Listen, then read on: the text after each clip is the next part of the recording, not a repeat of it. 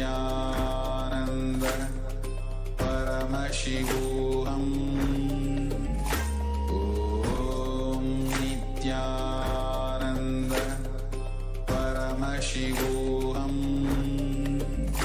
Om Nithyananda Paramashivoham. Om Nithyananda Paramashivoham. Om Nithyananda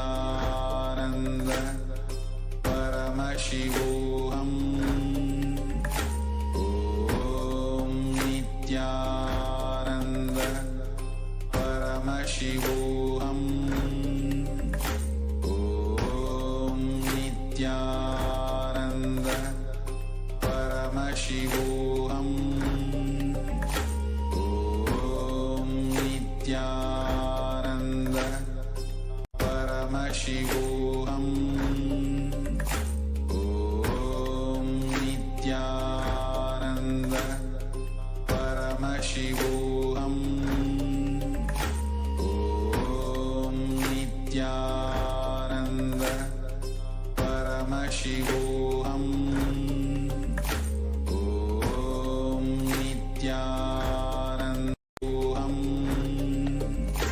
Om Nithyananda Paramashivoham. Om Nithyananda Paramashivoham. Om Nithyananda Paramashivoham. Om Nithyananda Paramashivoham. Om Nithyananda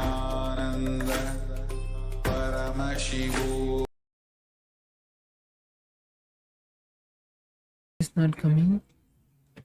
Nithyanandam, we welcome all the viewers and devotees to today's first session of the Paramashivoham program, which is the Kailasa's Nithyananda Yoga, where we'll be performing the 308 beautiful asana sequence, which has been given to us directly by Swamiji. Before we begin this beautiful and intense sequence of asanas, there are a few things that we need to set up.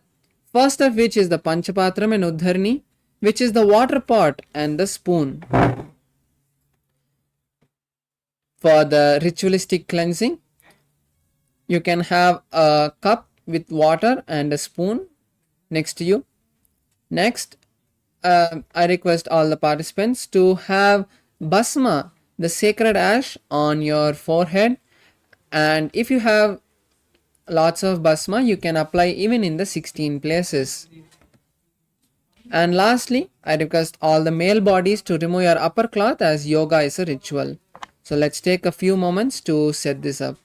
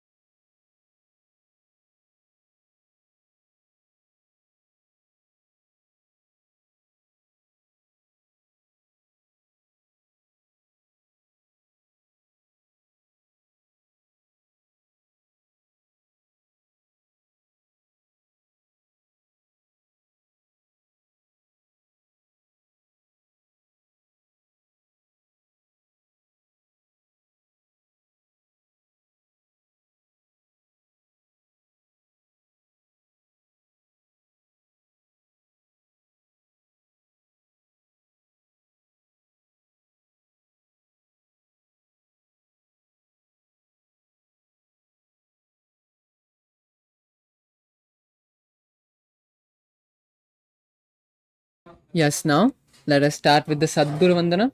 Let's all sit straight with our head, neck, and spine in a straight line. Bring your hands to the heart center. Close your eyes and take a deep breath. As you visualize Swamiji in your inner space, let's chant the Sadguru Vandanam and invoke Swamiji. Nithyanandam Paramasukadam Kevalam Jnanamurtim Dvandvatitam Gagana Sadisham Tattvamasyaadilakshyam Ekam Nityam Vimalamachalam Sarvadi Sakshibhutam Bhavatitam Trigunarahitam Sadgurum Tam Namami. Now, let us chant the Moola Mantra Om Ham Hum Shivaya Namaha. The Shiva Moola Mantra 11 times internally. I'll be chanting it aloud so we can all chant along. Om Ham Hum Shivaya Namaha. Om Ham Hum Shivaya Namaha. Om Ham Hum Shivaya Namaha. Om Ham Hum Shivaya Namaha. Om Ham Hum Shivaya Namaha. Om Ham Hum Shivaya Namaha. Om Ham Hum Shivaya Namaha. Om Ham Hum Shivaya Namaha. Om Ham Hum Shivaya Namaha. Om Ham Hum Shivaya Namaha. Now, let us perform the Tattva Chamanam, the ritualistic cleansing.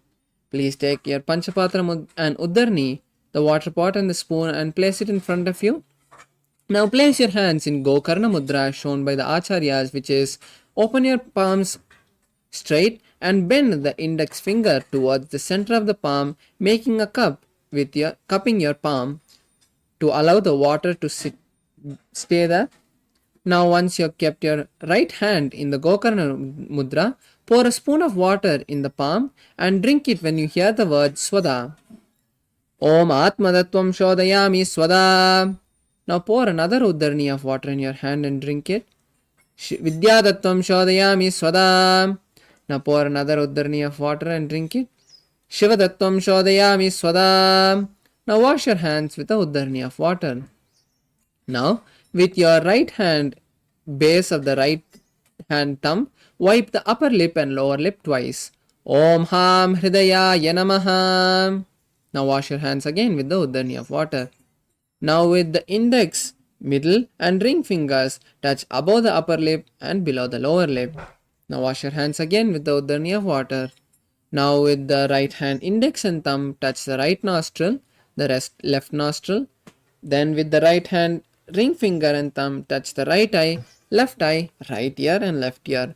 Wash your hands again with the Uddarni of water. Now with the right hand little finger and thumb touch the navel, the right chest, the left chest, and with all the fingers touch above the head, the right shoulder, the left shoulder, and the heart center. Wash your hands again with the Uddarni of water. Now place your right palm on your left palm and place both your hands on your right thigh as we chant the Sankalpa mantra, which is the mantra to create the conscious resolution, what we want to manifest out of this yoga. By performing this yoga, what do we want to achieve? Setting that declaration in our inner space intensely is what we're going to be doing now. So hold one particular intention or desire that you want to manifest by performing this yoga. And now let's chant the Sankalpa mantra. Om Mamopartha Samasta Duridakshaya Dwara Bhagavat Shri Nithyananda Paramashiva Prityartam Shri Nithyanandeshwari Paramashiva Shakti Sameta Shri Nithyanandeshwara Paramashiva Prityartam Cha Adya Purvokta Evam Guna Visheshana Vishishtayam Asyam Shubhaditao Puranarogya Yukta Dhridagat Yogi Sharira Siddhyartam Paramashiva Shakti Avishkaranatam Nithyananda Yoga Abhyasam Karishye. Now pour a Uddarni of water on your right palm and wash it. Om Apaupasprisya. Now keep your Panchapatram and Uddarni aside so that it does not be a hindrance during the yoga. And now as we have beautifully completed the ritualistic cleansing and the Sankalpa, the conscious declaration, let's have a quick recap of the 12 components, starting with the first component, the asana. The asanas are the various body postures we are going to be performing throughout this Dvitiya Vinyasa Krama.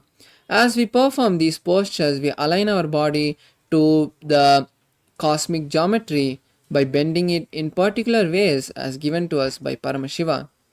When we do this, it awakens our Kundalini, aligns the energy centers, and manifests health in our life. Next component is the pranayamas. The pranayamas are the various breathing techniques that we are going to be performing simultaneously along with the asanas. As we perform these pranayamas, they allow us to pull the maximum prana from the surrounding air and lock it into our body without letting it escape when we exhale. The next component is the mudras, the various hand gestures and body gestures that we'll be performing. These mudras help us in two ways during this yoga. First of which is by helping the awakening the particular energy circuits, which in turn awaken the energy centers, and they also help lock the prana into the various body parts. Next component is the bandha, which is the locks that we'll be performing. In the Dvitiya Vinyasa Krama, we'll be performing the 4 locks. First of which is the Mula Bandha, which is the root lock contracting the excretory and reproductive muscles, the perineal muscles. This Mula Bandha will be performed throughout the Dvitiya Vinyasa Krama in all the asanas, so as much as you can perform the Mula Bandha throughout the sequence. The next Bandha is the Udyana Bandha, pulling the stomach in and up. This Bandha will be shown by a yellow circle on the screen next to the acharyas. So when you see the yellow circle, you can perform this Udyana Bandha. The next component is the next bandha is the Jalandhara bandha, locking the chin to the chest. This bandha will be shown by a blue circle. So when you see the blue circle, perform the Jalandhara bandha. And finally, we'll be performing the Mahamudra bandha, which is performing all the 3 bandhas together. This bandha will be shown by a purple circle as in this first asana, Sukhasana. The next component is the Karanas, the various dance postures that have been given to us by Paramashiva. There are 108 dance postures called the Karanas, which have been directly performed by Paramashiva and passed down from master to master in the Natya Shastras. As we perform these Karanas, they allow the various body parts to get awakened and help the Kundalini travel from the root center to the crown center. The next component is the visualizations. Visualizations as part of this Dvitiya Vinyasa Krama is one of the most important components, as what we visualize during these asanas directly get imbibed and enter our bioenergy. So when we visualize these gods, the great sages, the various other spiritual elements and symbols, they make sure that only the right cognitions and the right energies enter our system. The next component is the chanting of the japa, the internal chanting. The various Mahavakyas which have been given to us by Swamiji, by the Supreme Point of Hinduism, like Shivoham, Mahasadashivoham, Om Nithyananda Paramashivoham, and various other Mahavakyas will be chanted throughout this Dvitiya Vinyasa Krama for a particular set of asanas. So when you hear the japa being changed, make sure that you start chanting that internally, visualizing the japa going around and around in your throat. The next component is the chanting of the Shastra Pramanas. The Shastra Pramanas are the various scriptural references that have been given to us directly by Paramashiva. These scriptural references have been given to us directly by Paramashiva, so we can remember that when we perform these asanas, we are performing the most authentic yoga. The next component is the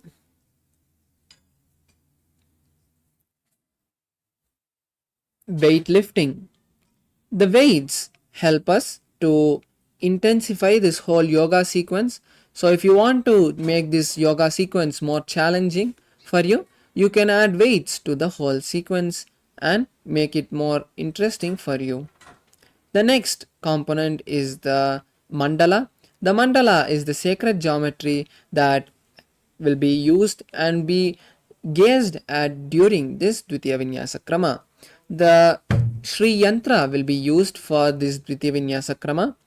As you can see behind the Acharyas, the Sri Yantra has been engraved into the background. So just by gazing at the Sri Yantra, the 52 energies that are there will be automatically awakened inside you by the process of mirroring neurons and the blessings of Swamiji. The next component is the Abharana, which is the sacred Rudraksha we'll be using for this Dvitiya Vinyasa Krama. The Rudraksha is a very powerful energy being as it acts like a battery to store the energy that we radiate during this Dvitiya Vinyasa Krama. And lastly, the last component is the Aushadha. The Aushadas are the various alchemy products and herbs that we'll be using. For the Dvitiya Vinyasa Krama, we'll be using 3 products. First of which is the Basma, the sacred ash on the 16 places, the Kumkum on the third eye, and the turmeric on the temples. Now that we have had a quick recap of these 12 components, let's enter the first asana, Sukhasana, as we sit in a cross-leg posture with our head, neck and spine in a straight line. Place your hands in Bindu Mudra, touching the thumb and index finger. Place your hands on the respective knee. Visualize Paramashiva start performing the first Kumbhaka for the following asanas, which is Samana Kumbhaka. Inhale, hold your breath, visualize the intense fire in your stomach, and then exhale. Start performing the Mahamudra Bandha, which is all the 3 bandhas together, and hold the japa Soham in your inner space. Tatsukhasanamityuktam ashaktastat-samacharetasana vijitam yena jitam tena jagatrayam. The next asana is Parvatasana. Now be seated in a cross-legged position or in Padmasana. Bring both your hands together in front of your heart and raise them above your head, keeping your hands in Namaskar Mudra. Visualize Mount Kailash and perform the Mahamudra Bandha. Atavakshe Mahadeva Parvatasana Mangalam Yatkritva Sthirarupi Syat Chakradi Vilopanam. The next asana is Halipavasana. Now bring the soles of the feet together and interlace the fingers behind your back as you slowly lean forward and down, placing your forehead behind the heels. Visualize Swamiji and perform the Mahamudra Bandha. Purvadiyaho me jano obe pagadali sampurtano. The next asana is Nagi Pavasana. Continue to keep the legs in the same posture as you raise up again. Now bring the hands near the shins and the palms cupped near the feet. Bring again your forehead behind the heels and visualize Swamiji. Visualize a snake and gaze at the nose. पूर्व विधि परियागा नैनी चौहो ही कहू निपनास्य लगाई हाथ आगाने धरती लगावे पसारी दो हाथ की अंजोली करे. The next asana is Kokilasana. Now raise up and hold your big toes in Prana Mudra, which is holding with your index and middle fingers and keeping the other fingers bent. Now raise your legs up and straight as you then slowly cross your legs into Padmasana. Then place your elbows on the mat and perform the Mahamudra Bandha and visualize the bird. Atavakshe Mahad Atanyadhasanam Vakshayena Siddho Bhave Naraha Akasmadvayu Sancharam Kokilakyasanena Cha. The next asana is Nithyananda. Now uncross the legs and stack the heels and ankles. Hold on to opposite elbows and rotate your hand in one direction and then the other. Visualize Swamiji and gaze at the nose. Continue to perform the Mahamudra Bandha. Goda Baba Padigi Akhimahili Soya Dachisarnako Varlauta Perigulpa Samoye. The next asana is Gajasana. Now come to a plank position as you place your hands and feet flat on the mat. Then raise your hips up high and start scooping your body forward again and again, visualizing an elephant. Perform the Udyana Bandha.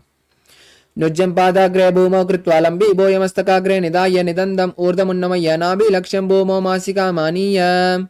The next asana is Rikshasana. Now stop the scooping motion, and lift one heel up and alternate lifting the heels up and pressing the other heel down. Visualize a bear and continue to hold the Uddiyana Bandha. Ekaikam padama kuncha gajasanam kuryat rikshasanam bhavati. The next asana is Vaishyasana. Now stand tall and then raise your heels up and stand on the big toe if you can.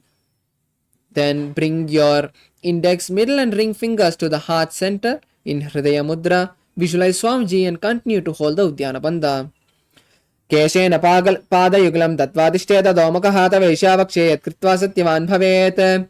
The next asana is Urdhva Janukarna. Now come to a half squatted position called Arai Mandi, which is keeping your knees slightly bent, heels touching and toes pointed out. Then bring your hands parallel to the ground in front of your heart center and simultaneously rotate one hand from the outside and bring it inside, and then come back to the half squatting position. Then perform this on the other side. Yes, relax now. Now we'll be performing the next asana, which is Balalingasana. Now interlace your fingers from the inside out in Sarvavashankari Mudra, and then raise one knee towards the chest and hold the raised knee with the interlaced fingers. Pull the leg as close to your chest as possible as you visualize holding a baby, and continue to perform the Mahamudra Bandha. Ekam janu ursyalinga statavyam bhalalinganam bhavati. The next asana is Padapirnasana. Now rest your leg back on the mat and pull your leg behind towards the buttocks. Then hold the raised leg with both your hands in Parashamudra. Visualize Swamiji and continue to hold the Mahamudra Bandha. स्थित्वे कस्मिन् पादतले कराभ्यां वेष्टे यतनं पृष्ठे संस्थाप्य त्वेन पादपीडनम् आसनम्. The next asana is Natarajasana. Now raise one leg and hold the leg from the inside with the respective hand. Pull it backwards and up as you lean forward. Stretch the other hand, keeping the fingers of the other hand in Bindu Mudra. Visualize Lord Nataraja. Uttanapadam Kraunchancha Maricham Veera Bhadrakam Natarajam Trikonam Cha Suptangushta Prasarane. The next asana is Balalingasana on the opposite side. Now again interlace your fingers from the inside out and raise the opposite leg and pull the raised leg towards the chest. Visualizing holding a baby, continue to perform the Mahamudra Bandha. Ekam janor siyalingya statavyam balalinganam bhavati.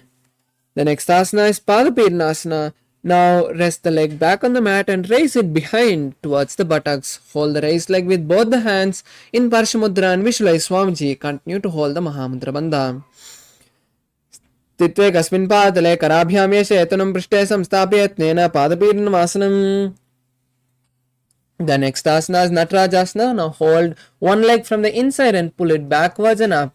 Then stretch the other hand forward and place the fingers of the stretched hand in Bindu Mudra. Visualize Lord Nataraja. Uttanapadam Kraunchancha Maricham Veera Bhadrakam Natarajam Trikonam Cha Suptangushta Prasarane. The next is Ardharechita Karna. Now come to a half squatted position, the Arai Mandi, and place your hands again parallel to the ground in front of your heart. Now cross one leg behind the other, keeping the toes on the ground and heels raised. Now with the respective leg of the respective hand of the crossed leg, start making a pendulum motion, swinging your hand gracefully front and back. After swinging your hand a few times, place the palm on the nose and repeat this again on the other side.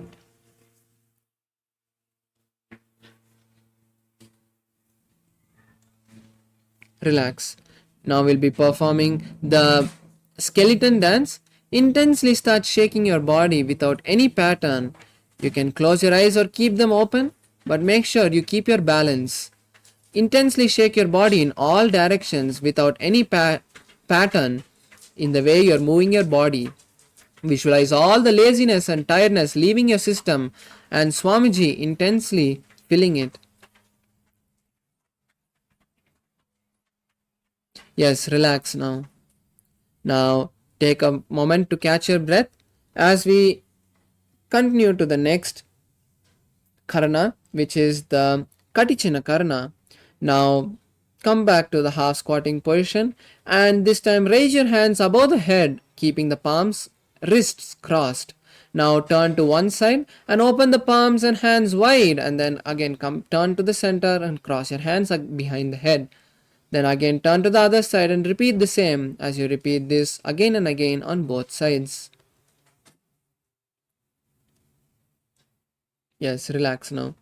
Now we move to the next asana, Tadasana. Now stand tall on the tip of your toes and raise your hands parallel to each other, keeping the elbows straight. Visualize a palm tree.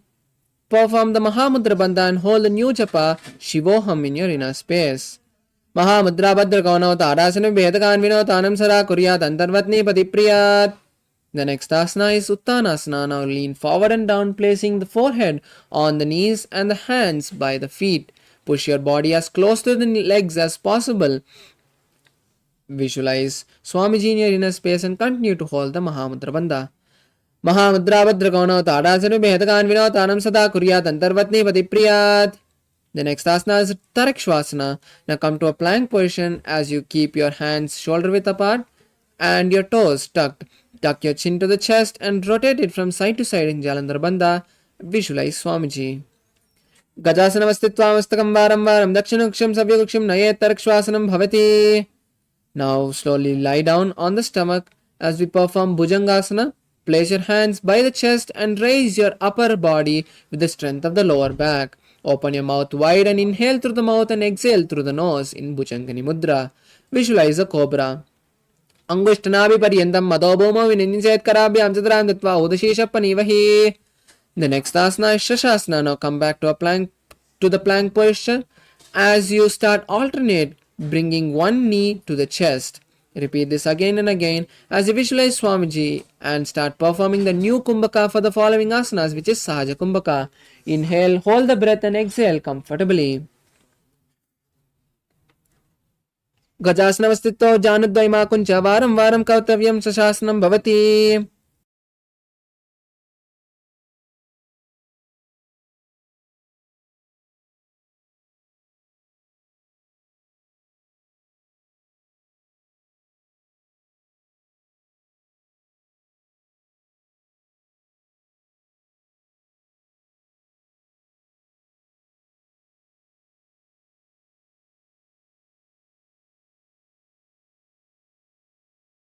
Yes, the next asana is Ratasana.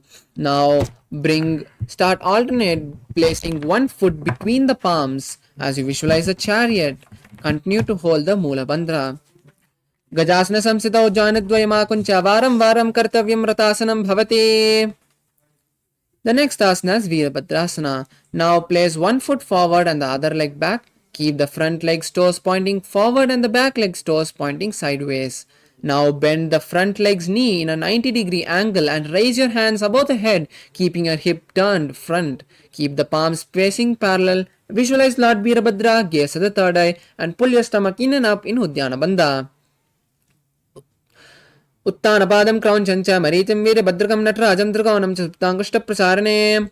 The next asana is Virabhadrasana, the opposite side. Now switch the position of the feet as you place the forward leg in a 90-degree angle and the back leg's knee straight. Again turn your hips straight and raise your hands above the head. Visualize Lord Virabhadra and continue to hold the Uddiyana Bandha.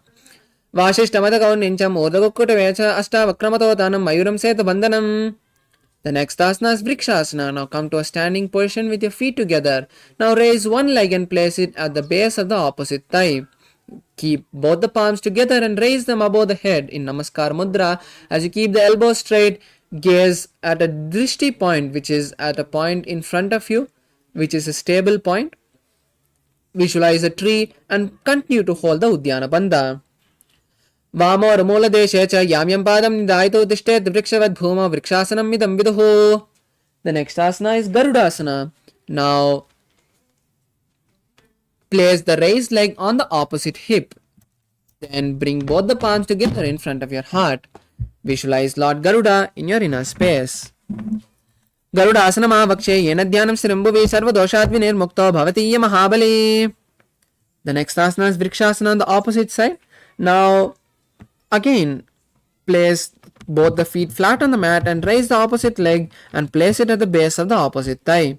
Bring both the palms together and raise them above your head as you keep the elbows straight. Visualize a tree and hold the drishti point to maintain your balance. वामोर्मूलदेशे च याम्यं पादं निधायतो तिष्ठेत् वृक्षवद् भूमौ वृक्षासनं मिदं विदुः. The next asana is Garudasana on the opposite side. Now place the raised leg on the opposite hip and bring both the palms together in front of your heart in Namaskara Mudra. Visualize Lord Garuda. Garudasana Mavakshe Yanadhyanam Shirambuvi Sarvadoshat Vinirmukta Bhavati Mahabali. The next asana is Trikonasana. Now place one leg forward and the other leg back. Then stretch your hands parallel to the ground and place your one hand near the forward leg and the other hand towards the sky as you also gaze at the sky. Visualize a triangle in your inner space. Uttanabadam Kraunchanja Marijam Veera Bhadragam Natrajam Trikonam Japtangushta Prasarane. The next asana is Trikonasana on the opposite side. Now again switch the position of the forward leg and the back leg as you again stretch your hands parallel to the ground and this time lean to the opposite side, placing the hand on the near the forward leg. Visualize a triangle in your inner space. Uttanapadam Kraunchanja Maricham Veera Bhadragam Natrajam Trikonam Japtangushta Prasarane. The next asana is Nikutaka Karana. Now come to a half squatting position, the Arai Mandi again, and now bring both your hands parallel to each other in front of your heart center. Now simultaneously switch, raising one heel and switching the position of the hands. Perform this again and again on both the sides. Yes, relax. Now we move to the next asana, which is Angushtasana. Now come to a squatted position as you squat on your heels. Then keep the knees together and hands together in front of the heart center in Namaskara Mudra. Start performing the new Kumbhaka for the following asanas, which is Brahmari Pranayama, which is inhaling and exhaling, making a buzzing sound. Visualize Swamiji in your inner space and hold the new japa Paramashivoham in your inner space. Kabanda asanamityaho gorakshasanam evacha angushtamushtikam yayam brahma prasaditam tata. The next asana is Saurasana. Now stretch one foot forward and keep both the hands by your side with the palms facing forward and the toe fingers pointing towards the ground. Visualize Swamiji in your inner space. Prasaryekam padatalam samstapyatveka padakam. The next asana is Vidunanasana. Now keeping the legs in the same posture, hold the forward leg with the respective hand in Parshamudra, which is holding the big toe in with the index and middle finger, and hold the back leg's heel with the respective hand. Visualize Swamiji in your inner space. Gulpastitau padam ekam prasarya tatpadagaram samsida tatkarena.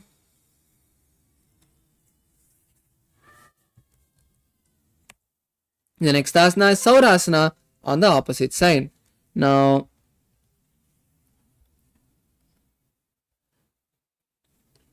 again switch the position of the feet and keep your hands by your side with the palms facing forward. Visualize Swamiji in your inner space. Prasaryekam padalam samstapyatveka padakam. The next asana is Vidunasana on the opposite side. Now hold the forward legs, stretched legs, big toe with Prana Mudra with the respective hand and the back leg's heel with the respective hand. Lean forward and bring your forehead as close to the stretched leg's knee. Visualize Swamiji in your inner space. Gulpastitau padamekam prasarya tatpadagaram samsida tatkarena.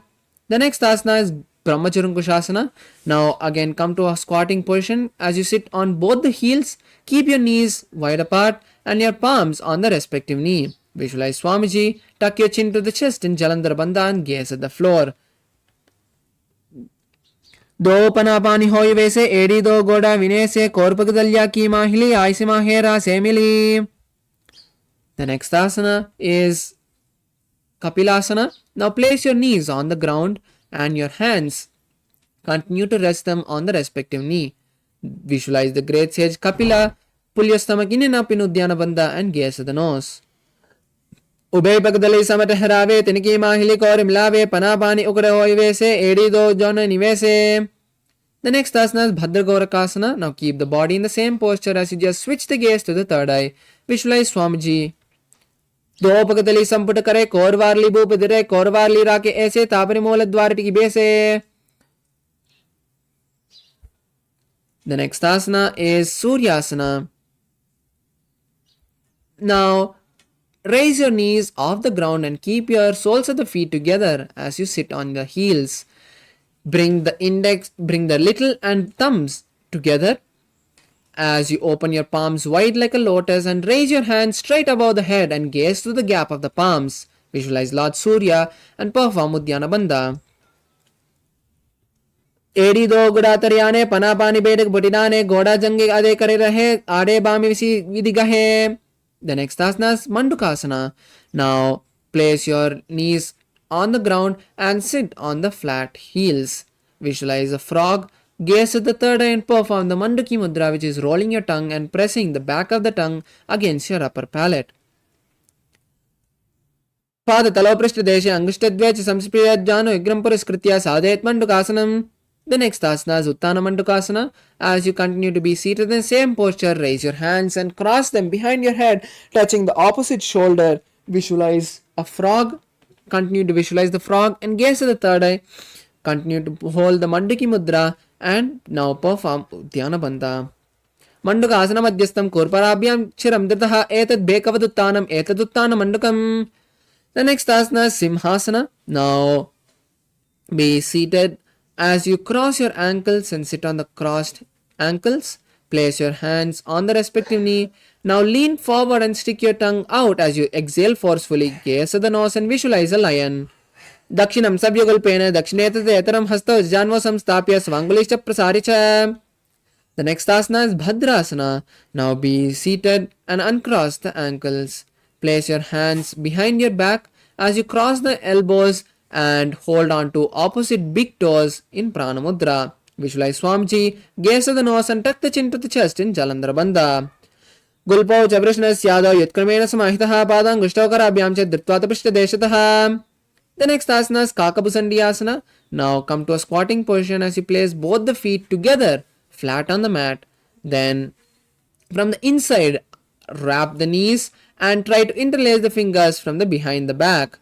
Visualize a crow, gaze at the nose and perform. Continue to hold the Mula Bandha. Pratame Veso Gudrane, do Hard Bagam Vich Ane, Tiniki Mori Nalya Parilave, Pishtapache Kamsi Karave. The next asana is Kani Pavasana. Now place your hands flat on the mat, shoulder width apart. Then place the knees behind the hands near the armpits. Then slowly lean forward. As you balance on your hands, lift the legs off the mat and pull the legs towards the buttocks. Visualize Swamiji in your inner space. Asako Gunasi Dishata Hoi to Achi Hoi. Relax now. The next asana is Kapali Asana. This is an inverted asana, so I request all the participants with any ailments, body ailments, terminal diseases, or if you have any serious conditions, heart conditions or other diseases, or any other body related injuries like shoulder injury or a fracture, I request you not to perform this asana until you consult a physician or a doctor. For the rest of the participants, you can take the support of the wall or a partner also to perform this asana. Now place your hands flat on the mat, more than shoulder width apart. Then place the crown on the ground as you make a triangle with the hands and head. Now place the knees on the back of the hands. As you find balance, slowly start raising your legs up and straighten your knees as much as you can. Visualize Swamiji in your inner space. Shishisha Dharti Teki Pagadu Milwa Ucha Kukare Pagadali Asi Dishitsumatarase Do Hata Ki Hate Lik Do. Relax now. The next asana is Parshamayurasana. Now come to a squatted position and place your hands on one side of the body as you align it with the knees and hip. Then slowly lean onto the elbows as you stretch the legs straight to the side. Visualize a peacock and start performing the Rechaka Kumbhaka, which is exhaling completely, holding the lungs empty and inhaling comfortably. Visualize, gaze at the third eye. Mayuram Dandavat Kuryan, Mayuram Danda Namakam Kuryan, Mayuram Parshvabhyam, Mayur Parshva Namakam. The next asana is Parshamayurasana on the opposite side. As you switch, come back to the squatting position and place your hands on the opposite side of your body. Align the elbows to the hips and knees. As you slowly lean onto the elbows, stretch the legs to the side and visualize a peacock. Gaze at the third eye. Mayuram dandavat kuryan, mayuram dannamakam kuryan, mayuram parshvabhyam, mayur parshvanamakam. The next asana is Bhairagnathasana. Now come to a plank position and place one foot between the palms with the knee by the elbow, by the shoulder. Visualize Kaala Tattva, gaze at the third eye. Asana Kokonapiti Jayi. Now switch the position of the feet now and place the other foot between the palms. Visualize Kaala Tattva and gaze at the third eye. Asana Kokonapiti Jayi. The next asana is Unmukhapitasana. Now come to a plank position and place the forearms on the mat, bringing the hips up high. Visualize Swamiji and gaze at the third eye. Bunyastau jani hastau chadushpadam vamukam uttapitangri uglak tatismalam biruka. The next asana is Vashishtasana. Now come back to a plank position and roll onto one arm. As you balance on that arm, raise the other arm towards the sky and gaze at the palm. Visualize the great sage Vashishta in your inner space. Urdu Kukkada Vashishta Marichaha Machagampari Vittam Chodrasya Vividam Rasanam. The next asana is Vashishtasana on the opposite hand. Now roll onto the other arm and stretch the other opposite arm towards the sky. Gaze at the sky as well. Visualize the great sage Vashishta. Urdu Kukkada Vashishta Marichala Machagampari Vittam Chodrasya Vividam Rasanam. The next asana is Anjani Asana. Now come to a seated position as you keep your legs stretched forward with the toes pointing up. Now insert your hand under your buttocks and gaze to the nose as you tuck your chin to the chest in Jalandhara Bandha. Visualize Lord Hanuman. दो करा की ube हथेली कोरवारली में ले भेली सो आगाने भूपरिदासे महाने अंगुली में रिलासे. The next asana is Pachimatanasana. Now lean forward and down. Hold the big toes with the respective hand in Prana Mudra. Place the forehead on the respective on the knees and push your body as low as possible. Visualize Swamiji and perform Mahamudra Bandha. Hold the new japa Paramashivoham in your inner space. Janu Parilalatam to Paschimantanu Muchate Yena Kena Prakarena Sukam Darim Chajayate.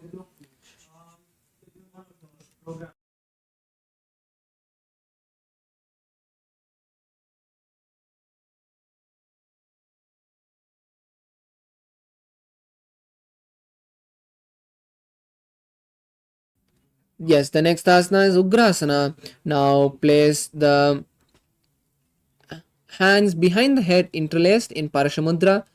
Now slowly lean forward and down, placing the forehead on the knees. Place the elbows outside of the knees and visualize Kali in your inner space. Perform the Mahamudra Bandha. Supanibhyam Dirdam Ditva Jano Parishironyaset Asanam Vividam Proktam Bavedanil Deepanam. The next asana is Marichi Asana. Now raise up and bring one foot to the perineum with the knee raised.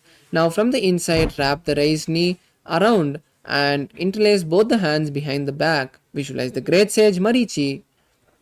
Uttana Padam Crown Chancha Marichim Veera Badrakam Natrajam Trikonam Cha Suptangushta Prasarane.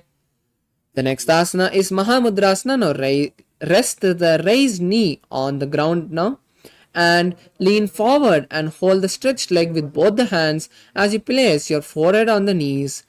Visualize Swamiji and perform the Mahamudra Bandha as you gaze at the nose. Atama Mahamudram Pravakshami Tantresmin Mama Vallabe Yam Prapya Siddha Siddhim Cha Kapladya Puragataha. The next asana is Marichi Asana on the opposite side. Now stretch the bent leg and pull the opposite leg towards the perineum, keeping the knee raised. Now wrap the raised knee from the inside around, interlacing both the hands behind your back. Visualize the great sage Marichi in your inner space. Uttana Padam Crown Chancha Marichim Veera Badrakam Natrajam Trikonam Cha Suptangushta Prasarane. The next asana is Mahamudrasana. Now rest the raised knee on the mat and hold the stretched leg with both the hands as you place the forehead on the knees. Visualize Swamiji, gaze at the nose and perform the Mahamudra Bandha. Mahamudram Pravakshami Tantresmin Mama Vallabe Yam Prapi Siddha Siddham Cha Kapiladya Puragataha. The next asana is Bhadrasana 2. Now bring the soles of the feet together and place both the hands on the respective sole. Visualize Swamiji, gaze at the third eye. Gulpot Vrishnasyadha Shivanyaf Pashvayakshipet Padava Shvetupanibyam Dhritam Badvastu Nischalam. The next asana is Gwali Pavasana. Now keeping the legs in the same posture, pull them slightly forward and place your hands on the respective knee. Visualize Swamiji, gaze at the nose and tuck your chin to the chest in Jalandhar Bandha. Continue to perform the Rechaka Kumbhaka. पूर्वचरपट चौक सोही वाही video की जी सोही यामे एड़ी भिन्न जुरासे अंगुल आत अंतरोरासे. The next asana is Joni Asana. Now bring the soles of the feet back to the perineum and hold the sole with the respective hand from the inside. Now slowly lean forward and down, placing the head on the soles of the feet. Visualize the Yoni Mandala as projected in the corner of the screen, top corner of the screen. Gaze at your nose. दो पगदली संपुट करे AD made के ढिंग दरे अर्ध हाथ को अंतर रासे लिलाट पगतलिया ऊपर दासे. The next asana is Miriki Pavasana. Now bring your feet away from the perineum and stretch your hands to the ground parallel on top of the knees. Visualize Swamiji, gaze at the nose. पूरबबिधि परि पगतली संपुट soul AD मिली रासे येड्यासु माहिली कानी अंगुल दो अंतरे लिलाट दत्ति लगावे. The next asana is Siddha Samadhi Asana. Now bring your soles back to the perineum as close as possible and insert the hands under the shins, keeping the palms faced up. Now place your neck in front of the toes, making sure the toes touch the back of the throat. Visualize Lord Surya in your inner space and gaze the nose. दो पगदली संपुट करे soul made का आगा मेदरे अंगुल आत अंतरोरा से AD को ऐसे विदिदासे. The next asana is Chiniki Pavasana. Now remove your hand from under the shins and place your hands on the respective sole. Open the soles now like a book and visualize Swamiji, gaze at the nose. दो पगतली येड़ी धरती मगिवा made लगावे पगतली माहिली core अंगुटा सदी सदी जोड़े. The next asana is Charapata Chokasana. Now raise up and place your hands on the respective knee. Pull your soles as close to the perineum as possible and gently press the knees towards the ground. Visualize Swamiji, gaze at the third eye and perform the Uddiyana Bandha, pulling the stomach in and up. दो पगदली संपुट दरे आगा में जारे पसारे गोड़ा बूसो लगता रासे हाथ दो गोड़ा परिदासे. The next asana is Bhairavasana. Now pull the heels up.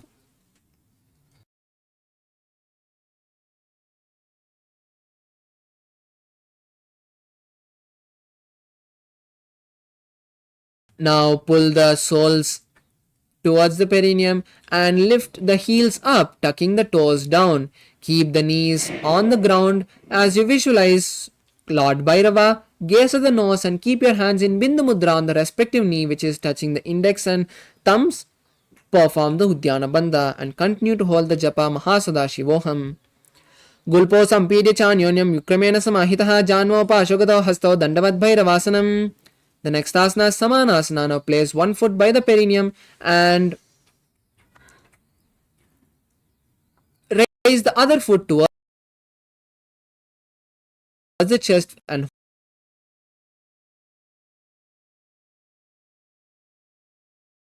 hold the raised foot with both the hands. Visualize Swamiji in your inner space and gaze at the third eye. Samanasana Vakshe Siddha Mantra Sadhana Deka Padamaro Dattva Guhyonya Linga Vatrake. The next asana is Apanasana. Now place the raised leg on the respective shoulder and stretch the opposite foot straight and up towards the sky. Keep the knee straight and visualize Swamiji as you gaze at the third eye. केवलं पादमे कंचस् कंदेचार्यप्यतः एकपादेन गग्ने तिष्ठेत दंडवत्प्रभो. The next asana is Samanasana on the opposite side. Now place the raised leg on the ground towards the perineum and raise the opposite leg towards the chest. Visualize Swamiji in your inner space and gaze at the third eye. Samanasana Vakshe Siddhamanta Sadhana Deka Padamaro Gatva Guhyolinga Vatrake. The next asana is Apanasana. Now place the raised leg on the respective shoulder and stretch the opposite leg forward and up. Keep the hands by the side for balance as you visualize Swamiji and gaze at the nose. केवलं पादमेकं च स्कन्धे चारोप्य ततः एकपादेन गगने तिष्ठेदन्तवत्प्रभो. The next asana is Gomukasana. Now cross the feet and stack the knees in the center of the body. Place both the hands interlaced on the top knee as you keep both the heels by the side of the body. Now keep the head, neck and spine in a straight line as you visualize the face of a cow. Start performing the Sitkari Kumbhaka for the following asanas, which is inhaling through the clenched teeth and exhaling through the nose. Visualize Swamiji and gaze at the third eye. Savye Dakshina Gulpanto Prishtapashve Niyoje Dakshine Epitata Savyam Ghomukam Yatha. The next asana is Anusuyasana. Now keeping the legs in the same posture, hold the opposite big toe with the index and middle fingers in Prana Mudra. Visualize the Rishika Anusuya in your inner space as you gaze at the nose. Now pull your stomach in and up in Uddiyana Bandha. Hold the new japa Om Nithyanandoham in your inner space. दिचिन गोड़ा नी कोटाने वामोता के ऊपर आने गोदा संधि मिलावे राशि आधा पनी पुनी देसी पसारी. The next asana is Anusuyasana 2. Now interlace the fingers behind your back and slowly lean forward. Try to place the nose on the ground. Visualize Rishika Anusuya.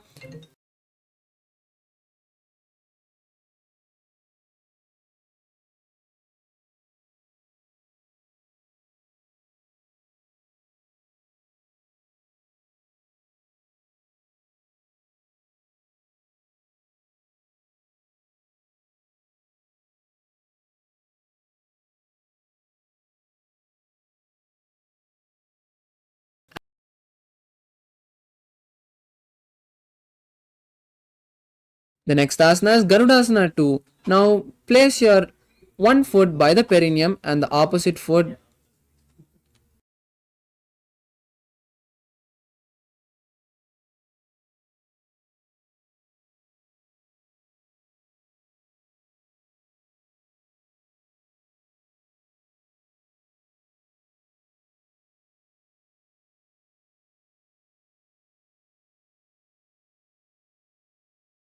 Now place one foot by the perineum and the opposite foot on the flat on the mat with the knee by the chest. Visualize Lord Garuda in your inner space as you keep your hands on the respective knee. Gaze at the nose. दो पगमोड़ी गेड़ी माहिलम गुल्प मूलद्वारिणी छेदे बेसे जीमिनी पगतली धरती टेकी गोड़ ऊंचो उभोरा से. The next asana is Naradasana. Now sit on the heel which is sit by the perineum and interlace both the hands behind the neck and turn outside the raised knee. Visualize the great sage Narada and gaze at the third eye. पिष्ट जवाम पगदली केरी भूपरिता ही लगा वेपेरी गोड़ा समयो पगतलिया पना होई जोई दची पगदिल रासे सोई. The next asana is Matsya Pitakasana. Now keep the leg which you are sitting on the opposite thigh and keep the other leg raised. Now with the respective hand hold the shin of the opposite leg and with the other hand hold the respective big toe. Visualize Matsya, the fish avatar of Lord Vishnu, and gaze at the nose. Vame navamangushtanto grihitvam Matsya Pitakam yoni vame samvidya medarupa dakshinam. The next asana is Gomukasana on the opposite side. Now again cross your feet and keep the feet stacked in the center of the body. Interlace both the hands and place them on the top knee as you keep both the soles of the feet outside the hips. Visualize the cow and gaze at the nose. Savya Dakshina Gulpanto Prishtapashve Niyoje Dakshine Epitata Savyam Ghomukam Yatha. The next asana is Anusuyasana. Now hold the big toes with the index and middle fingers in Prana Mudra and visualize Rishika Anusuya. Perform the Uddiyana Bandha and gaze at the nose. दक्षिण गोड़ो नी कोटाने वामोता के ऊपर आने गोदा संधि मिलावे बारी आधा पनी पनी दे पंदी पसारी. The next asana is Anusuyasana 2. Now keeping the legs in the same posture, interlace the fingers behind the back and lean forward. Try to touch the nose to the ground as you visualize Rishika Anusuya and gaze at the nose. जीमना गोड़ा की संधि उपरिदावा गोड़ा की संधि मिलावे Goda ki sandhi milavira se. The next asana is Garudasana 2. Now raise up and place one foot by the perineum and the opposite foot flat on the mat with the knee by the chest. Place the hands on respective knees as you visualize Lord Garuda and gaze at the nose. Dava Bagamodi Yedi Mahilam Gulpamoladvarni Chede. The next asana is Nardasana. Now sit on the heel which is touching the perineum and interlace the hands behind the neck. Turn outside the raised knee and visualize the great sage Narada as you gaze at the third eye. Pishtijavam Pagadali Keri Buparita Hilaga Veperi Goda Sido Pano Hejoyi Dachipasitira Sesoyi. The next asana is Matsya Pitakasana. Now place the heel you're sitting on the opposite thigh and keep that opposite leg raised. Now with the respective hand, hold the big toe and the other hand hold the shin. Visualize Matsya and gaze at the nose. Vamena Vamangushtantu Grihitam Matsya Pitakam Yoni Vamena Sampidya Medradu Paridakshinam. The next asana is Matsyendrasana. Now continue to be seated in the same posture with one leg on the opposite thigh. Turn outside of the raised knee and place the elbow on the knee and place it on the respective ear. Place the opposite hand flat on the mat behind you as you turn back, gaze at the third eye and visualize the great sage Matchendranatha, gaze at the nose. Udanam paschima bhasam kritva tishtati yatnadha namrangam vamapadam hi dakshajanu parinyaset. The next asana is Kubasana. Now keeping the body in the same posture, just hold the opposite big toe with the hand which is touching the ear and with the opposite hand touch the respective ear. Visualize the camel and gaze at the third eye. Asana Gogana Jolo Jhaye. The next asana is Matsyendrasana 2. Now continue to keep the body in the same posture as you just place the hand which is touching the respective ear back on the mat.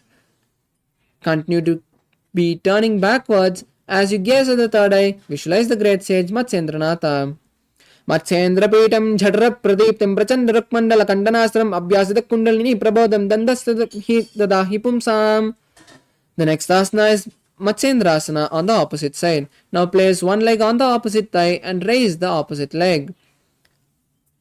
Now turn outside of the raised knee and place the one hand on the raised knee and touch the respective ear with the other hand flat on the mat behind. Turn back and gaze to the third eye as you visualize the Matsyendranatha. Udaram paschima bhasam kritva tishtati yatnadaha namrangam vamapadam hi dakshajanu parinyaset. The next asana is Kubasana. Now keeping the body in the same posture, stretch the hand which is touching the respective ear and raise the hand which is on the ground and touch the respective ear. Visualize a camel and gaze at the third eye. Asana Gogana Jolo Jhaye. The next asana is Matsyendrasana 2. Now place the raised hand back on the mat and visualize the great sage Matsyendranatha. Matsyendrapeetam Jatra Pradiptam Prachandra Rukmandala Kandanasram Abhyasada Kundalini Prabodham Dandastadahi Pumsam. The next asana is Padmasana. Now come to a seated position as you place your legs on opposite thighs. Visualize Paramashiva, gaze at the nose, perform the Mahamudra Bandha and hold the new japa Om Nithyananda Mahasadashivoham in your inner space. Asanam Dividam Proktam Padmam Vajrasanam Dada Uro Udor Uparichedate Ude Ubepadatale Yatha. The next asana is Padmasana 2. Now cross your hands and hold on to the respective big toes in Pranamudra. Visualize Goddess Parvati and gaze at the nose. Uttano Charano Kritva Uru Samsto Prayatnataha Uru Madhyetato Tano Pani Kritva Tu Tadrishao. The next asana is Kukutasana. Now insert the hand through the gap of the thighs and calves and lift the body off the ground.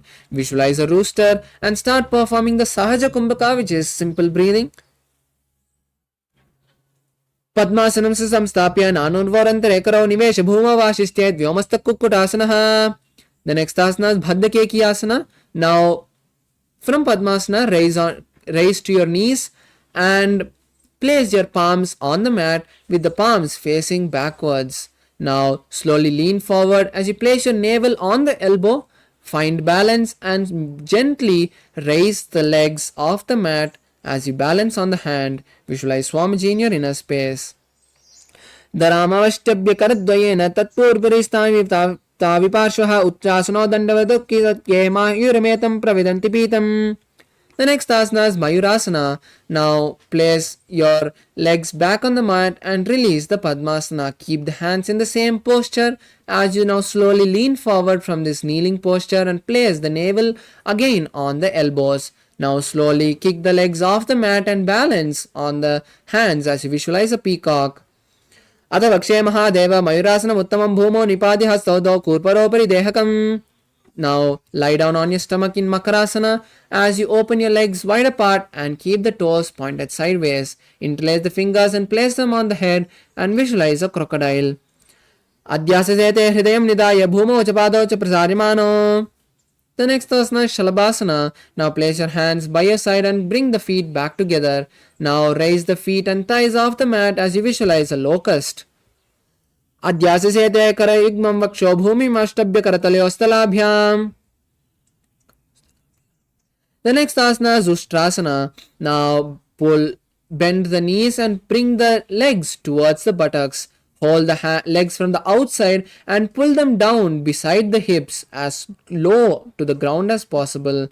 Visualize a camel in your inner space. Adhyasete sete padayugmam vashtam prishte nidapya ditam karabhyam. The next asana is Dhanurasana. Now keeping the legs bent, hold the legs from the inside and now simultaneously pull the legs up and thighs up and lift the upper body, bending the back as much as possible. Visualize a bow in your inner space. Prasarya pado vividanda rupo karocha prishte ditapada yugmam. Relax. Now come to a seated position in Bhagasana. Now place your heels flat on the mat outside of the hips and place the hands on the respective knee. Keep the head, neck and spine in a straight line. Visualize Swamiji, gaze to the third eye and hold the chapa Om Nithyananda Paramashivoham in your inner space. Ulta modi pavado bese bahro jagati kare ek vese pavana mahila gulpa jujano.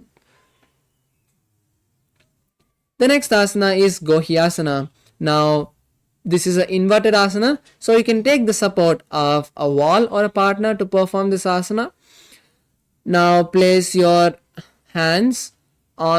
forearms on the mat and keep the fingers interlaced. Then place the crown between the interlaced fingers and raise your knees off the ground. Then start walking forward as you stack the hips above the shoulders, then kick the legs up and balance with your knees bent. Visualize Swamiji and gaze at the nose. दो हाथ की कहूनी जोई पुनी कराले जाड़े दोई. Relax. Now the next asana is Shirasasana. Now slowly straighten the legs from Gohyasana and balance there as you visualize Swamiji and gaze at the nose. Viparitam mandalam cha didaiva vidyanam hinaha dandasanam diva proktam viparitopaveshane. The next asana is Podhyasana. Now come to a seated position. Come to a seated posture as you keep your legs straight.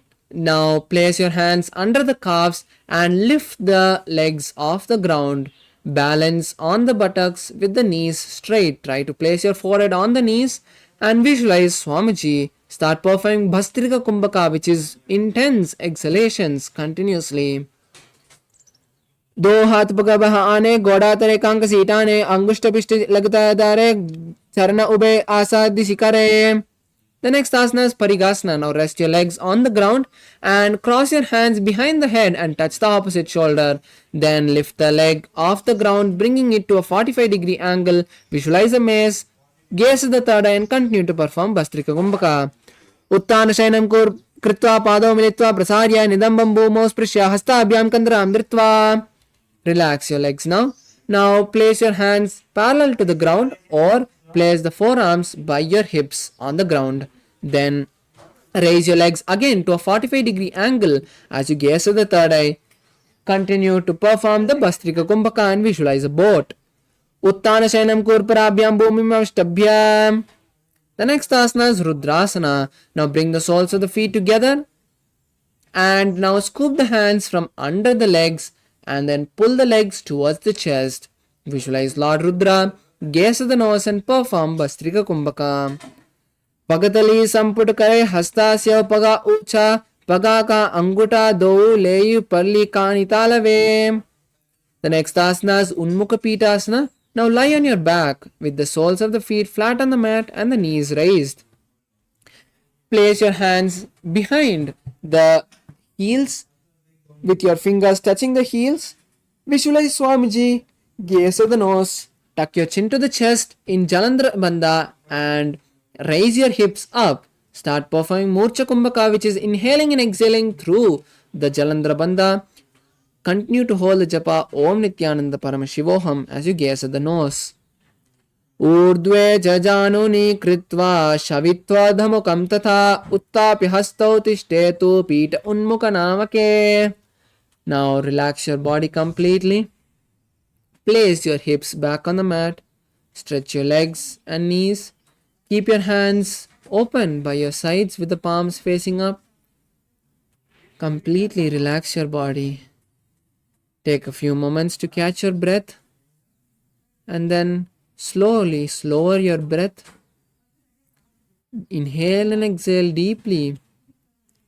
Visualize your body is being completely unclutched from all your senses. Visualize only Swamiji and see the Kundalini travel from the root center to the crown center in Shakti Chalana Mudra. Hold the japa Om Nithyananda Paramashivoham inside you as we perform the last Shavasana. Ata Shavasanam Uttanam Shavavadbhumau Shayanam Tu Shavasanam Shavasanam Shrantiharam Chitta Vishranti Karanam.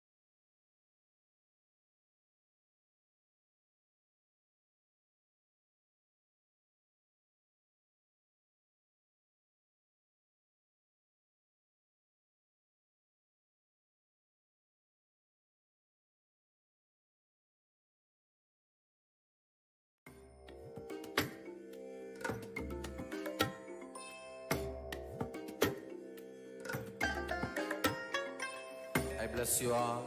Let you all open all your three eyes and manifest the powers of Mahasudashiva. Om Nithyananda Paramashivoham. Om Nithyananda Paramashivoham. Om Nithyananda Paramashivoham. Om Nithyananda Paramashivoham. Om Nithyananda Paramashivoham. Om Nithyananda Paramashivoham. Om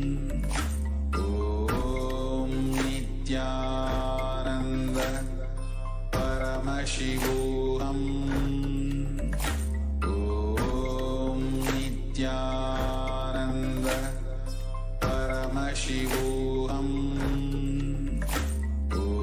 Om Nithyananda Paramashivoham.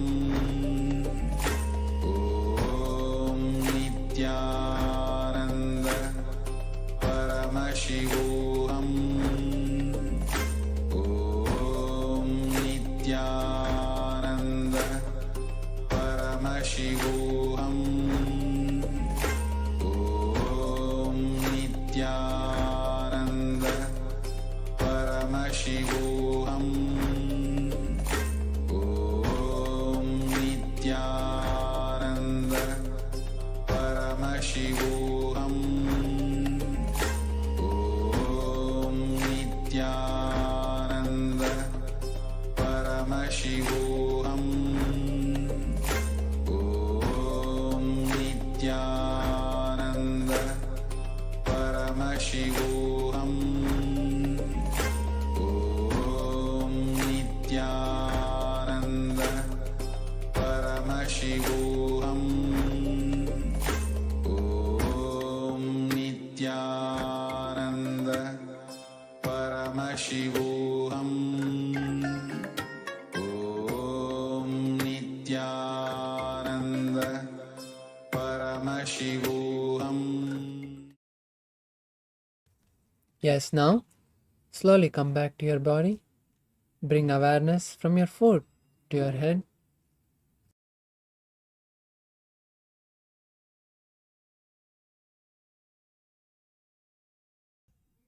Start moving your fingers and toes as you slowly bend your knees and bring them to your chest.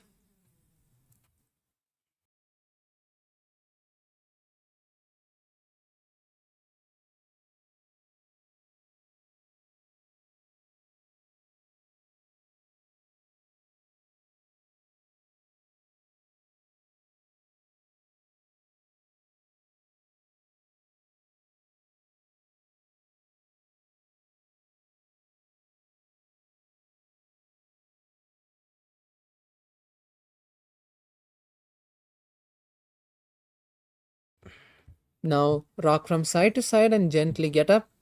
Come to a comfortable seated posture. You have beautifully finished the first 108 asanas, which is also called the Prathama Vinyasa Krama. Now let's continue with the next asana, Yathashanishtasana. Now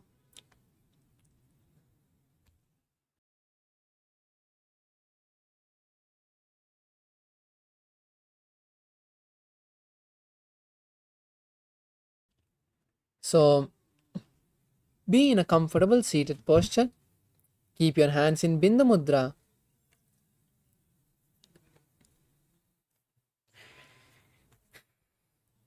पर्यङ्कं तत्समाख्यातं यत संस्थं यथा स्थितिः. Now we'll move to the next asana, which is Samasana. Now come to a cross-legged position. Visualize Swamiji in your inner space. Continue to keep your hands in Bindu Mudra. Start performing the Samana Kumbhaka for the following asanas, which is inhaling, holding the breath, visualizing the intense fire, and then exhaling. hold the japa Om Nithyananda Paramashivoham in your inner space.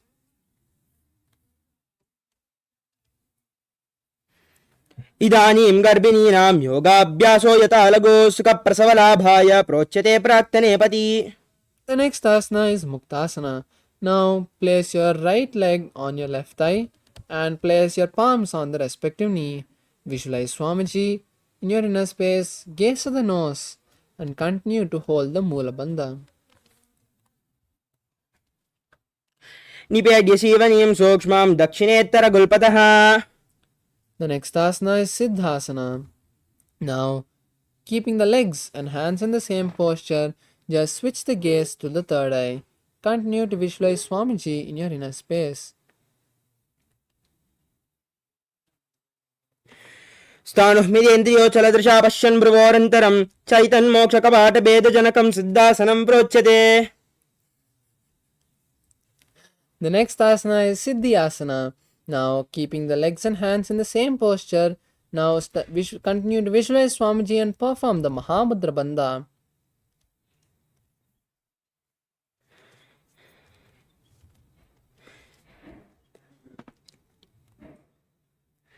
वामपाद की एड़ी जानो सीवन मदितासकौंटानो. The next asana is Rudrasana. Now continue to sit in the same posture and roll the palms up as you place your fingers in Bindu Mudra. Visualize Lord Rudra, gaze at the third eye and continue to hold the Samana Kumbhaka. वामचरण परिदचनराके एकजुगति ऐसे विदिदाके. The next asana is Sandadonasana. Now keep the legs and hands in the same posture as you start to visualize that you are the embodiment of tranquility. आसन की गुणमन की चंचलता मीठा. The next asana is Siddhasana 2. Now cup your palms and place them in front of your navel center. Visualize Swamiji in your inner space and continue to visualize the intense fire in your stomach. ऋजुकाय समासेन सिद्धासनमुदीरितम्. The next asana is Bandhayoni Asana. Now, from the same seated posture, visualize that you are the womb of creation. And now we'll be performing the Shanmukhi Mudra, which is locking your mouth with the little and index ring fingers. Close the nose with the middle finger. Lock the eyes with the index and the ears with the thumb. यत्र मध्ये महादेव बन्धयोन्यासने शुरौ यत्कृत्वा केचरो भूत्वा विचिरेत् ईश्वरो यदा. The next asana is Virasana. Now release the Shanmukhi Mudra and place your hands in Bindu Mudra. Touching your index and thumbs, place the hands on the knees. Visualize Swamiji in your inner space. एकं पादं प्रसारे एकं पादस्य पार्श्विनाशिनी. The next asana is Valmikasana. Continue to be seated in the same posture with the hands and legs in the same posture. Gaze at the third eye now and visualize the great poet Valmiki in your inner space. दावा पगा की बगतली पुनि एड़े है Zoya. The next asana is Joni Mudrasana. Now place your hands on the knees. Place your palms on the knees and visualize the Yoni Mandala. Gaze at the nose. बामपाद की बगतली जाहि माहिली कोरी. The next asana is Yoni Asana. Now continue to be seated in the same posture as you also hold the visualization of the Yoni Mandala. Just switch the gaze to the third eye. योन्यासनं पर्वतेन योगं योगफले निलं तत्कालफललन्तावत् केचरो यावदेव हि. The next asana is Bhadrasana 3. Now bring the soles of the feet together and hold the soles with the respective hand.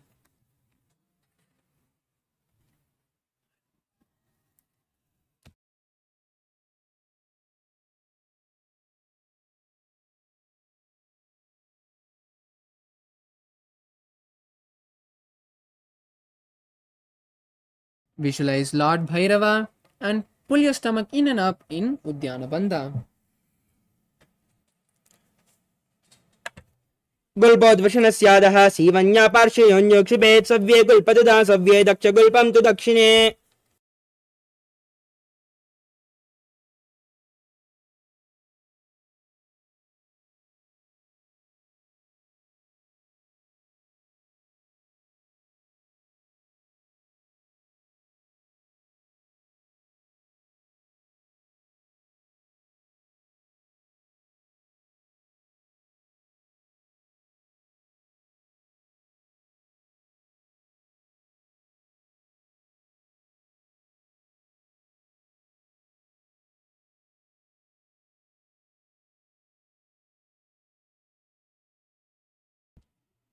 The next asana is Ardhodasana. Now sit with your heels close to the perineum and cover your mouth with your right hand. As you close the left nostril, inhale through the right, hold your breath, and then exhale through the left nostril. Gaze up towards your third eye, push your tongue upwards in Kechari Mudra. As you gaze to the third eye and visualize yourself as an Aghori. Purvakaho Bishrika Joyi Vahi Vijiso Kije Soyi. Next up is Kanari Pavasana. Now sit with your toes together, heels apart. Place your elbows on your heels and lean forward and down.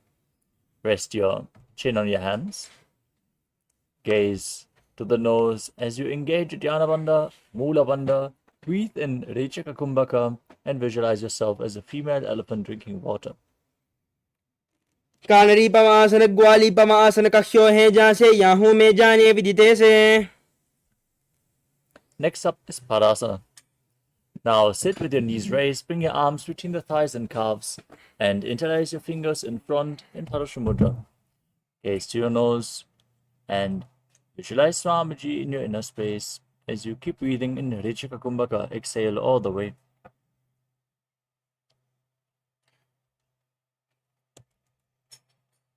ततोर्ध्वं रेचयेद्वाजुं मृडनिश्वास संयुतम्. Next up is Gopichandasana. Now interlace your fingers around the feet with the soles of the feet together. Bring the toes to the groove of your throat. With your heels touching the chest, your chin on the hands. Gaze to your nose and visualize and embody the state and space of a king. पूरब विधिबर बगा का अंगूठा का तांकू पाराशे. Next up is Uddhadasana. Now bring your arms below the feet. Keep the soles together.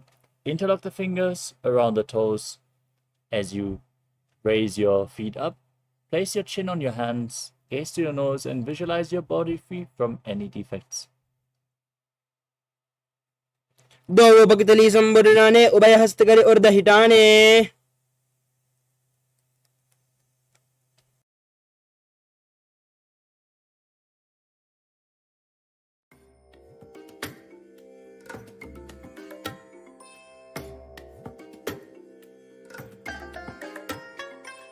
I bless you all. Let you all open all your three eyes and manifest the powers of Mahasudashiva. Om Nithyananda Paramashivoham. Om Nithyananda Paramashivoham. Om Nithyananda Paramashivoham. Om Nithyananda Paramashivoham. Om Nithyananda Paramashivoham. Om Nithyananda Paramashivoham. Om Nithyananda Paramashivoham. Om Nithyananda Paramashivoham. Om Nithyananda Paramashivoham. Om Nithyananda Paramashivoham.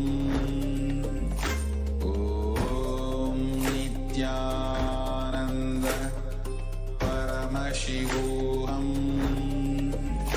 Om Nithyananda Paramashivoham. Om Nithyananda Paramashivoham. Om Nithyananda Paramashivoham.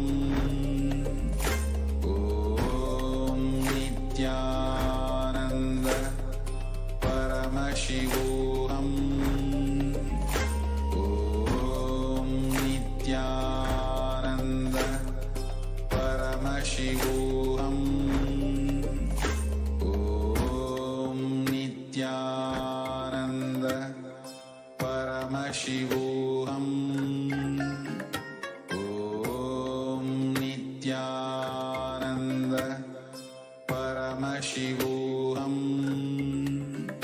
Om Nithyananda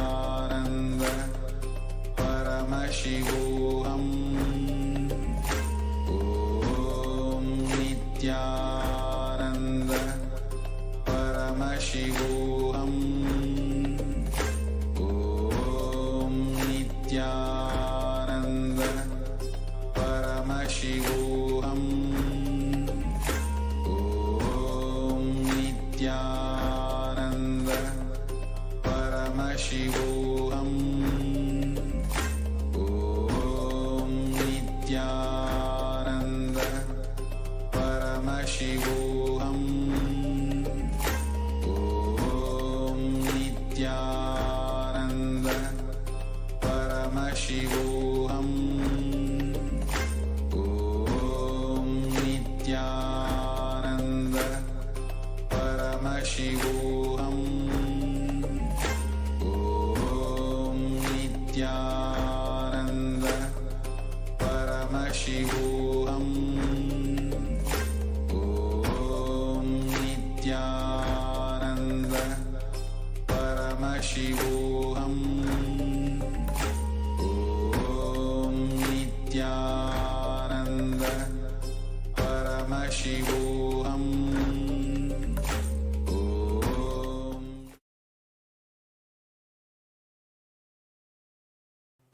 Yes, sorry for the technical glitch. We are back. We're going to continue with the next asana of the sequence, Vishishtasana. Now sit with your feet together. Bring your arms under your legs and raise your feet up in front of your face. Keep your fingers interlocked, the palms over your forehead, as you visualize yourself excelling in everything.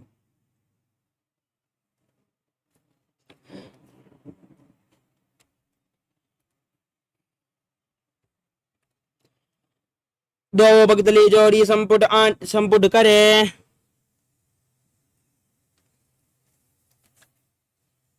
Next up is Bhujasana. From a seated position, now bring your legs over top of your shoulders and bend your elbows to bring your hands up towards your shoulders as you visualize yourself as a cobra. शीर्षासनं तु विज्ञेयं काक्षासनमतः परं ग्रीवासनं च परमं भुजासनमिहोचयेत्. Next up is Kalyanasana. Now keep your feet raised over top of the respective shoulder and bend your arms behind your back, interlocking your fingers in Parasha Mudra as you visualize yourself as a beautiful, auspicious goddess as you gaze to your nose. दो हाथ पगाम विच आने तुनको गोडानी चेताने बहुरिपागत्या बाहरल्यावे पुनः युगति ऐसे ठहरावे. Next up is Sankatasana. Now keep the top of the left foot flat on the mat, sit on the left heel and bring the right knee over top of the left, right heel to the left hip. Now place your hand on opposite knees and visualize yourself as an elegant swan as you gaze in Vaishnavi Mudra without focusing on any external object. Breathe in Ujjayi Pranayama. वामपादं चितेर्मूलं संयस्य धरणीतले वादन्नेनयाम्येन वेष्टयेद्वामपादकम्. Next up is Dhenukasana.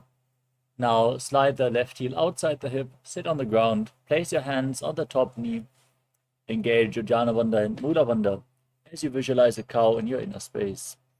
अनुशाकिनगर पंचदं वृषिहिलण्डकल्यम्नि. Next up is Machandrasana. Now place the right foot onto the left thigh and the left foot on the right knee. Twist your body, bring your left arm behind your back and hold on to the opposite thighs with your hands. Once you catch hold, twist your body even further, gaze up towards your third eye and visualize Swamiji in your inner space. वामजंगवर दक्षिण डाने वामहस्त पिष्टी दिश आने बहरव दक्षिण पाद है जोई ताकि नलजू पकड़े सोई. Next up is Machandrasana 2. Maintain your feet in the same position. Hold on to the big toes in Prana Mudra. Lean forward and down, placing your forehead on the mat. Visualize Swamiji in your inner space as you do so. प्रथमजी मनोचरण जोई वामजंग बरिरा के सोई ताकि AD कर सोल्यावे बहरव जुकदिया और करावे. Next up is Guru Asana. Now interlock your fingers and place them on the top knee in Parashamudra. Lock all three bandhas, Mahamudra Bandha, and visualize Swamiji, your Guru, in your inner space in Guru Asana. ऊर्मूले इद्रपादस्य कनिष्ठिकापदेशे गुल्पं संस्थाप्य तदेव दानु इद्रपादपार्श्वे संस्थाप्य तिष्ठेतस्थौ सम्मीलयेत् गुरुवासनं भवति. Now place the right foot flat and sit on the right heel as you stack the left knee over top, repeating Sankatasana on the other side, visualizing as one. वामपादं चितेर्मूलं संन्यस्य धरणीतले पाददण्डेन याम्येन वेष्टयेद्वामपादकं जानुयुग्मं करयुग्ममेतत् सङ्कटमासनम्. Now bring the right foot outside the hip, sit on the ground, hands on the top knee, visualizing a cow in Dhenukasana. अनुर्षागिनगरपञ्चदं वृषिहिलं डगल्यम्नि. Now repeat Machandrasana. Place the left foot onto the right thigh and the right foot on the left knee. Twist your spine, bring your right arm behind, hold on to opposite thighs, gaze to your third eye and visualize Swamiji in your inner space. वामजंगभरितचिडाने वामहस्तपिष्टी दिशाने बहरोदचनपादे जो ताकि नलजू पकड़े सोई. Next up is Machandrasana 2. Untwist, hold onto the big toes and lean forward and down. Place your forehead on the ground. Visualize Swamiji in your inner space.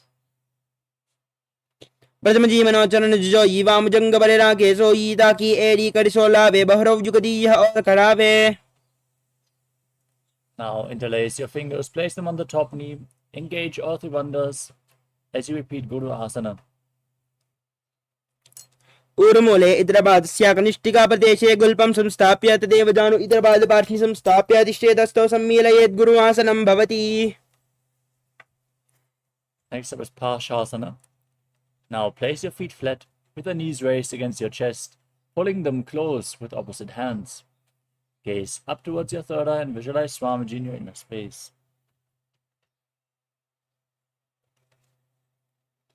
पादले भूमोनिदाय जानुनि उर्सिनिदाय विपरीत हस्ताभ्याम ऊर सहित जंगे निबध्ये तिष्ठेत् प्रशासनं भवति. Now hold on to opposite wrists and pull your legs close as you bring your chin to the knees. Press your tongue upwards in Kechari Mudra as you gaze to your nose. Visualize yourself being in an abode of bliss in Bodha Shukasana. दो पगदले somebody बुपरिधरे कोरमाहिली ऐसे करे कोरमाहिली उकड़बेसे जंगा चाती अग्रनिवेसे. Next up is Kurakadasana. From the same posture, bring your arms below the knees, in between the legs. Hold on to opposite elbows, pull the knees close, gaze to your nose as you visualize Swamiji in your inner space. दो हाथ बाहर लियावे गोड़ा नीचे लेते हरावे आमहासामा ऐसे करे आपस में कोहनी पकड़े. Next up is Sumati Asana. Maintain the hold beneath the knees, cross the right ankle over top of the left, with the toes pointing upwards as you gaze to your nose and visualize the great sage and Maharishi Sumati in Sumati Asana. मूलद्वार धरती बरिडाने दावा पग बरदच पद आने दाई पाकती कोले आवे हाथ एक Amtar तहरावे. Next up is Dandasana. Now extend your legs forward and raise your arms up above your head. Interlock your fingers and keep the wrists pointing outwards as you gaze to your nose and engage all three bandhas, visualizing Swamiji in your inner space. इदानीं गर्भिणीनां योगाभ्यासो यदा लगो सुखप्रसवलाभाय प्रोच्यते प्राक्तने पति. Next up is Arambhasana. Now lean forward and down and hold on to the big toes in Prana Mudra as you bring your head towards the knees and then start breathing in Nadi Shodhana. Inhale through one nostril and exhale through the other alternatingly. Clean your nadis as you visualize Swamiji in your inner space. दो पग मिलवा बसारी पगा का अंगूठा पकड़ी लिलाड़ गोड़ा लगावे. Next up is Vitukasana. Now slightly raise your knees and bring your feet a hand width apart as you lean forward and bring your arms below the shins, holding onto your feet from the outside. Gaze to your third eye as you lean down as low as you can and visualize Swamiji in your inner space. प्रथम बेशे दो पाव बसारी कचक ऊर्ध को कुरड़ोदारे. Next up is Jalandhari Pavasana. Now keep the soles of the feet together, knees opened, and bring your arms beneath the shins with the palms facing upwards, placing your nose and chin on your feet. Gaze through your nose and visualize Swamiji in your inner space. Don't forget to breathe in Ujjayi Pranayama. एरी महिला के दीजिए हाथ बसारी.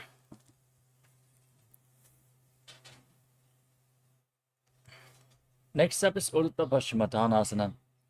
Now bring the left leg behind your neck and lean forward and down.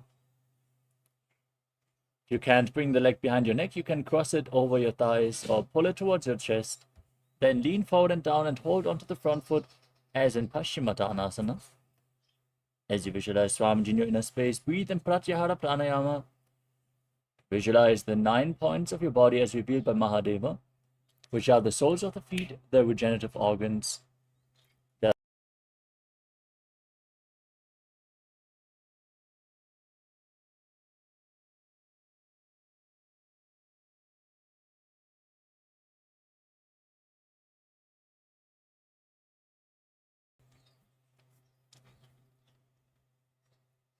the navel, the heart, the throat, the palate of the mouth, the center of the eyebrows, the top of the forehead, and the crown of the head. Visualize the prana flowing upwards.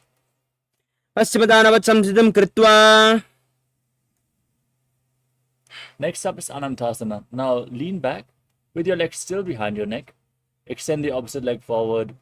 Gaze to your nose. Visualize yourself as being infinite, endless, eternal. Still perform the Pratyahara Kumbhaka.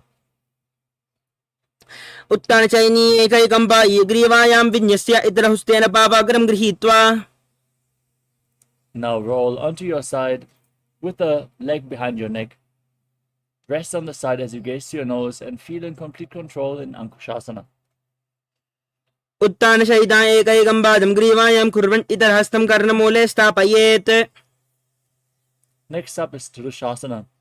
As you lay on your back, pull your knees up against your chest and circle them with your arms. Hold onto opposite knees and rock your body from side to side as you visualize Swamiji in your inner space. उत्तानशयनं जानोनि हृदयवस्थम्बा जङ्गशस्तौरिणी करद्वये बद्ध्वा सव्यापसव्यं लोडयेदृशासनं भवति. Now repeat Urdhva Paschimottanasana on the other side. Lift the right leg behind your neck if you can. Lean forward and down and hold onto the front foot as you visualize Swamiji. पश्चिमदानवत् संस्थितं कृत्वा एकं पादं ग्रीवायां धृत्वा तिष्ठेत् ऊर्ध्वपश्चिमदानं भवति. Now lean back with your leg behind the neck. Hold onto the foot with the opposite hand as you straighten your leg, the opposite leg, and lay on your back. Gaze to your nose and visualize yourself as being unending, Ananta.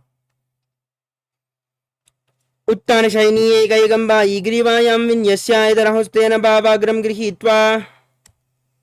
Now roll onto the side of the hand holding onto the foot. Rest on your side as you gaze to your nose and feel in complete control in Ankushasana. उत्तानशयिता एकैकं पादं ग्रीवायां कुर्वन् इतरहस्तं कर्णमूले स्थापयेत् तस्यैव हस्तस्य कुर्बरो भूमौ निधाय. Next up is Yoga Nidasana. As you lay on your back, bring your legs behind your neck one by one. If you can't bring both the legs behind your neck, you can pull them towards your chest. Gaze to your nose and visualize Swamiji in your inner space as you visualize the prana flowing upwards within your body. पादाभ्यां वेष्टयेत् कण्ठं हस्ताभ्यां पृष्ठबन्धनं तन्मध्ये शयनं कुर्यात् योगनिद्रा सुखप्रदा. Next up is Atmaramasana. With your legs over top of the shoulders, bend your arms up and interlock the fingers behind your neck as you gaze to your nose and visualize Lord Vishnu blessing you from within. Atmaram आसन प्रतिम सुदो सोवे. The next asana is Kochikasana. As you lay on your back, now pull your knees up towards your chest. Extend your arms to the side at shoulder level as you keep the soles facing upwards. Gaze to your third eye and visualize Swamiji in your inner space. दो हाथ सीधा सा करे, तनस उबेस पा करे.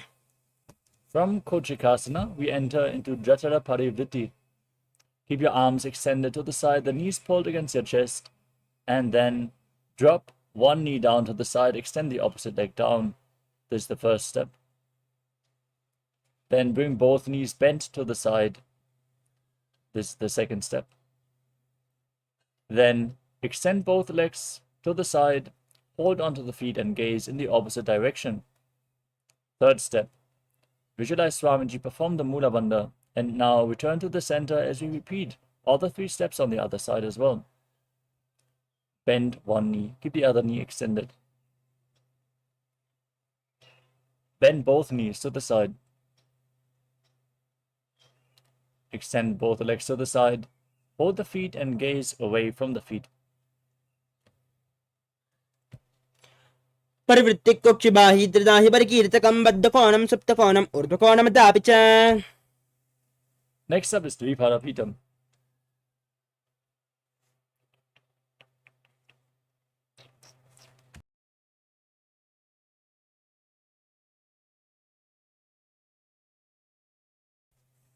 As you lay on your back, place your feet flat on the mat, hold onto your ankles and push your hips up. As you lock your throat in Jalandhara Bandha, breathe in Murcha Kumbhaka, gaze to your nose and visualize yourself as sturdy as a bridge. प्रतिक्रियायुधं द्वन्द्वापीठः सर्वबलप्रदं गर्भिणीनां दुर्बलामि इति Gargi जगादनो. Next up is Paryankasana. With your feet flat, now bring your arms over top of your shoulders, place them on the ground with the fingers pointing towards your feet, and then push your entire body up off the mat. Walk your hands closer towards your feet and visualize yourself as sturdy as stone furniture as you calmly breathe through your nose in Sahadra Kumbhaka.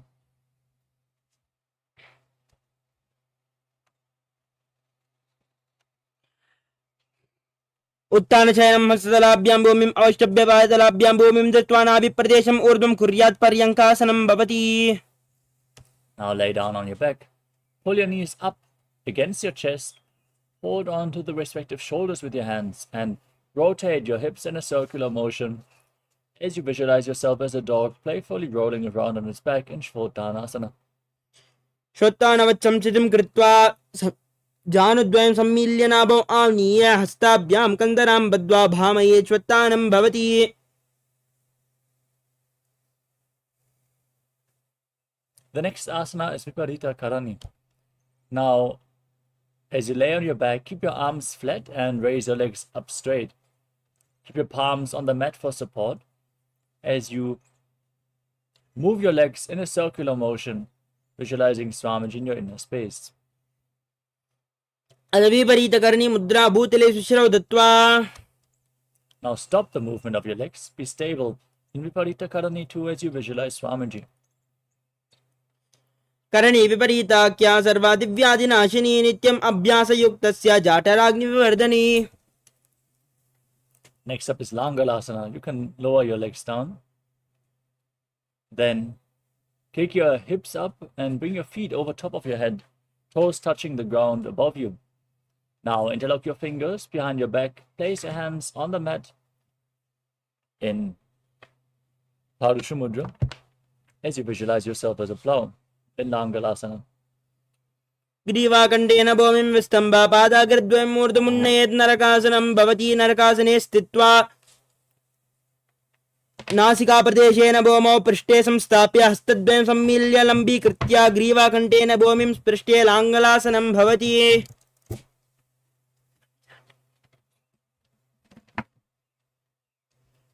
Next up is Shaita Paschimottanasana.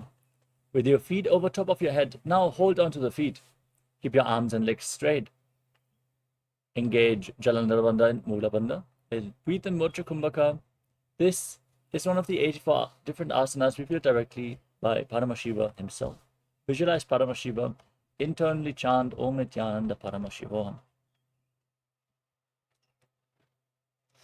तानं शयित्वात् कुर्वीत शयितपश्चिमदानकम्. Next up is Supta Konasana.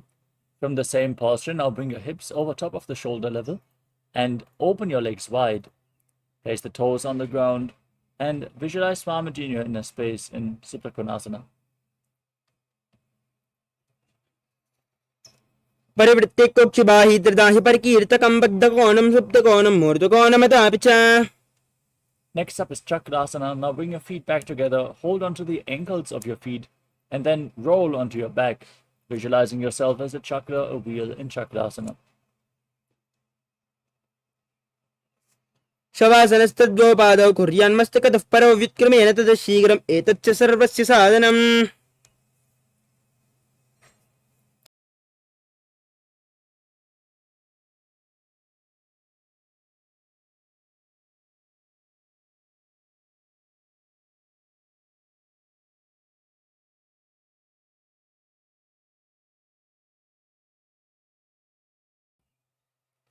The next asana is Supta Prasarita Parangushtasana.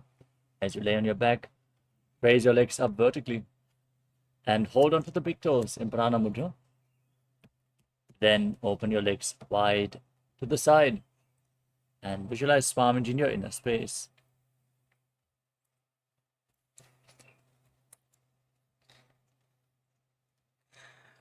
उत्तानपादं क्रौञ्चं च मरीचं वीरभद्रकम्.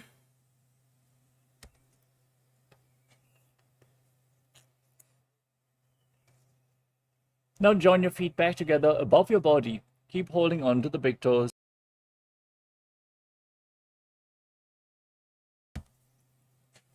Keep your feet together, arms and legs straight. Visualize Swamiji in Supta Parangushtasana. उत्तानपादं क्रौञ्चं च मरीचं वीरभद्रकं नटराजं त्रिकोणं च सुप्ताङ्गुष्ठप्रसारणे. Now from Supta Parangushtasana, cross your legs into Padmasana and lay down on your back. Bring your arms above your head. Hold on to opposite elbows with your hands. As you gaze to your nose and visualize Matsya, the fish avatar of Lord Vishnu, in Matsyasana. मुक्तपद्मासनं कृत्वा उत्तानशयनाच्चरे कूर्पराभ्यां शिरो वेत्स्य मत्स्यासनं तु रोगः.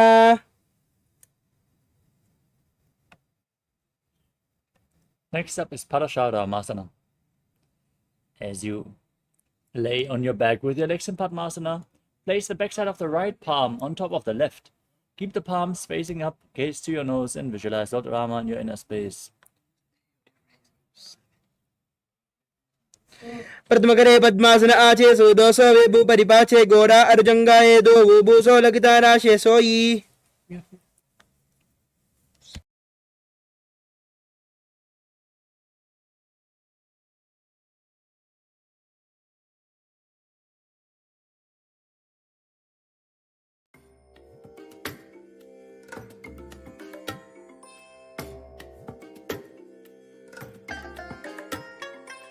I bless you all. Let you all open all your three eyes and manifest the powers of Mahasada Om Nithyananda Paramashivoham. Om Nithyananda Paramashivoham. Om Nithyananda Paramashivoham. Om Nithyananda Paramashivoham. Om Nithyananda Paramashivoham.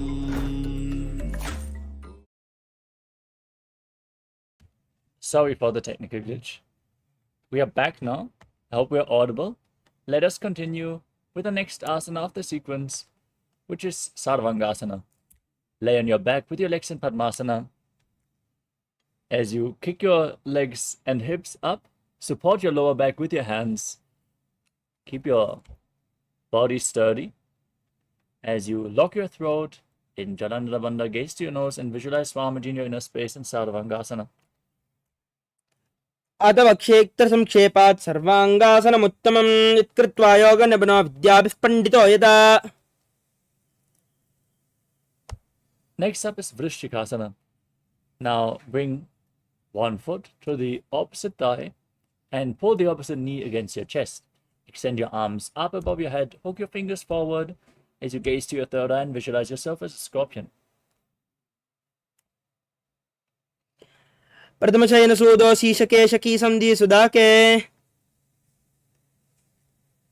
Now place the other foot on the opposite thigh. Repeat Vrishchikasana on the other side. Pratamashayana Sudo Shishake Shaki Samdi Sudake. The next asana is Vrishaparakshipasana. As you interlock your fingers behind your neck, extend your legs straight and lift them off the ground. Keep them off the mat as you alternate, bringing your knees in towards your chest, back and forth. Visualize Swamiji in your inner space and breathe calmly in Sahadra Kumbhaka as you do so. Uttanashayanam Kritva Anulambif Kandaram Badva Kurparvami Litvan Tambena Bomim Sprishtva. Next up is Maruttanasana.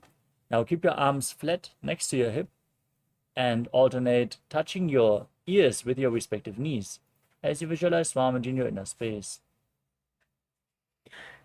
Shwattana Samsiti Kritva Janadvayam Paryayena Karnyoho Samsprishet Marottanam Bhavati. Next up is Vrikasana. As you lay on your back, now place your feet flat, then stand up and lay back down again and again as you visualize yourself as a wolf.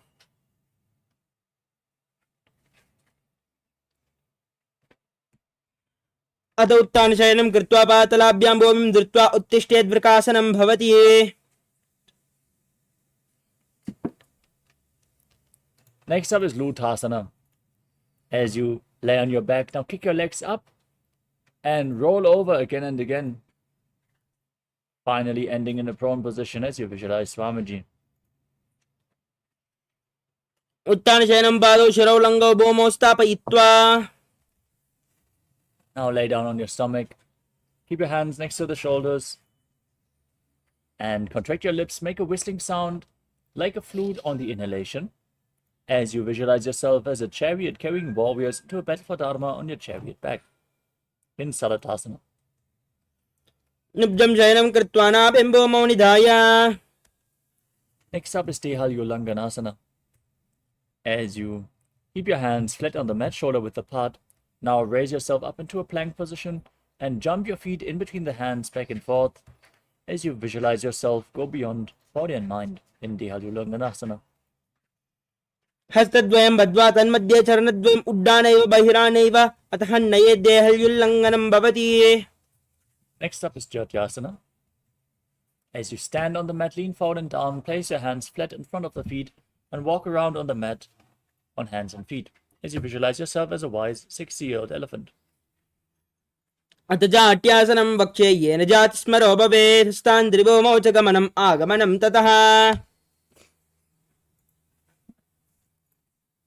Next up is Olitika Karana. As you stand with your knees bent and the feet pointing outwards, bend your elbows, keep your hands at the chest level and rotate your arms around the body as you tilt back and move your head in all directions.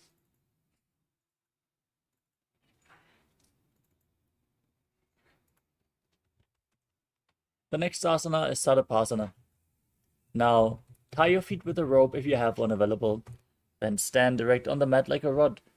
Keep your arms close to your body, hands on the thighs, and visualize your Kundalini Devi raising and curling upwards around your body. अथ सर्पासनं वक्ष्ये वायुपानाय केवलं शरीरं दण्डवत् तिष्ठेत् रज्जुबद्धस्तु पादयोः. Next up is Ushra Sadhanasana. As you stand on the mat, lean forward and down, and hold your feet from the front. Step your toes onto your fingers as you walk around on the mat and visualize yourself as a camel. मुष्टिकनिष्ठिका प्रदेशेन भूमौ निधाय उपरि पातले संस्थाप्य उष्ट्रवत् उष्ट्रसादनं भवति. Next up is Ashvasana. From the same posture, now hold the feet from the side. Walk around on the mat as you visualize yourself as a horse. मुष्टिकनिष्ठिकाप्रदेशेन भूमौ निधाय उपरिपातले संस्थाप्य अश्वशरीरं चलनीयम् आश्वासनं भवति.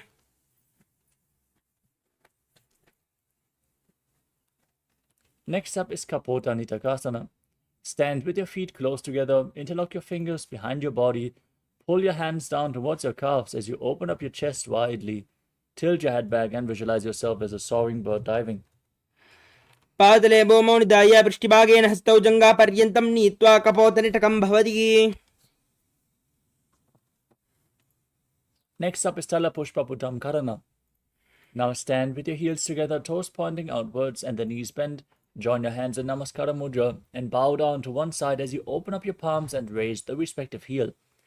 Repeat this movement on both sides as you visualize yourself holding a bouquet of flowers and offering it to Paramashiva.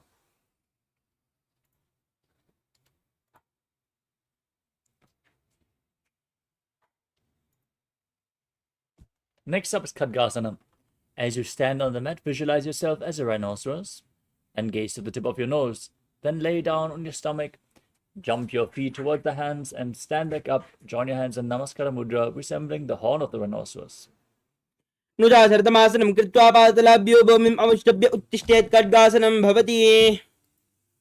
Next up is the Uttanam. Hold weights if you want to intensify this asana. As you sit down all the way, or as low as you can.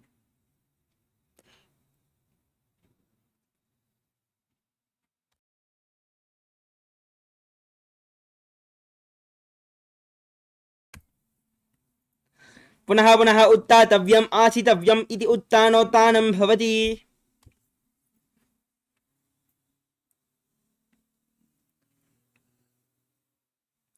The next asana is Musalasana. As you stand on the mat, now raise your arms up above your head and jump repeatedly as you visualize yourself as a maze. सरलं स्थित्वा ऊर्ध्वं बाहु नयेत् वारं वारम् उड्डानं कृत्वा नयेत् मुसलानं भवति.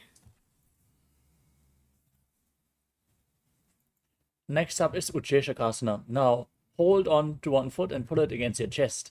As you then sit down and stand back up with the other leg. Repeat the movement on both sides again and again, visualizing Swamiji in your inner space and gazing to the tip of your nose.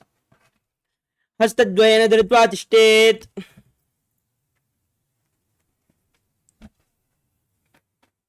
Next up is the Parshva Janukarana. Now stand on the mat and keep one foot pointing outwards as you bend the respective knee and raise the other knee against your chest and circle the raised knee with your arm, placing the hand in a fist and the opposite hand on the inner respective thigh with the fingers pointing inwards.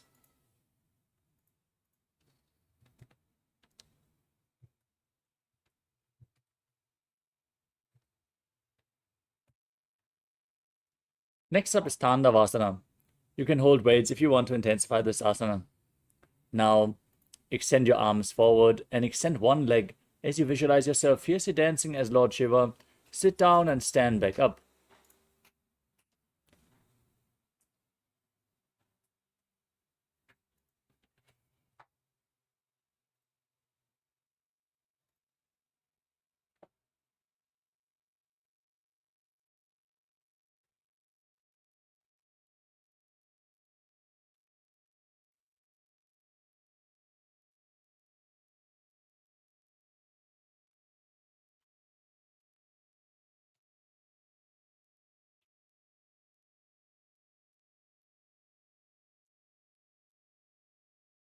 एकेन पादेन स्थातव्यं ताण्डवासनं भवति. Next up is Brahmanasana. As you stand with the left foot to the inner right thigh, keep your hands relaxed by the side as you visualize yourself being blessed by Lord Brahma. ब्राह्मणासनमावक्षे यत् कृत्वा ब्राह्मणो भवेत्. Next up is Garudasana 3. Now, bring the left foot over and around the right knee. Tuck the left toes behind. Bring the left arm below the right and join your hands in Namaskara Mudra as you visualize yourself as Lord Garuda. उत्तानकूर्मपीठं च सैमस्गारुडमेव च वातायनं गोमुखं च भारद्वाजं त्रिविक्रमम्. Next up is Ekapadasana. Now stand one-legged. Place one foot onto the opposite thigh. Keep the hands relaxed by the knees. And visualize Swamiji in your inner space as you calmly breathe through your nose in Sahaja Kumbhaka. दक्षाग्रिं वामपादस्य जङ्घोपरिनिधाय च The next asana is Dhruvasana, the poster posture. Now hold on to the left big toe and extend the left leg out to the side. As you quickly rotate on the standing leg, visualize yourself as the North Poster.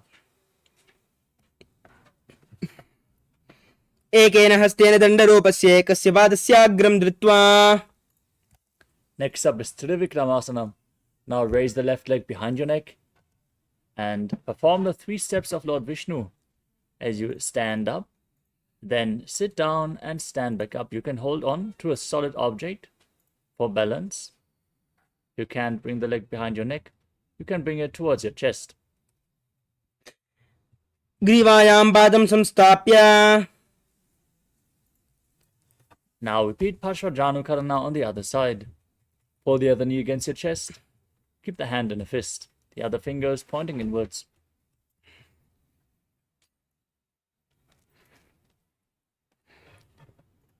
Next up is Tandavasana on the other side. Now hold on to weights. Visualize yourself fiercely dancing as Shiva as you sit down and stand back up on one leg. एकेन पादेन स्थातव्यं ताण्डवासनं भवति Next up is Brahmanasana on the other side. Now place the right foot to the inner left thigh. Keep the hands relaxed by the side as you visualize yourself being blessed by Lord Brahma. ब्राह्मणासनमावक्ष्ये यत् कृत्वात् ब्राह्मणो भवेत्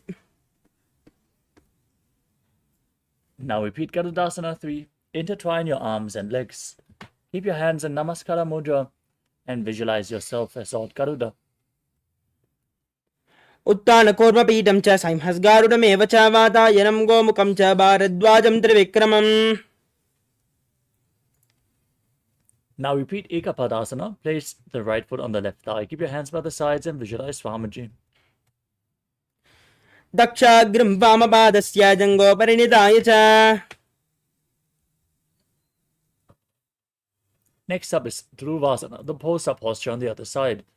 Hold the big toe of the right foot and rotate quickly on the left leg. एकेन हस्तेन दण्डरूपस्य एकस्य पादस्याग्रं धृत्वा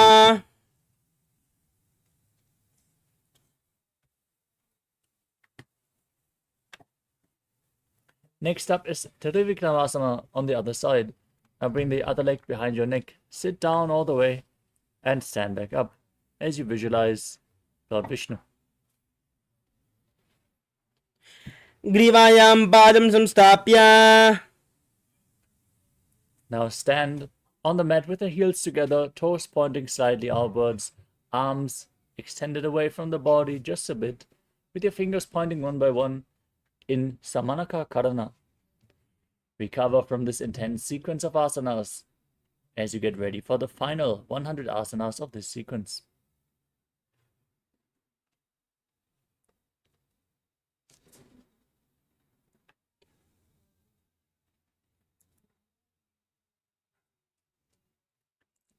Starting off with Gorak Anjali Asana. Now, squat down and bring your arms between the legs. Interlock the fingers in Parashu Mudra. And as you squat down all the way, bring your locked fingers towards the navel. As you visualize the great sage Goraknath, founder of the Natha Yoga Hindu Sampradaya, breathe in Jiva Chala Kumbhaka. Inhale all the way and hold your breath. And then freely move the retained breath up and down and through the limbs of your body by the force of your will. प्रथमहि बोहोय बाहुरीनी च उपनिहोवे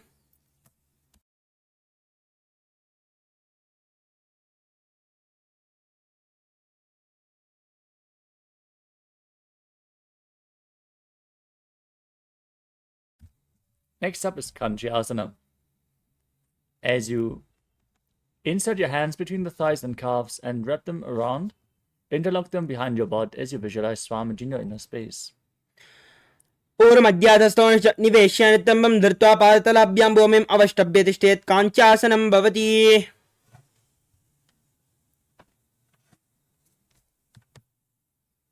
Next up is Bhaido Asana.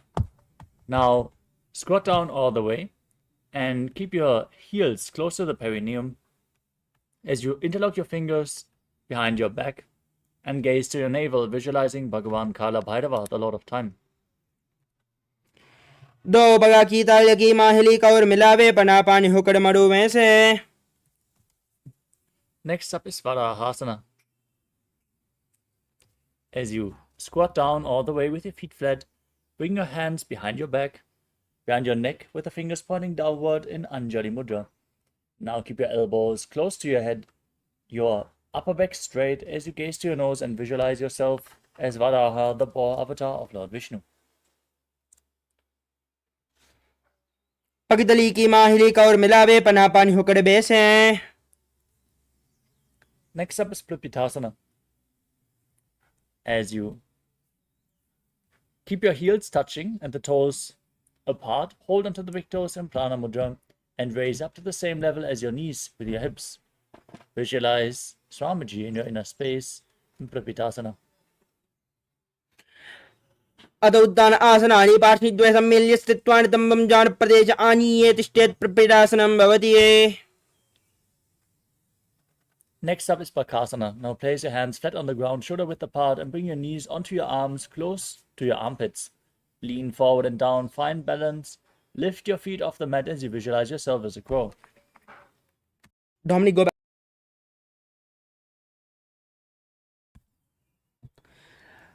हस्ताभ्याम् अवनिमवष्टम्ब जानद्वयं नाभो सम्मूल्य जङ्गुरी संस्थाप्य. Next up is Sushtanga Kapali Asana. Now keep your hands flat on the mat, the knees towards your armpits.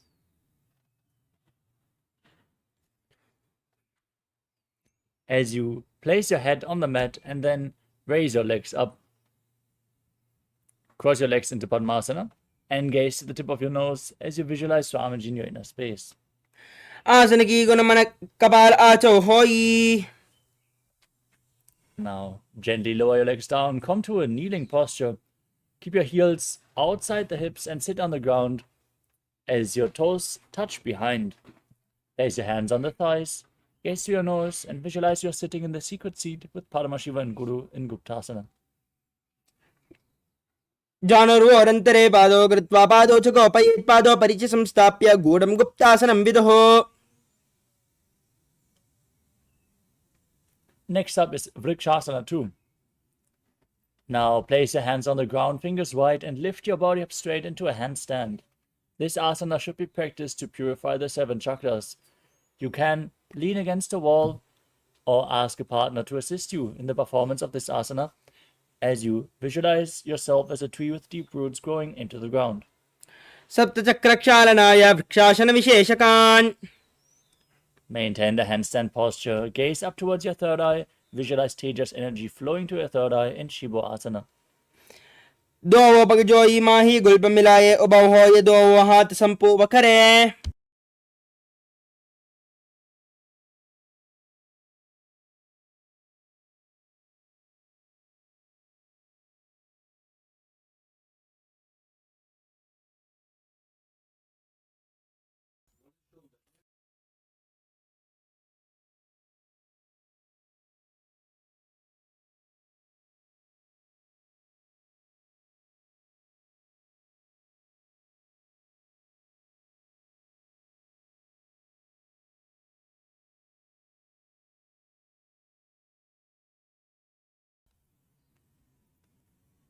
Now, place your hands flat on the mat and come to a plank position. Extend your legs back and lower your body down all the way as you push your body back up again and again, visualizing yourself as a fish in Matsyasana 2. निब्जं शयनं कोर्परो पार्श्वभागायां मृड्वाकृत्य हस्तदलाभ्यां भूमिम् अवष्टभ्य वारं वारम् उड्डानं कुर्यात् मत्स्यासनं भवति. Now lay down on your stomach, place your hands on the hips and raise your chest from left to right. Visualize and move your body like a snake in Sarapasana 2. निब्जं शयनं कृत्वा हस्तौ नितम्बं संस्थाप्य पादौ दिगीकृत्य सम्मील्य उरसगन्तव्यं सर्पासनं भवति. Next up is Niralambanasana. Now place your elbows on the ground in front of you. Keep your hands in Padma Mudra, the Lotus Mudra, with your thumbs and little fingers touching. As you rest your chin on your hands, point the toes back, feel self-supported and completely independent. कराभ्यां पङ्कजं कृत्वा तिष्ठेत् कोर्परया सुधीमुखमुन्नमनुच्चायि निरालम्बनमासनम्. Next up is Chaturasana. Now place your hands flat on the mat and bend your knees to bring your feet up. As you straighten your arms and bring your upper back close to the feet, tilt your head back and visualize yourself as an umbrella protecting your guru from the sun rays. अर्ध्यासनमस्थित्वा हस्ततलाभ्यां भूमिम् अवष्टभ्यमुन्नया चत्रासनं भवति.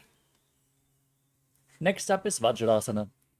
Now keep your feet flat and sit on your heels. Lean forward and down, place your palms and your forehead on the ground with your arms extended. Gaze to your nose as you visualize yourself as the weapon of Indra, Vajra, symbolizing indestructibility. इदानीं गर्भिणीनां योगाभ्यासो यथा लघु सुखप्रसवलाभाय प्रोच्यते प्राक्तने पति.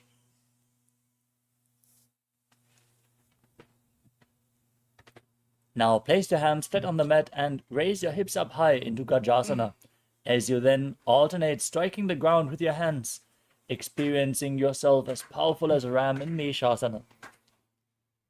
गजासनसंस्थितौ एकैकं बाहुं भूमौ ताडयेत् मेषासनं भवति.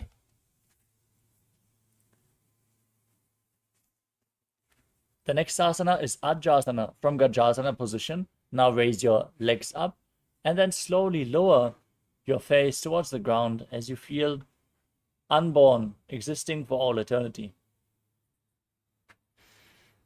गजासनसंस्थितौ पादद्वयं ममतराले कृत्य मस्तकेन भूमिं स्पृष्टा अजासनं भवति.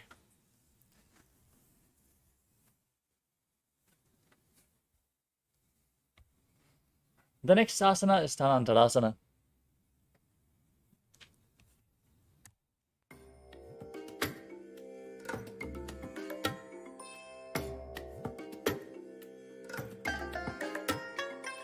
I bless you all. Let you all open all your three eyes and manifest the powers of Mahasudashiva. Om Nithyananda Paramashivoham. Om Nithyananda Paramashivoham. Om Nithyananda Paramashivoham.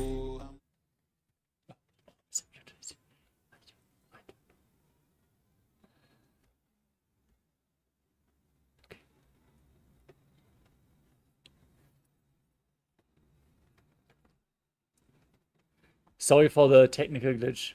We are now back. Let us move to the next asana, which is Dhanantarasana. Sit in a kneeling posture. Hold onto the big toes behind and pull them close to your perineum. Then place your hands on your thighs, gaze to your nose and visualize Swamiji as you breathe in Ujjayi Pranayama. Make an ocean-like sound with your mouth. पूर्वविधिबरिहादा की काकसी शोपनाशरा मोडी पगा की अंगुली अग्रमेडो लगावे.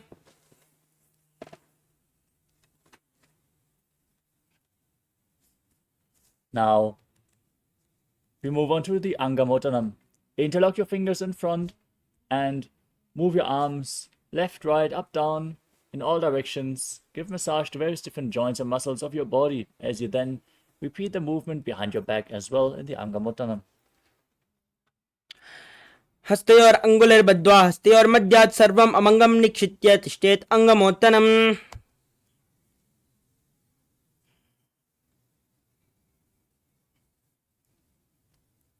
Next up is Garudasana form. As you sit in Vajrasana on your heels, turn your feet outward so the toes are pointing to the side. Now visualize yourself as Lord Garuda, flying Lord Vishnu and Lakshmi on his back as you keep your hands on the knees. जङ्गोरभ्यां दरां पीड्यास्तिर्कयोद्विजानुनौ जानुपरिक्करद्वन्द्वागरुडासनमुच्यते. Next up is Ananda Mandirasana. Now sit with your legs folded back, the toes pointing backwards with your knees opened wide. Hold your ankles with your hands as you place the front of your buttocks on the ground. Gaze up towards your third eye and visualize yourself residing in the blissful space of a temple.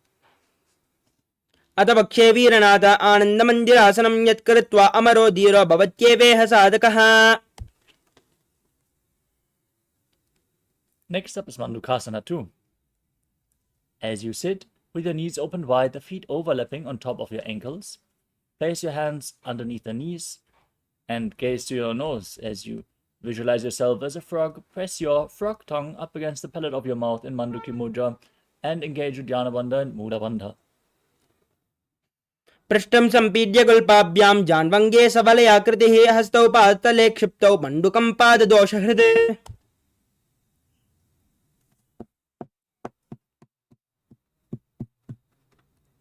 Next up is Nalasimhasana. Now tuck your toes and sit on the raised heels.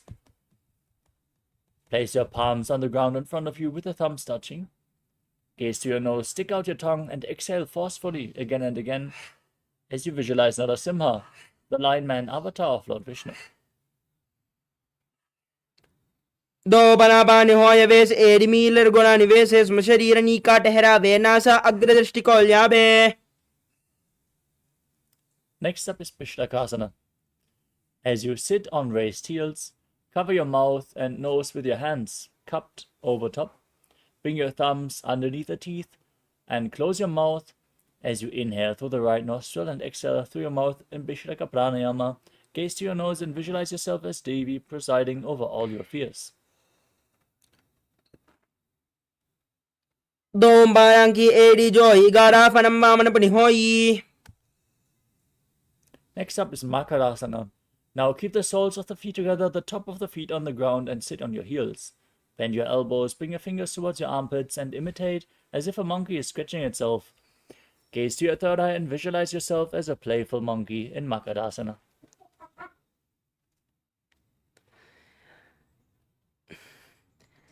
दो पगिदली संपुट आने तिनके पिष्टि भूमि परिटाने मूलद्वार एड्यां परल्यावे मूढ़ा हाथ ऊंचा ठहरावे.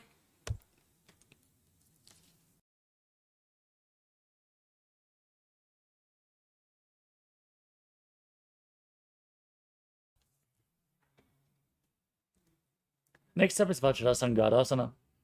Now stand on your toes, keep the soles of the feet together and your knees open wide, lifted off the ground.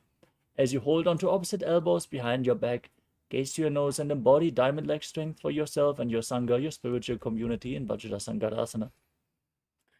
प्रथम बना पाए होय जैसे दो वेद गोड़ा निवेशे गोड़ा उबारा खेथीरा आड़े वाई पसारे दीरा. Next up is Kanjanasana. Now keep your toes down, ankles crossed behind, and sit on your heels. Place your palms on the mat to the side of your body. Now gaze to the nose as you visualize perfect health beyond any and all physical or mental ailments. Engage Uddiyana Bandha, the stomach lock, and Mula Bandha, the root lock. कञ्जनासनम् आवक्ष्ये यत् कृत्वा सुस्थिरो भवेत् पृष्ठे पादद्वयं बद्ध्वा हस्तो भौमौ प्रधारयेत्. Next up is Kurmasana. Now place your hands on the knees, maintain the same position, lock your upper back and neck, make it stiff like the shell of a turtle as you gaze to your nose and visualize a turtle with a stable body and mind to live for centuries in Kurmasana. गुलबोधवृषणस्यादौ उत्क्रमेण समाहितौ ऊर्जुकाय शिरो ग्रीवं कूर्मासनमिति ऋतम्. Maintain the same posture, relax your neck and back. Gaze to your nose and visualize Swamiji in Yogasana. गूढं नियम्य गल्पाभ्यां व्युत्क्रमेण समाहितः योगासनं भवेदेति इति योगविदो विदुः. Next up is Vijrugasana. Now stand on your knees. Cross your legs behind with the feet near opposite knees. Hold on to your calves with the fingers inside and the thumbs outside as you gaze to your third eye and visualize a space of eternal oneness, Advaita, with your Guru. गोड़ा वामनो उभो होई गोड़ा आधारा खेदोई तत्पाद की पानी रहावे पनो वाम गोड़ा दिगल्यावे.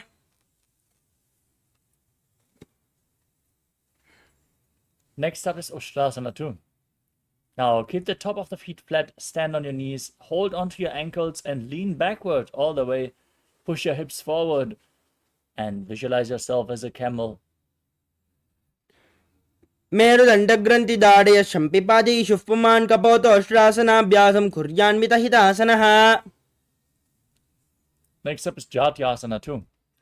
With your heels together, hands on the soles of the feet, slowly lean back. Bring your elbows down to the mat, followed by the back of your head.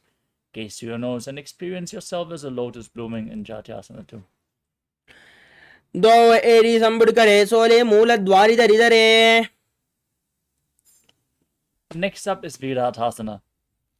As you sit on your knees with your thighs and calves together, lean back and touch your back to the ground, then rise back up again and again.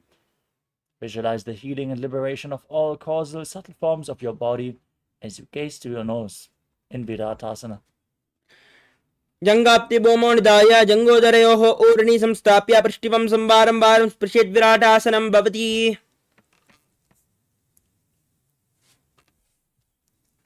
Next up is Kapotasana. As you sit on your heels, lean backwards, and bring your arms over top of your shoulders. Place your forearms on the ground. Bring your head in between the feet if you can. As you tilt back as far as possible, visualize yourself as a beautiful dove. मेरुदण्डग्रन्थिदाढ्य सम्पिपादैषुः पुमान् कपोतोष्ट्रासनाभ्यासं कुर्यान्वितहितासनः.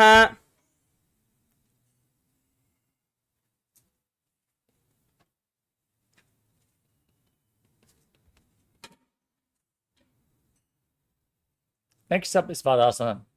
Now stand on your knees with the toes tucked behind. Hold on to opposite arms and gaze to your nose. As you enter the boon-fulfilling posture, receive your boon from Paramashiva in Vadasana as you internally chant Om Nithyananda Paramashivoham.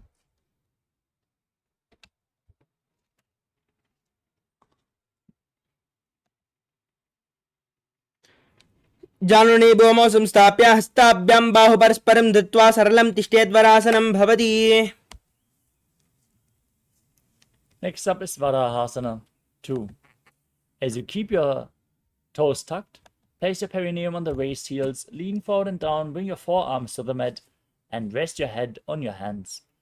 As you visualize yourself as a boar, one of the 10 incarnations of Mahavishnu. सूर्यं चन्द्रं वेदनानि कथयन्ते कूर्परो भूमौ स्थापयित्वा.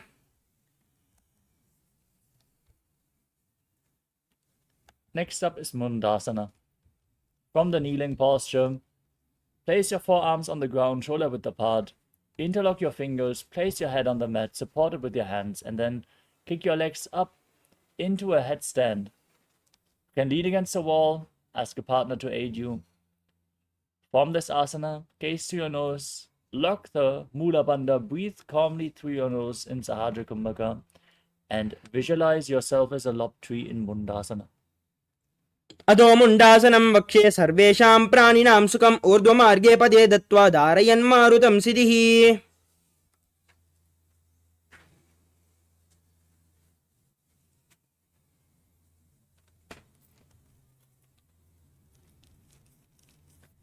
Next up is Andhasana. Now come to a kneeling posture with your feet flat. Lean forward and down, bring your head in between the knees. Hold your head with both hands, the elbows outside the knees. As you inhale through your nose in Sahadra Kumbhaka and then exhale through your mouth in this asana. Gaze to the tip of the nose and visualize Swamiji in your inner space. प्रथम बगितली समठहरावे कोरमाहिली उभय मिलावे पनापानि हो करबे से दोवे रिगूढ़ा निवेशे.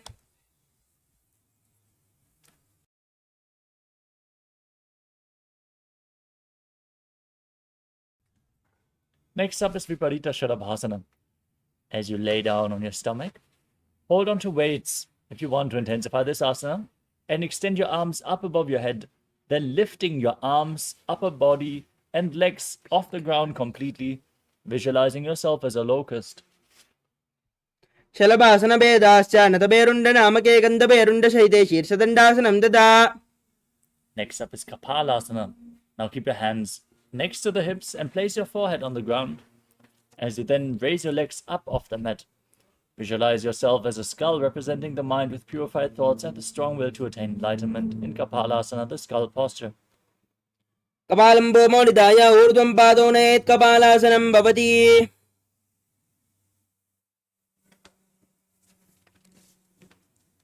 The next asana is Akasha Kapotasana. Now, keep your arms next to the hips and raise your legs up above your body. Bring your feet in front of your face on the ground if you can, as you visualize yourself as a free and open dove.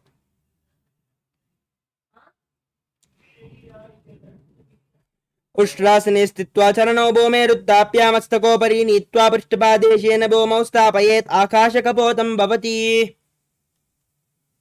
Next up is Chatakasana. Now sit in a kneeling posture and place your forearms on the ground in front of the knees. Bring your navel to the knees and visualize yourself as a sparrow.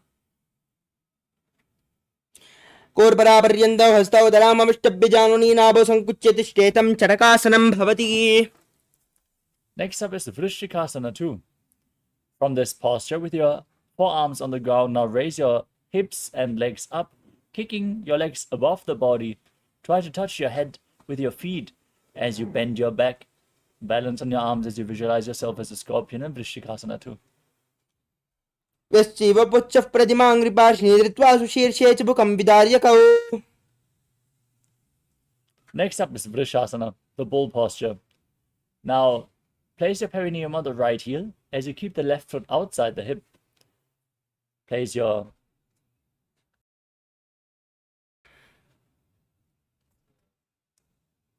palms on the ground in front of the knees as you visualize yourself as a bull.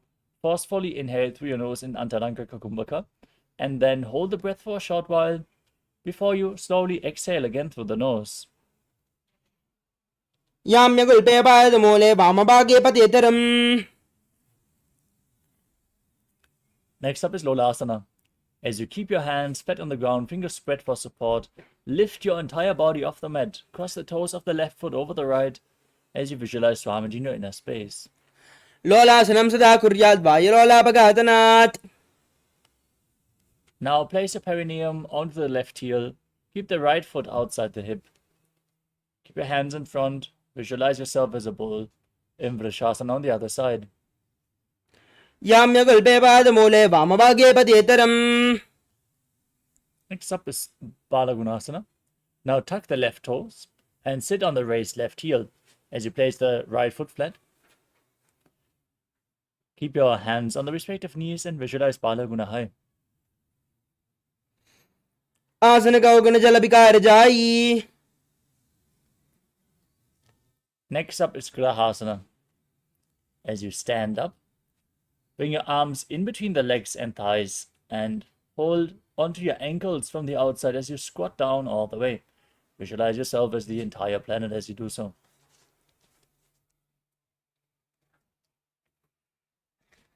पातले संस्थाप्य जानुमध्ये कोर्परौ संस्थाप्य गुल्पप्रदेशो धृत्वा तिष्ठेत् ग्रहासनं भवति.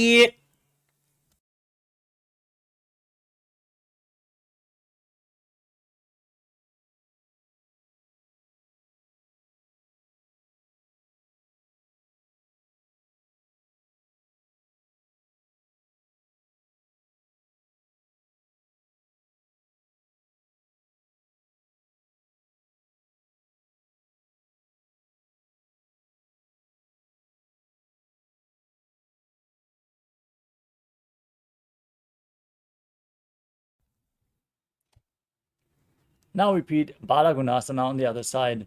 As you sit down on the raised right heel with the left foot flat, knee raised, hands on the knees, visualizing Balagunahai, one of the 84 siddhas in your inner space. आसन गौगण जल विकार जाई. Next up is Utkatasana. Now you can hold on to weights if you want to intensify this asana. As you sit on your raised heels with the toes tucked, the knees raised off the ground, hands on the thighs, visualize Swamiji in your inner space.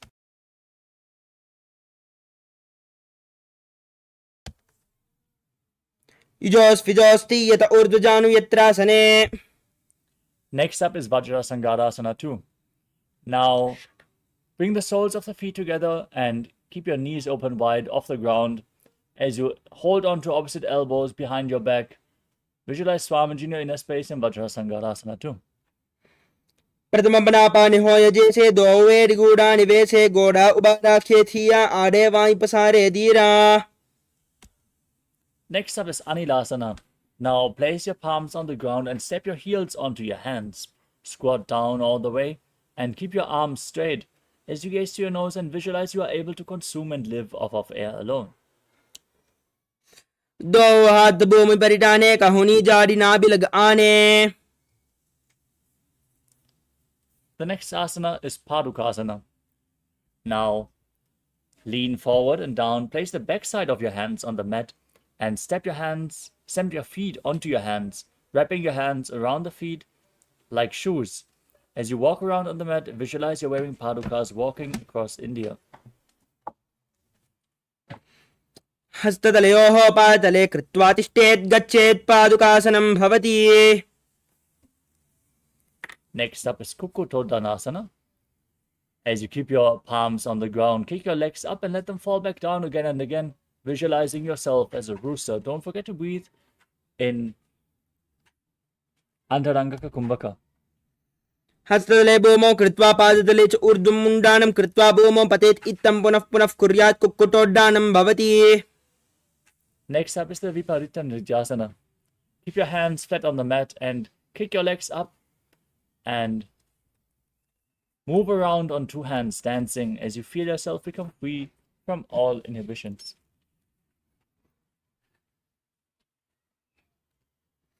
हस्ततलाभ्यां भूमिम् अवष्टभ्य ऊर्ध्वं पादाग्रे कुर्वन् हस्ततलाभ्यां नर्तनं कर्तव्यं विपरीतनृत्यं भवति. Next up is Kunjarasanam. As you keep your feet separated, place one palm down on the mat, keep the arms straight and hold your head with the other hand as you visualize Swamiji in your inner space. अथ वक्ष्ये महादेव कुञ्जरासनमुत्तमं करेण ऐकेन पादाभ्यां भूमौ तिष्ठेत् शिरः करः.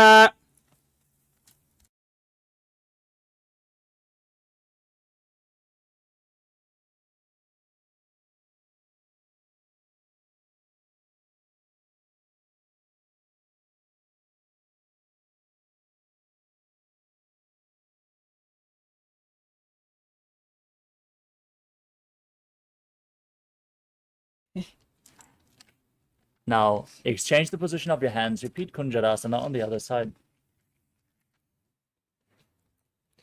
अथ वक्ष्ये महादेव कुञ्जरासनमुत्तमं करेण ऐकेन पादाभ्यां भूमौ तिष्ठेत् शिरः करः.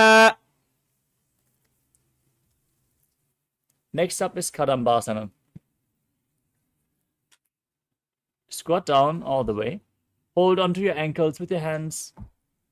And then lift your feet off the ground as you visualize yourself as a Kadamba tree, a pious tree that promotes a long life. पार्ष्णिभ्यां भूमिम् अवष्टभ्य हस्तद्वयेन गुल्पा धृत्वा तिष्ठेत् कादम्ब भवति. Next up is Pavana Muktasana. Place your feet flat and pull your knees against your chest with opposite hands. Visualize any excess vata being released from a balance within your system.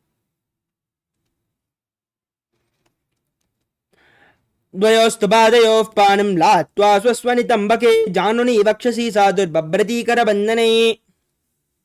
Next up is Chakrasana. Now bring the left leg behind your neck. Extend the right leg to the front. Place your hands on the mat and lift your entire body off the ground as you gaze up to your third eye and visualize yourself as a powerful source of energy in Chakrasana.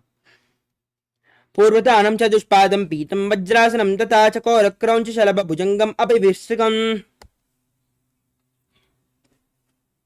Now keep the right leg extended. Hold on to both the big toes with the respective hands in Prana Mudra. As you pull the left foot towards your ear, visualizing yourself as a bow in Dhanurasana 2. पादाङ्गुष्टौ पाणिभ्यां गृहीत्वा शरणावती धनुराकर्षकाकृष्टं धनुरासनमिति ईरितम्. Next up is Ashtavakrasana.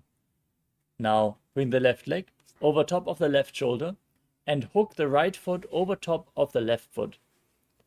Now lean forward and down, extend the feet out to the side and balance on your arms as you visualize yourself as a flying crane. वासिष्ठमतकौण्डिन्यम् ऊर्ध्वकुक्कुटमेव च. Next up is Pranasana. Now place the right foot onto the left thigh. Keep the left foot flat with the left knee raised. Bring your left shoulder underneath the raised knee.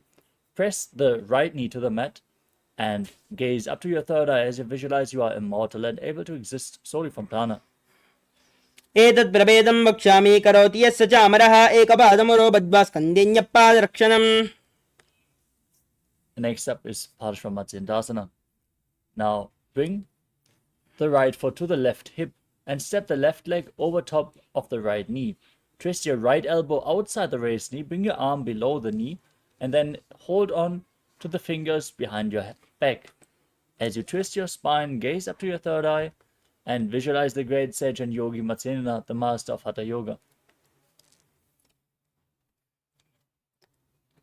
वामोर्मूलार्पितदक्षपादो जान्वोर्बहिर्वेष्टितदक्षदोष्णा प्रगृह्यतिष्ठेत् परिवर्तिताङ्गः श्रीमत्स्यनाथोदितमासनं स्यात्.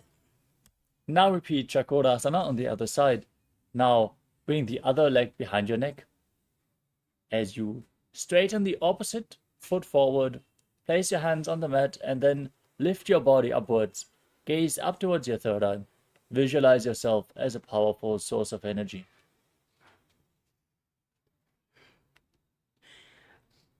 पूर्वतानं चतुष्पादं पीतं वज्रासनं तथा.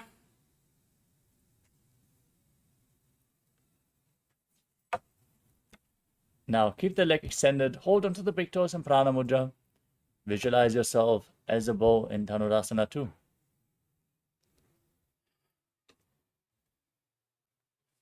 पादाङ्गुष्ठौ तु पाणिभ्यां गृहीत्वा शरणावधि धनुराकर्षकाकृष्टं धनुरासन्मितीरितम्. Now repeat Ashtavakrasana on the other side. Bring the right leg over the right shoulder, left foot over the right, extend the legs out to the side, lean forward and down. Balance on your arms as you visualize yourself as a flying crane. वासिष्ठमतकौण्डिन्यम् ऊर्ध्वकुक्कुटमेव च अष्टावक्रमतोत्थानं मयूरं सेतुबन्धनम्.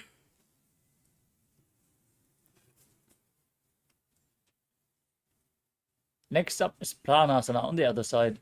Now place the left foot on the right thigh. Bring your right shoulder beneath the right knee. Visualize you are immortal, able to exist solely from prana. एतत् प्रभेदं वक्ष्यामि करोति यस्य च अमरः एकपादमुरो बद्ध्वा स्कन्देऽन्यपादरक्षणम्.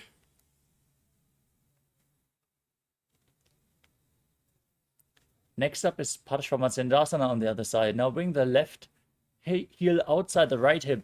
Step the right foot over top of the left knee. Twist your body around the knee and interlock the fingers behind as you gaze to your third eye and visualize the great sage Nithyananda, master of Hatha Yoga. वामोर्मूलार्पितदक्षपादो जान्वोर्बहिर्वेष्टितदक्षदोष्णा प्रगृह्यतिष्ठेत् परिवर्तिताङ्गः श्रीमत्स्यनाथोदितमासनं स्यात्.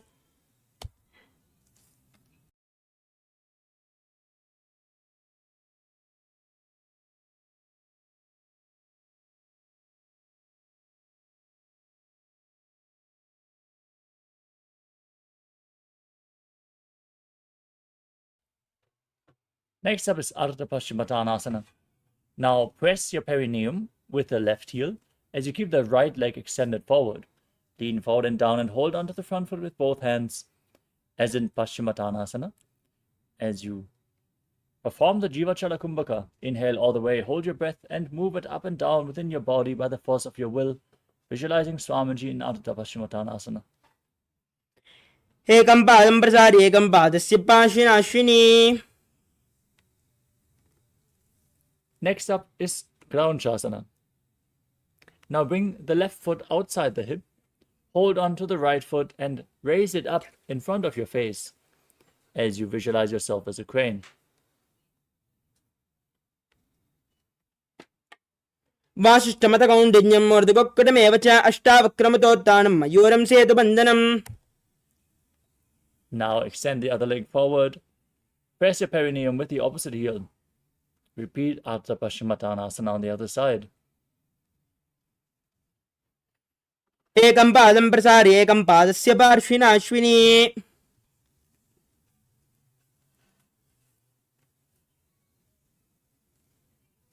Now bring the right foot outside the hip. Hold on to the left foot and lift it up in front of your face, visualizing yourself as a crane as you keep your knees straight and Kranjasana on the other side. वासिष्ठमतकौण्डिन्यम् ऊर्ध्वगुक्कुटमेव च अष्टावक्रमतोत्थानं मयूरं सेतुबन्धनम्. Next up is Swastikasana. Now sit with your feet in between the thighs and calves. Keep your spine straight, palms resting on the knees as you gaze to your nose. Embody peace, well-being, good fortune and prosperity as you visualize a swastika in your inner space. जानुर्वोरन्तरे पादौ उत्थानौ व्यक्तसंस्थौ. Maintain the same posture, but cover your heels with your hands, fingers spread wide, gaze to your nose. Visualize the great sage Godagna, founder of the Natha Yoga Hindu Sampradaya. Tuck your chin to the chest in Jalandhara Bandha and engage the perineal floor in Mula Bandha in Godakshasana. जानुर्वोरन्तरे पादौ उत्थानौ व्यक्तसंस्थौ कुल्पौ च आच्छाद्यहस्ताभ्याम् उत्थानाभ्यां प्रयत्नतः. Next up is Pagasana 2. Now, bring the left heel against your perineum and place the right foot onto the left thigh. Gaze up towards your third eye, visualize Swamiji and meditate on Arihanta, the Enlightened One. As you get ready to enter Shanmukhi Mudra, inhale all the way, then close your mouth with little and ring fingers, your nostril with the middle fingers, your eyes with the index fingers, and your ears with your thumbs. वामपार्श्वगुडं संस्थाप्य दक्षाग्रं वामजगणे. Next up is Yogasana 2. Place your feet onto opposite knees and then keep your hands at the side of your body down on the ground with your palms facing upwards. Gaze to your nose, visualize Swamiji and breathe in Kakachancha Kumbhaka. Roll up your tongue and inhale through the rolled up tongue. Exhale through your nose in Yogasana 2. उत्थानौ चरणौ कृत्वा संस्थाप्योपरि जानुनौ आसनोपरि संस्थाप्य चोत्थानं करयुग्मकम्. Next up is Urdhva Kukutasana. Rotate your hands at the side of your body. Place your palms on the ground as you keep your legs in Padmasana. Lift your entire body off the ground and visualize yourself as a rooster. वासिष्ठमतकौण्डिन्यम् ऊर्ध्वगुक्कुटमेव च अष्टावक्रमतोत्थानं मयूरं सेतुबन्धनम्.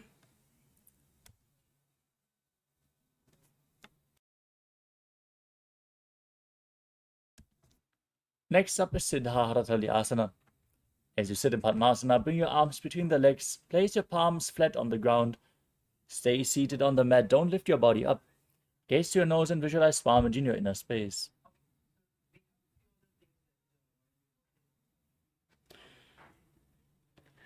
प्रथम पद्मासन को करे घोड़ा हस्तद्वौ संधिधायके.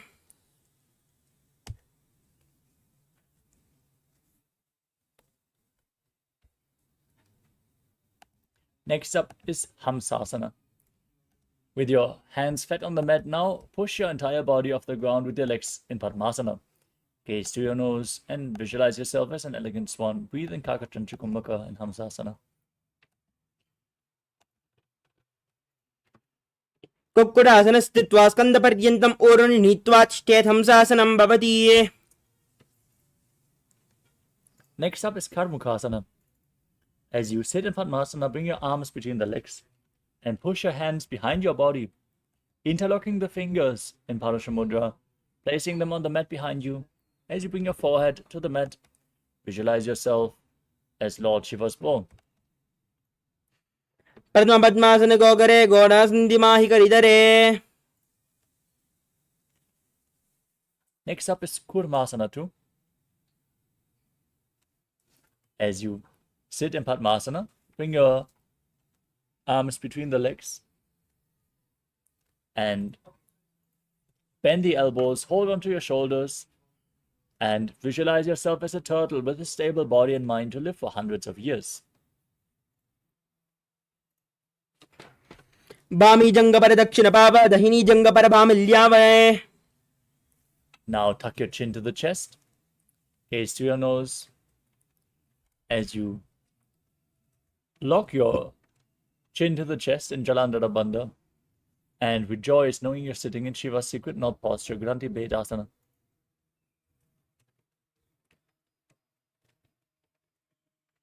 अथ वक्ष्ये नीलकण्ठ ग्रन्थिभेदासनं शुभं यत्त्वा रुद्रोपवेक्षिप्रं सूक्ष्मवायुनिषेवनात्. Next up is Uttana Kurmasana. From the same posture, now roll onto your back, hold onto your shoulders, and gaze to your nose as you feel like a turtle laying on its back. कुक्कुटासनवन्दस्तं कराभ्यां धृतकन्दरं पीठं कूर्मवदुत्थानम् एतदुत्थानकूर्मकम्.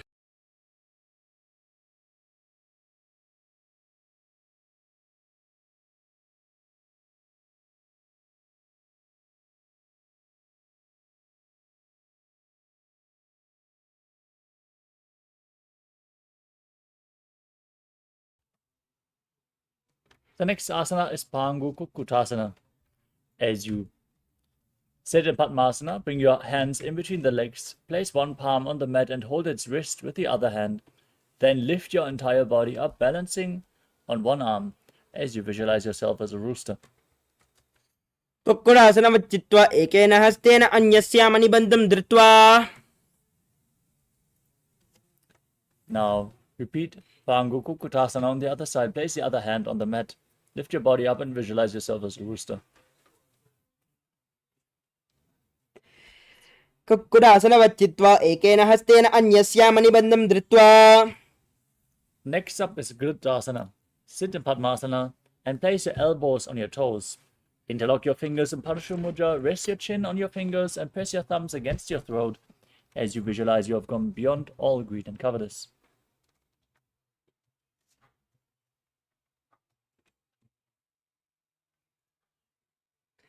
जानर्वोरन्तरे पादौ उत्थानो व्यक्तसंस्थौ गुल्पौ चाच्चाद्यहस्ताभ्याम् उत्थानाभ्यां प्रयत्नतः. Next up is Padmasana 3. Sit in Padmasana and place the backside of one palm over the other. Rest your palms in your lap with the palms facing upwards. Gaze to your nose. Engage all three bandhas. Lock your throat. Engage the stomach region and contract the perineal floor as you visualize Swamiji in your inner space. उत्थानौ चरणौ विधाय विधिवच्छक्तिस्थितौ योगिरात्. Now place your hands on the respective knees. Gaze to your nose, contract the perineal floor, and visualize Paramashiva in your inner space in Padmasana 4. एतत् पद्मासनं कुर्यात् प्राणवायुप्रसिद्धये शुभासनं सदा ध्यायेत् पूरयित्वा पुनः पुनः. Now keep one hand on the respective knee, hook the other hand around the respective big toe in Prana Mudra. Move the big toe round and round as you visualize yourself as Paramashiva's bow, Pinaka. Then repeat the movement on the other side as well in Karmakasana 2. अतान्यासनमावक्ष्ये योगपूरकरक्षणात् कृत्वा पद्मासनं पाद अङ्गुष्ठजङ्घयोः स्थितिम्. Next up is Karmakasana 3. As you sit in Padmasana, cross your arms behind your back and hold on to the opposite big toes in Prana Mudra. Engage all the bandhas, gaze to your nose and visualize yourself as Paramashiva's bow. कर्मुकासनमाक्षित्य उदरे पूरयेत् सुगं तदा वायुर्वसो याति कालेन सूक्ष्मवायुना.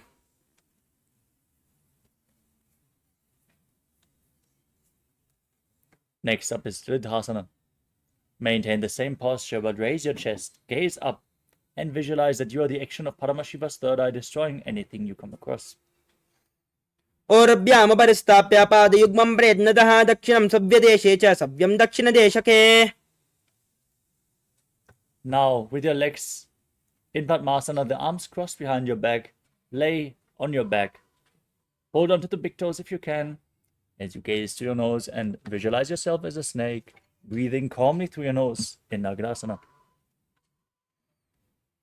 प्रथम पद्मासन कोटाने दो हाथ पाचाने आने. Next up is Kandukasana. Now free your arms and legs. Hold your knees up against your chest. Tuck your chin to the knees. Interlock your fingers around the knees and squeeze your body into a ball. वेत्रासने स्थित्वा हस्तपादान् निष्कुष्य. Now lay down on your back. Interlock your fingers behind your neck. Place your feet flat on the mat with the knees raised. Gaze to your nose and visualize Swamiji in your inner space in Urdhva Pavanasana. प्रथमसूदोसैन करावे गोड़ा उबाराजे मिलावे गुल्पमाहिला अंगुष्ठ दो ई करे एक समेल रसोया. The next asana is Marakata Pitasana. Now, with your feet flat, place the upturned palms underneath your heels. Step your heels onto your hands. As you push your hips up, lock your throat to the chest. Breathe in Mocha Kumbhaka and visualize yourself as a powerful alpha ape.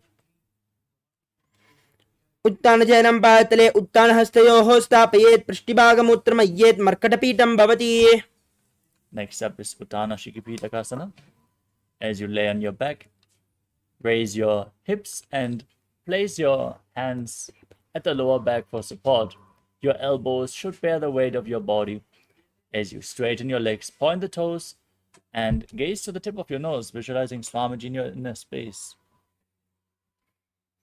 जंगोर बलहीनश्चेत् उत्तानशिखपीठकम् अप्रमक्तः प्रकुर्वीत भुक्तेः प्राग्विजितेन्द्रियः.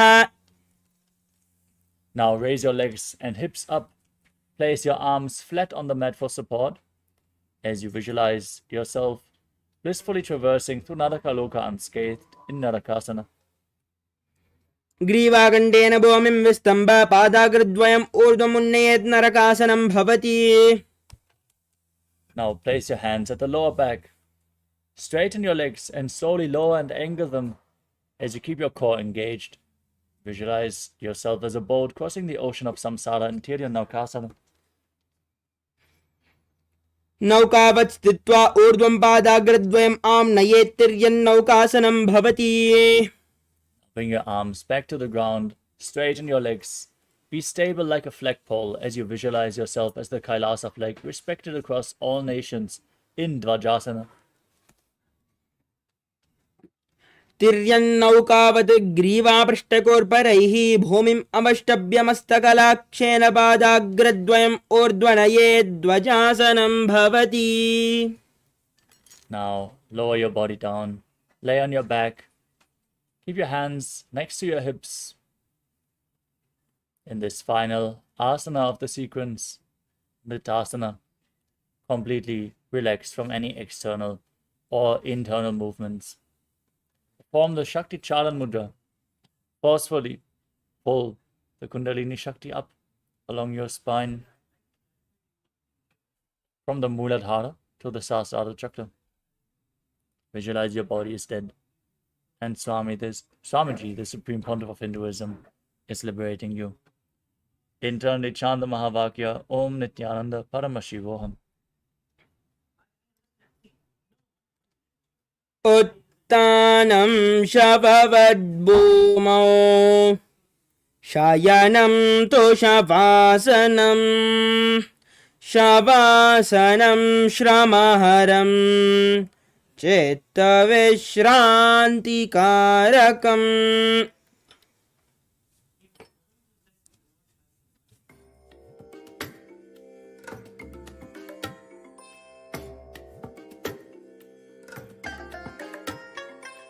I bless you all. Let you all open all your three eyes and manifest the powers of Mahasada Om Nithyananda Paramashivoham. Om Nithyananda Paramashivoham. Om Nithyananda Paramashivoham. Om Nithyananda Paramashivoham. Om Nithyananda Paramashivoham. Om Nithyananda Paramashivoham. Om Nithyananda Paramashivoham. Om Nithyananda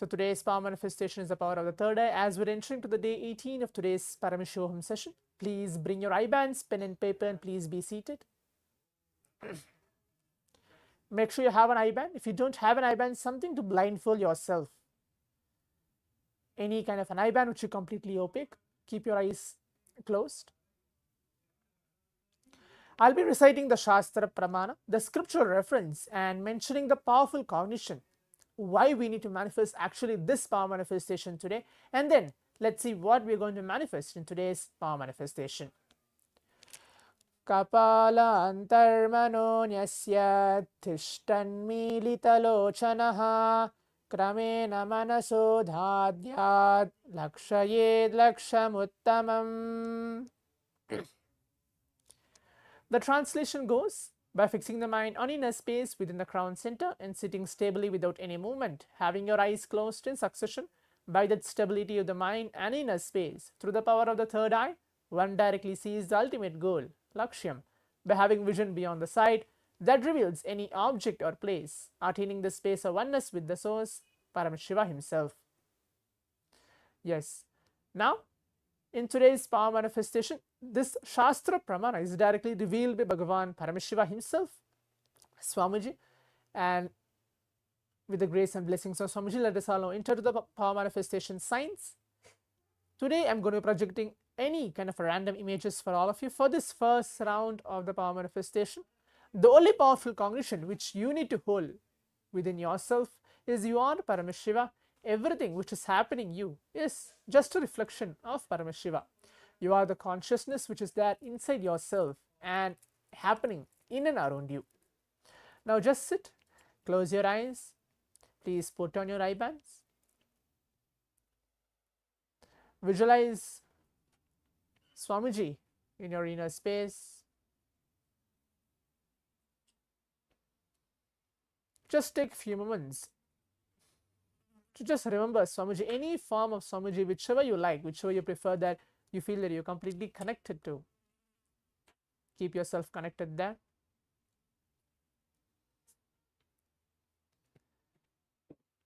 Let's chant the Mahavakya along. Om Nithyananda Paramashivoham. Om Nithyananda Paramashivoham. Om Nithyananda Paramashivoham. Keep your eyes closed, as now I'm going to project the image for all of you as we are blindfolded and we are ready for this power manifestation.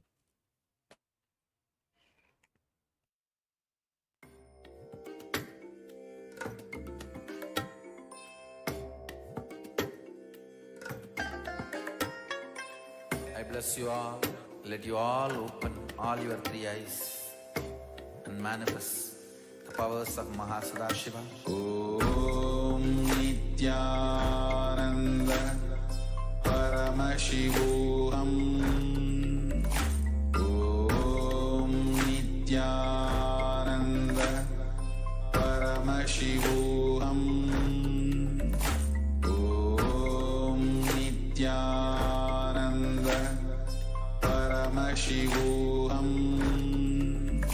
Om Nithyananda Paramashivoham. Om Nithyananda Paramashivoham. Om Nithyananda Paramashivoham. Om Nithyananda Paramashivoham. Om Nithyananda Paramashivoham. Om Nithyananda Paramashivoham. Om Nithyananda Paramashivoham. Om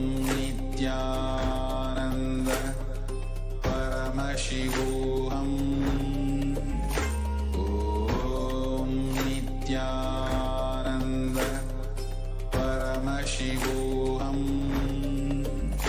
Om Nithyananda Paramashivoham. Om Nithyananda Paramashivoham. Om Nithyananda Paramashivoham. Om Nithyananda Paramashivoham. Om Nithyananda Paramashivoham. Om Nithyananda Paramashivoham. Om Nithyananda Paramashivoham. Om Nithyananda Paramashivoham. Om Nithyananda Paramashivoham. Om Nithyananda. Yes. Now please relax. The first round of the power manifestation has been completed. Please relax. You can take off your eye bands. Please slowly open your eyes. Now let's take few minutes to please type down or pen down everything which is revealed to each one of us through Swamiji and through our third eye, whatever it might be. If you're able to see darkness, if you're able to see colors, pictures, everything, please write everything down. In a few minutes, I'll be projecting the image to all of you. What was in the first round of the power manifestation? Please write everything down.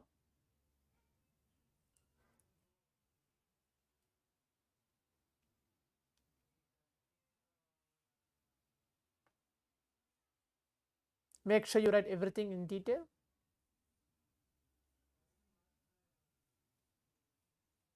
Yes. So now let's all see what is the image which was projected to all of us for this first round of the power manifestation. Now as you can see, this is the image which was there for the first round, which has it's completely a nature based picture, which has green, which has brown in color, which has completely ocean over there. Whatever was revealed to you, to each one of us through our third eye, if you're able to actually get it correct, you can actually go ahead and share your experience as well on the Zoom chat or wherever you're watching this power manifestation session, telling that what you have manifested.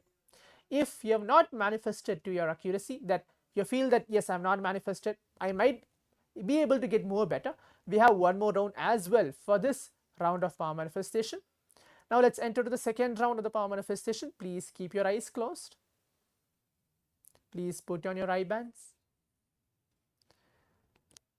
Let's all start chanting the Mahavakya again. Om Nithyananda Paramashivoham. Om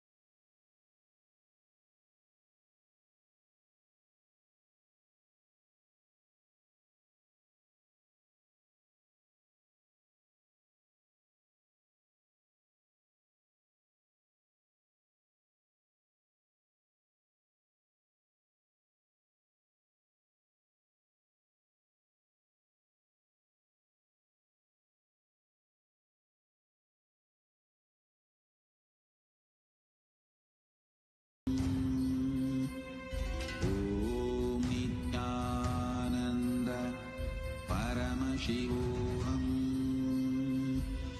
Om Nithyananda Paramashivoham. Om Nithyananda Paramashivoham. Om Nithyananda Paramashivoham. Om Nithyananda Paramashivoham. Om Nithyananda Paramashivoham. Om Nithyananda Paramashivoham. Om Nithyananda Paramashivoham. Sorry for the technical glitch again. As please keep your eyes closed. We're going to project the image for all of you for this second round of the power manifestation. Please keep your eyes closed, as now I'm going to project the image for all of you.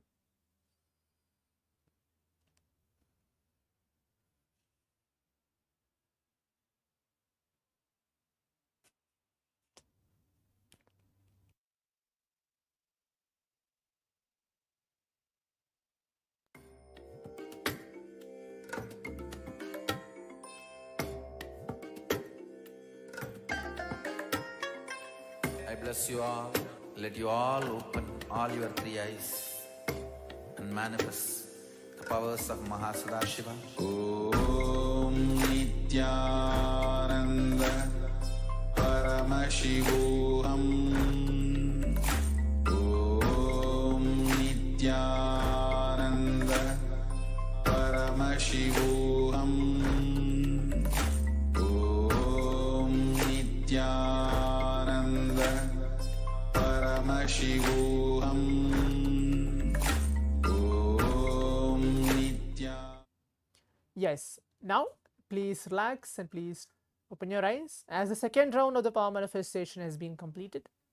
Now please take few minutes to write down everything which is revealed to you through your third eye. Please type down or write down everything in detail. As now we're going to see the image for all of you. What is the image chosen for the second round of the power manifestation?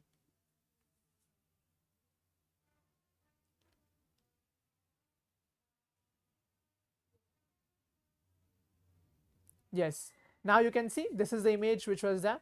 In this there are like many objects which is there, maybe a phone, an iPad, a pair of glasses which is there, which is in red in color, a pen as well. So this is the image which was there in this round 2 of the power manifestation. So if you're able to get anything correct regarding to pictures or colors, you can please go ahead and share your experience as well in the social media. As we are completing the 21 minutes of this exciting power manifestation session, let us share your experience on the social media, sharing how we are actually manifesting this power by the grace and blessings of Swamiji. As we are entering to today's day 18 of today's Paramashivoham, we have a long day to go to receive the darshan of the Supreme Point of Hinduism in the form of Veerabhadramurti. Let us all get ready for that, to prepare ourselves to receive Swamiji today. Stay tuned, we'll be starting the next session very shortly. Thank you. Nithyanandam.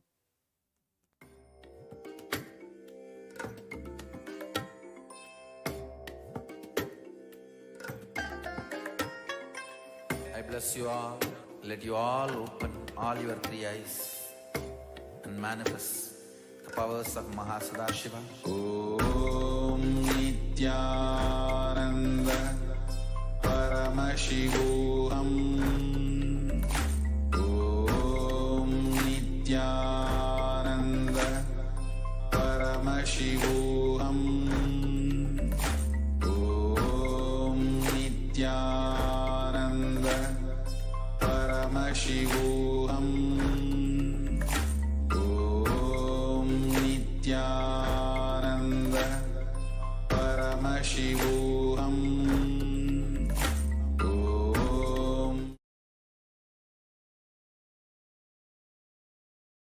Om Nithyananda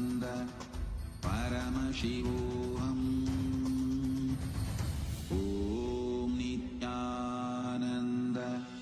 Your fears, incompletions, insecurities, nothing is needed for you to exist. Paramashiva alone is enough for you to live absolutely, blissfully, celebrating, fulfilled, complete, intensely. Paramashivoham. Om Nithyananda. Paramashivoham.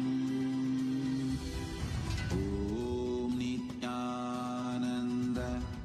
Paramashivoham. Om Nithyananda. Paramashivoham. Om Nithyananda. Paramashivoham. Om Nithyananda. Paramashivoham. Om Nithyananda. Paramashivoham. Om Nithyananda.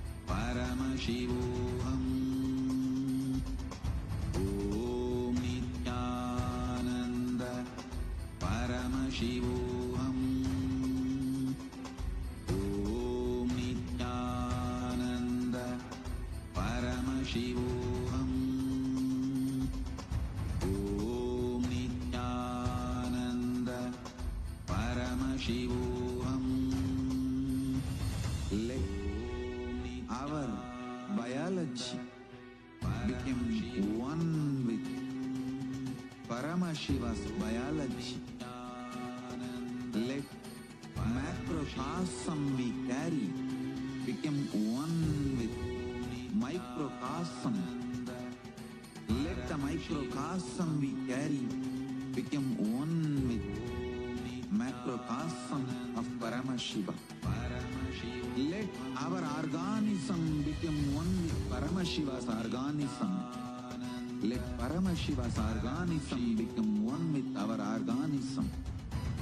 Let oneness become living strategy, living experience of all of us. Amda Mahavagya, do it intensely. Om Nithyananda Paramashivoham. Om Nithyananda Paramashivoham. Om Nithyananda Paramashivoham. Om Nithyananda Paramashivoham. Om Nithyananda Paramashivoham. Om Nithyananda Paramashivoham. Om Nithyananda Paramashivoham.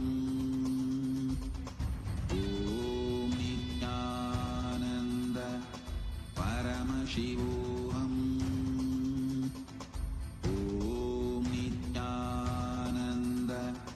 Paramashivoham.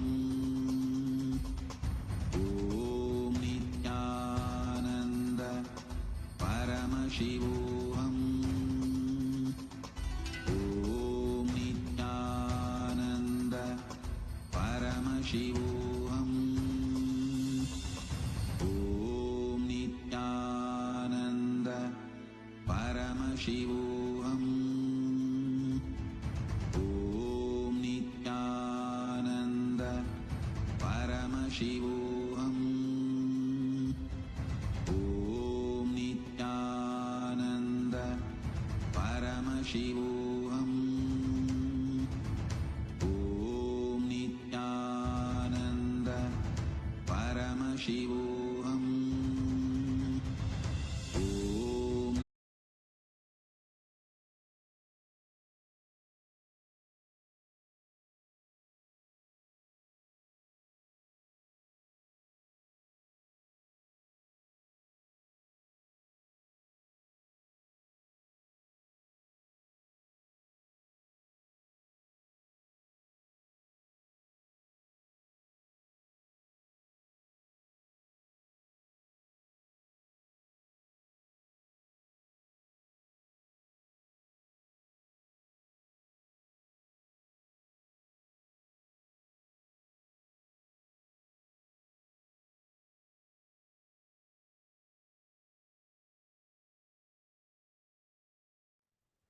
नित्यानन्दं परमसुखदं केवलं ज्ञानमूर्तिं द्वन्द्वातीतं गगनसदृशं तत्त्वमस्याधिलक्ष्यम् एकं नित्यं विमलमचलं सर्वदी साक्षिभूतं भावातीतं त्रिगुणरहितं सद्गुरुं तं Namami.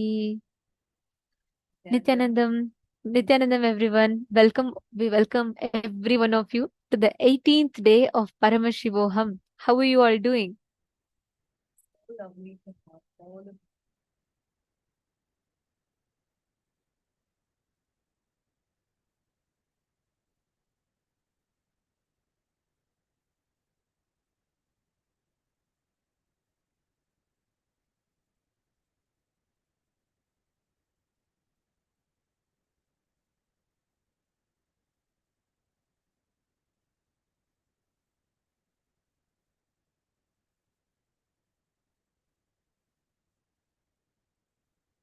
Today, each of us have been learning so many amazing different truths, right?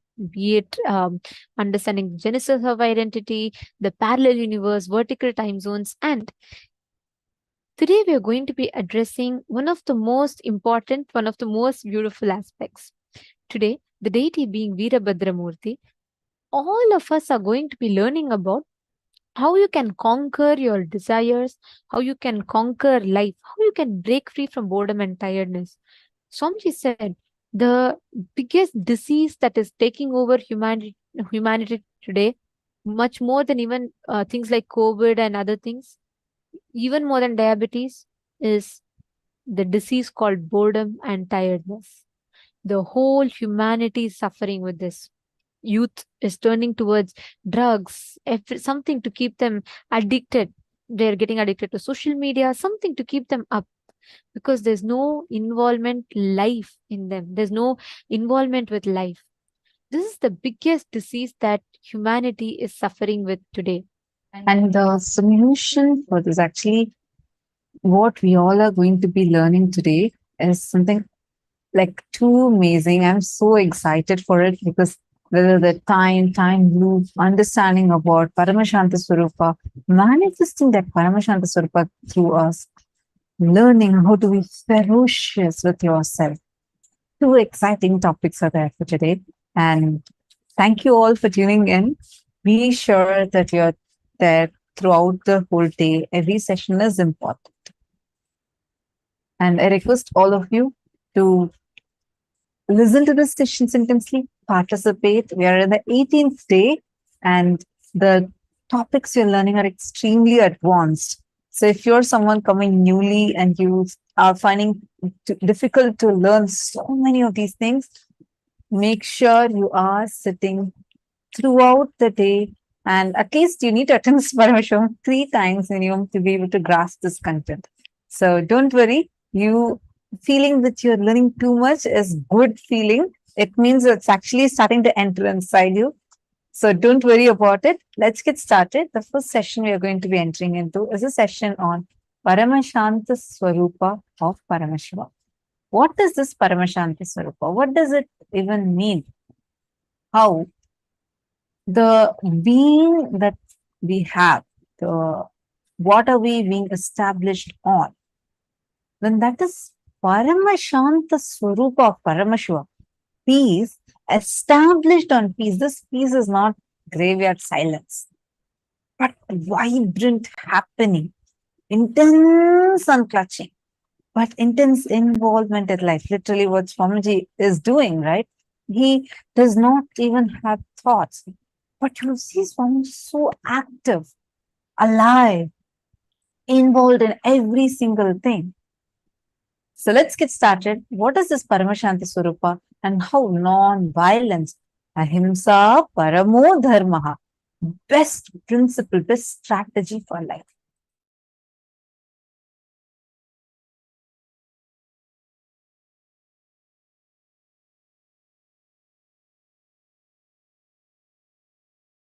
Tyaga, non-violence, unclutching, all these are not inactive, tamasic, inertia, lazy, tired, bored, withdrawn lifestyle. Non-violence means not only you will be non-violent, ahimsa, established in ahimsa, you will actively practice ahimsa and enrich everyone to live ahimsa. You will create an ecosystem where ahimsa can be practiced with integrity. Understand? All the infrastructures needed to keep the non-violence ahimsa alive media. Media is the non-violent way of reaching out to people and telling the real truths and facts. Like media, education mechanisms, everything should be actively filled with the truths, ideas about non-violence, yaga, spiritual strength, powerful cognitions, all these great truths. Strength is intelligent way of existing. Strength is not violence. Strength is not terrorism. Strength is not conversion. Understand? Neither by conversion nor by terrorism any religion is going to survive in the future. Future of the religions is not going to be decided by their capacity of conversion or terrorism. No, that period is over. The next generation is not interested in conversion or terrorism. It is interested in living the life and life positive.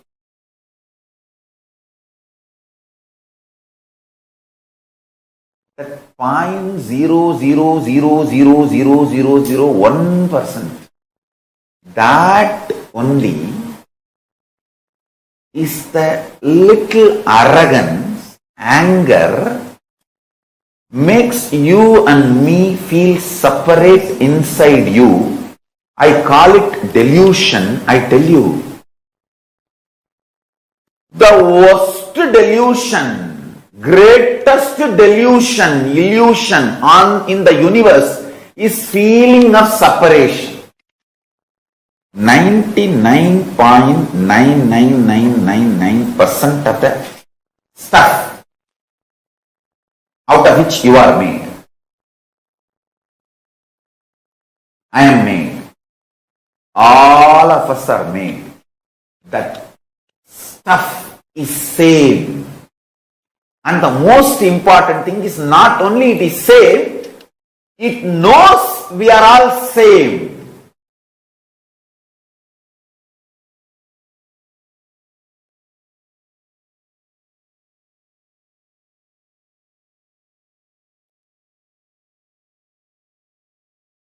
So 0.1%, I won't even say 0.1%, 0.00001%.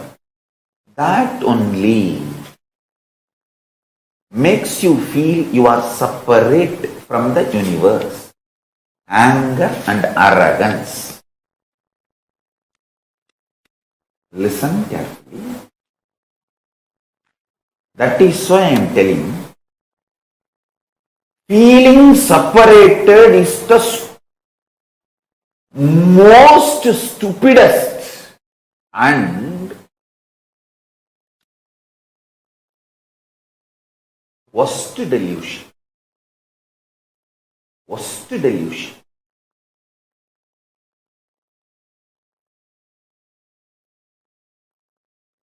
It is from the feeling separated stems violence. Violence is rooted in feeling separated.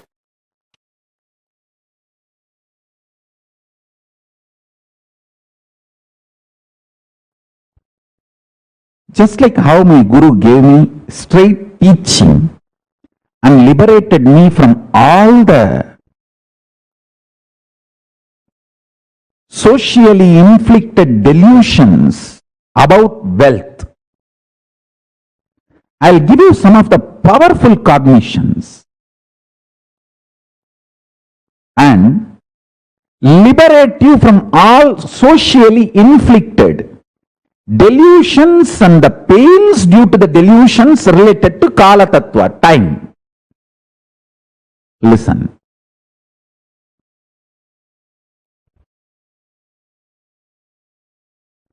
even death is okay, but don't ever become violent. Non-violence is the best strategy even in the face of the death, because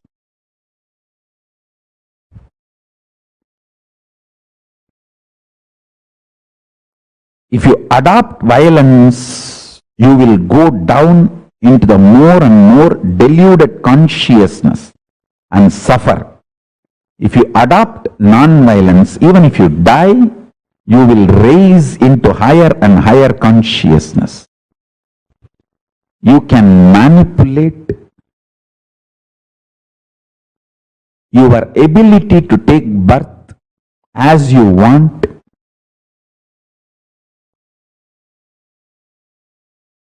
Your ability to enjoy life as you want by the pure observance and cognizing ahimsa paramo dharmaha. When you cognize non-violence is the ultimate dharma,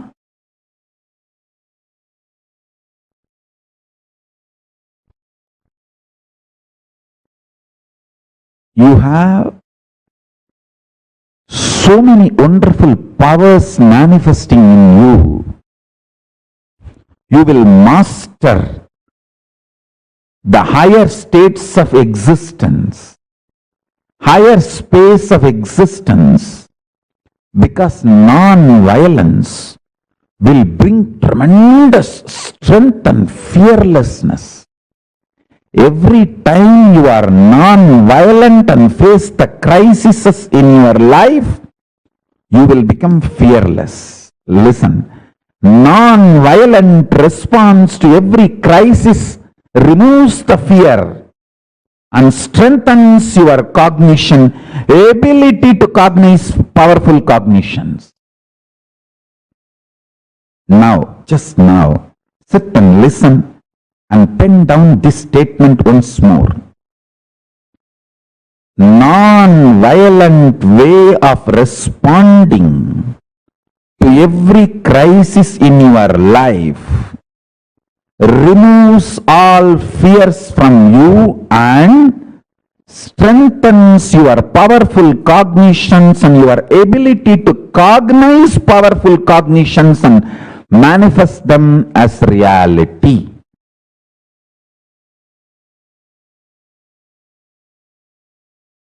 Listen carefully.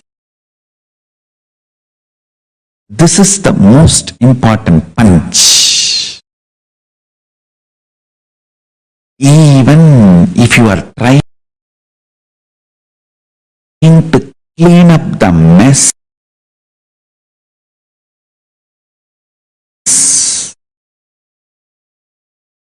created by the reactionary assumption patterns and reactionary assumption lifestyle, even that will be delusion. The one and only solution is unclutching, withdrawing into supernal effulgence of Paramashivoham. Listen. Supernal effulgence of Paramashivoham. If you just internally tell yourself, okay, I am not going to struggle anymore with this business which is torturing me, with this job which is torturing me, with the relationship which is suffocating me, I am declaring liberation, I am withdrawing. Even if you take a conscious decision, don't do, I am not saying divorce, I am not saying resign the job, I am not saying sell the company, no. I am saying decide to create an inner space for yourself where you are not constantly functioning out of reactionary assumptions. This is what I call liberating cognitions, liberation principles. Withdraw. For 2 days still, I'm not going to get involved. Let me have my space. Let me sit with supernal effulgence of Paramashiva. Let me sit with Swamiji and talk to him. The supernal effulgence of Paramashiva.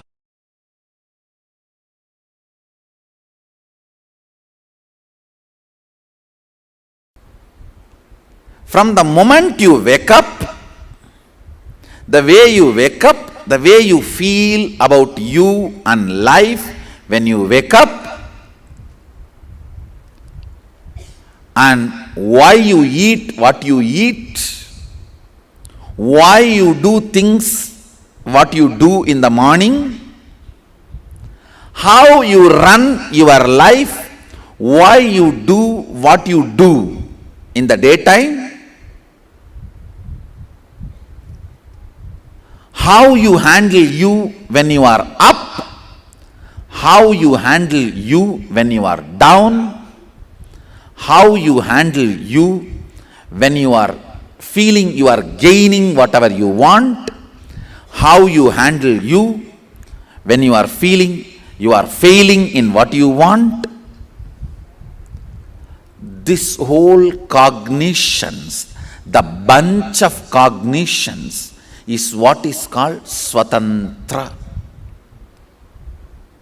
Right cognitions about you, life,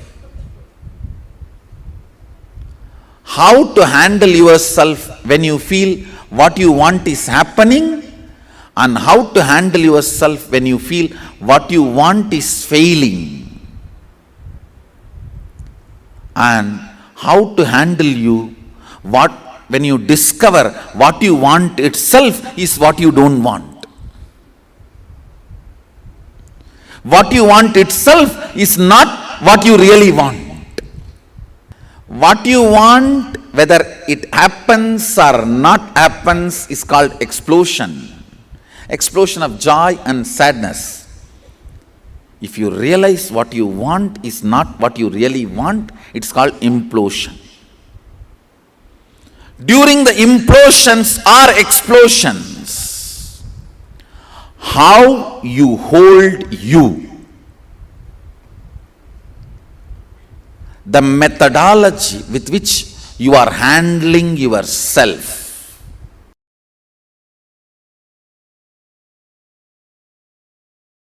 Listen carefully. Shanti means able to see the gap between what is the instinct of the I and what is the instinct of the mind. That is Shanti. Able to see inside your inner space. The thoughts generated in you, are they from mind or are they from I? Always the I realizes and releases only powerful cognitions. Always mind realizes and raises only powerless cognitions. It's an eternal law of life. Ability to see the gap is Shanti.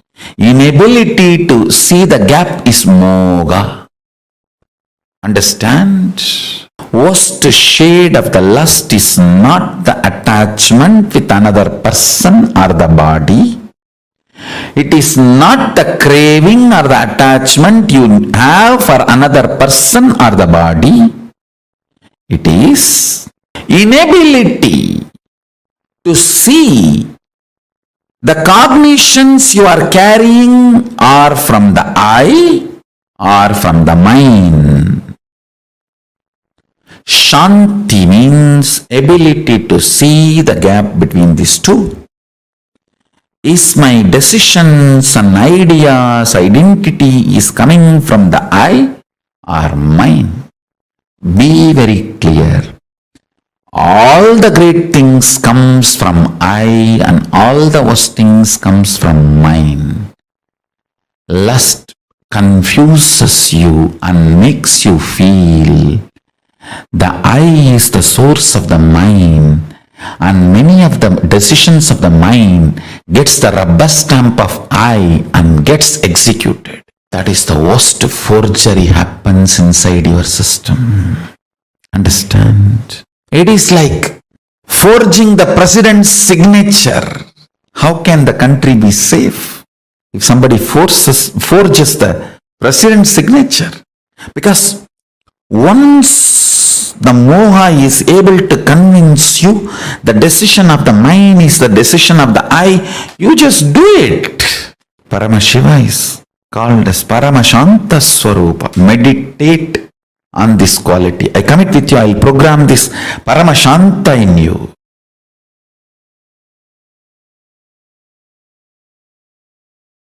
Intensify your inner space through any one of these methods. I'll describe the methods now. Just 5. Continuous, unbroken prayer.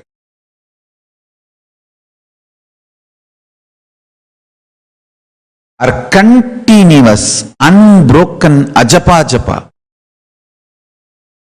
Continuous, unbroken Paramashanta Svarupa Dhyana.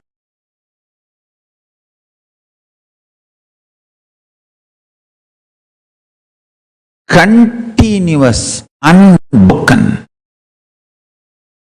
oneness. Continuous, unbroken, unclutching. Understand? I can give some more methods. First, let me describe these.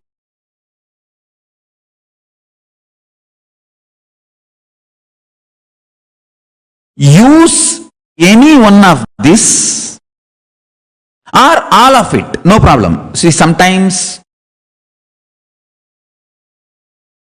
you may feel that prayer is so deeply helping you. Do that. If you start living in the space of peace of Paramashiva, Paramashanta Svarupa, remembering the reality, he breathes, inhales and exhales in you.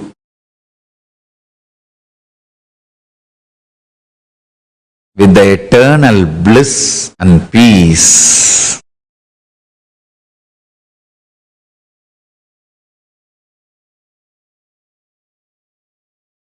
When that becomes Nithya in you,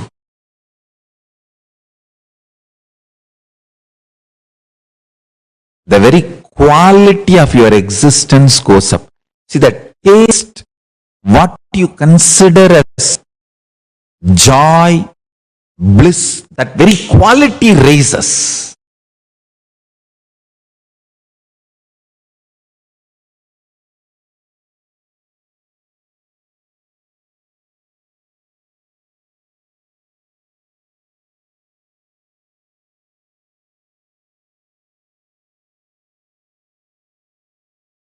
You become beautiful to yourself and to everyone around you. You become too cute to yourself. You yourself will start feeling, oh, I am so cute. And everyone around you will start feeling that, oh, he's so cute. That feeling, you feeling cute within you, about you. And everyone around you feeling you are cute for them too. That is the fragrance of Paramashiva oozing out of you. That joy, Paramashanta Svarupa.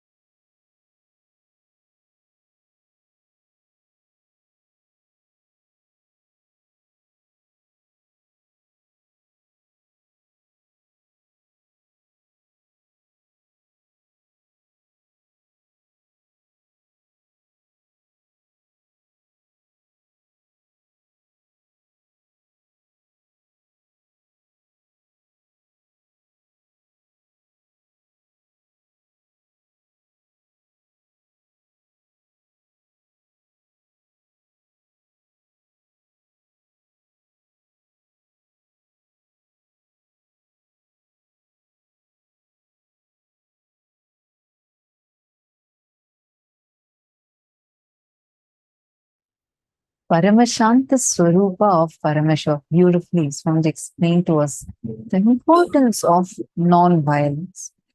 Importance of a non-violent inner space. Non-violence means not only you will be non-violent, established in ahimsa, you will actively practice ahimsa and enrich everyone to live ahimsa. Like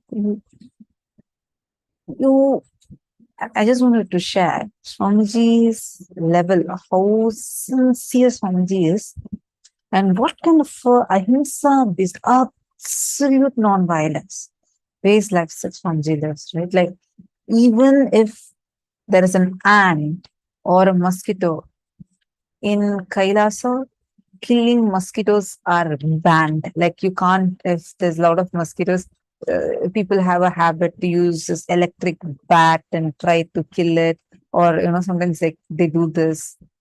Killing mosquitoes is banned. You can't kill any creature. You can't even have violent thoughts towards them. The level of ahimsa Swamiji lives. See, ahimsa, like, it is not just you saying, okay, I'm going to be non-violent. You will actively live that non-violence and enrich others in such an active way to live that non-violence. 99.9999% of the stuff out of which all of us are made is the same. Not only it is same, it knows we are all the same. So it's just that 0.0000% which makes you feel that you are separate from the universe, giving rise to anger, violence, arrogance. Feeling separated is the most stupid and worst delusion that we all struggle with. Violence is rooted in the cognition of feeling separated. Shanti means able to see the gap between what is the instinct of the I, what is the instinct of the mind, able to see inside or inner space, the thoughts generated in you. Are they from mind or are they from I? Always the I realizes and releases only powerful cognitions. The mind, what you feel as mind, this is mine, that is mine. That mind realizes and raises only powerless cognitions. It is an eternal law of life. Ability to see this gap is Shanti. How many of you are understanding this?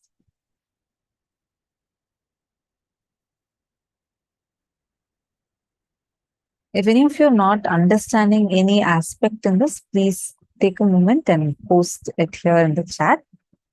See, Paramashanta needs to be understood very, very, very deeply. It is not just violence that you show towards some animal, some other person, even to your own self. Whenever you feel, this is mine, that is mine, and from that cognition of mine, if you're responding, you'll be actually reacting. It will be from violence because you feel something is separate. You are separate, this is separate.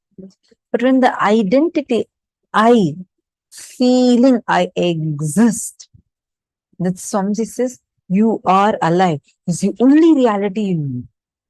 So from that cognition, saying that from that I, anything you do, any cognition comes from that would be powerful cognitions.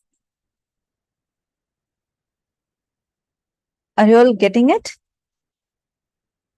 Inside, decide, no violence, no separation, no question of encouraging any feeling of separation. When ocean, the wave comes, so every time the wave raises high, and the wave looks at the ocean, it feels like it is separate and those ocean are separate and it rests. It feels so afraid. It feels like, oh God, I can't fall into this. I can't really fall into this. And I lose my very identity.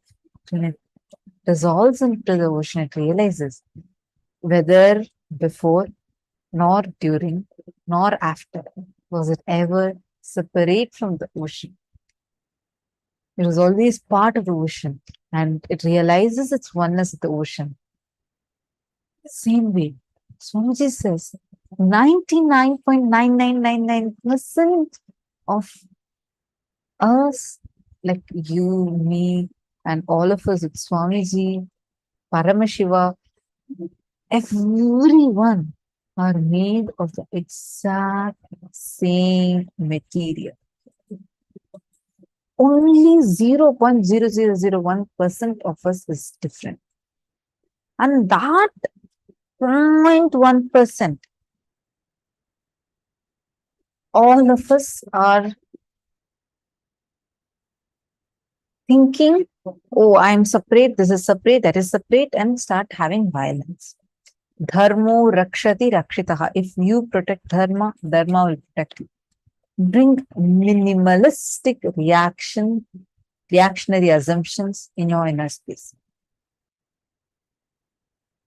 One very beautiful formula Swamiji gives. Be liberal in your actions and conservative in your reactions. Be liberal in your actions. Do your actions more and more. Kurvan neveha karma ani jiji vishe shatagum sama aha. Live for hundreds of years.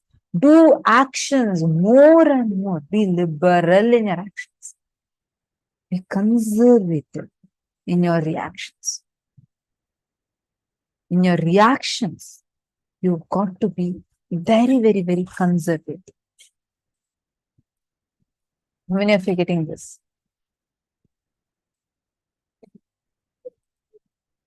So now, Swamiji also gave us a few techniques. Continuous unbroken prayer, continuous unbroken ajapa, and unbroken Paramashanta Svarupa Dhyana, continuous unbroken oneness, continuous unbroken unclutching. So all these in your inner space. You all can take a few minutes and write this down. These are 5 methods to intensify your inner space.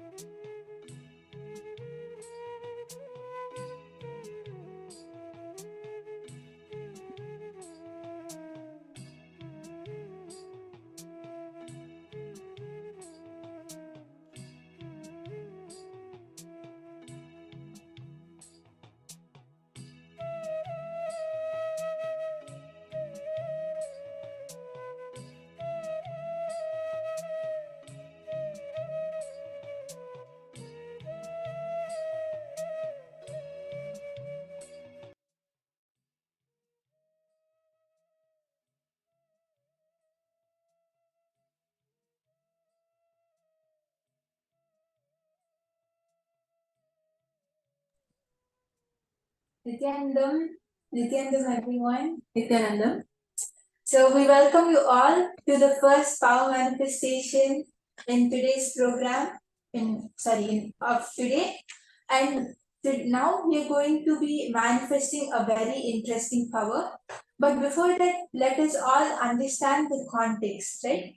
We just watched a very powerful satsang, a very powerful enlightening revelation from Swamiji, where Swamiji explained about Paramashanta Svarupa, how nothing outside you and no type of violence or anger or nothing should affect your space inside.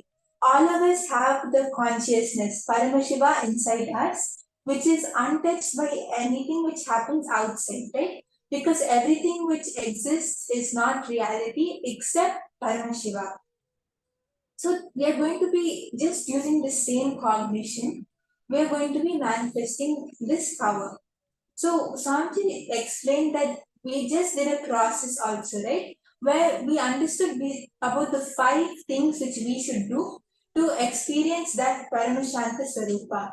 Whether it is ajapa japa or whether it is doing unclutching, meditating on Paramashiva or doing puja every day or whatever technique Swamiji has given, when we just follow them sincerely, we'll see how the Paramashanta Svarupa inside us starts manifesting. We start feeling it.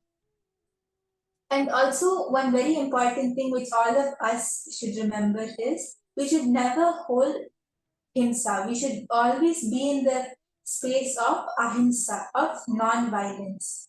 So just holding this space, whether it is power manifestation or whether it is any other regular thing which we do in our everyday life, always holding this space of being how Paramashiva is, right? For all of us, Paramashiva is Swamiji. So just seeing how Swamiji is, that is how I should be. I should embody that space, that complete space of who I really am.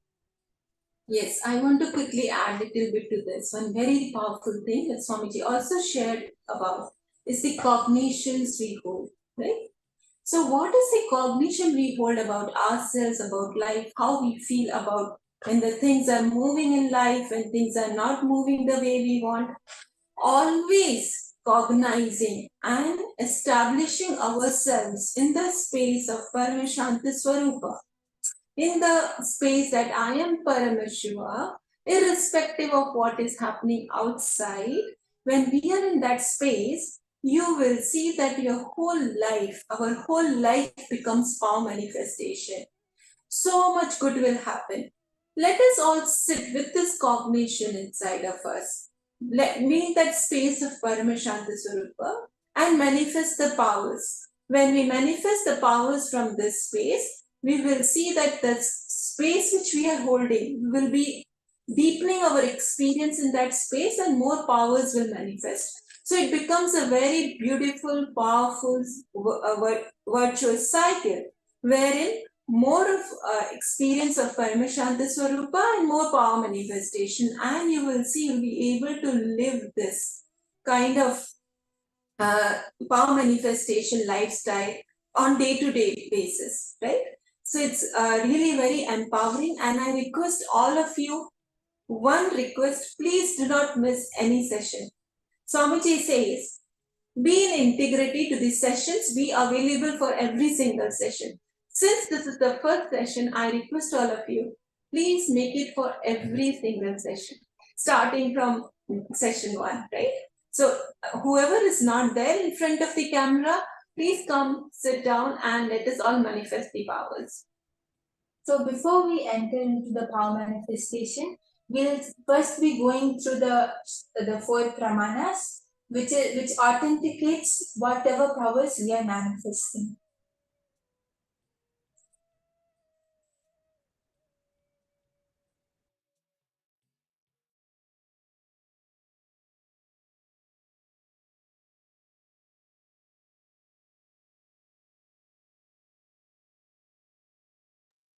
So first is the Shastra Pramana, which is from the Vijnana Bhairava Tantra, Dharana 61 and Sutra 84. Akasham vimalam pashyan Ritva drishtim nirantaram Stabdhatma dakshana devi Bhairavam vapuraknuyat.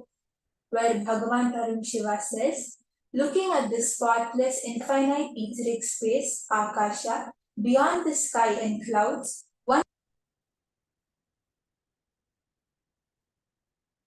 should see and make the body and inner space steady and motionless. In that very moment, O Devi, one attains the nature and powers of the infinite space, Bhairava.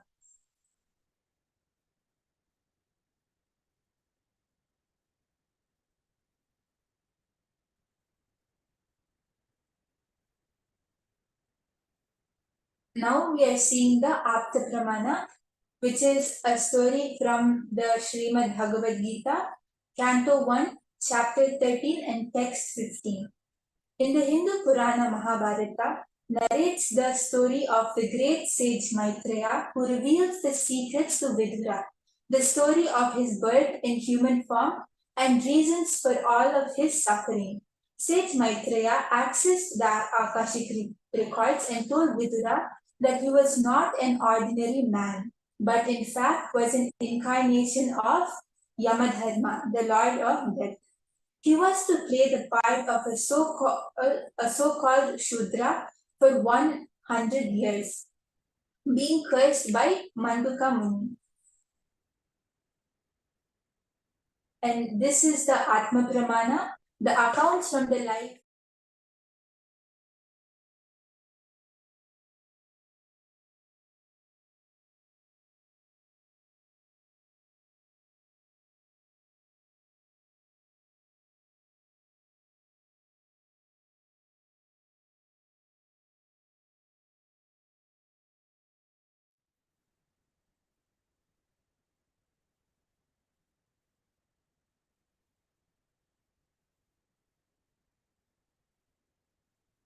Yes, so this is the Atma Pramana which we all see.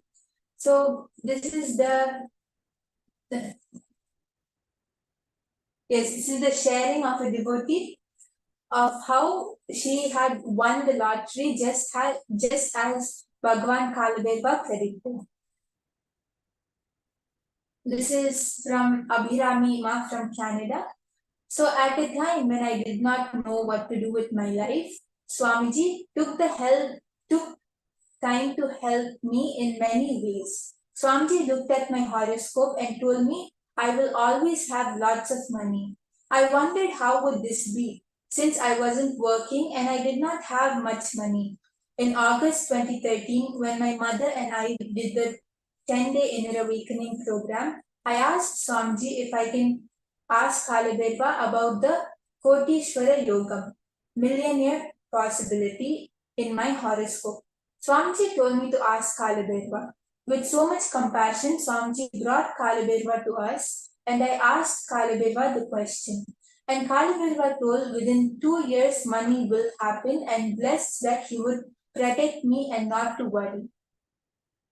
As predicted by Kalabhaiva, within 2 years, my family won the lottery, where the chances of winning are 1 in 14 million. Wow. Yes, so all of us can see how Swamiji himself has manifested this as a real experience in his life.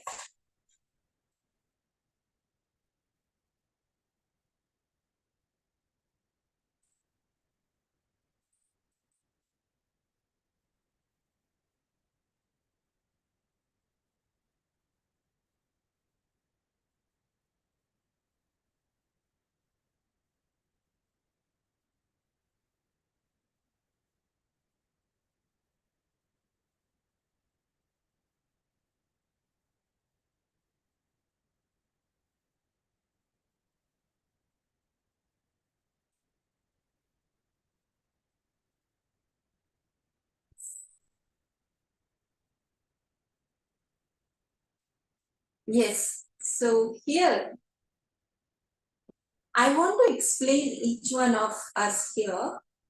What are these pramanas? These pramanas are the references, right?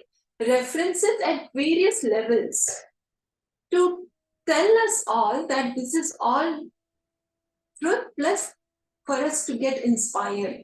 First pramana which we saw was from the scriptures, the Hindu scriptures, which are the scriptures themselves say about these powers. Then second one was from the lives of the lineage of enlightened beings, that is called the Apta Pramana.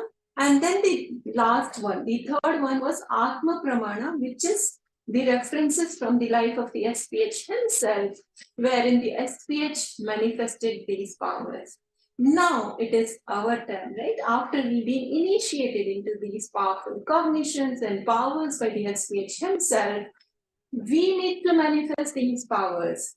And this becomes one more reference, right? One more thing to look back and get inspired and see, wow, so many of us are manifesting and have manifested in past.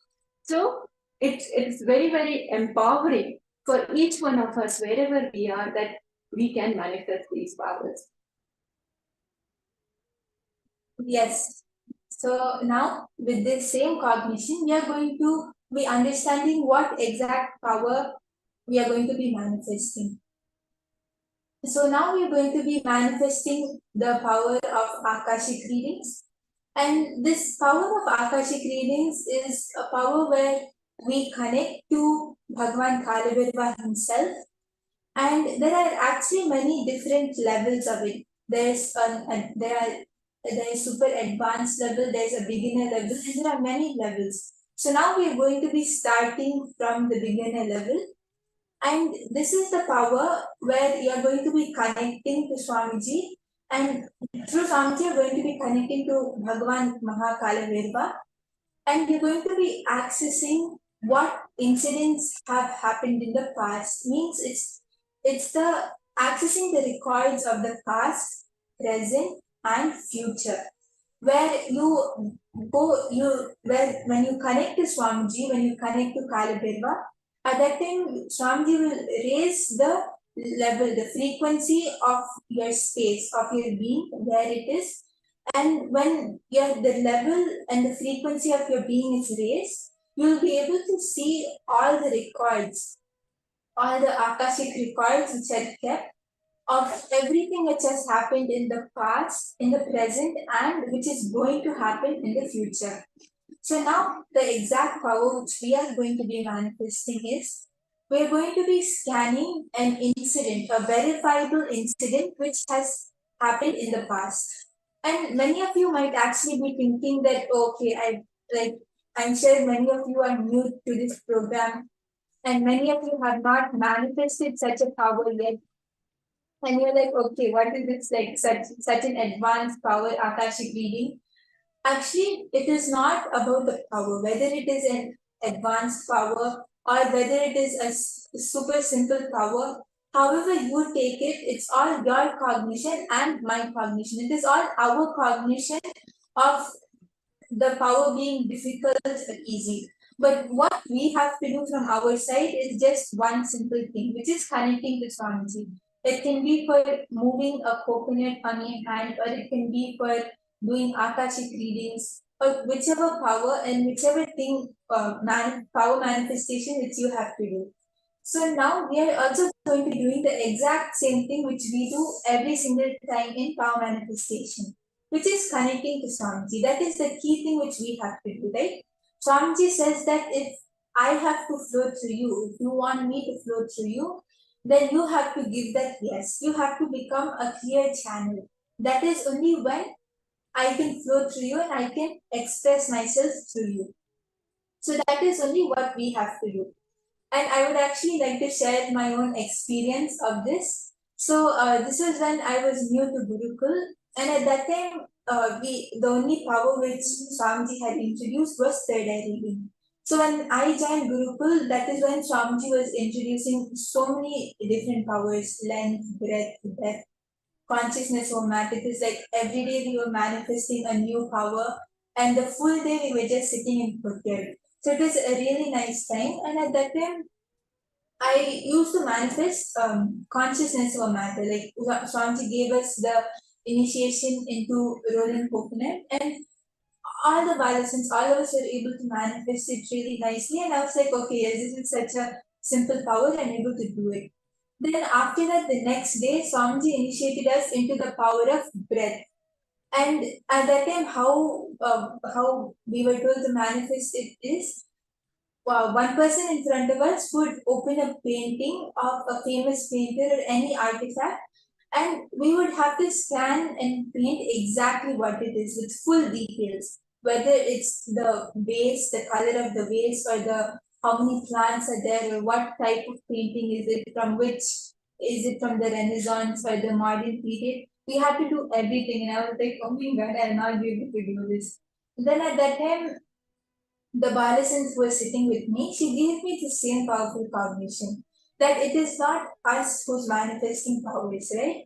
The first thing which we have to understand is it's not you or me who is manifesting. It is only Swamiji who is manifesting through us. And she told me that you just have to hold this cognition and connect to Swamiji. Just at that time we didn't have the Mahavakya, but she told just hold Swamiji's image in your inner space, just have the feeling connection with Swamiji. And draw this cognition that okay, it's difficult or you'll not be able to do it, right? Because it's only Swamiji who's manifesting through us.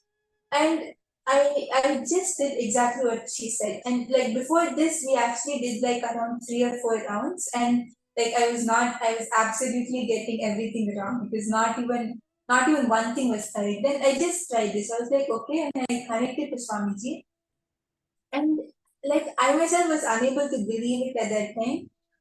The moment I closed my eyes, I just decided to do this. But even before I started, even before I connected to Swamiji or did anything, I just closed my eyes and I could see a clear image. Like I could see a perfect clear painting in like with my eyes closed, and I was able to draw the whole thing with full detail.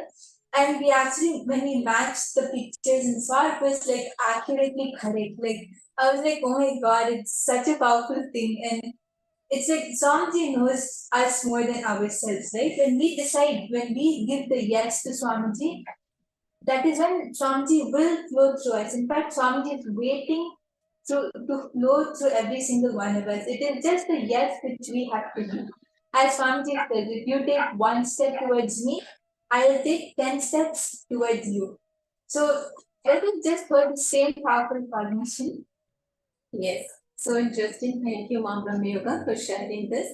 And I'm sure all of us are very excited and inspired here.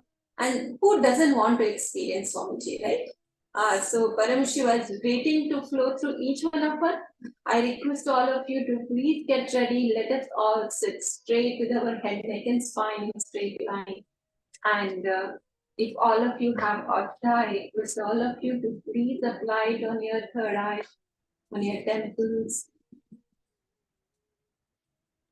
And when we are manifesting this power, you might like you'll see many different things. It can be a date, it can be a color, whatever details Swamiji shows, makes you to write down everything because it is an incident which we are spanning. So it can include anything and everything, right? And when you manifest these powers, having the Aushadha is having the Aushadha is actually something which will really help you. So it's like a supporting tool. So whoever has the Aushadha, you can get it in cup. And now we'll be starting the power manifestation. So I request everyone to get ready. And we are going to be identifying the details of what happened on a particular date, as I just explained. So we are going to be finding all the informations, whether it's the date, the incident, whatever happened, and when was it, all the information about that date.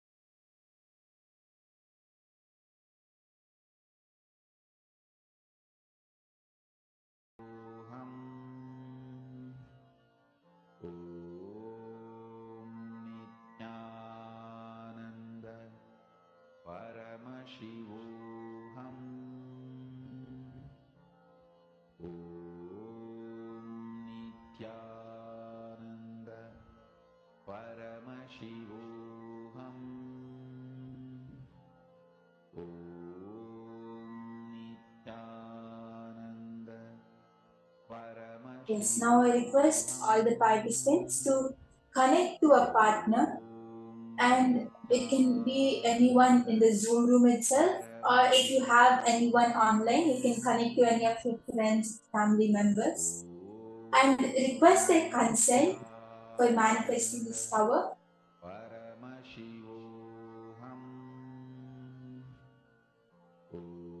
And once you connect to a partner, request all the participants to ask your partner to give you a particular date without revealing its details, the location, or whatever happened on that date. If you're connecting to someone out of the program, make sure that you explain this, that I'm going to manifest this power, so please do not reveal the dates to me.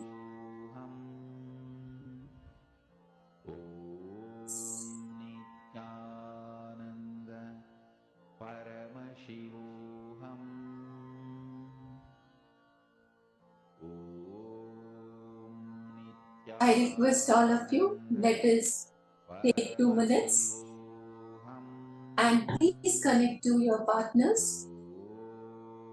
It can be inside the Zoom room or call your friends, family.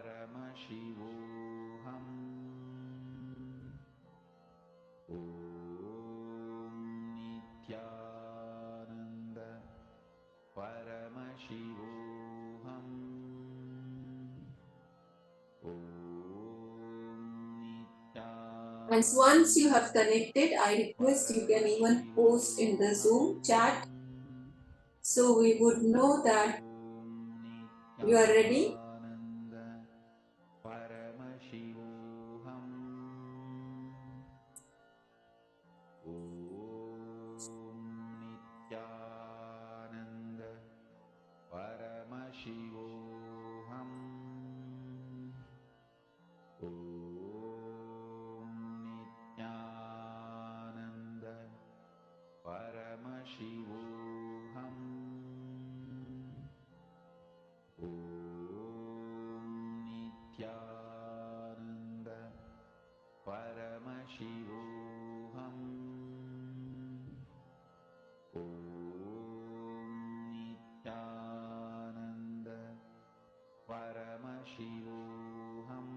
Okay, now I request all the participants to connect to Swamiji.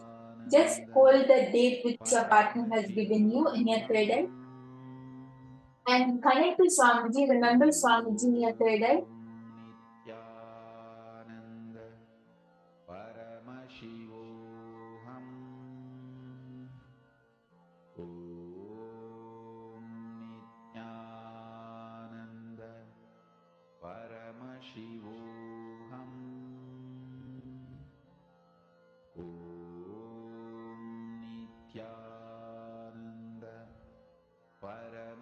And when you connect to Swamiji, you'll actually see that many details start coming. So you can even pen them down.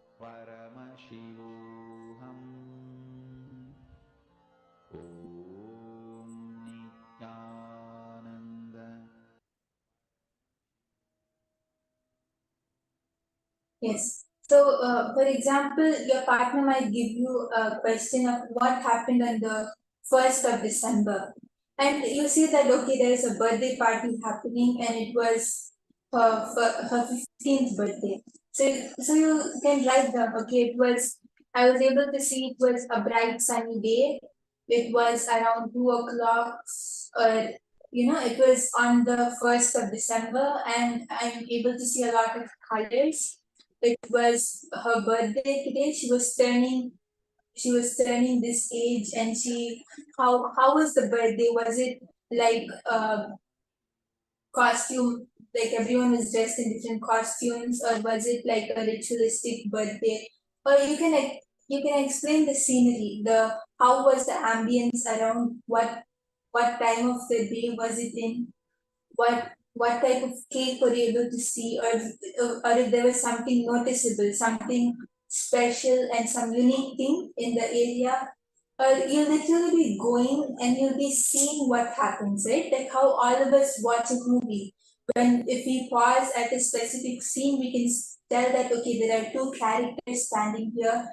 They're wearing blue dresses and it's a sunny day. They're standing in a building. We can literally explain the whole the whole scenery. In the same way, we will be doing it for this also. Yes. So like this, let us all go back. This incident is on this particular day. What was the incident? Your partner will be able to verify it. I request each one of you, please do not ignore any detail which comes in third eye. Whatever Swamiji is showing you, please write it down so you will remember.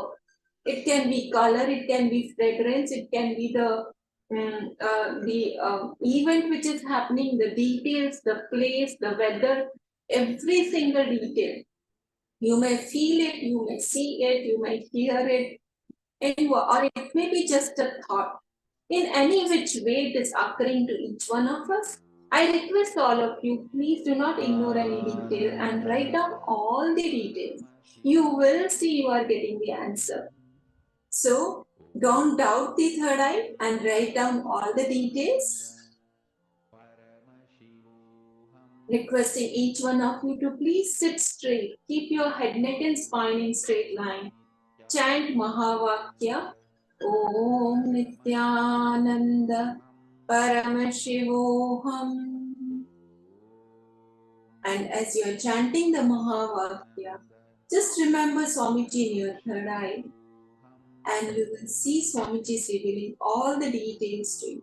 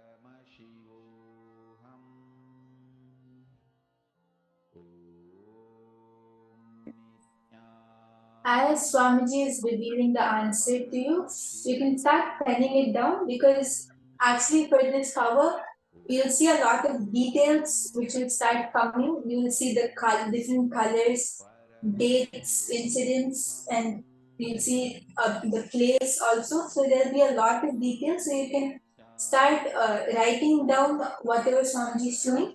And even if you feel that, oh, I'm not able to see anything yet, or nothing is clear, I'm not sure what I should do, then also it's completely fine, because all of us are practicing and all of us are manifesting, right?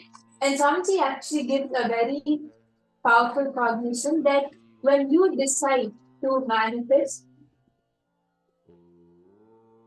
when you decide to sit and manifest powers, when you connect to me, that is when the power manifestation starts. It's not about whether we are able to see the results or no, right? We verify it and we see how how much proof is there, and it's really manifested for our to satisfy us and to give confidence to ourselves. But the power manifestation starts when we decide to manifest and when we connect to Swamiji. So the power manifestation has surely started in all of us. It might just take a little time to evidently be seen or evidently project out of some people, and it might be already visible and already manifesting outside for some people. But all of us are manifesting, and just the decision to sit and manifest will surely make it possible, and it will make your manifestation evident also. But just that you just have to connect to Swamiji and drop the cognition that, oh, I'm not able to manifest it, I'm not able to see anything yet. And when you drop that, you'll see that you'll actually be able to see the answer, you'll actually be able to manifest it correctly. So all of you can start sharing your answers with your partner. Whatever Swamiji has shown you, you can start sharing all those details, where they were, what happened on that date, what was their dress color, etc. All of you can start sharing the incident which you scanned.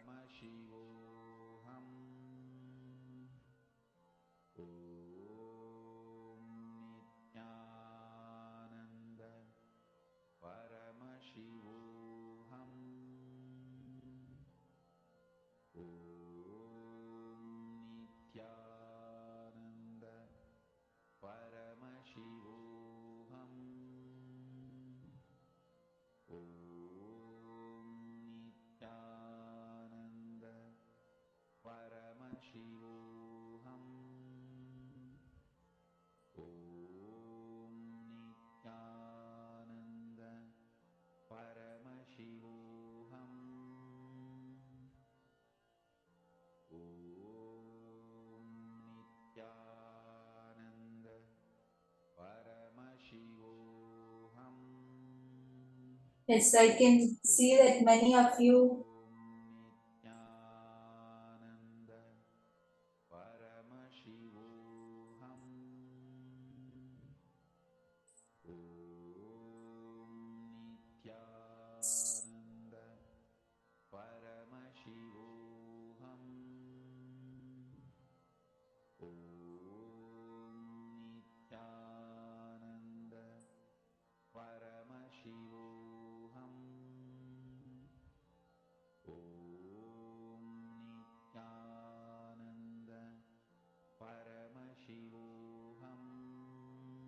Yes, so I can see that many of you have shared your manifestation, and that's really nice to see that many of you were able to see, and Swamiji was showing the answers to many of you, and it's really nice. It was really nice to be to take the power manifestation session and to manifest with all of you.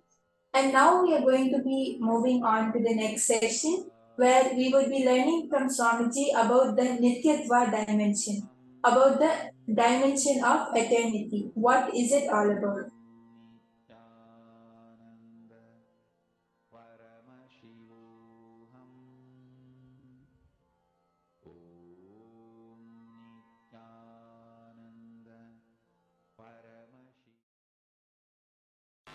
What is incompletion? Past interfering into the present and try to manipulate the future. That is incompletion. Your memory, form you carried in the past, entering into the present and trying to destroy the future form is incompletion. You can always see whenever you have a pain, guilt, powerlessness, incompletion, you will be visualizing, imagining your own form in a deep suffering. You will be visualizing, imagining your own form in a disgusting way. Look inside. Please understand, I am giving you a very deep insight.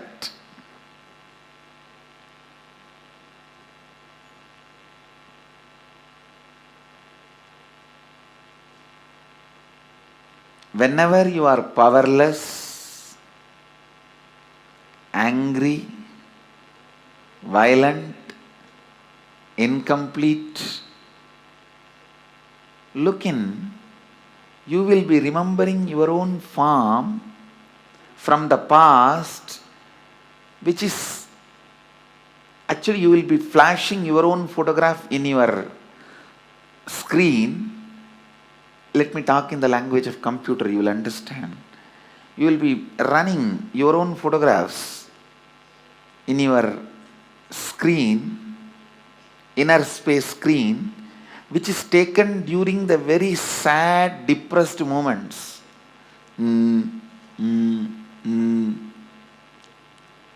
What can I do? Lost, over. That kind of the photographs which you have taken at the wrong moment and preserved, stored in high resolution, in a stupid way,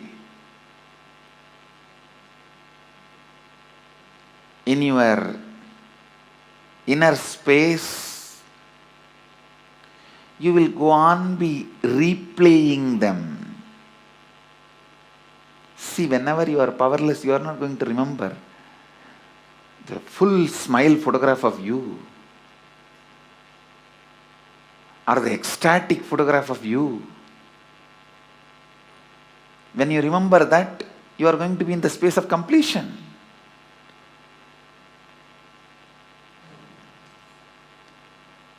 The deha, form you carry during incompletion, just by remembrance awakens the same incompletion. Understand? Just by remembrance, something can bring incompletion or completion.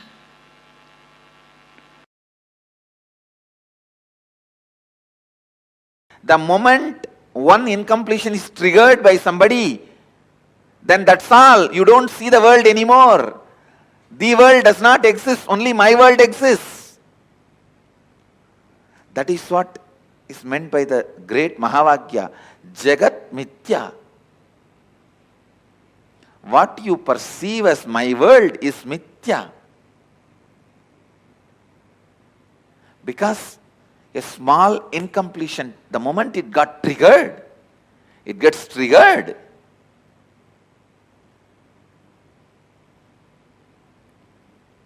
A small incompletion, the moment it gets triggered,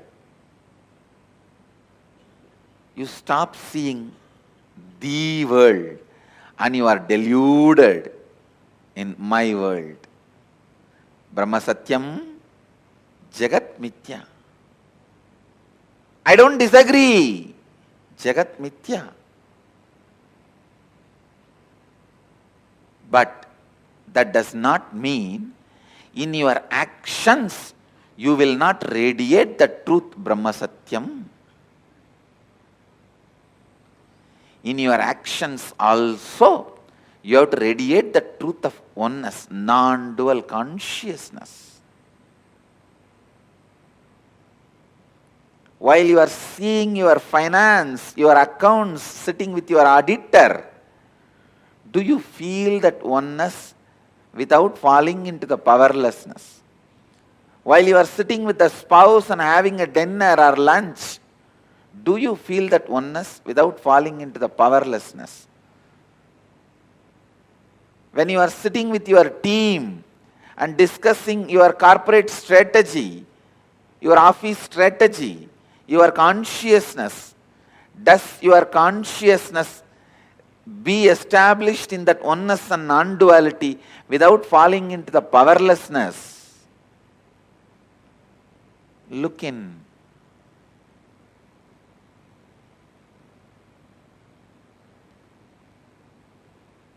Just your back pain disappearing is not the result of Advaita. All the pain which you have hidden in your back should disappear. Not just back pain disappearing. All the pains which you have put it in back has to disappear. Suddha Advaita Sukhabodha Jnanam. The pure Advaitas, joyful influence and the wisdom which comes out of joyful influence. Please understand, the joyful influence of Advaita is what I call completion. The joyful influence of Advaita is what I call perpetual completion. The joyful influence of Advaita is what I call Sahaja Samadhi.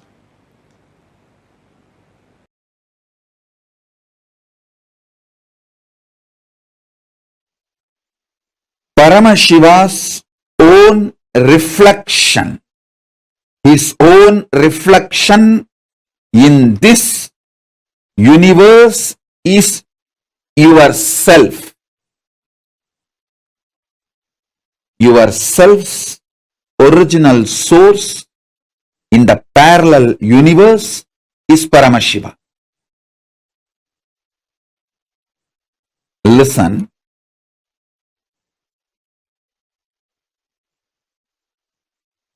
Understand this example. A swan, Paramahamsa, flying on the sky, is just floating in the sky. His reflection falling on a swimming pool. The reflection is you. The swan is Paramashiva. The swimming pool is your body.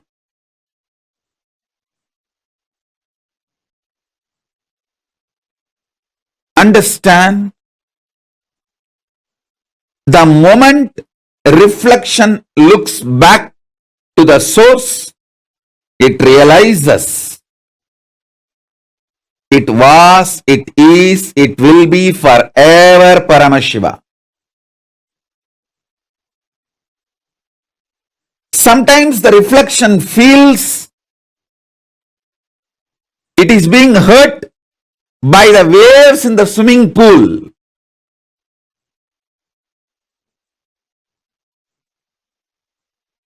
The reflection need to realize nothing in the swimming pool, even if the swimming pool is dried, it cannot hurt you. It cannot hurt the reflection, because reflection is centered in the source. You only have two choices. Either you can enjoy you being a reflection, or you can go back to your source. Beautifully, Paramashiva explains to Devi, anything goes circular. Listen, anything goes circular, repetitive, is reflection of me. Even when it believes it is suffering, it cannot suffer. It can only forget its existence In the delusion, it can force itself and imagine itself as if it is suffering.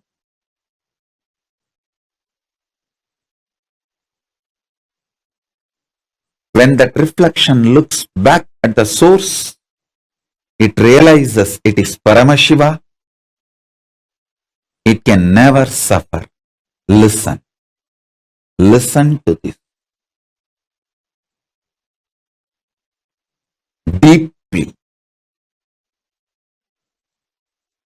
You in the parallel universe is Paramashiva, the great swan floating in the space. The reflection of that great swan on the swimming pool in this universe is your individual self. That swimming pool is your body.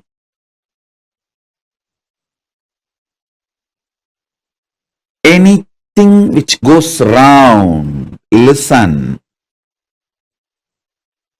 Paramashiva explains so beautifully. I'll tell you in the modern language, whether it is an atom or known universes, everything goes round it is in circular motion in the space, in Chitagasha, conscious space. Anything, whether an atom or the known universe, everything is rotating in the circular motion.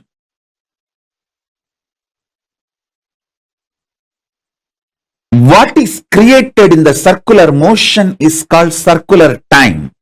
The time which circles, repeats itself.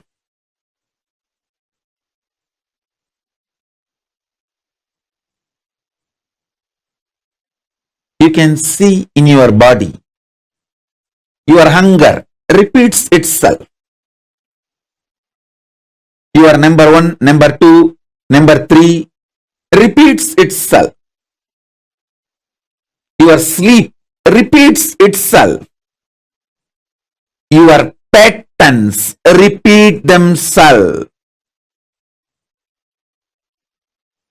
Your decision to smoke, your decision to drink, your decision to be addicted to something, everything is repetitive.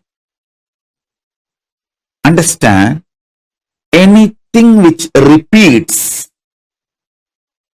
is in the circular time motion. It is within the field of Nirantaratva but not Nityatva. It is within the field of Nirantaratva but not Nityatva. If you know, anything which repeats does not hurt you, cannot hurt you. You are liberated from time. You are liberated from Kaala.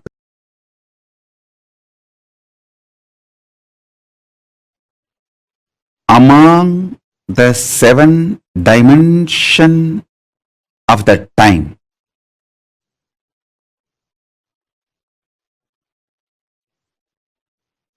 space before the past, past merging into the present, present evolving as future, future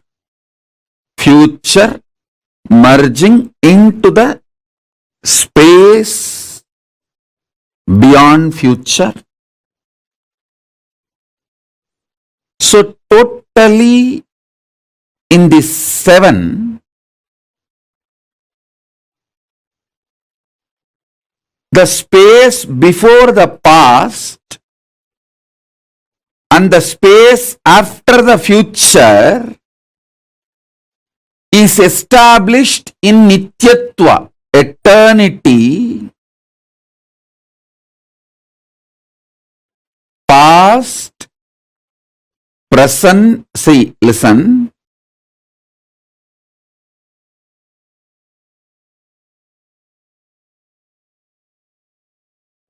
past, past becoming present, present, present evolving as future, future. This 5 is Nirantaratva.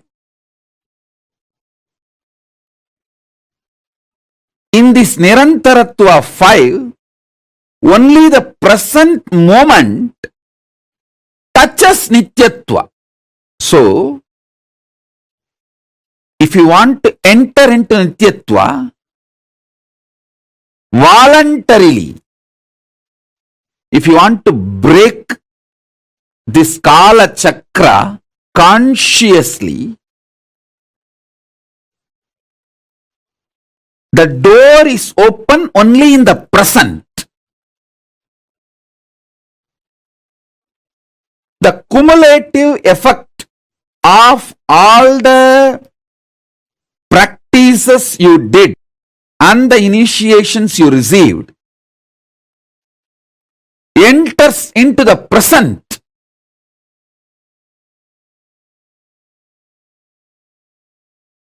And makes you experience Nityatva. Listen. I wanted all of you to remember the cognitions I gave about Nityatva and Nirantaratva. Nityatva is 7, Nirantaratva is 5.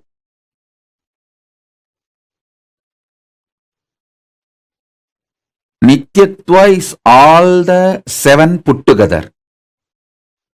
Nirantaratva is this 5. In this 5, only in the present moment you touch eternity. Before the past, if you enter into that space, you can touch eternity. Through completing with all your past, you can reach that.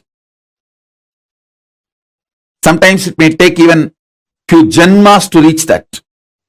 And through the future, you can reach the space beyond the future by constantly being Nirvikalpa Samadhi, burning all your desires and patterns which want to repeat itself. You can reach. Again, that also sometimes may take few janmas. But entering into that Nityatva can happen in the present moment just through initiation.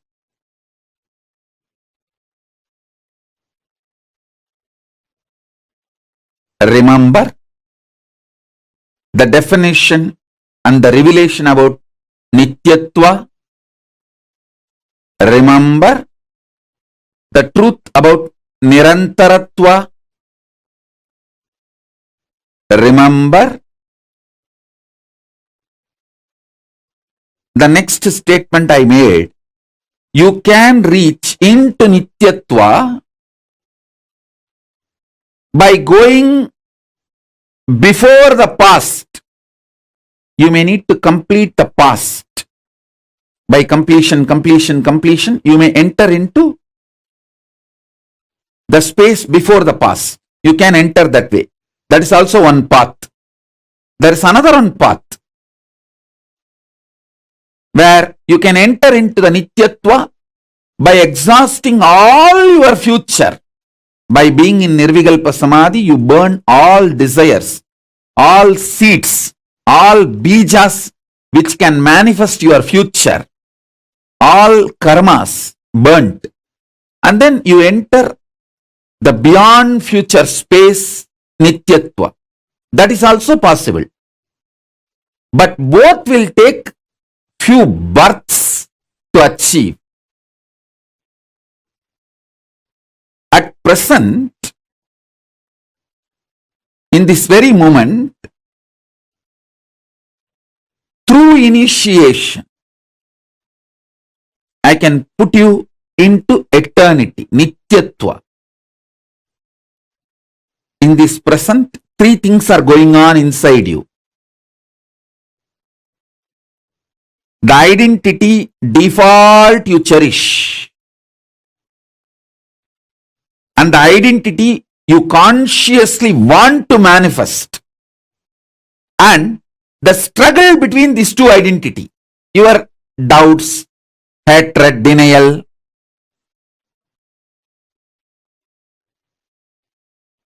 Smelling Paramashiva, waking up to Paramashiva,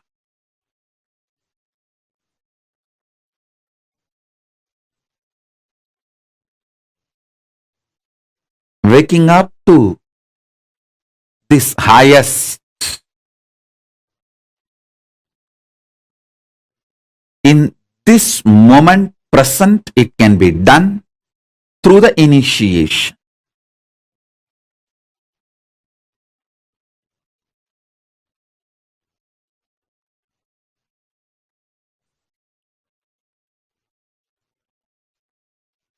So understand,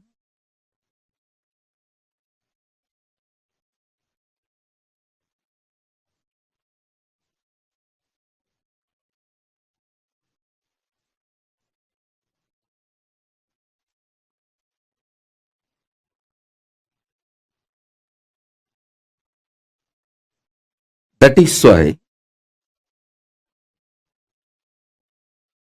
always the ultimate manifests through initiation.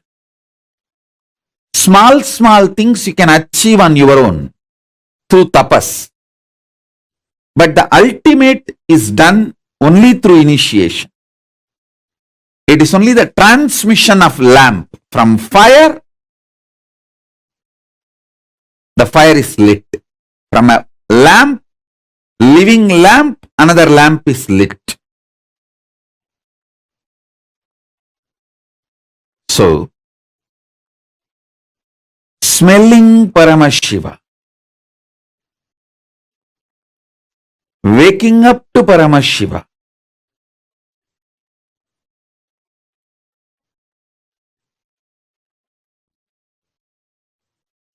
waking up to this highest.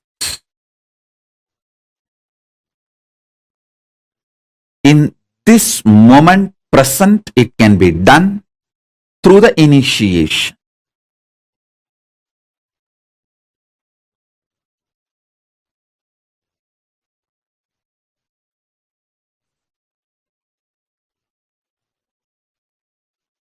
So understand,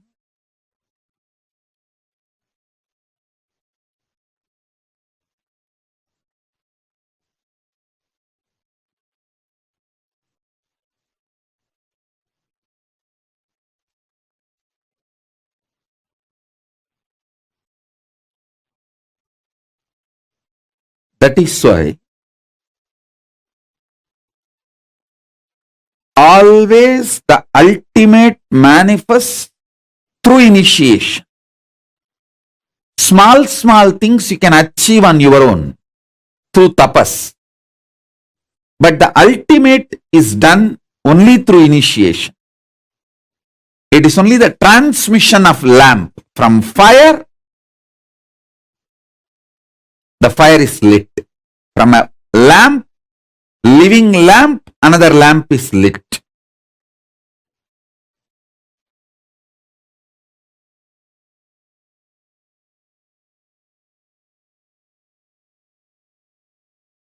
I'll explain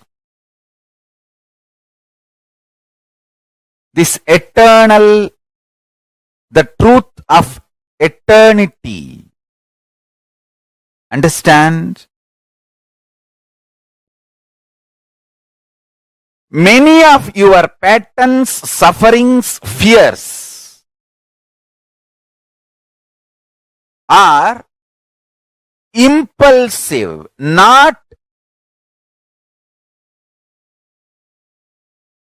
existential based. If you decide to sit with you and relaxed way look at you and have a mature conversation with you, much of your fears have no place inside you. If you just want to throw tantrum, how can he do that? How can she do that? How can this person do that? How can that person do that? If you are interested in throwing tantrum, all the fears, greed, everything has a place in you. But this constant tantrum based reaction and action, the life you are going to manifest around you is going to be hell. Listen to that truth. See, the constant tantrum throwing, violent hatred, action, reaction, you are going to create hell around you.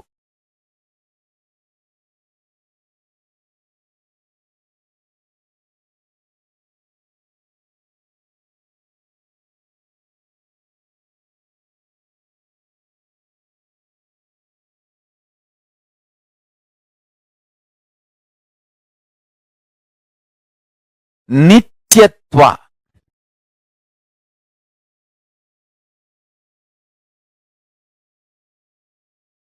I can use in, maybe I'll create a new word. Eternal, cosmic constant.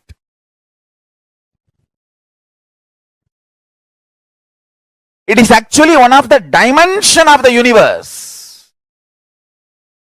One of the fundamental quality you need to access the eternal dimension of you is having restful, matured conversation with you. What am I doing? Where am I going? I am going to be eternally alive. Am I planning and building my life for that? Or am I just agitated, tantrum throwing child, thinking that there is no tomorrow? When it comes, let me face.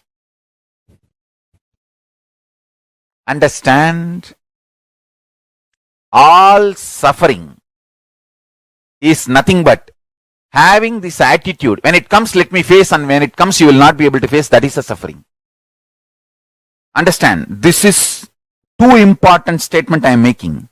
All suffering in your life is because of that blind spot you have. When it comes, let me face, and when it actually comes, you won't be able to face.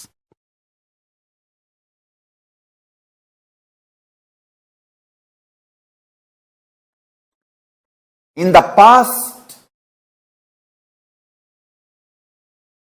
you have a full freedom to form opinion about your past, and you have full freedom to create the possibility of your future. This clarity you will get only if you decide to do tyaga. Listen. I am freed. I declare boldly, I am freed, liberated from sufferings once for all. Suffering related to past, suffering related to future. Because I decided to do tyaga. Understand? You can always sacrifice the achievements, pleasantness, bliss, joy related to your past. You can always forget that you completed PhD. But you can never forget you got delayed for one of your examination because you spent time with your girlfriend. or you slept and you did not appear for that examination, that pain you will be carrying even now. Sacrificing the past related pains, understanding even factually, many of your pains are unjustified and incorrect. Understanding even factually, your pains are not supported, justified by the reality, real happening is completion. I am repeating. Even factually, as per the real happening, what has happened,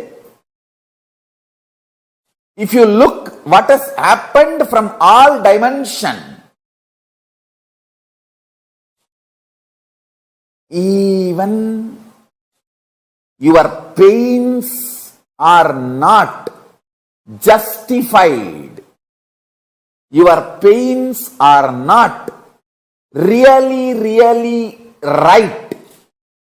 Even your pains do not have justification to exist in you.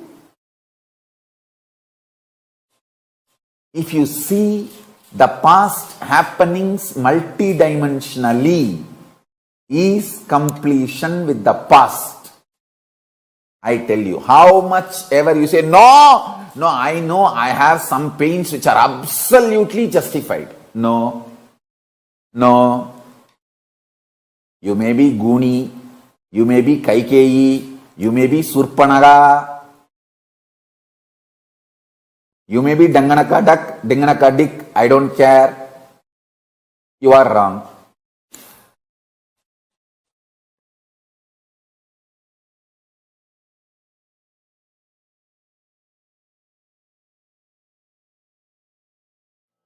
Paramashivoham. Om Nithyananda. Paramashivoham. Om Nithyananda. Paramashivoham. Om Nithyananda. Paramashivoham. Om Nithyananda. Paramashivoham. Om Nithyananda. Paramashivoham. The Nityatva and Nirantaratva dimensions of the time. Swamiji very, very beautifully explained to all of us about what is time. The idea, the understandings that we have about time, Kaala. The space before the past itself, past merging into the present itself, present evolving as future, the future itself, and the future merging into the space beyond the future. The space, all these seven put together forms time. All of us would have always heard about past, present, future. That's all is time for us, right? But there are 7 dimensions of what we know as time. Space before the past itself, past merging into the present moment, present evolving as future, and the space beyond the future. Now, the space before the past and space after the future is established in Nityatva. It's very important for us to understand this. What Swamiji is revealing, this is such a profound truth. Just if you cognize this one truth, you will be empowered so much in the way you meet time. Because we all get so bored and frustrated about the concept of time. that beyond a point, time starts tiring us. We start getting tired of time. But here, Swamiji is revealing such an important truth about time, just by understanding which we will evolve into having one of the best, amazing experience of life in itself. I request every one of you here to post what did you understand as Nityatva and what you understood as Nirantaratva. See, the 7 dimensions of time, right? The cycle of time. So there is space before the past itself, past merging into the present itself, present evolving as future, and the future itself, and the space beyond the future. These 7 components put together forms time, the Kaala Chakra. Are you all catching it? See, normally we all think, oh, okay, it's just past, present, and future. But here, Swamiji is revealing an amazing truth. All of us only know, see, without the last 2, which is without the space before the past and without the space after the future, without these 2, the 5 components that exist is called Nirantaratva, which is what all of us mostly interact with. But what we are talking about is the space before the past and the space after the future. These are Nityatva. Just in eternity. Are you all catching it?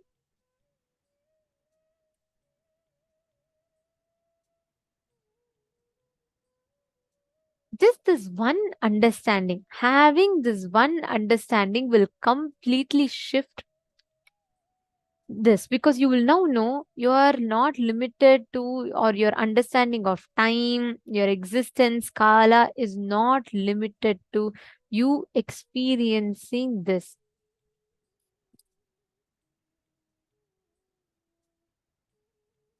Ma Itzk is saying, okay, Ma Istak is saying either you can enjoy being a reflection or go back to the source. The reflection cannot suffer, only can forget its existence in delusion. Okay, listen very carefully. So beautifully Swamiji has revealed in this. See, let's say there's a swimming pool, okay? There's a swan flying up. The reflection of the swan from the sky falls on the swimming pool. Now tell me, if I throw a stone on the swimming pool and there are ripples, will that ripples affect the swan? Can all of you give me an answer? A swan is flying in the sky. There's a pond. I'm throwing a stone on the pond, on the reflection of the swan in the pond. And there are ripples being created. Will me throwing the stone on the reflection of the swan affect the swan that is in the sky? Yes, no? Yes, obviously it's a no, right? Of course, it's not going to get affected. Same way, Paramashiva is the Paramatma, means he is that ultimate soul which exists. All of our body is a mirror. That ultimate soul is being reflected on us. Your soul, we get so attached to it, thinking this is my body, this is my life, this is my family, this is my world. We get so attached to it. But it is like the swan crying, saying, oh, how can he throw stone in my ripple? You can never be a Paramahamsa, the supreme swan. Paramashiva is that reality. We're all the reflection of Paramashiva in the human bodies. That is what Swamiji so beautifully reveals through this. Whenever you are established in the Nityatva dimension, you can never be stuck. Just deciding to be in present. See, the whole thing, right? The past, the space before the past, the space after the future, the whole thing is connected through the present moment. That is why there's a very beautiful line Swamiji tells. Swamiji will tell, past is the history, future is the mystery, present is the only gift that we have. That is why it's called present, gift. If you keep going on to your past, your history, you're going to waste time. If you go into the future, the mystery, you will not have surety of anything. You'll suffer with insecurity. The only thing that is a gift to you is present. That is why it's a present for you.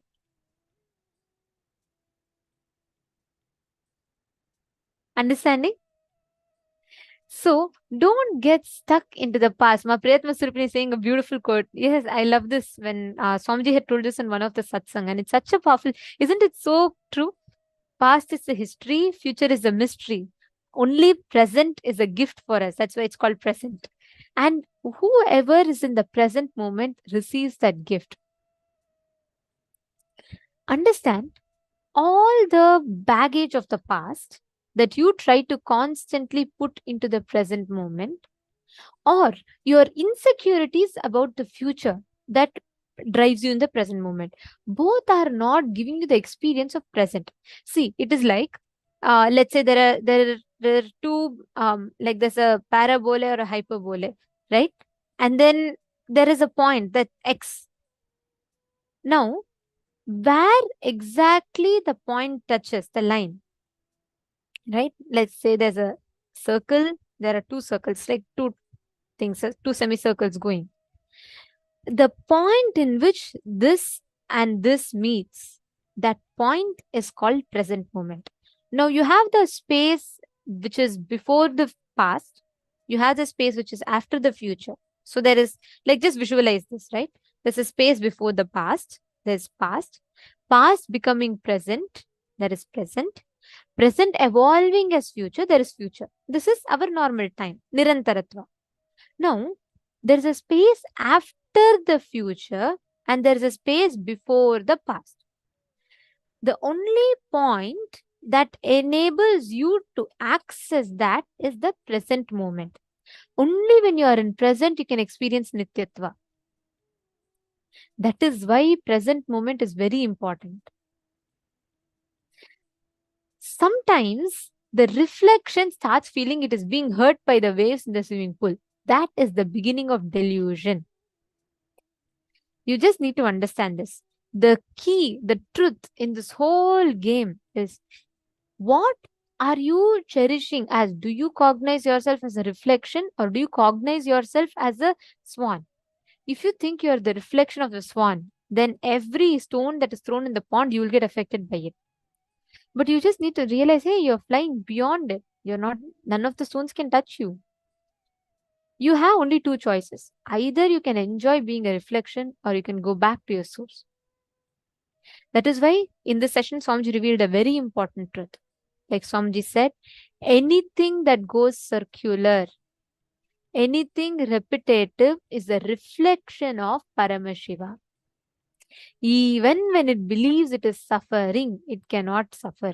It can only forget its existence in the delusion. It can force or imagine itself as if it is suffering, but it cannot suffer. I request every one of you to take a few minutes and do this one exercise. Write down all the moments from your past which you feel you're stuck with. Like your pains, your sufferings are not justified even logically, even factually, right? Just take a few minutes, write down some suffering, some pain that you hold on for a very long time. You've been holding on to it. You've not completed. You've not been able to move on from it. Could you all take a few minutes and write down? At least list down 5 such things.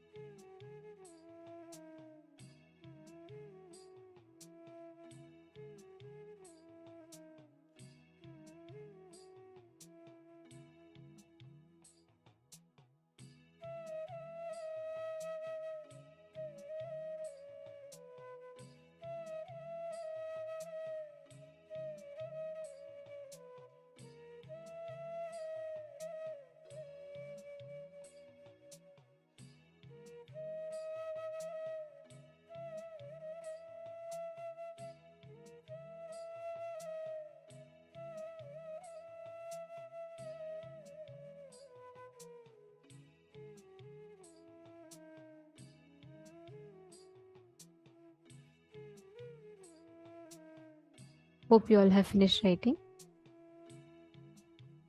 Now, just understanding the truth about Nityatva, Nirantaratva can completely change the perspective in which how you experience life.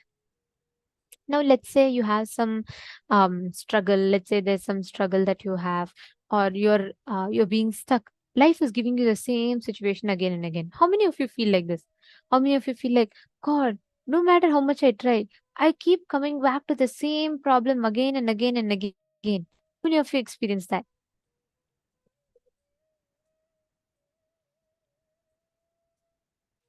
Understand why does that happen? Because the whole life we spend in oscillating between past to future, past to future, past to future. We forget to experience the present moment from an unclutched space. For example, you have some kind of a problem. You may already make a decision that this is how it is going to be appearing. This is how the problems are going to keep on coming. And you fix that as a decision in you. And from that decision, you operate. Which means what? You're already creating space. You're welcoming for the problems to come. Naturally, problems will come. And then we say, oh God, did I not tell? Exactly, it's repeating the same way. That is what Swamiji tells us, being stuck in that Nirantaratva, not the Nityatva. Okay, Ma Istak is asking that, can you explain more about this repetitive fight? What is the difference beyond past and beyond future? Are those not part Nityatva eternity? It is just to visualize that comes from different directions, path of time. Okay, very nice question, Ma. So, my stuck. First, understand your past, past becoming present, present, present becoming future, future. These are all Nirantaratva, which means they keep repeating in the same loop for you. It's the same kind of a, what do you say, like a machine. Let's say an example, like how it's like a wheel, right? Continuously it keeps going the same motion, which means your every moment that past becomes a past, becomes present, from present it is in the past or evolving into future. Like this, past becoming present, present becoming future is a continuous loop that we're all in, right? Now, the same thing, the space before the past and space after the future is what we call as unknown, unpredictable. Like, for example, can you predict to me what will happen in your life in the next 10 years? There's a space which is after your future, which is not in your control. Right? Are you catching what I'm saying? There's a space before your past, again, which is not under your control. So understand, every moment of your life, Master, your all the different fragments of life that is repeating to you. If something is repeating to you, it's within Nirantaratva. Means it is either your past becoming your present again, or your your present becoming your future. It is only in this loop. Again, future becomes past. It is only in this loop. But there's a space after the before the past and after the future. That space is Nityatva, the place where you exist absolutely in the present moment. You're neither clutched about the past nor you're afraid of the future. That moment is Nityatva. Actually, whenever you all manifest powers, right, you literally get tuned into that space of Nityatva and you manifest from there. All of you can sit now. Can I request every one of you to sit? And you're going to be manifesting this space of Nityatva in you. Apply this one powerful cognition and start manifesting. Let us do something same like how you all did in the last round, where you identify the details of what happened on a particular date in a particular person's life. Let's say I give you the date of my 12th birthday. You will scan and you'll be able to identify precisely what happened, what dress I was wearing, where I was, everything on my 12th birthday. Like that, any verifiable past that you want, as per your choice,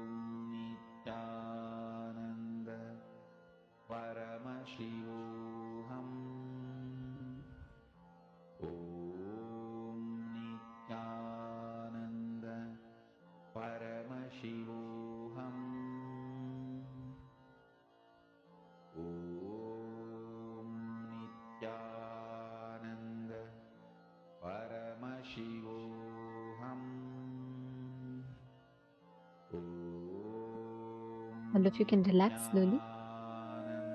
Now, this whole power manifestation that we're all doing today, where we're able to scan, identify the past incidents. Understand this, whenever you manifest this power, your ability to go beyond the understanding that you're bound by time will change completely. Means you will literally have the experience of how you can um how you can experience that completion, that breakthrough, whatever you call it, right? That experience starts happening in you. And in the next session now, all of us are going to be learning one of the most important and a very beautiful truth about how you can conquer your desires. See, please understand, only a person who has the ability to conquer his or her desires, only they will have the ability to manifest their desires.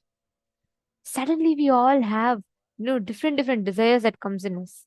Once we want to have be wealthy, once we want to go on a vacation, once we want to do something that makes us healthy, the next moment we want to eat junk food.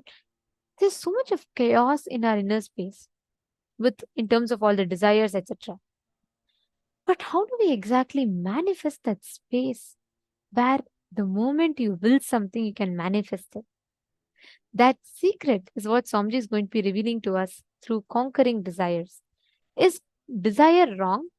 Are we supposed to be having desire? Is desire the right thing to have? If it is right, then why are we having so much of chaos and conflicts in our desires? How do we conquer them? How do we control them?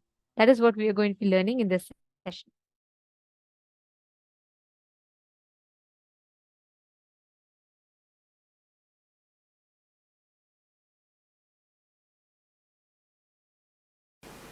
Your desires are your life.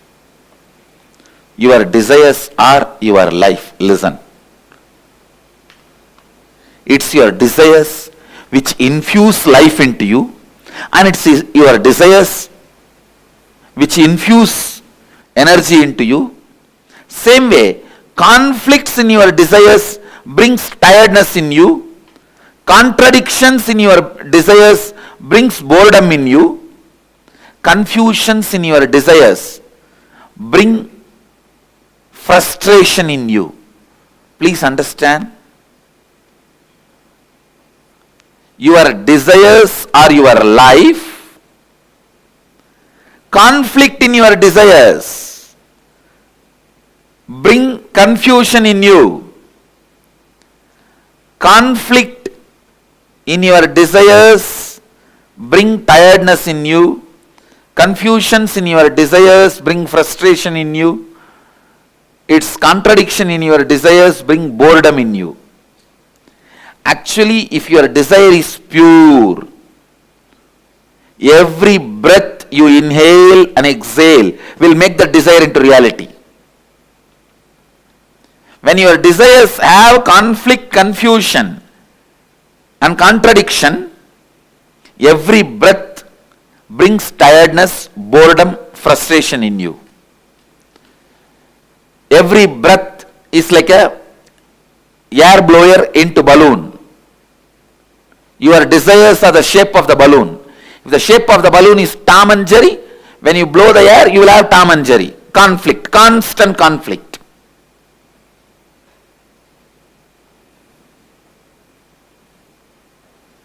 If the shape of the balloon is just round, when you blow the air into that balloon, you will have a round balloon. The shape of the balloon is tall. When you blow the air into it, you will see tall balloon. Your breath infuses energy into your desire. So the one and only thing you need to do in your life is not giving up desire, but removing the conflicts, confusions, contradictions in your desires. Please understand, renunciation is not giving up your desires, it is giving up conflicts, contradictions, confusions in your desire. one of the biggest mess up happened in the field of spirituality is wrong understanding. Renunciation means giving up desires.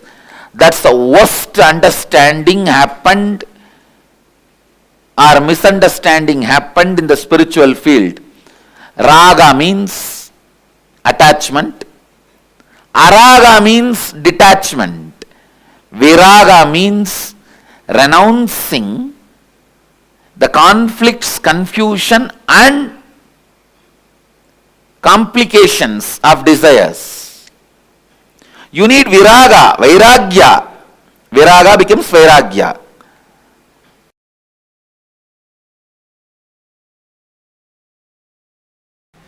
Be very clear. This is what I call, this is the definition of renunciation. Remembering nothing can make you powerless. Anything removed from your life cannot make you powerless is renunciation. Vairagya, raga means feeling obsessed, completely overpowered by the desire. Desire is raga. Attachment is raga. Obsession is raga. Araga means detachment, hatred. Viraga means knowing very clearly whatever you think as even core of your life, even those things, if they are removed, you will not become powerless. You will not miss them. You will not become empty. You will not be disappointed. You are not going to become dead. You will even forget you had those things or beings as part of your life. Having this clarity is renunciation. Understand? Having this clarity is renunciation. I tell you, this clarity, when it becomes your strategy in your life, business is war, your living is war, relationships are war, everyone is in their own Kurukshetra. Understand? Kurukshetra has never ended. Everyone has their Kurukshetra. Let this be your strategy for your Kurukshetra. No one can win you. No one can shake you. No one can frighten you. Be Vedanta Kesari, the lion of Vedic strength. I tell you, because I have applied this strategy, I applied this cognition in my life again and again and again, and I saw I always won the game. I always won the game.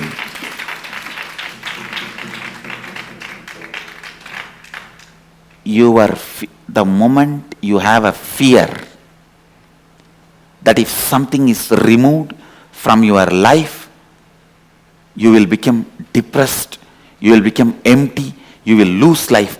That fear becomes strength of your enemy. When he knows you can't be frightened, he becomes powerless. Understand? If you can be frightened, your enemy is powerful. If you can't be frightened, your enemy becomes powerless. I tell you, this simple understanding of me and this simple cognition of me anything can be removed from me. I will not become powerless. I will not become depressed. I will not lose anything. I will not be lost. I may not even remember that I had that in my life. Be very clear. The spiritual truth, when it becomes part of your cognition and strategy, anywhere you go, Krishna is driving your chariot.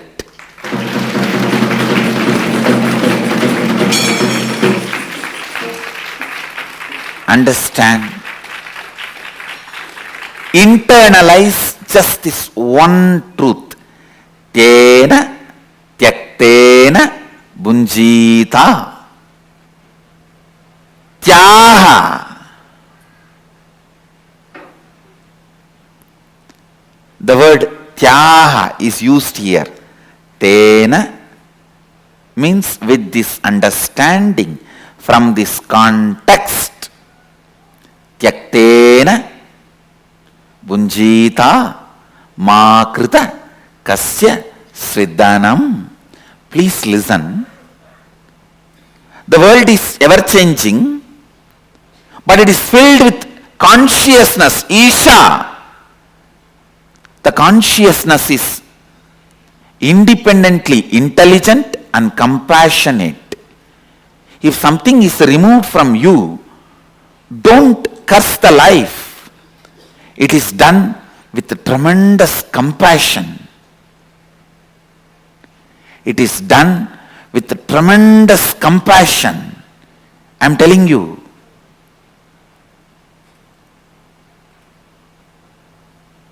Here, Upanishads are declaring you to do tyaha, renouncing, you to renounce with this context of Isha Vasyam Idagum Sarvam Yatkincha Jagatyam Jagat. Means world is changing and it is established in changing and it is filled with consciousness, Sachidananda, which is intelligent, truthful, blissful and compassionate. I tell you, a blissful being will always be compassionate being. When you are blissful, you will see all the good things, best things comes out of you. When you are blissful, you will be such a good person. Only when you are frustrated, you will express all bad qualities, violence, cunning strategies. A blissful person is always compassionate person. Isha, consciousness, independent intelligence, which has its own will, functions out of pure compassion. So understand, renunciation is not supposed to be done out of frustration or inability or powerlessness.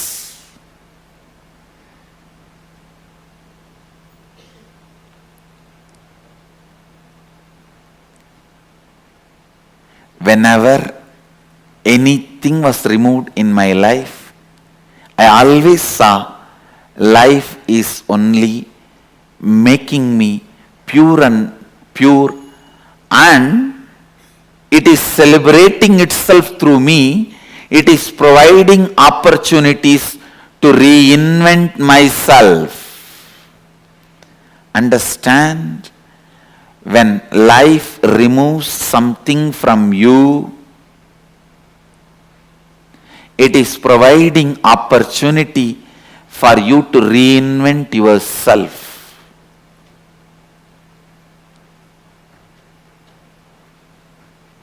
And when you are clear that nothing can frighten you, nothing can make you lost, Nothing can put you in powerlessness and depression. And I also want to tell you, you will understand exactly who is the exact enemy. You will exactly pinpoint who is your enemy, where things need to be done. You will not be confused. You will not overestimate your enemy. When you are frightened, you overestimate your enemy. Because you overestimate your enemy, you become powerless. Because you become powerless, it becomes easy for your enemy to destroy you. It's a vicious circle. And I am telling you, when you are clear, you will not be lost. You will not become powerless. Just have this one word in your throat all the time. So what? Keep this as a mantra. So what?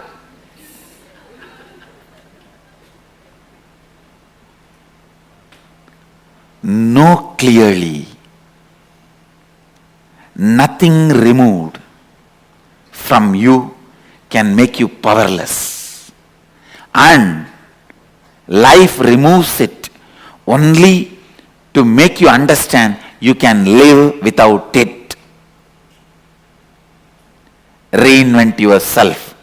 Wake up.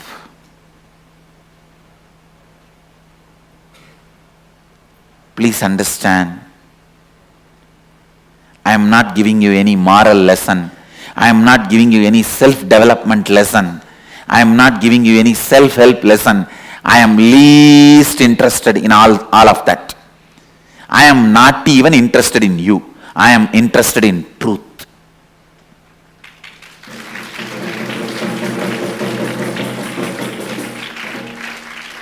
I am just interested in truth. I am singing it. Whoever wants to catch it, catch it.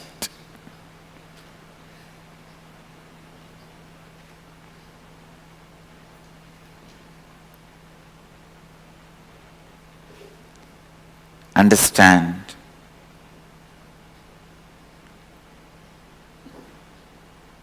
This one truth. Internalize. Internalize. Internalize. Today's homework for all the satsangis. List out 10 items which you really thought if it is removed, you will be lost, your life will collapse, but it was removed. Not only you are living your life now, you even forgot you had that once in your life as part of you. And I guarantee you will have 10 things, either persons or things or place, at least 10 things will be there. Pen them down and put it in your Facebook as a status. Pen the 10 things down, put it in your Facebook as status. With your own understanding of today's satsang, you paraphrase it.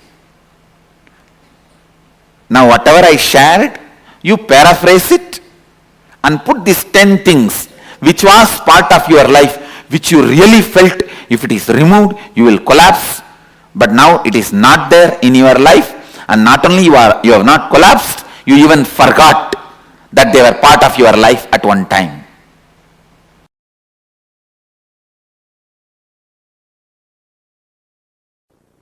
One of the biggest problem all human beings feel that they need to do a lot of actions, they need a lot of kriya shakti to achieve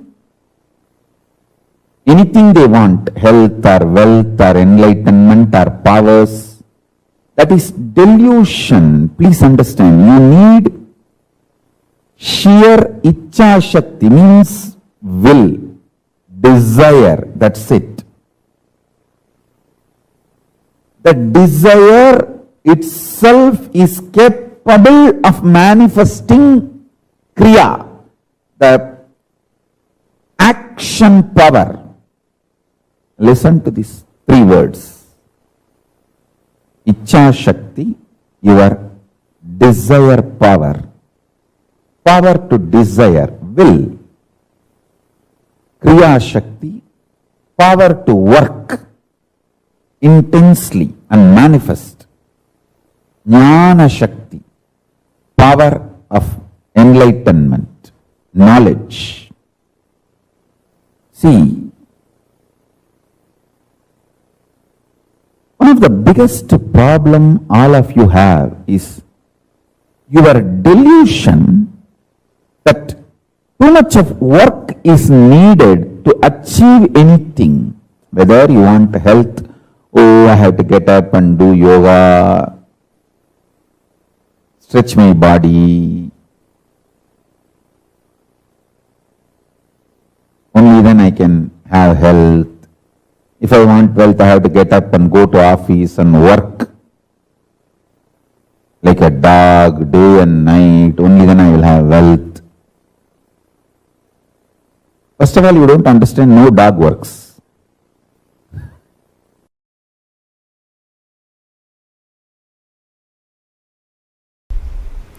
Third eye. It is also described as Anya in Sanskrit. Anya means will. Will to exist or will to collapse. Any will you carry is Anya. If your will gives you the hope about life, you will have life. If it gives you hope about death, you will have death. Anything you decide with your will, you manifest that.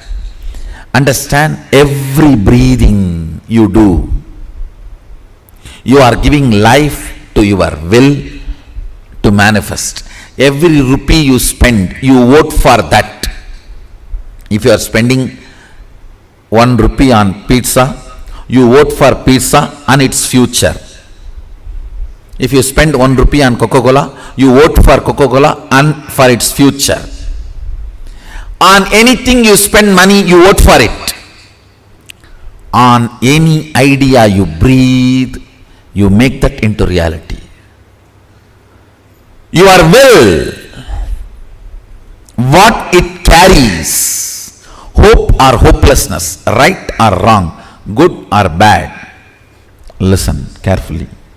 Right or wrong, good or bad, hope or hopelessness, whatever you carry in your anya, in your will, you are breathing life into it continuously. You are giving life to it. That is why I am saying your anya is the most sacred spot in your life. Your anya is the most sacred space in your life. What you cherish in your anya matters. What you cherish in your will matters. Let me repeat once more. Listen intensely. Your third eye, which is called Anya in Sanskrit, which literally means will. If your will perceives hopeful future, you breathe life into that future, that kind of a future. If your will perceives hopelessness, you breathe life into that kind of a hopelessness. What you perceive through your will as possibility of your life matters. Don't think you can go on be perceiving negative possibility and suddenly out of the blue something great positive will happen. No. Everything unexpected is accident. Listen. Everything unexpected is accident. You can't cope up with it. even if it is lottery. You can't cope up with it. Everything manifested consciously is life. So decide to manifest consciously with will, Anya, by infusing life. It can be anything you want: health, wealth, spiritual powers, anything you want. You can manifest from the will, because every breathing you do, you are empowering your will. You are strengthening your will. You are infusing life into what you are carrying in your will. Understand?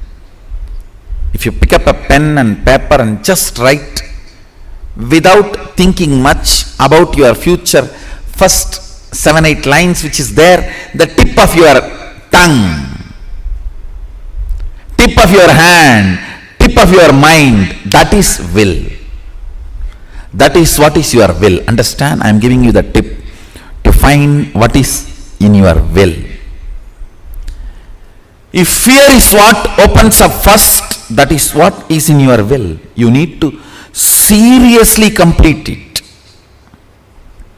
If confusion is what is there in your will, the first 4 or 5 statements are all about confusion.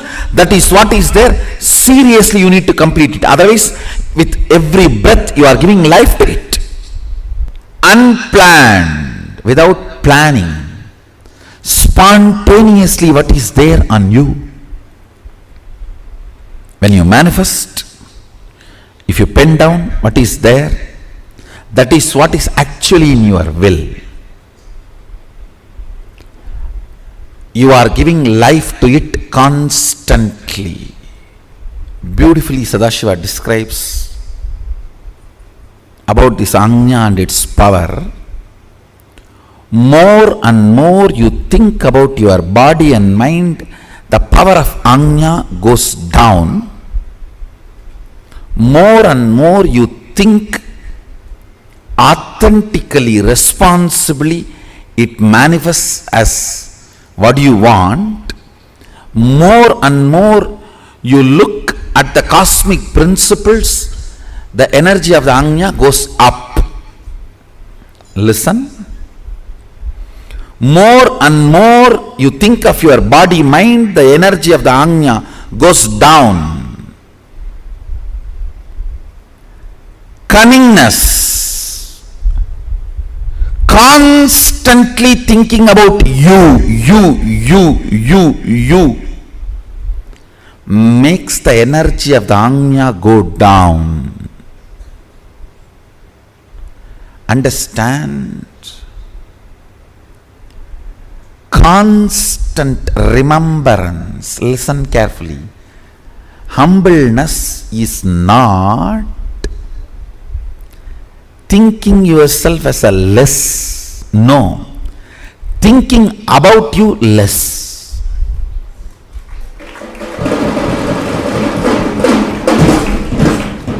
Humbleness is not thinking yourself as less. Listen carefully. The so-called humble people are the most cunning. The record says Saguni used to be very humble. Very humble. Humbleness is not supposed to be having low inner image. No. Not remembering your inner image is humbleness. Inactive, passive inner image is humbleness. Not low inner image is humbleness. Understand? There's a big difference. Low inner image is not humbleness. Passive inner image, inactive inner image is humbleness. Inner image from which too much of thought currents are not released. Very passive. That is humbleness. Intuition, melting the wax, and how it relates to the 25 states of consciousness? Yes. Listen. Intuition is from this Turiya and Turiya, this state. All of you listen carefully. Whenever, whether swapna, dream or waking state, come near this Turiya and Turiya, the intuition is experienced. It is like a Turiya and Turiya is like a huge fire. And dream and waking, both states are made of the same wax. Dream state is little polluted wax. Waking state is little pure wax. But both are same wax. When that wax is brought near the Turiya, not only Turiya gives the information about your future, it gives you also the energy to change the wax as you want. Manipulate it as you want. Move it as you want. Please understand, intuition means not just information about your future.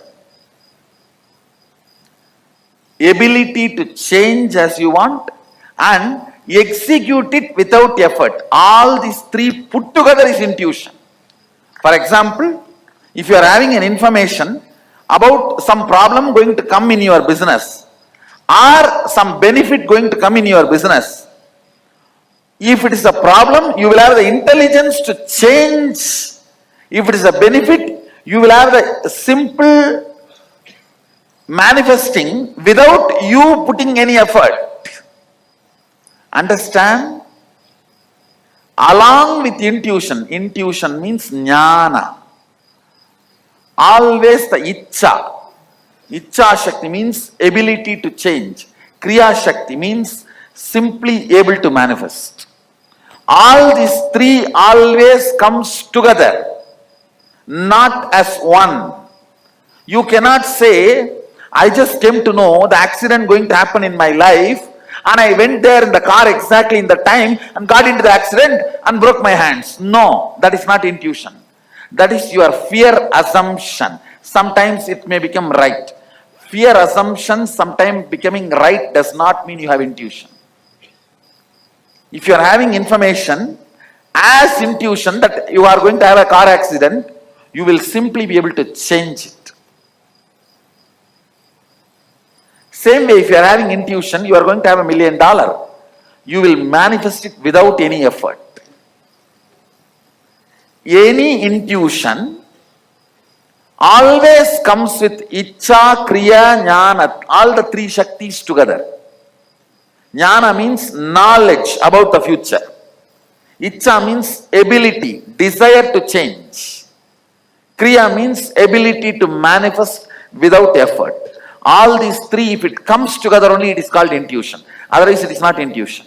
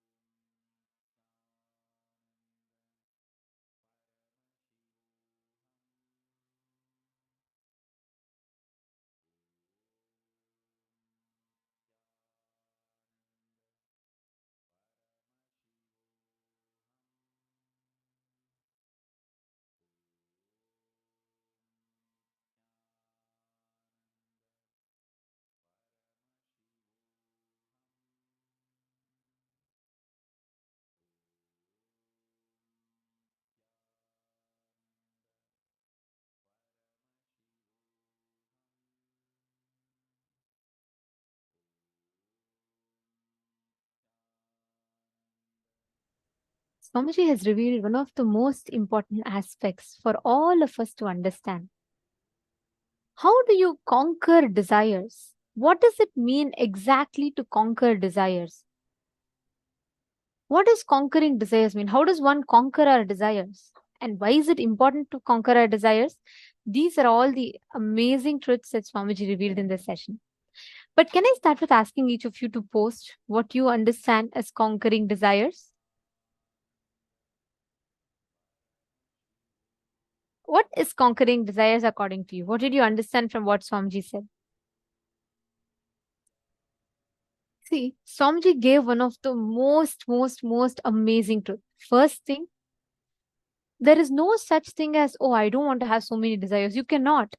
You cannot live if you don't have desire. Only because you have the desire to live, you're alive. So desires are like the driving force of our existence. You have desire towards something, your Ichha Shakti. Swamiji tells the Ichha Shakti converts into Kriya Shakti. Means as much as strong as you want something, that makes your life energy flows towards that. The moment the Ichha Shakti comes down and comes to a lesser frequency than the Kriya Shakti, you die. Because without will, if there's no energy, I'll give you all an example. Let's say a water bottle can hold 1 liter of bottle. As long as that water bottle can hold 1 liter, I can keep pouring. But if I keep putting more than 1 liter, what happens? The water overflows. Better example would be a water balloon. So let's say I take a balloon which can hold only 2 liters of water. So as much as I keep pumping water into it, it'll expand. Now, if I try to fit 3 liters of water into it, it'll just burst, correct? Same way, the water balloon is like that is the Kriya Shakti. Sorry, the water balloon is the Ichha Shakti. And the Kriya Shakti, the life energy. How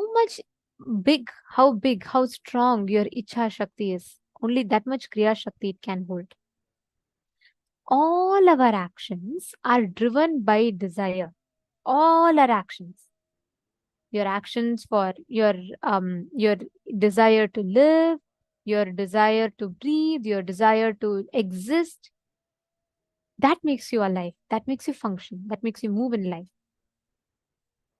Now, renunciation is not giving up your desires. It is giving up the conflicts, contradictions, confusion in your desire.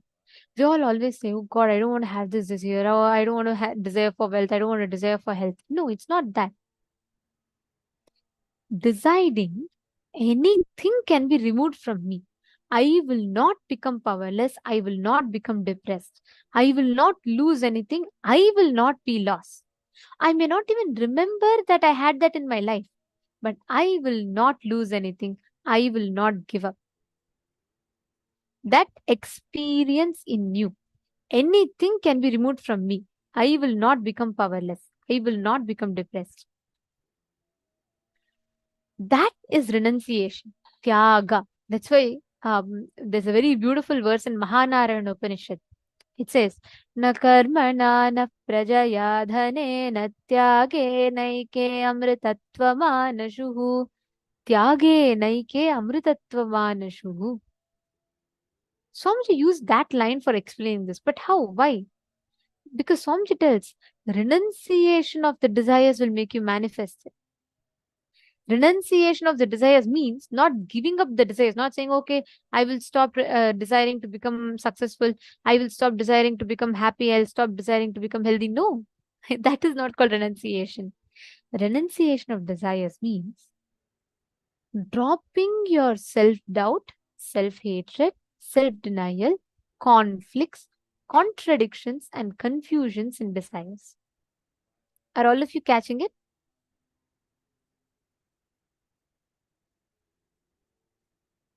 That's why Swamiji revealed, right? How the conflict that we carry in the desires, the contradictions that we carry in the desires lead to tiredness and boredom. Understand every simple aspects of our life. Whenever, just look back. See where all you really feel like, you created some objects which you feel like you can never exist without it. But even when it is taken away from you, you can actually live. Like, for example, let me tell, like you all felt, each of us might have different things. For example, some of us might feel, I can never ever live without my brother being with me, without having my brother with me, or I can never leave away from my family. But now you will be living somewhere in a different country from your family. Once the whole situation came where you had to move, and finally, yes, you moved on, life happened to you. Or you would have felt you would have gotten your precious watch from your partner, and you would have kept it so safely, and you'll feel like, I can never ever live without it. It means the whole world to me.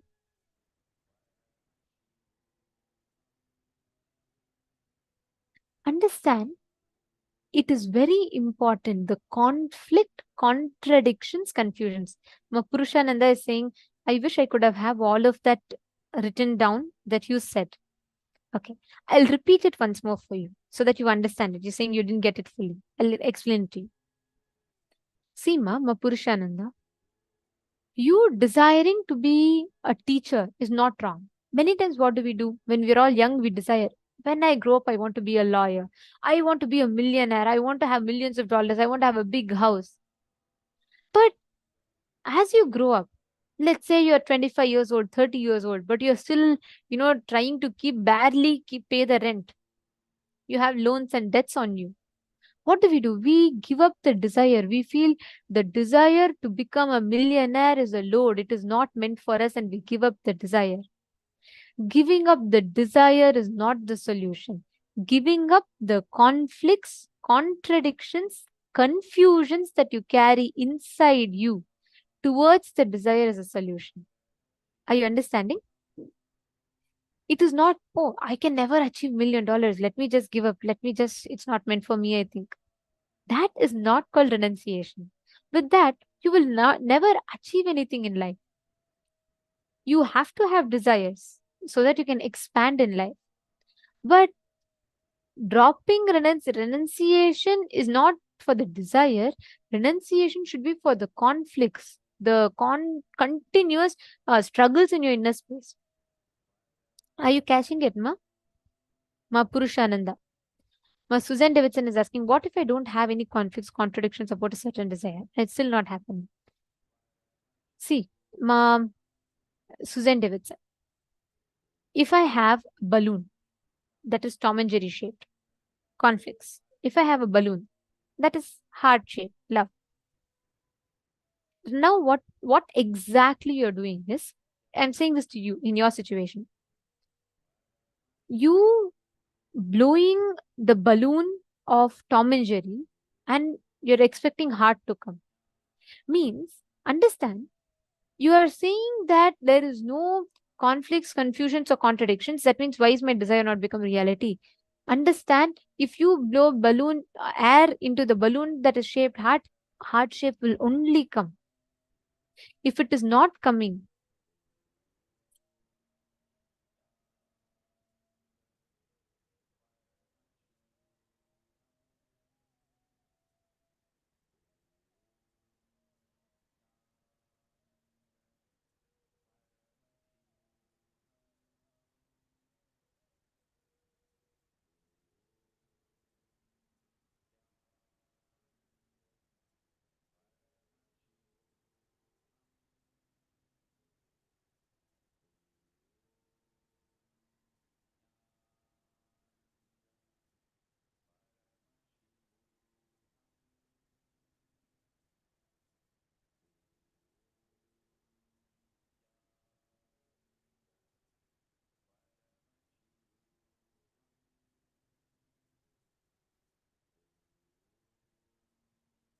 sorry for the technical glitch.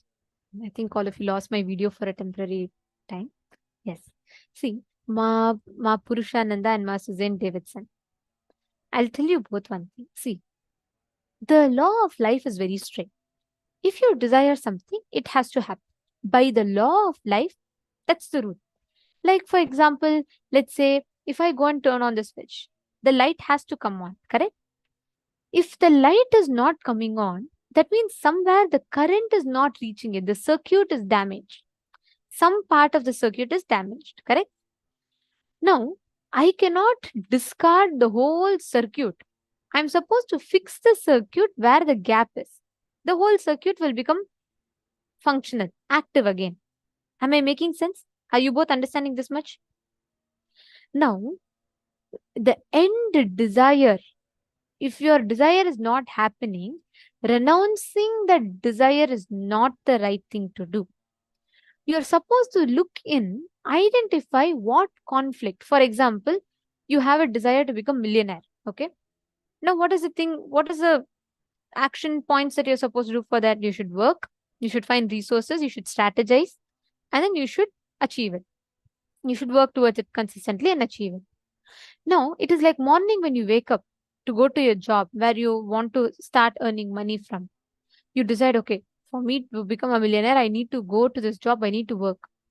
You go to the job, the boss gives you a big bundle of files for you to go through, and you are like, oh my God. So by afternoon, you go through, you become so tired. And then you feel like by evening, you feel, who wants this job? Hell with it. I just want to go and vacate. I just want to go and enjoy a vacation. I can't do all this. All my life, I can't be sitting in front of a computer and moving.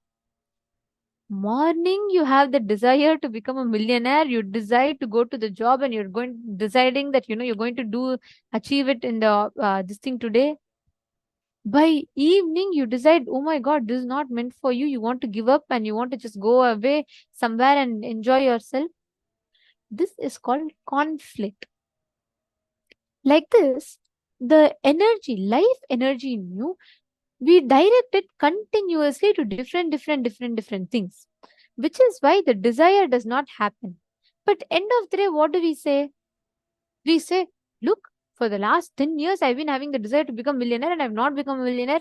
I don't want to be a millionaire anymore. That desire is just not meant for me.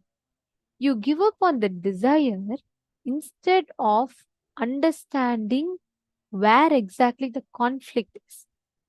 Purushananda, this you would have understood, right? Did you catch this? And Susan Davidson, even in your desire, see, the law of life is it has to happen. If it has not, there might be some unconscious, conscious thought current, a part of you which believes it is not going to happen. There will be one part of you that is convincing you, hey, see, you have no conflicts, but still it's not happening. That means this is just not meant for you. That part that is convincing you is again a conflict in the desire. So catch that part, complete. When your whole being inside you with all its integrity decides, yes, I can manifest. That the moment you decide that, you will start manifesting your desires. That is why Swamiji tells humbleness is not thinking about you low. It is thinking about you less.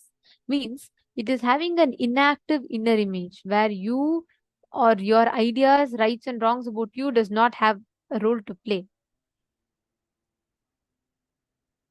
Satyajata Shivaya is saying, on any idea you breathe, you make that into reality. What a tasty truth. So beautiful.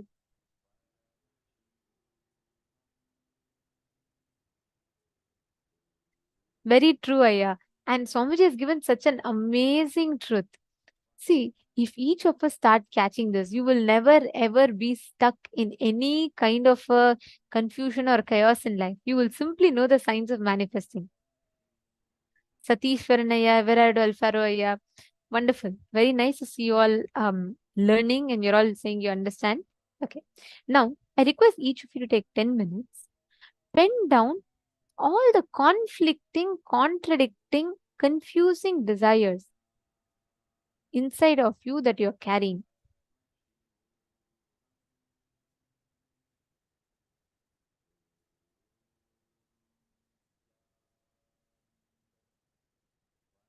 Take a few minutes, pen down 10 items in your life which you really protected. You are afraid that without that, you may not be able to live. Without that, you may not be able to even move ahead with life, and you're holding on to that desire. It could even be people, it could even be person, it could be object, it could be money, it could be something. Pen that down.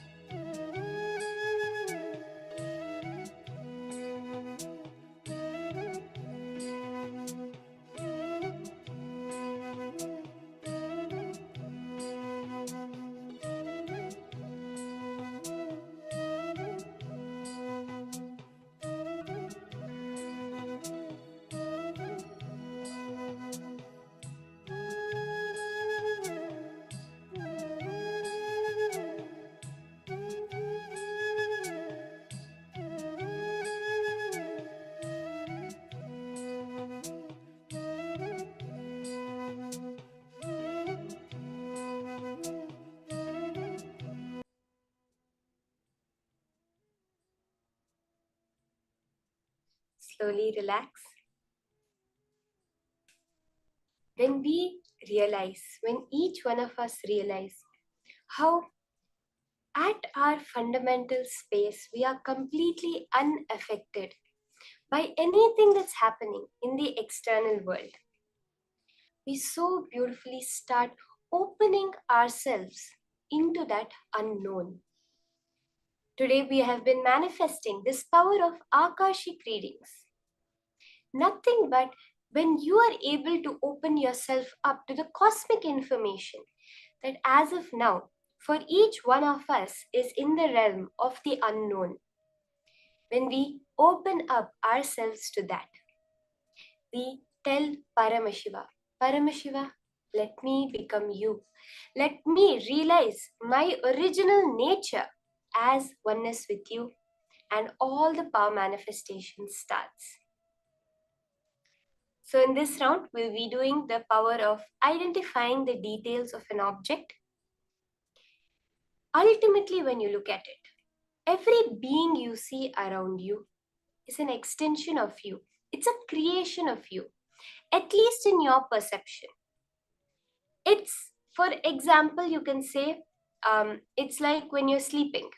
In your dream, if someone comes in your dream, then if you're fighting with them, if you're playing with them, if you're having fun with them, if you're screaming at them, all of it is ultimately you doing it only to an extension of your own mind, your own self. That's the same way it is in this reality. But in a dream, if you look at the time, we do not have a clear sense of time. Suddenly we are a small kid playing in the backyard. Another time we are writing our college exams. Suddenly we are parents with 2 kids. We have, the time is so warped in our dream. We can clearly see it. But actually what we perceive as time, even in this reality, is not constant. We hear science say that when astronomers go to deep space, they age differently due to the different effect of gravity. Just not that, even when they go to the top of a tall mountain, because they're so far away from the core gravity of Earth, they age differently. So even for us, the way we perceive it, time is still relative. It is not a constant the way we think about it. The laws of physics do not account for time. They say that there is no law of physics that prevents time travel, that prevents time moving backwards. But for some reason, it never does. Because the very concept of time is a delusion. The very idea we have of past being gone, present being now, and future is to come is a delusion.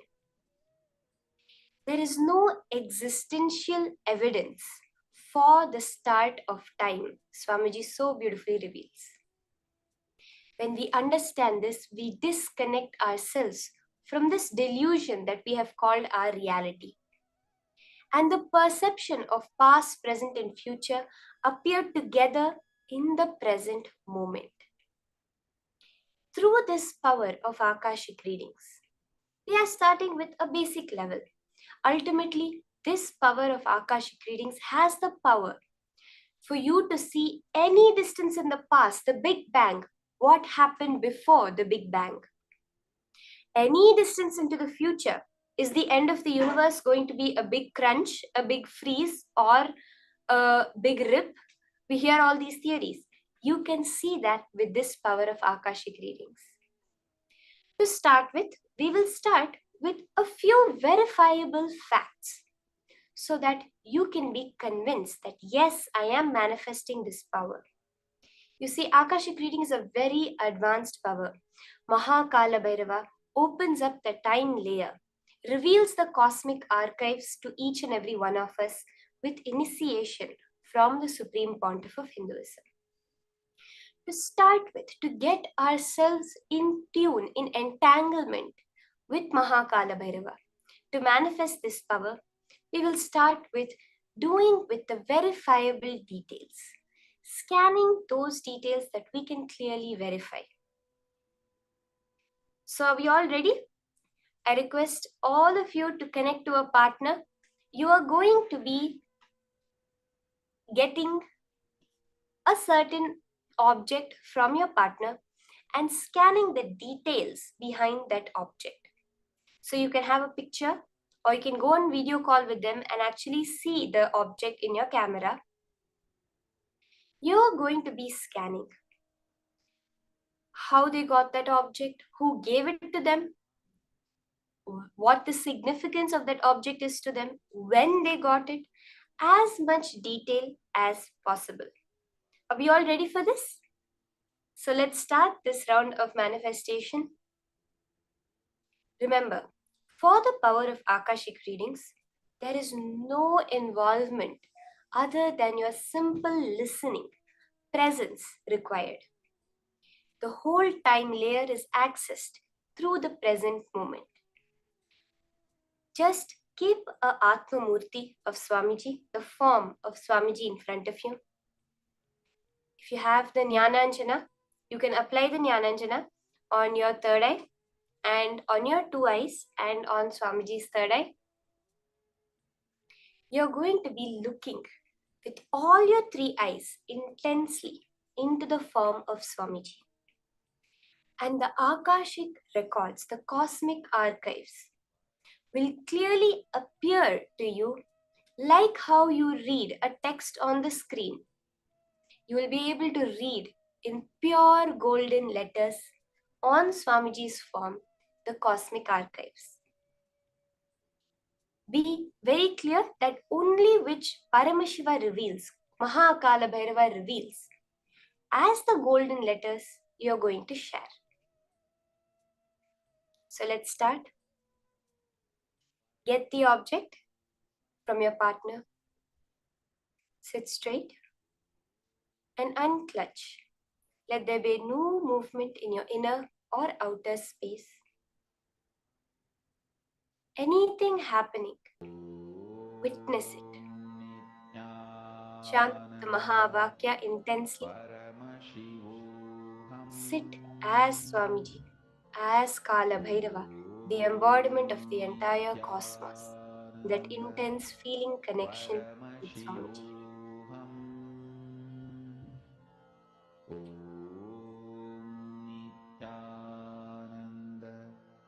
Paramashivoham. Om Nithyananda. Paramashivoham. Om Nithyananda.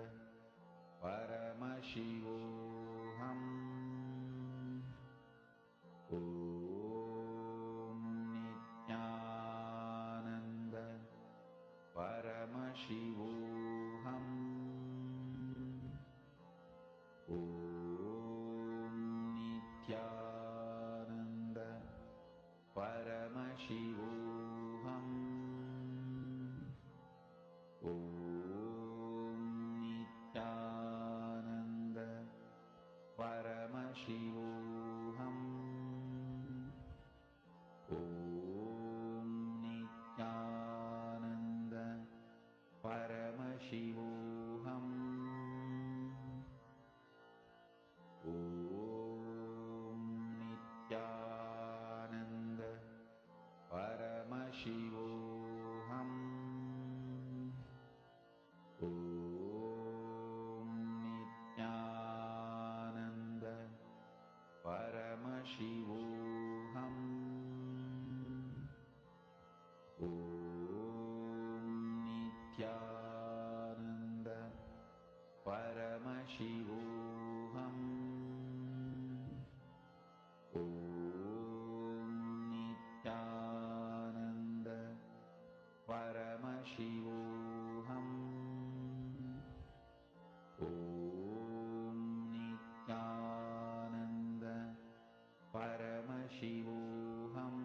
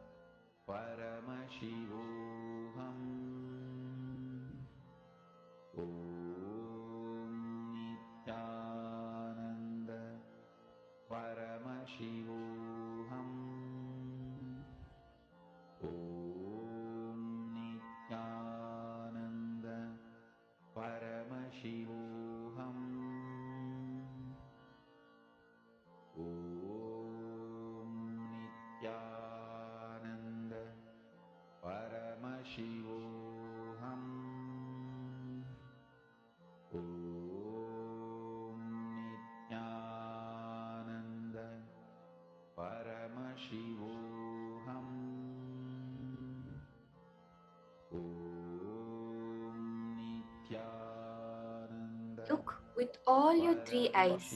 Keep your two eyes open for the power of Akashic readings. Look intensely into the form of Swamiji. As I said, all you need for this power is your intense presence. When you relax into that present moment, you become Kaala Bhairava. The whole cosmic archives is just revealed to you. Go to the specifics of what you want to see.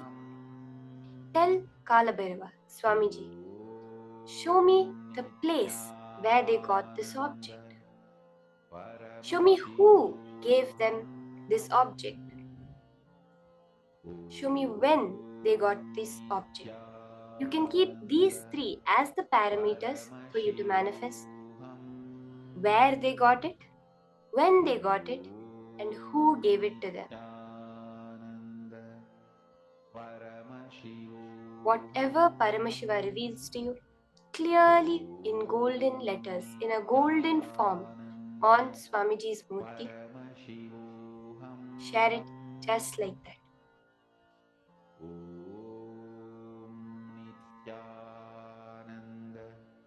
Paramashivoham.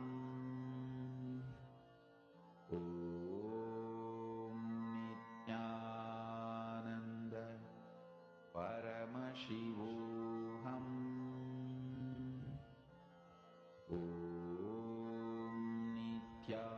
Nithyananda.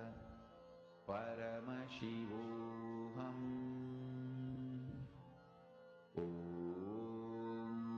Nithyananda.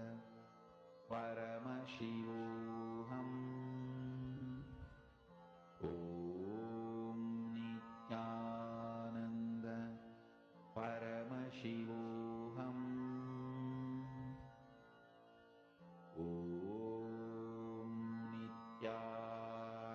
Nithyananda. Paramashivoham.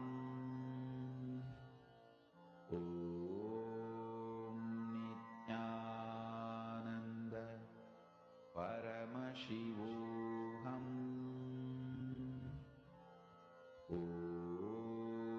Nithyananda. Paramashivoham.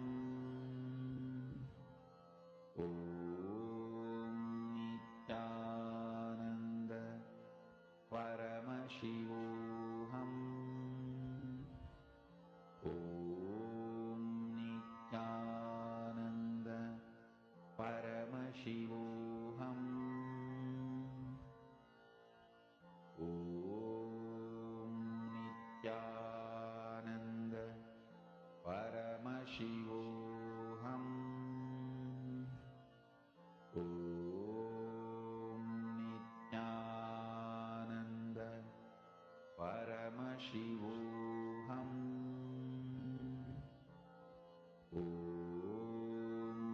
Nithyananda. Paramashivoham. Nithyananda. Paramashivoham. Nithyananda. Paramashivoham.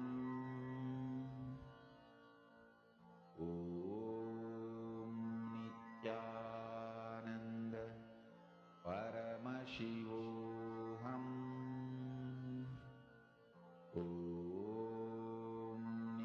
Nithyananda. Paramashivoham.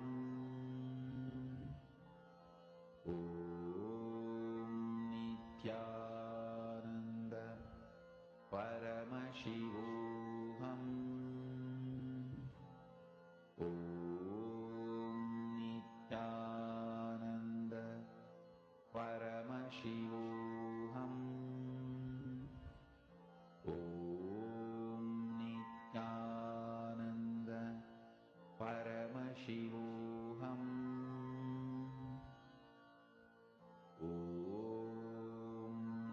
Nithyananda Paramashivoham. Om Nithyananda Paramashivoham. Om Nithyananda Paramashivoham.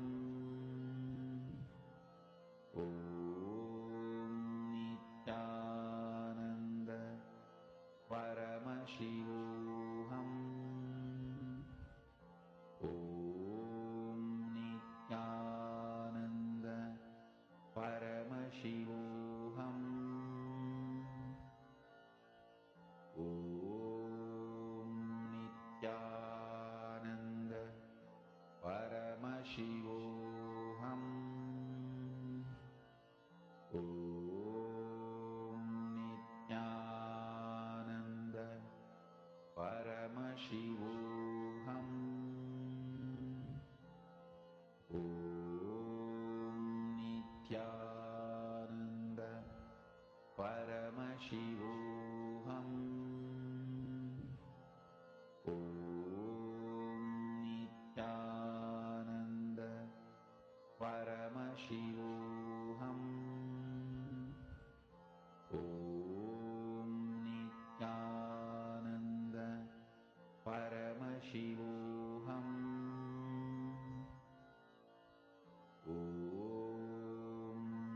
Nithyananda Paramashivoham. Om Nithyananda Paramashivoham. Om Nithyananda Paramashivoham. Om Nithyananda Paramashivoham. Om Nithyananda Paramashivoham. Om Nithyananda Paramashivoham. Om Nithyananda Paramashivoham. Om Nithyananda.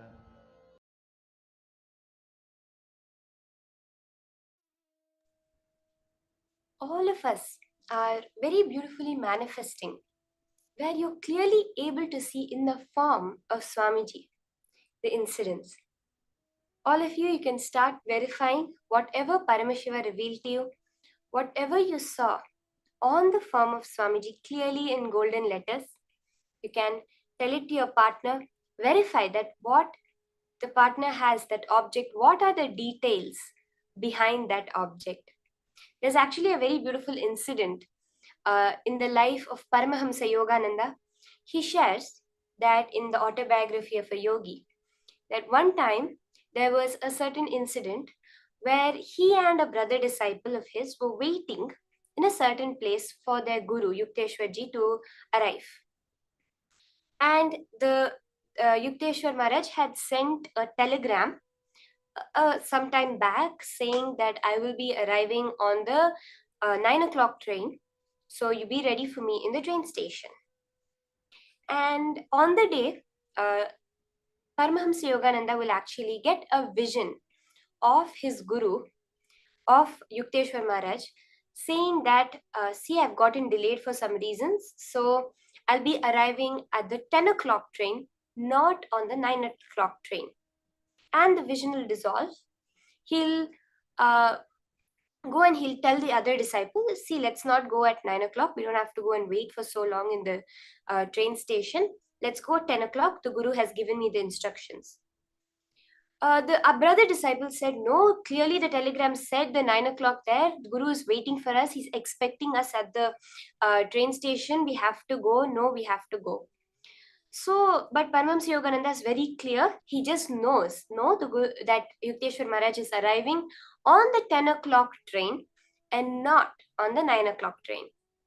But this other disciple, he goes to the train station at 8:45. He waits, he waits, he waits, he waits.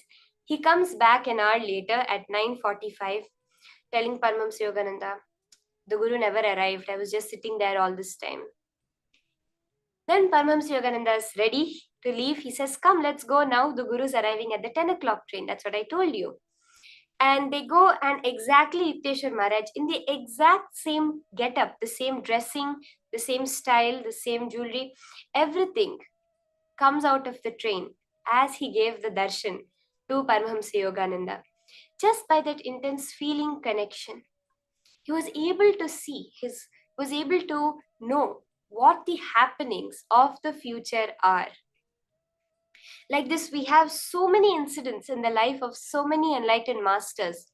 One of the most popular things where some disciples who are unexpected are going to be coming that night, but suddenly the Guru gets up. We have seen this in the life of Satya Sai Baba, of Sharada Devi, in the life of even Paramahamsa Yogananda's Guru, where in the middle of the night they'll get up and they'll tell everyone, start cooking, cook food for 20 people.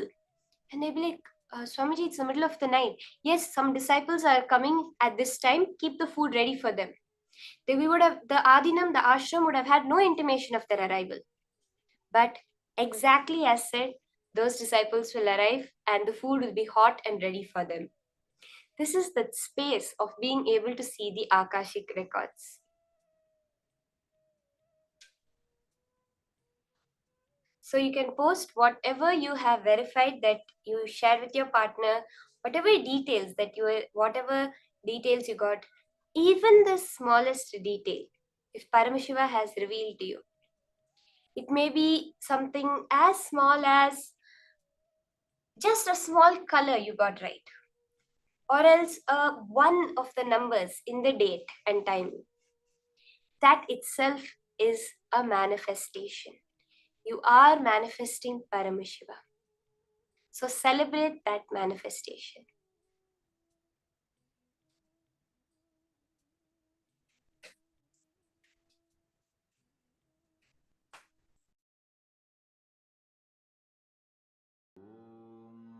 Nithyananda Paramashivoham.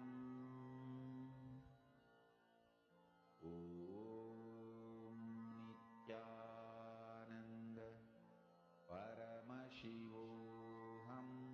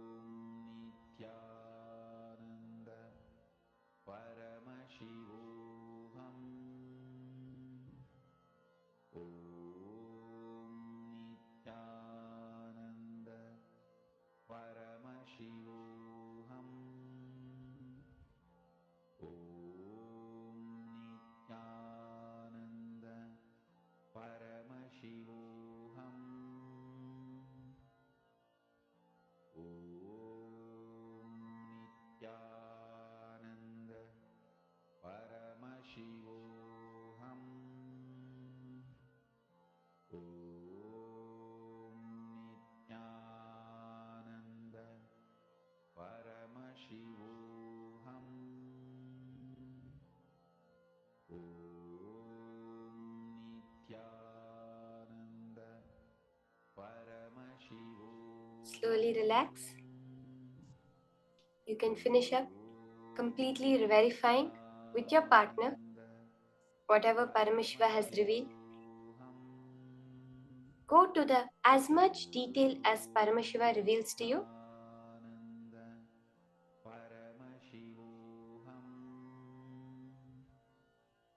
And whatever has appeared, share it exactly like that. Don't bring some kind of interpretations or understandings from it. Like if you saw a line, just say I saw a line. Don't say, oh, it may be this kind, it might be a wall, or it may be the number 1. Exactly as Paramashiva has revealed it to you. Share it exactly like that.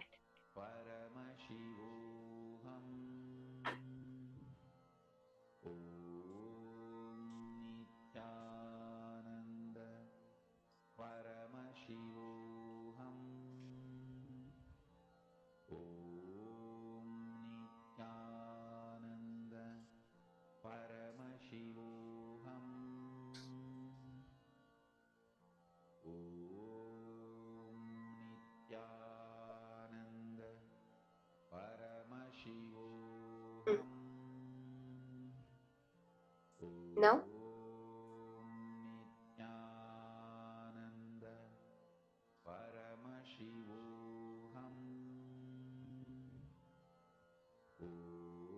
you can now post whatever Paramashiva has revealed and what was the actual object and the details of the object that your partner had given you, how you manifested the power.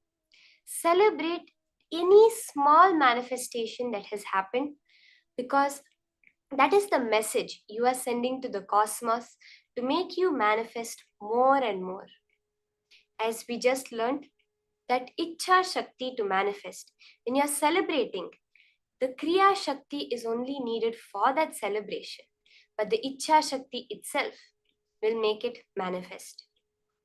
Now, we are going to be entering into the next higher powerful cognitions from Swamiji on the time-space continuum. Swamiji says, time and space are not two entities the way we perceive it. They are a single continuum. So let us understand more about this from Swamiji now.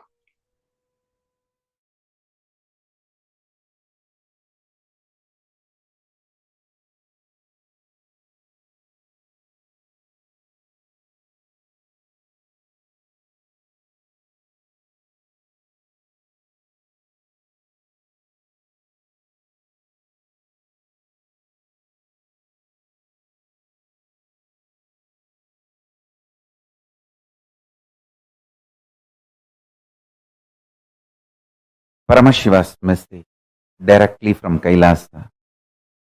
Listen.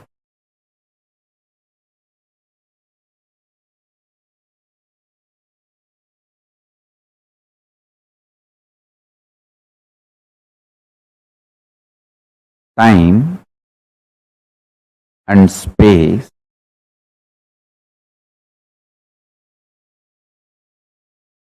the continuum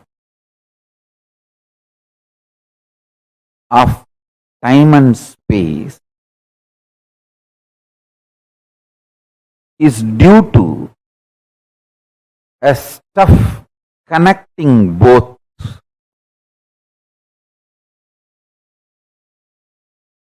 That stuff is called Maya Tattva in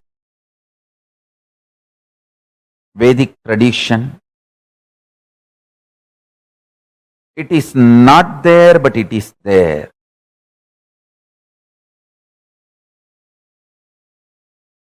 Because the time and space, both the dimensions, do not have a clear border, kind of a watertight compartment border. No. Understand this very intensely. For example, if time and space put together is 100 meter, consider an 100-meter cloth. as time and space. For some people, 60 meter is time, only 40 meter is space. For some people, only 30 meter is time, 70 meter is space. The time and space continuum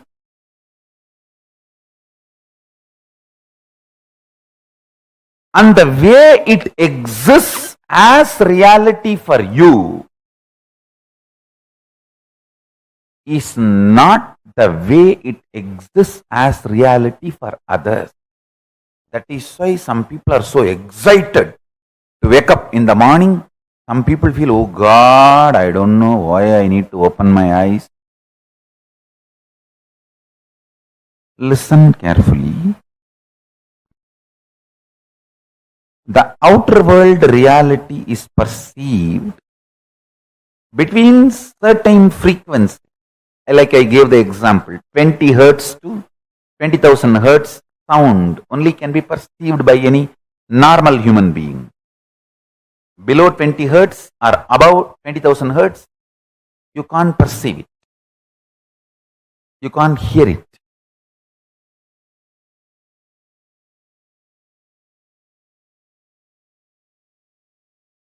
Just like the sound, below the 20 hertz, above the 20,000 hertz can't be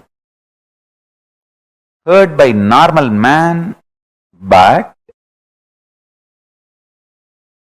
it can be heard by extraordinary capability. Same way, this reality which all of us are commonly sharing with the word called world. This is also between certain frequencies. For example, we will give the same like sound, 20 unit Maya to 20,000 unit Maya. It's only an example I am giving you. Between the 20 unit Maya, 20,000 unit Maya, the hertz for sound, Maya for the reality, I am using Maya word as a unit for reality. Between 20 unit Maya to 20,000 unit Maya, all of us common human beings can experience it as world, as reality. If it goes below 20 unit or above 20,000 unit, you start manifesting powers. Listen. If you unclutch intensely, it will go below 20 unit Maya. You become pure intense. If you go above 20,000 unit Maya, you become pure devotion, feeling connection. But in both you experience oneness. Suddhadvaita Sugabodham. One beautiful thing, this clarity, whether you unclutch and reach below 20 unit Maya or practice devotion, feel connected and reach above 20,000 unit Maya, you experience the same oneness. Sutta Advaita Sugabodham.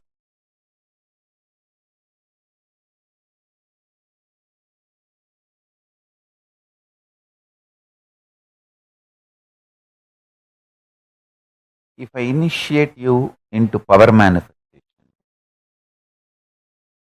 your whole body, mind starts getting grounded in that oneness space. Sutta Advaita Sugabodha. What you manifest is Shakti, not ordinary Siddhi.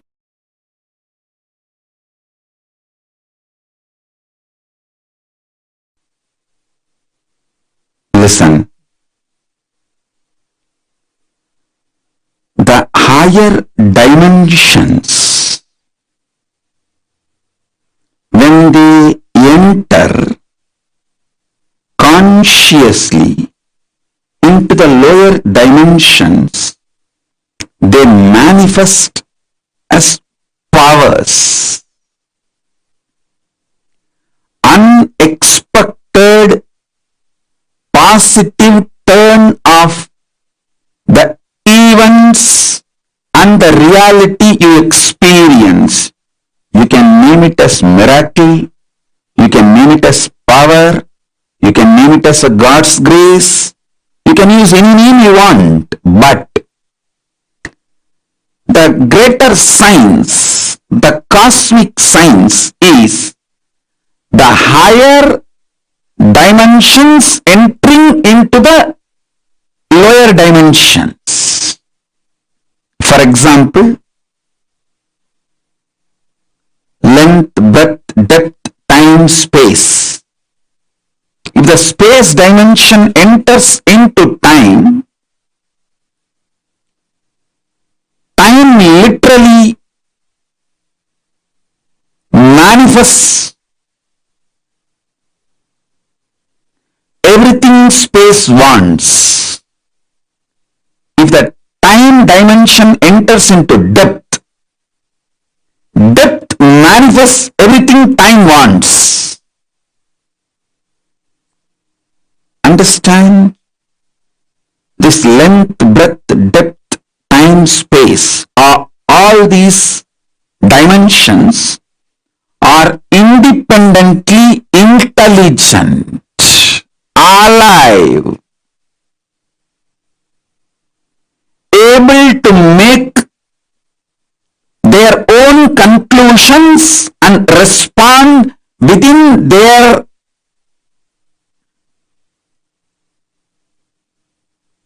frame and working zone.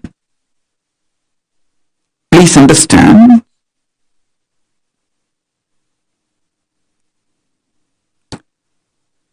The length dimension is responsible for your logic, rationality. The breadth dimension is responsible for your ability to feel the emotions, feeling connections. The depth dimension is responsible for you making cognitions, powerful cognitions about life, beyond your logic and emotions. I am mapping the cosmic dimensions into your practical every day-to-day experience. Listen.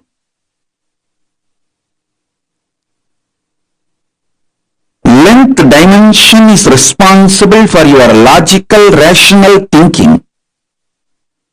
That does not mean the whole length dimension is limited to your logical, rational thinking. No. Anything which moves as per the logical, rational thinking you understand, all of that are bound by the same length dimension. For example, if you know this is the way water will flow, water moves from above to low. Water is also bound by the same length dimensions thinking.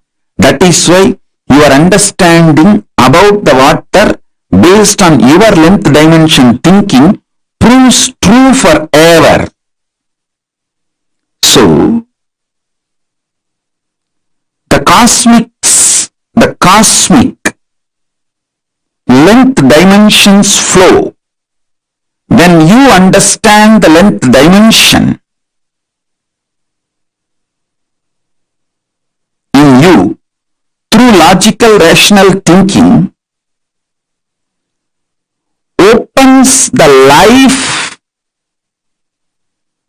and its benefits of length dimension to you. person who knows maths enjoys all the benefits mathematics brings to human life. A person who knows chemistry enjoys all the benefits the chemistry brings to human life. The person who knows biology enjoys all the benefits the biology brings to human life. Same way, if you know the length dimension and how many things in this world function based on length dimension, you will enjoy the benefits of all that knowledge in your life. Length dimension by itself is a power, independent intelligence. Same way, breadth dimension by itself is a power. Anyone who understands the breadth dimension will be an amazing lover. People will just love to hang around him. He will be an amazing, a powerful magnet, radiating love. Even if people who have difference of opinion with him for some reason or who are jealous, angry, who cherish enmity, even they can't deny they are pulled towards him. How he gravitates them.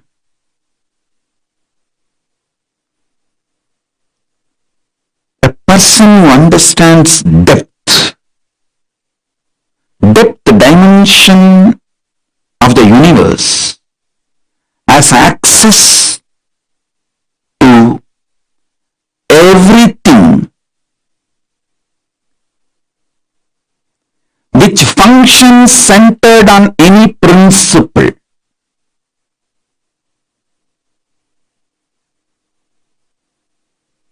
Metallurgy, economy, politics, social science, everything which functions centered on some established principles, some deep cognitions. See, your doctor may prescribe drugs from different pharmaceutical companies. One doctor may give paracetamol from one company, another doctor may give the prescription from different pharmaceutical company, but the fundamental principle, cognitions, will be same for all the doctors who are pro-life, life positive, who are oriented, who are focused on treating the patients. Understand? I was studying why Americans trust Indian doctors. You should know, Indian doctors are the most successful doctors in US, not just in number, are making money, trusted by the patients, because fundamentally they don't compromise on the health of the patient. They don't, you can't buy an Indian doctor easily. I'm not saying the other culture doctors can be easily bought over. No, I'm not saying any of that. Don't make negative inference. I only wanted to say the statistics available, data available proves not only big pharmas are not able to buy Indian doctors to do unethical practices, the patients also have a high trust for Indian doctors when the patients have choices. Even if they have to travel long distance or take few more steps, they opt for Indian doctors if the Indian doctors are available. That was a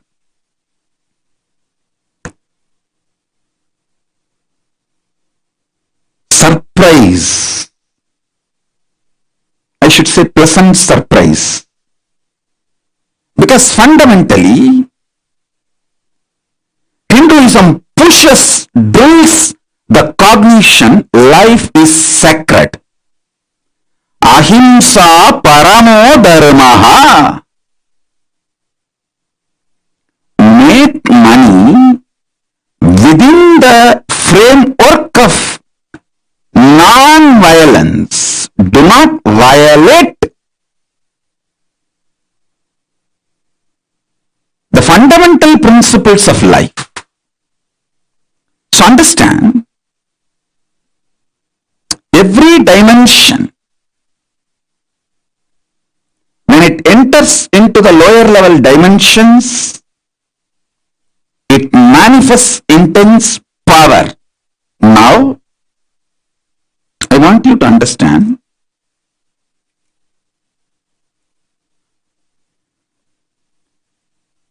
time and space is independent intelligence and power. I'll give you simple understanding, very raw, crude, down to earth,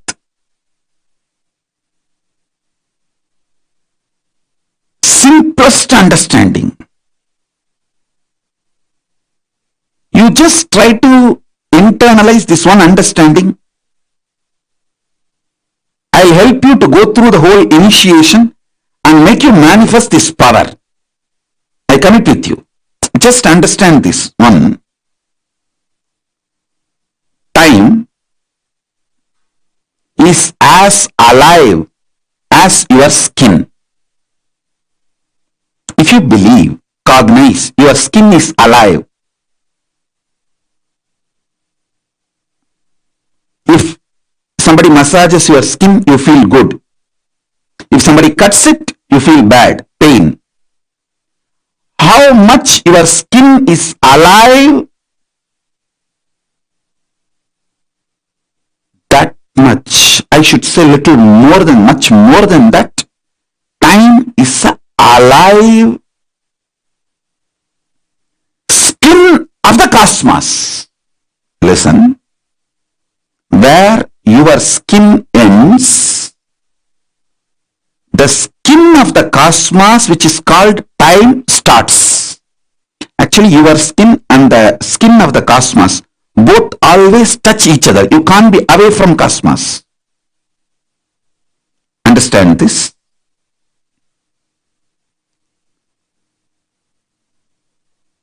Where your skin ends, exactly that is the spot time starts.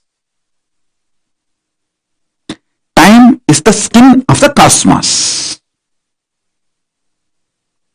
Time is the skin of the cosmos.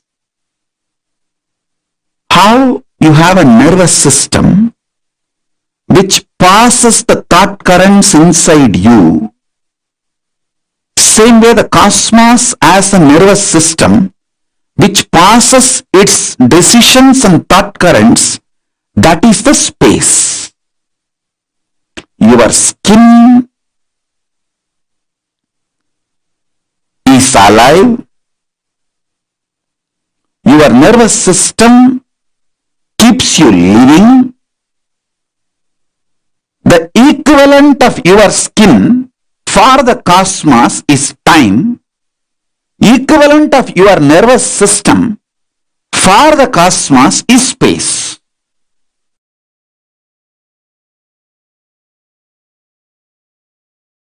See, the time-space continuum word, only I am trying to explain by using the original Sanskrit word Chidabhasa. The Chidabhasa only I am trying to translate with the English word time-space continuum. Some of the understandings related to time-space continuum and techniques I will reveal. Understanding is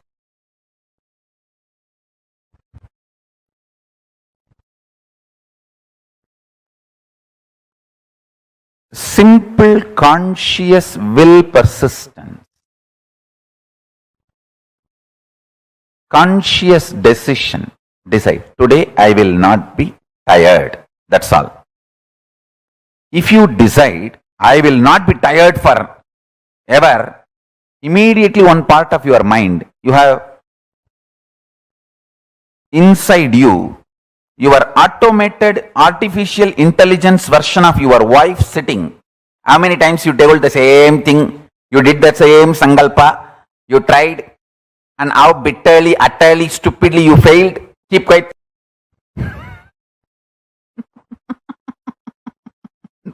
Automatic intelligence version of your husband, your wife is sitting inside you. This may look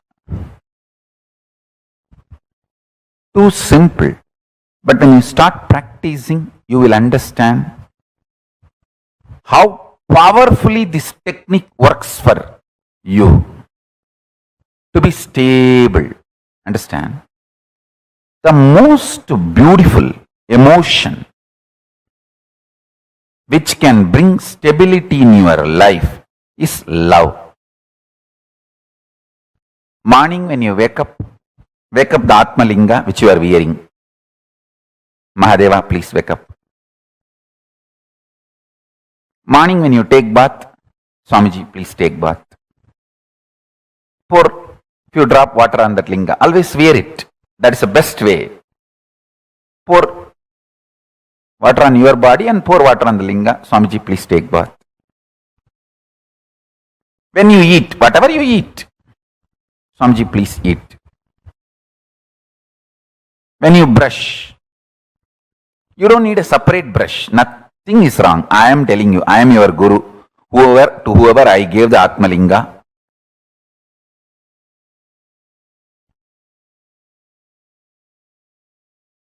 maybe you don't need to put the same brush on the Atma Linga, but take little Hariteki powder and put it on.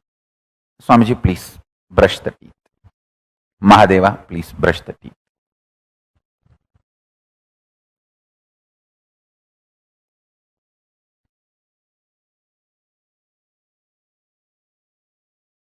Too simple.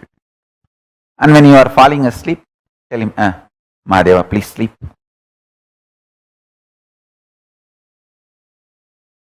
Love manifests that Chidabhasa, time-space continuum in you, sweetly and beautifully. You have a special feast, celebration, anything. Mahadeva, please eat. Show to him and then eat.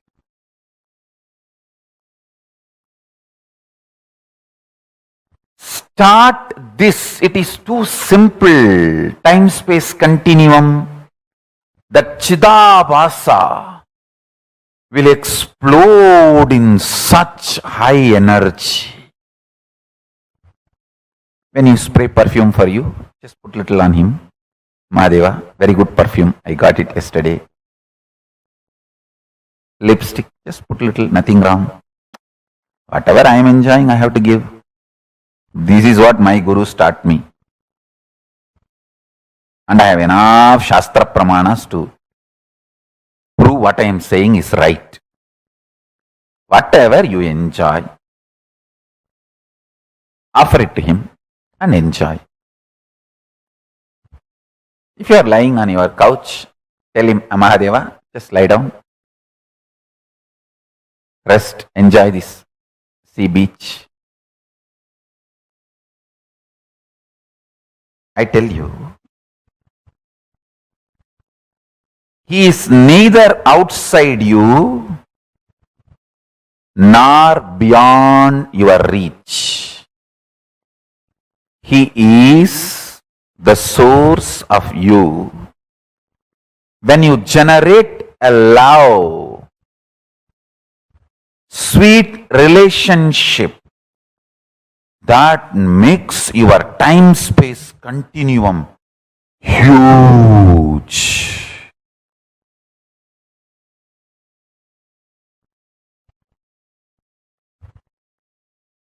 Huge.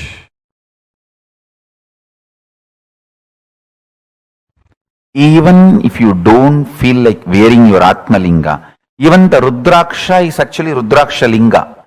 Many times, the Shastras allow, you can keep Rudraksha as the Rudraksha Linga and do Shiva Puja to that Rudraksha Linga itself. Agamas allow it.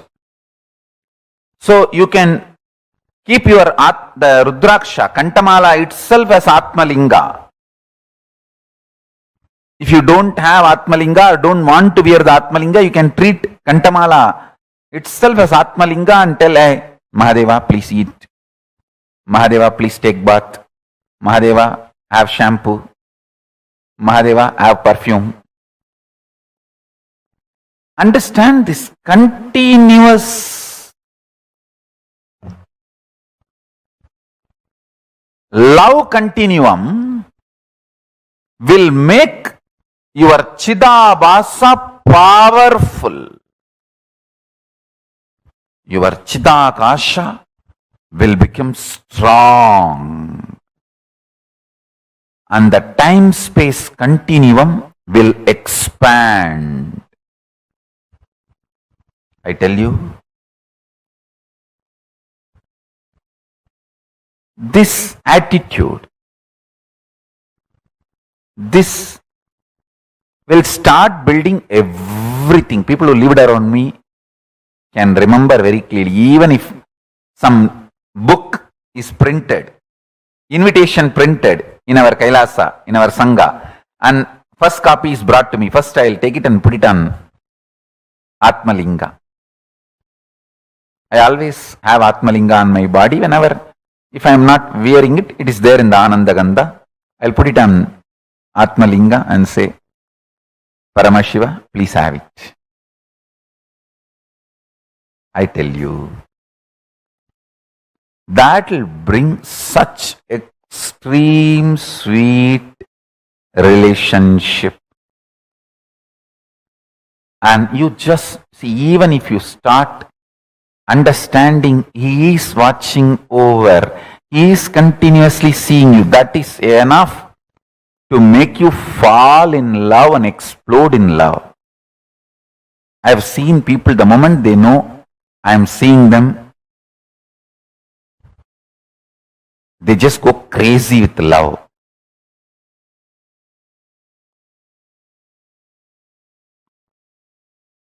The moment you start understanding Mahadeva is watching you, you just explode in love. The Chidabhasa explodes.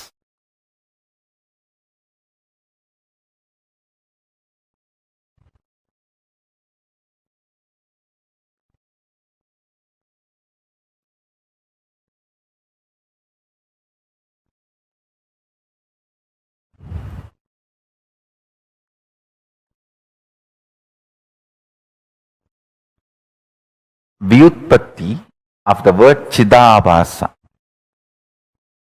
means the explanation of the word Chidabhasa, Chita Abhasaha Pradivimbaha, reflection, and the source of Chit, consciousness. Buddhavatma Pradivimbe Jivaha Jive.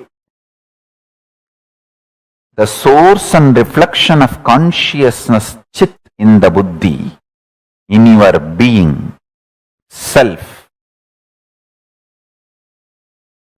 buddhi vritti chidabhasau idi vedanta karika. This word chidabhasa is used in Vedanta Karika as buddhi vritti chidabhasau.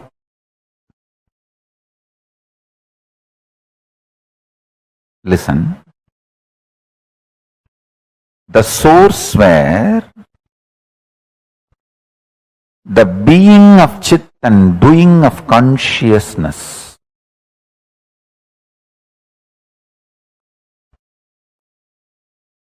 is felt, manifests, Chidabhasa. First few days only it will be like a monologue. You are talking to Paramashiva. Just after a few days you will see that he is responding in your inner space. You just know he accepted your food. You just know he is happy with the cold shower you gave. You just know he is happy with the perfume you gave. The love starts becoming complete circle. You give, he showers. You give, he showers. That whole ecstasy starts. I tell you. He always showers. He always showers. He always showers. See, ability to inspire yourself without the external inspiration means you found the source of your love inside, internally. Chidabhasa of you has opened up. The Chidabhasa in you is Paramashiva.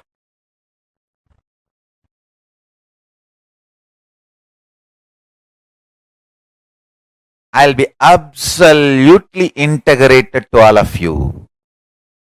Let me give you the first truth, powerful cognition from today. It got revealed into me in Tamil, so I'll recite as it is, then I'll translate.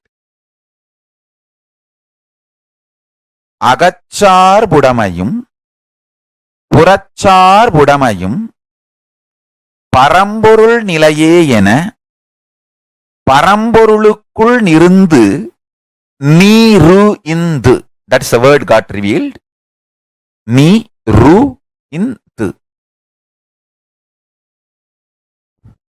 தன்னை தன்மயத்திற்குள் இருப்பார்க்கே தான் தானே வெளிப்பட்டு தன்மய சக்தியெல்லாம் பொங்கி பிரவகிக்கும். Let me translate in English. Understanding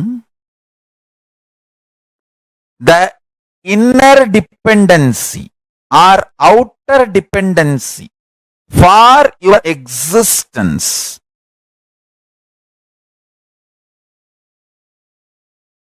is only Paramashiva.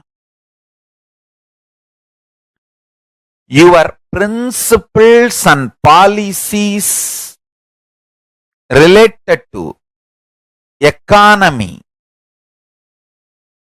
your life's goals, your life's relationships, how you want to live, how you want to die, what you call as a success, what you call as failure.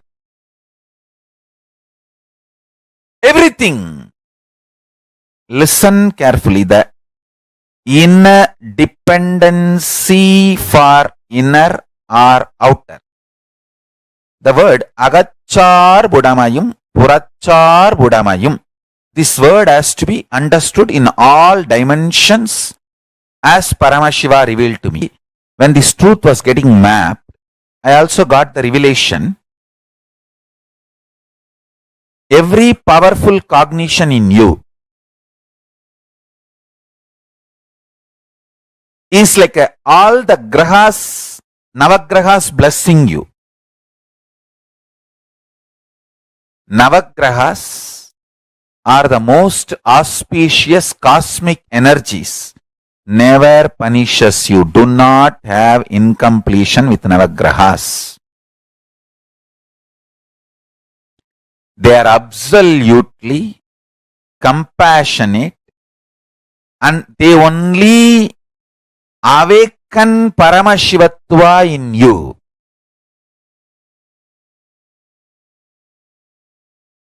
They only manifest Paramashiva in you. Listen carefully.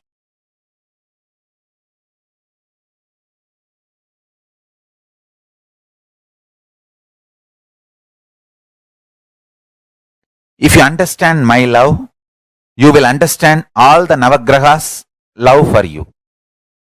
Now, I'll give you the example. I told many names. Don't think I do not train them.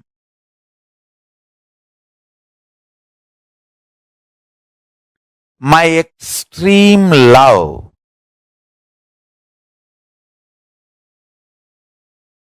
compassion, whenever I see they are dependent on wrong things for their internal, external centering, I correct them. That correction is not because I hate them, but because I love them deeply. Same way, Navagrahas, sometimes Shani may remove some relationships or wealth from your life. That doesn't mean he hates you. That means you have a blind spot there. Your inner dependency and outer dependency is moving away from Paramashiva, which is not good for you. So he removes them and makes you centered on Paramashiva.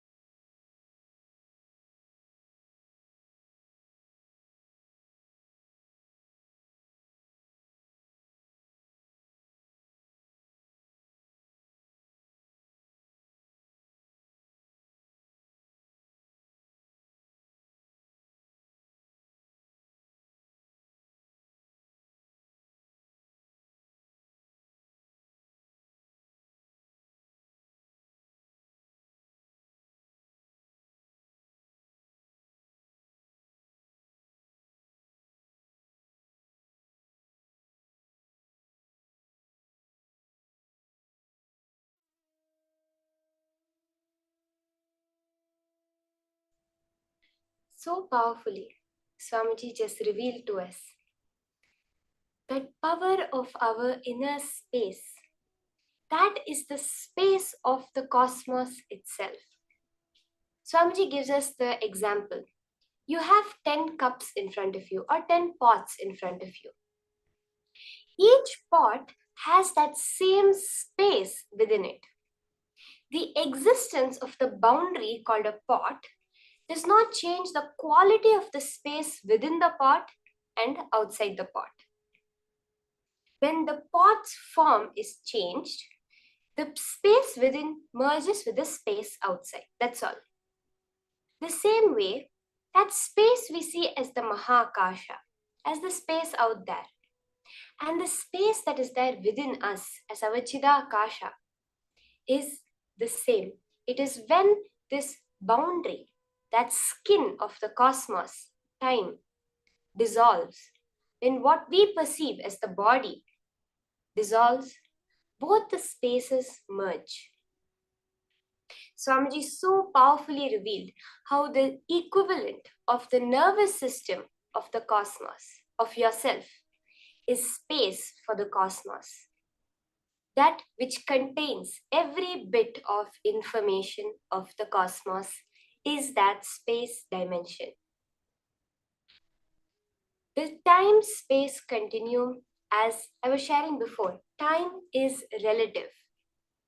The way it exists for you is not the same way as it exists for another person. The ability to inspire yourself without external inspiration means that you found the source of your love inside, internally. Your Chidabhasa has opened up. The Chidabhasa in you is Paramashiva. Love towards him manifests the Chidabhasa, the time-space continuum in you, sweetly and beautifully.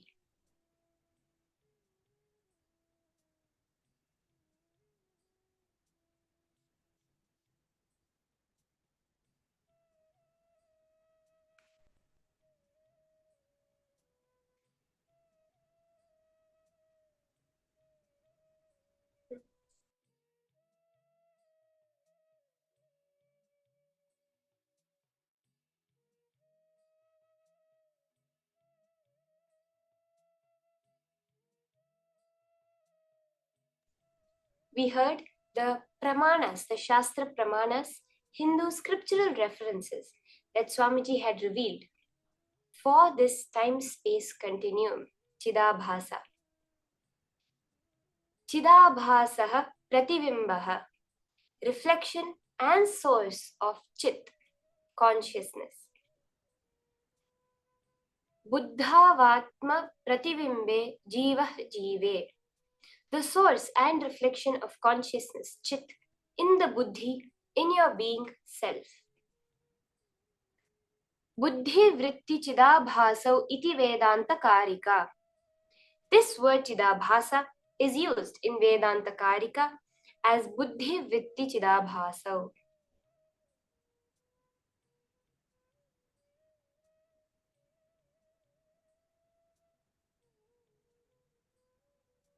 For almost all human beings, the immediate time-space available is only the next few days.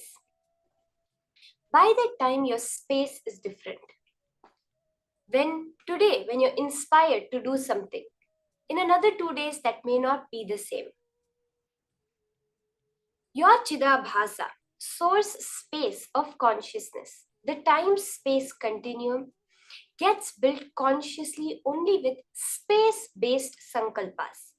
When you make a sankalpa, a conscious decision based on your space, then the Chidabhasa gets built consciously. Declare supremacy over the space-time immediately available to you by declaring your Satya Sankalpa. What you have the immediate availability of, that time and space, declare your supremacy. Let's do a small exercise to awaken this Chidabhasa. As Swamiji said, love manifests Chidabhasa, time-space continuum in you sweetly and beautifully. If you start practicing it, you will understand how powerfully this technique works for you to be stable. When you wake up your Atmalinga or your Atmamurti, which you are wearing. Paramashiva, please wake up. Morning, when you take a bath. Swamiji, Paramashiva, please take a bath. Pour a few drops of water on the linga. Always wear it. That is the best way. Pour water on your body and pour water on the linga. Swamiji, please take a bath. When you eat, whatever you eat, say Swamiji, please eat.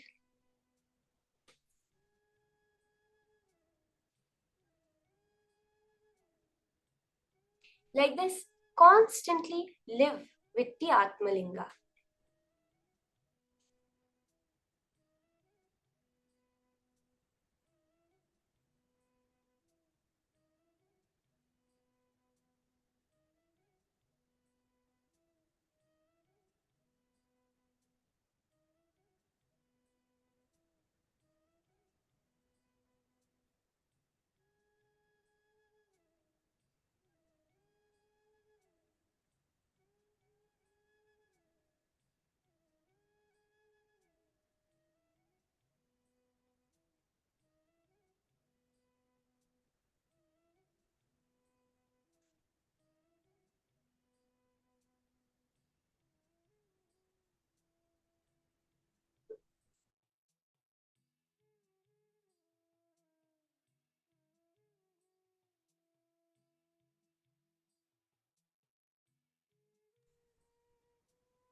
So now, with this powerful understanding, practicing the presence of Paramashiva in your daily activities, living, knowing that Paramashiva is there with you at every moment. There is a beautiful story that Swamiji says, which is one time there was a man, in a dream he got a vision of God, and God said, ask for anything you want. And he said, oh God, I just want one thing. Always be by me in my life. And from then on, he always saw two footprints. He would always see that wherever he goes, there would be another set of footprints with him, indicating that presence of God. But then he noticed one thing. After he left the body, when he faces God, he asks, you gave me the promise that you'll always be with me. Throughout my life, in my times of joy, I always saw you walking next to me. I always saw your footprints. But during the times of intense pain, suffering, why is it that I never saw the second set of footprints? Why did you desert me at just that time? God beautifully says, no, it is during those times that I carried you. So the only set of footprints that you saw was mine. That is practicing the presence of God. When you are happy, when you are joyful, Paramashiva is celebrating with you. And when you are in a low mood, when you are suffering, Paramashiva is holding you. He is the one that is carrying you through that whole thing. That space is what we hold during the power manifestation. When we manifest, it is Paramashiva's manifestation. He is celebrating with us.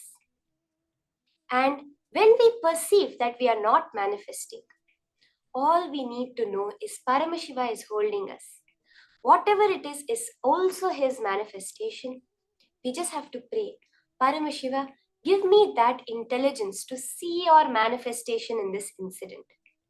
Like how that man, during the times of struggles, he saw only one footprint. He thought it was his and that God had deserted him. But all he needed was that small intelligence that at that time God was carrying him. When we are doing the power manifestation, this is a very powerful click to hold. During the times of our success, Paramashiva is also celebrating. During the times when our perceived failures is there, when we are seeing that, oh, manifestation is not happening for me, At that time also, it is Paramashiva who is doing it.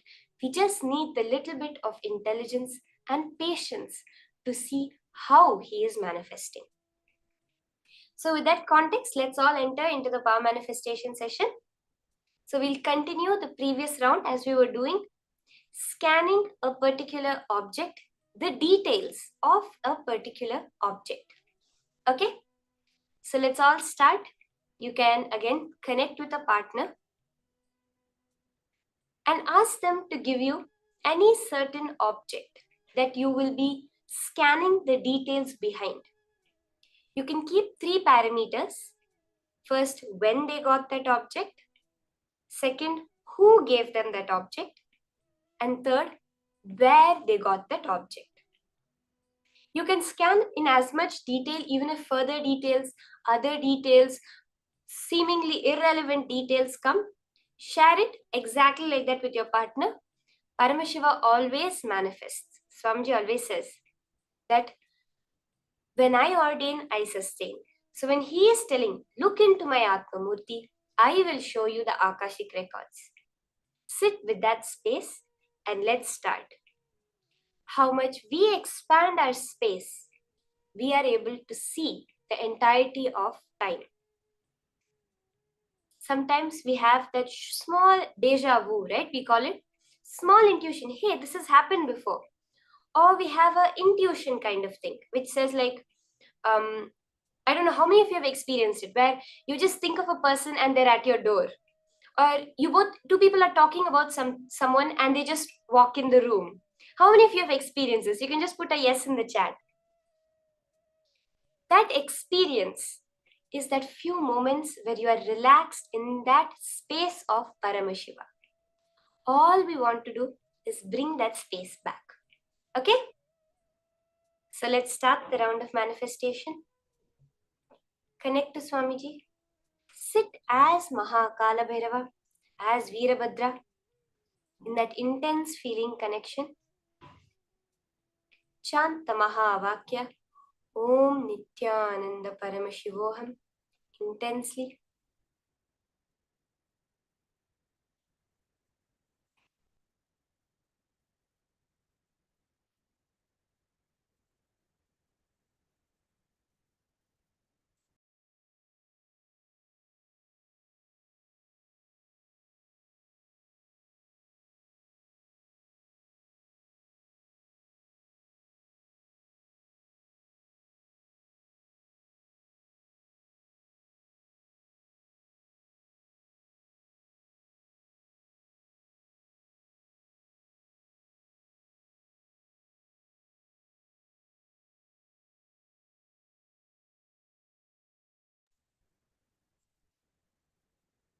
Scan the particular date that they got that particular object.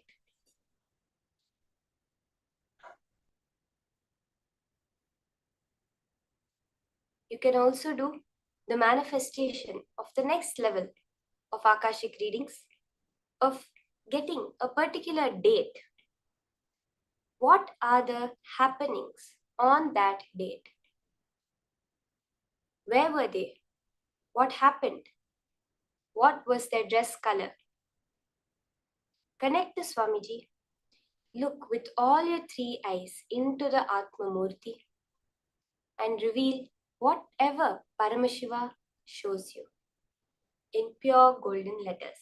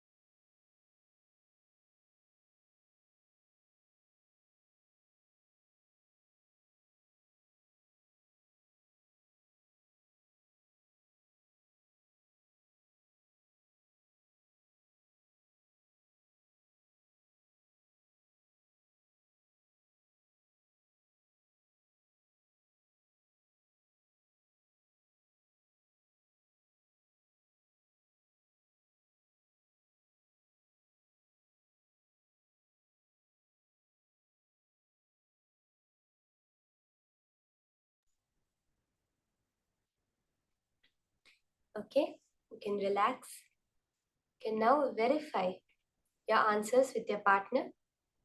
Whatever the details that Paramashiva revealed, you can connect to your partner, verify to them, share it with them, and just see even the smallest number, letter which you got correct, celebrate it as a manifestation.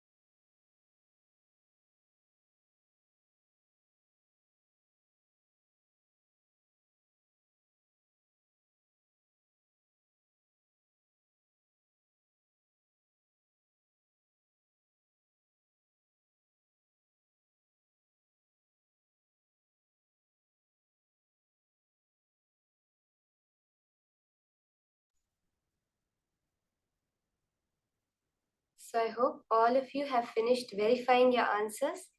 Do post your celebration, how you are celebrating that manifestation of Paramashiva. Whatever details, you can actually post how was the whole experience of the manifestation for you. What exactly were you able to see? How were you able to see that extraordinary experience of the golden letters appearing on Swamiji's murti?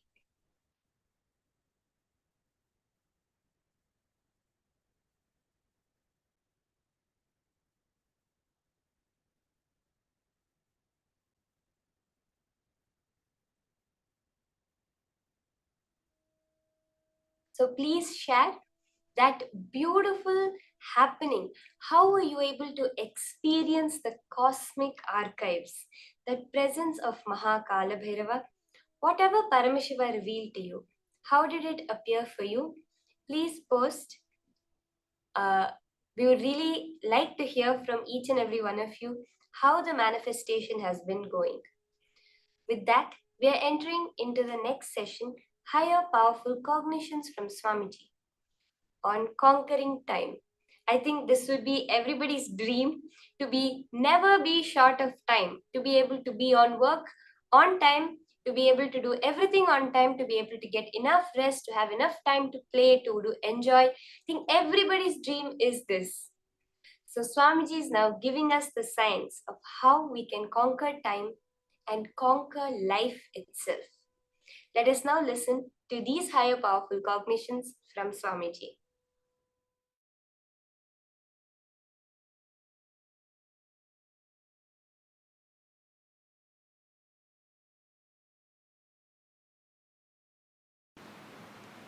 Few basic truths.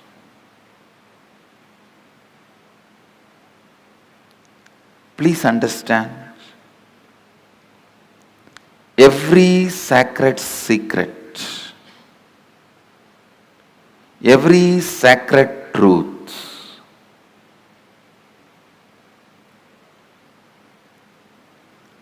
I am uttering, every word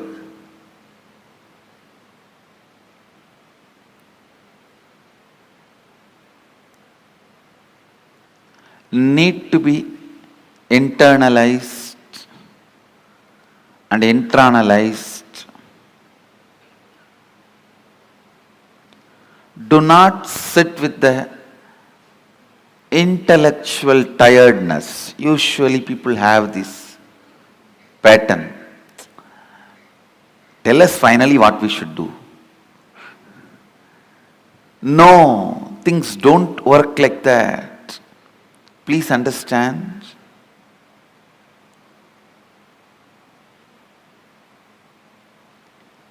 Every word I am uttering matters. The first truth. Time is a matter.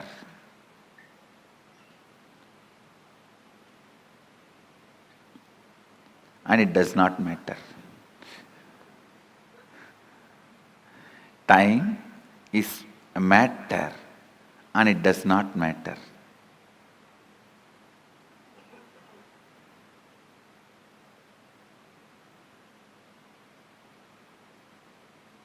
You can manipulate it as you can manipulate your body. Understand? You can make your body big or small with certain practices, diet control. You can manipulate it. You can play with it. Same way, you can play with time. You can play with time. How? We will see next. But some of the basic truths,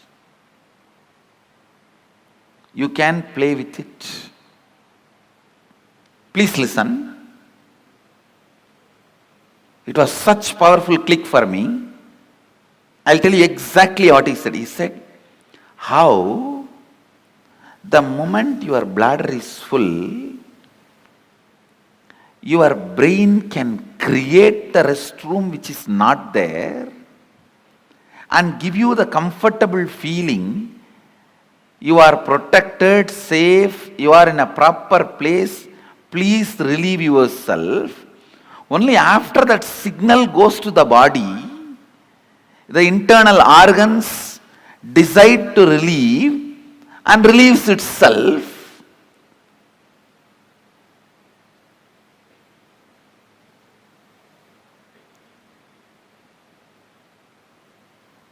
The pressure inside you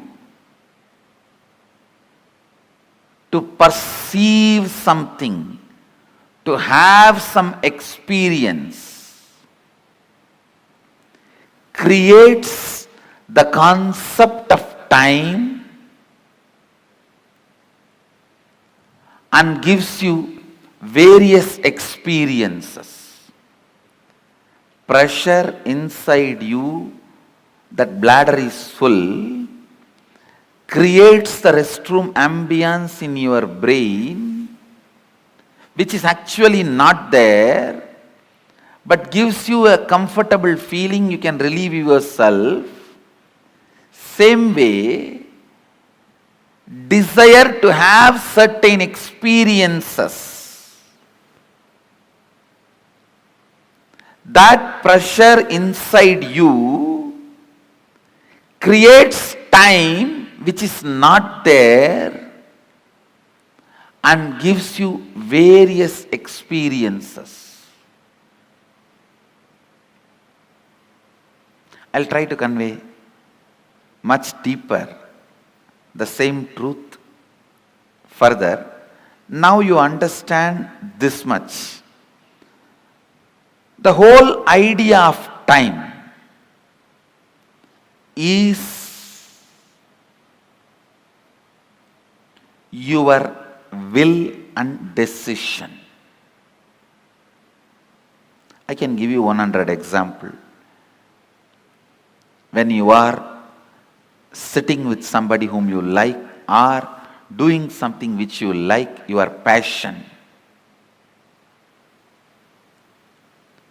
you don't know how the time passes. Time gives you a different experience about you, about life, about world. But when you are sitting with somebody whom you don't like, or when you are doing something about which you are forced, time gives you different experience about yourself, world and life. This one small example I have seen in my own life. Morning 5 o'clock, early morning 5 o'clock to night 11 o'clock, I'll be sitting with Arunagiri Yogeshwara. I don't know how the sun rises and sun sets, but at night, few hours when I need to be in the house, away from him, I'll move the clock 10 times, thinking that it is not moving, it has stopped.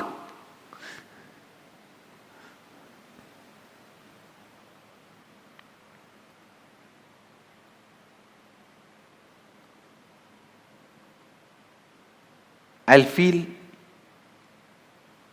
why the nights are so long. Time is slow when you wait. Time is fast when you are late. Time is deadly when you are sad. Time is short when you are happy. Time is endless when you are in pain.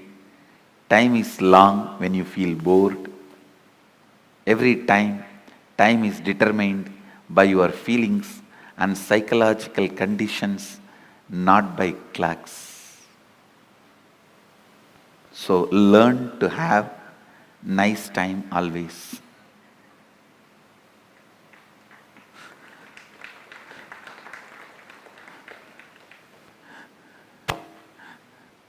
Whatever now I am sharing, most of you may know that ideas, nothing new. But I am trying to set the context so that I can lead you into the deeper understanding, especially the experience to make these understandings permanent.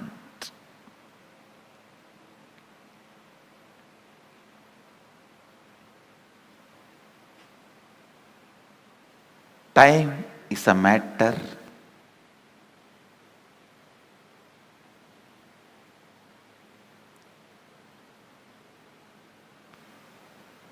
it does not matter.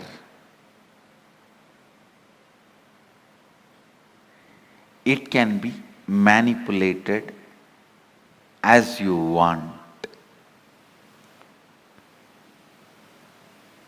You can play with it as you want. One more understanding I received from Arunagiri Yogeshwara about time, listen carefully.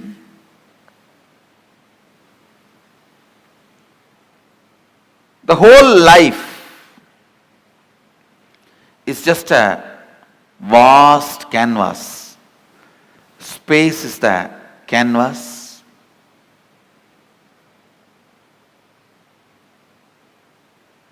Imagine 200-mile length canvas on which lot of paintings are there. The paintings which you already perceived is called past. The painting you are perceiving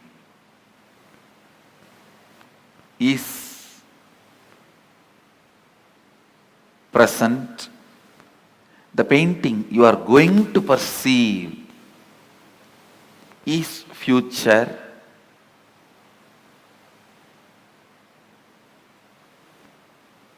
But the truth is all three exist. All three exist.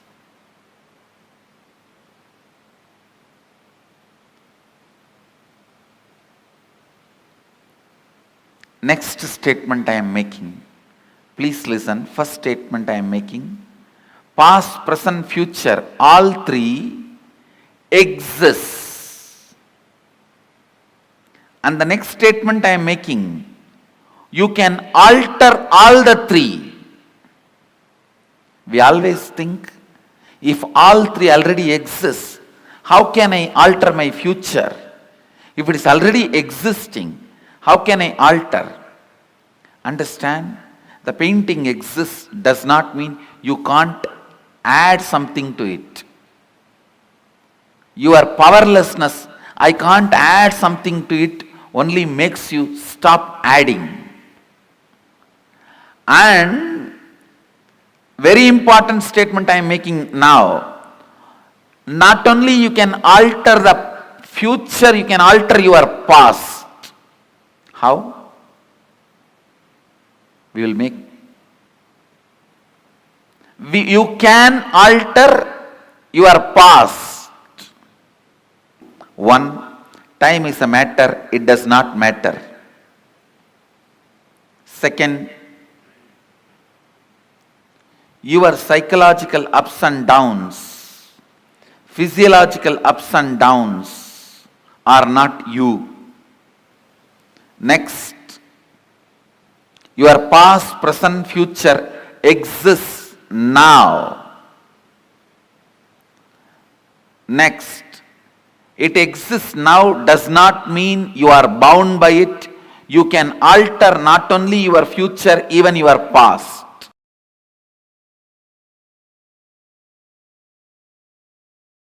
I had a fortune of meeting a great Paramahamsa. His name was Sundananda Swami. He was from Ramakrishna order in Mangalore. Now he is no more, he left the body. In his room he will have 25 clocks. One will show 8:30, one 9:10, another one 1:30, another one 2:40. Like this 25 different times. I used to ask him, Maharaji, why this? He's an elderly person. Maharaji, why like this? So many clocks with so many time. What is actual time? He will say, hey, Koka. Koka means in Bengali, small boy. He will say, hey, Koka, whatever time I want, I will keep that clock as a real time. It was very shocking. And he was head of the mud monastery where so much need to happen as per the chronological clock. But he was always making everything happen. The absolute freedom from time. Listen. Consider this line, straight line, as present moment. Now.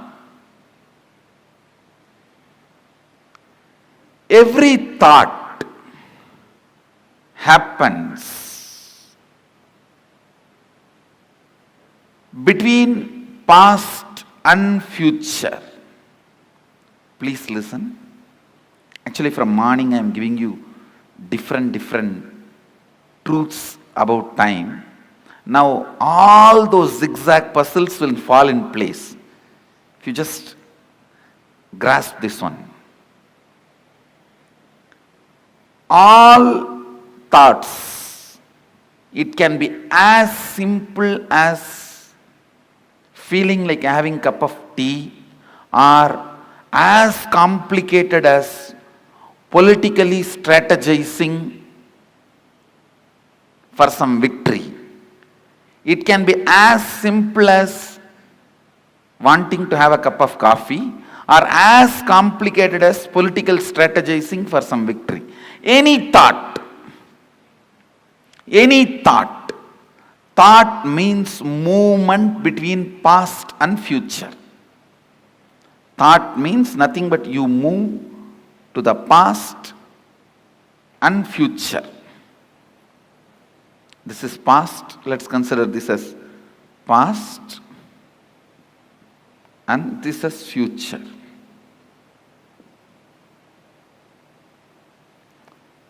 This center moment, present, where the present meets the past and future, that moment is now. This is that now. Present.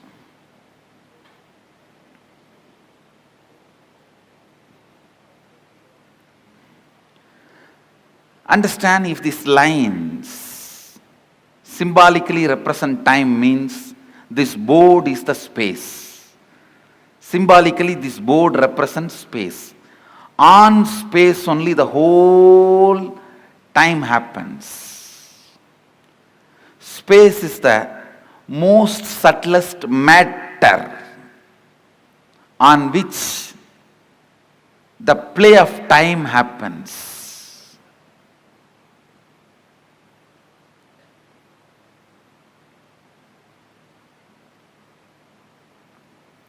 Just understand this example. Your movement between past and future is thought. Like you jump from here to there to here, here to there to here, here to there to here. That is what I call your perception about you, life, your existence. Your existence is nothing but the movements.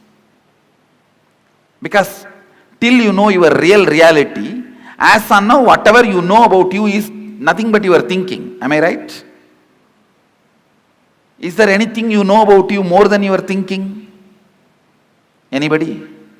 If you know something more about you, more than your thinking, this seat is for you.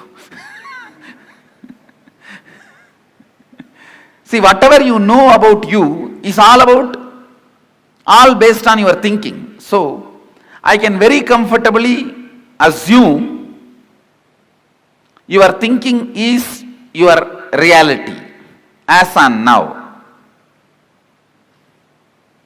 Am I right?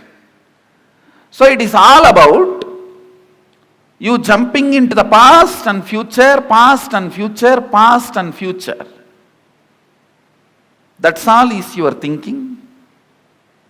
That's all is your, what you call as you.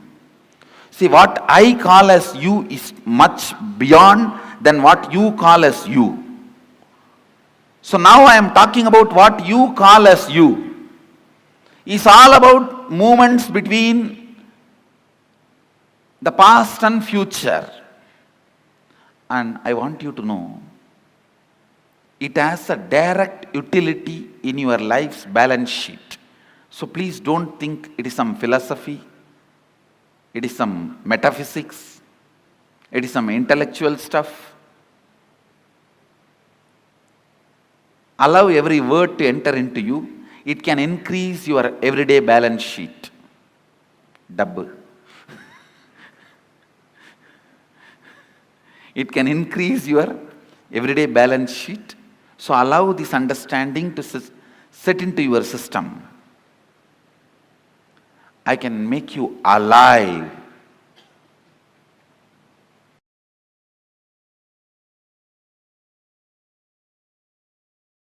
This I received directly from Arunagiri Yogeshwara.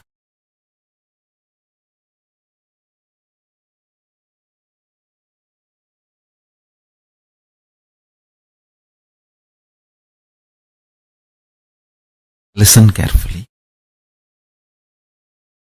Your inner space. What do you call as you? Tahara Akasha. Taharakasha. It's a Sanskrit word. What do you feel as you? Inner space. Pratyagatma or Takarakasha. Takarakasha is a more precise word. Your inner space. If you hit your inner space with a powerful cognition, that powerful cognition explodes as power, awareness, pure consciousness, super consciousness, higher level of existence in you. The same Taharakasha, your inner space, if it is hit with the patterns, it gets reduced into something called time and boring lifestyle. Listen carefully. Every pattern gets settled in your inner space, makes you time bound, means you will feel days and months are passing, but you are not doing anything. You don't know how the time is passing. It is just going. Suddenly you remember next year is here. Suddenly you remember next year. Suddenly you remember, oh God, one more birthday. And you don't know what is going on, what you are doing. Understand? More patterns, more unconscious, more delusion, more you become time bound. That is why Kala Bhairava is described as ferociousness. This is exactly I learned from Arunagiri Yogeshwara. He says, whenever you are ferocious and break one pattern, you gain 1 hour extra in your life. Understand? I am giving you a rough example. Sometimes when you break one pattern, you may get even 3-4 hours extra. Means that 24 hours chronological time is different. Consciously, how many hours you are living, that psychological time is different. Phenomenology of the time. Listen. In reality,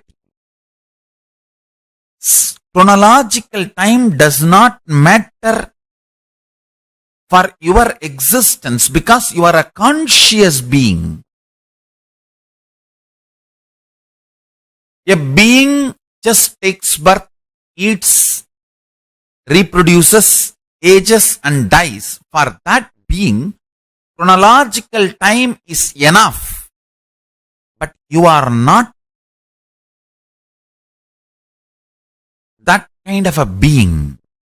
You are a conscious being. You have a purpose to exist. You feel desire, fear, greed, wanting, not wanting. You have choices. And you feel your freedom to choose. Understand? The moment you feel you have a will, you are a conscious being. So how many hours are available for your consciousness, your awareness? That psychological time matters. Every time you are ferocious and break a pattern, you gain time. You gain conscious extra, conscious longevity. Understand?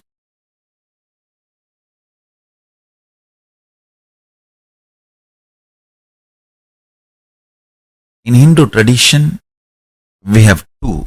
One, increasing the physical longevity. Another one, increasing the conscious longevity. Veda, Ayurveda. Ayurveda is all about increasing the physical longevity. Body functioning with health for long period. Veda is all about consciousness functioning more. Understand? Every time you break a pattern, you have more psychological time available to you. Living in Kailasa Vasi is all about making the maximum conscious psychological time available to you. Of course, I do work on your body, detoxification, giving you the best organic food and make your body also live long.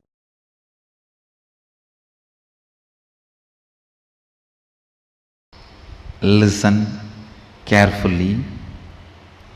Whatever intention you have that you want to become, that is you. Other than that, any psychological, physiological, neurological experience, perception you go through is not you. If you feel depressed about your body and your mind and about yourself, or if you feel excited, elated about your body, your mind and about you, whether depression or excitement, nothing is you. Nothing is you. When Arunagiri Yogeshwara shared these words with me, the way it entered into my system, the way it became part of my cognition, the way it became part of my reality, from that day, never physiological, psychological, neurological ups and downs can bind me in any way. Listen to this truth and contemplate on it. I'll support you to experience that as reality. I still remember you are sitting in this very posture, Sukhasana, having hand on my shoulder, and said the exact words uttered in Tamil. மெயின் நினைவாலோ உயிர் நினைவாலோ மூளையாலோ உணர்பவை உள்ளது அல்ல.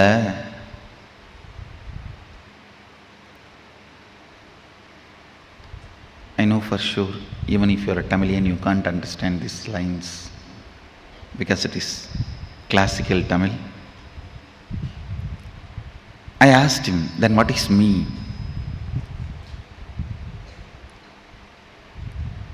He put the next question. What do you want to become? Small boy. I just stretched my chest in a wide way, put both my hands on the hip and said, Sadashiva.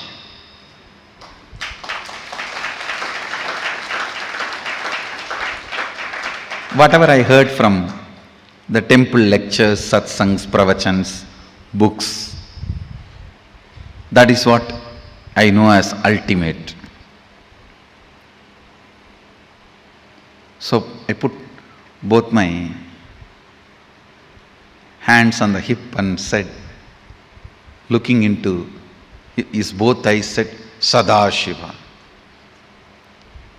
And already his hand was on my shoulder.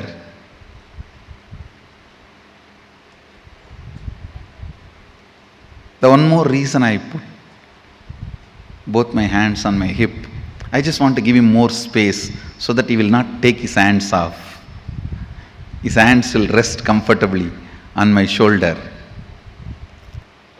I was so much in love with him, I will not miss a single chance to have his touch.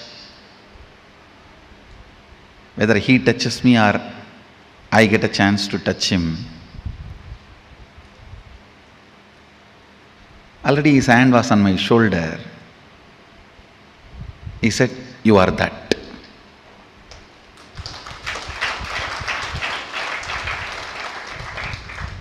It was so clear, I can see.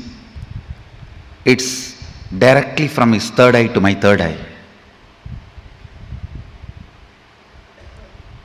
There was no questions, doubts after that. He himself explained. Your intention is the only living mechanism in you.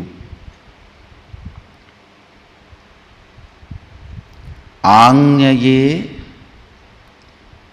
உனக்குள் இருக்கும் உயிர், ஆஞ்ஞையே உனக்குள் இருக்கும் கடவுள், அதுவன்றி வேறொன்றும் உன்னுள் உயிர்த்திருப்பதில்லை என்பதனால் உயிர்த்திருக்காத ஒன்று உயிருக்கு உபத்திரவம் தர இயலாது.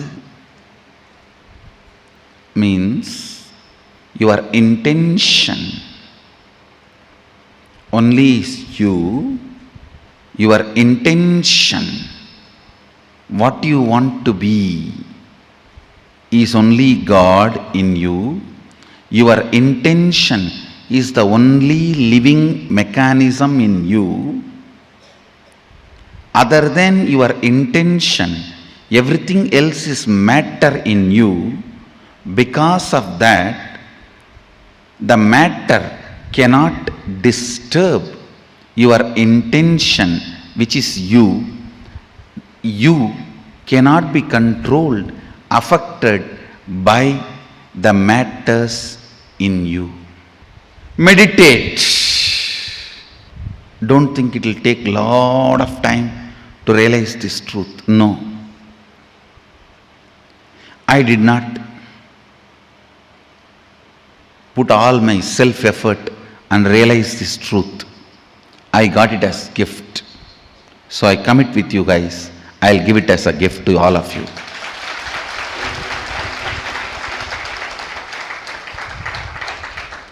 Ultimately, I received it as a gift. Because I received as a gift, I am bound to give it as a gift. That is the way I show gratitude to my gurus.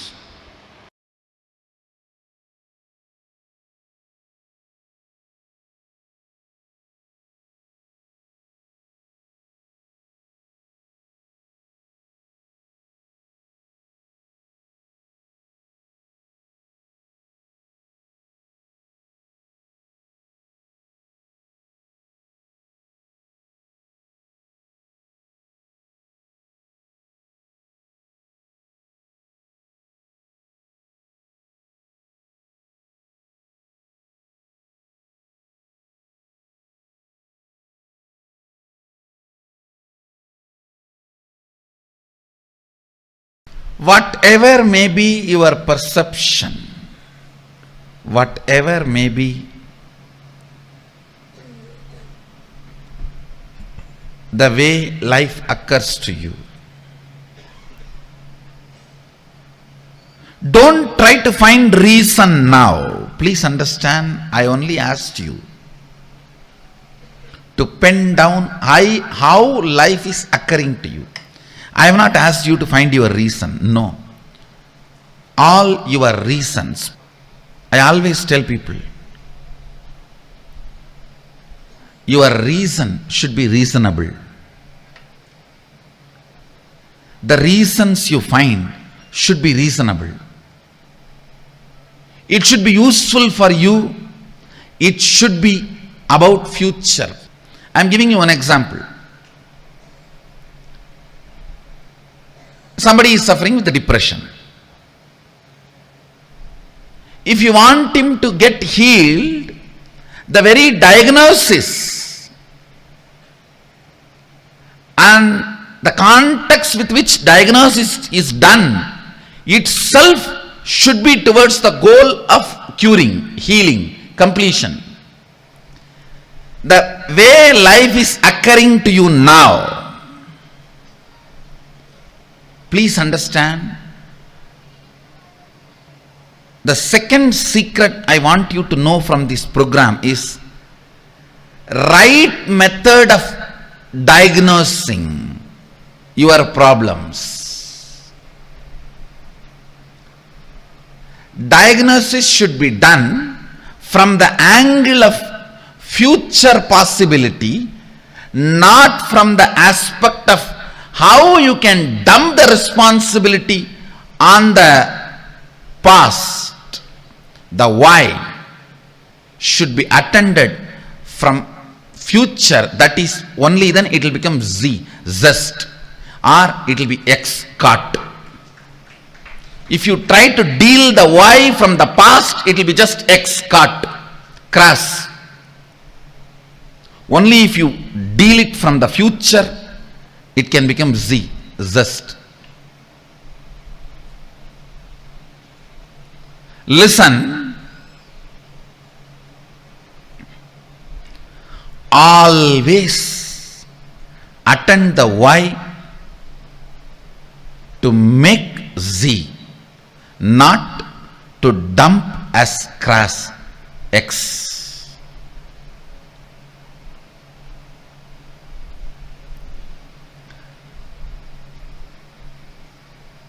Depression. If the simple diagnosis can be done to a depression, any depression has to attract the high energy. It's a simple logic. Whether in the water body or in the weather, if there is a depression, there is going to be a fulfillment. I tell you, most of the people enjoy your problems because only when you have a problem, you will be dependent on them. By and by, you yourself start enjoying it. Because with problems, the infrastructure you established seems very useful and fruitful. You look very brilliant. When the problems become redundant, the infrastructure you established looks redundant. So the time you spent on all that looks very redundant. Just to make your past worthy, you go on making your problems relevant. Listen carefully. Listen carefully. There are at least, I can give you one example. There are at least 100 methods of transportation. More convenient, comfortable methods are already available without using the roads and petrol, diesel, the oil, without using the oil and road. At least 100 methods of transportations are already available. Enough of balloons, methods, just you can race for 200 feet and reach your office, all that is available. Nobody wants to make that popular because all the energy, time we spent on road and oil will become irrelevant. So we will look like a fools. I am giving you one example. Whether in the field of health, or whether in the field of communication, whether in the field of transportation, in every field, enough has happened. If you look at the why from the angle of solving it, but the why is not looked from the angle of solving it. Let me give you some more example which you can directly understand and analyze. See, now you have written lot of lines, thoughts, ideas, how life is occurring to you.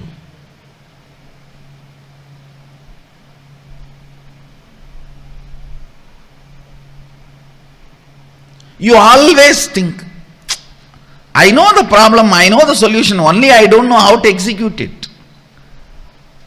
Please understand, if you don't know how to make it into reality, at least be very clear, you don't know the solution. Don't have this half understanding, no, I know the solution. I only don't know how to make it happen. No.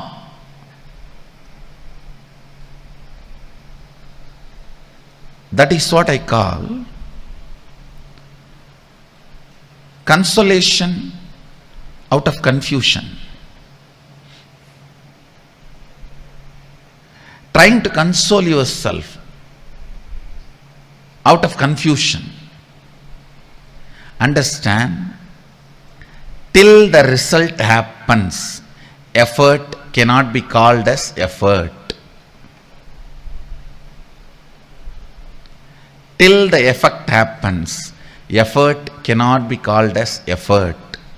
Somebody came and told me just few days before, one of my team lead person, I am putting so much of effort, result is not happening, Swamiji. I said, no. Be very clear, till the result happens, what you do cannot be called as effort. Don't have the wrong diagnosis, wrong reasoning. Wrong reasoning is delusion. Wrong reasoning is suicidal. Wrong reasoning makes you feel you are stuck in the life. The first step, seeing how life is occurring. The second step, next step, always look at the life, perceive the life, understand the life, reason with the life from the context of making it as you want, making it as a reality as you want, not dumping the responsibility or playing the blame game on your past, on everything. We can blame everything including ourselves and say this is the way it is, what can be done. No, that is what I call suicidal.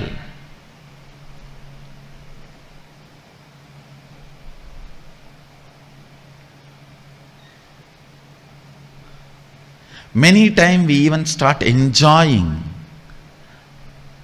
our belief that we are only capable of this much. This is the way it is.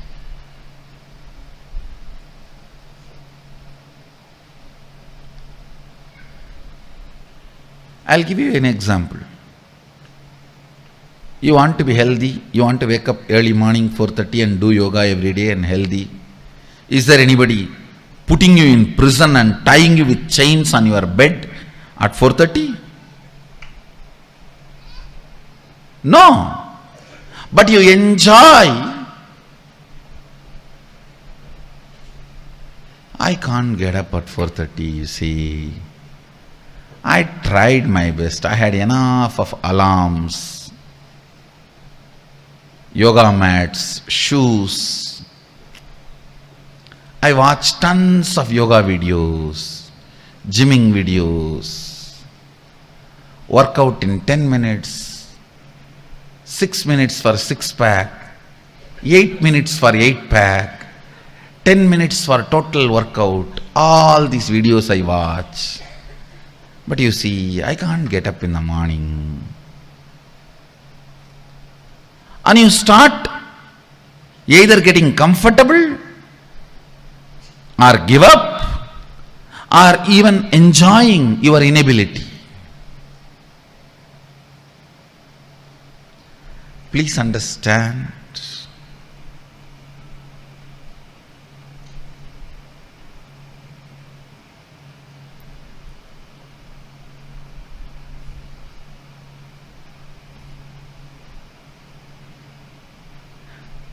I am not even saying you need to put all your effort. I want to make only this statement as essence of this session.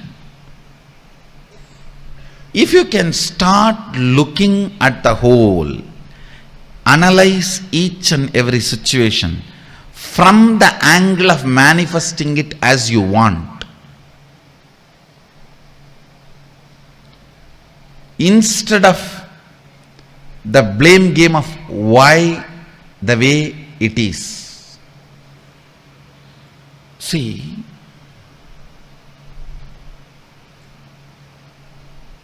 when you look at why the way you think, why the way you act, why the way you talk, why the way you feel, why the way you exist, the way you exist. If you feel tremendous pain, inability, you are only enjoying, entertaining blame game, putting the blame on the past.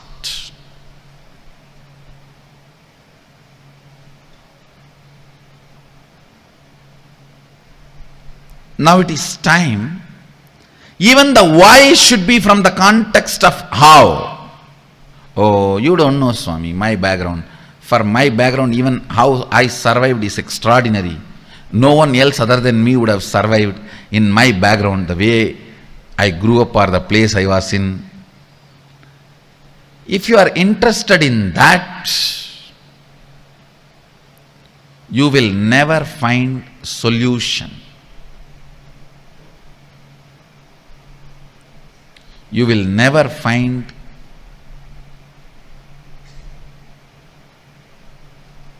the life as you want.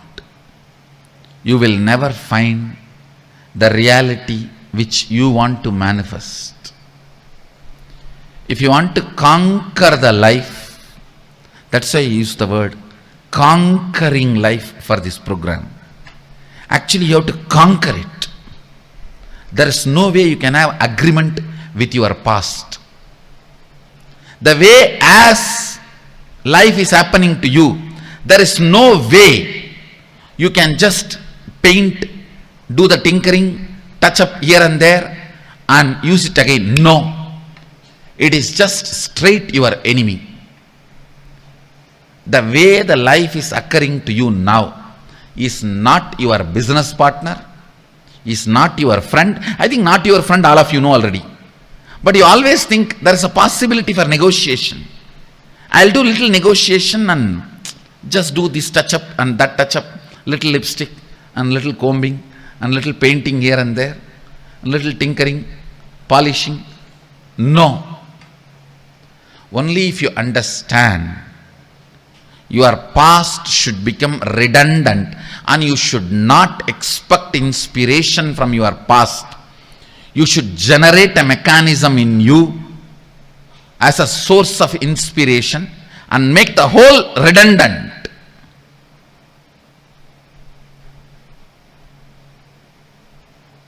The whole should become irrelevant.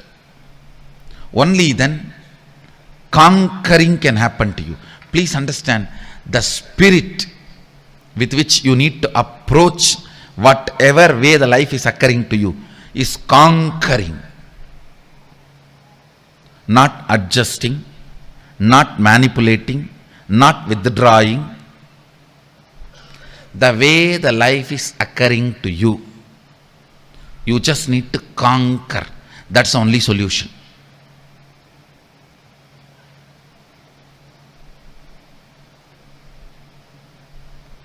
As long as you have the light, soft corner and sympathy for you, and justification about the way you exist, conquering is not possible. I am not asking you to be angry with your past. No. I am asking you to be ferocious with your past. Be ferocious with the way your life is occurring to you. The way you approach your life should be the attitude of conquering. Not angry, but ferocious. Not angry, but ferocious.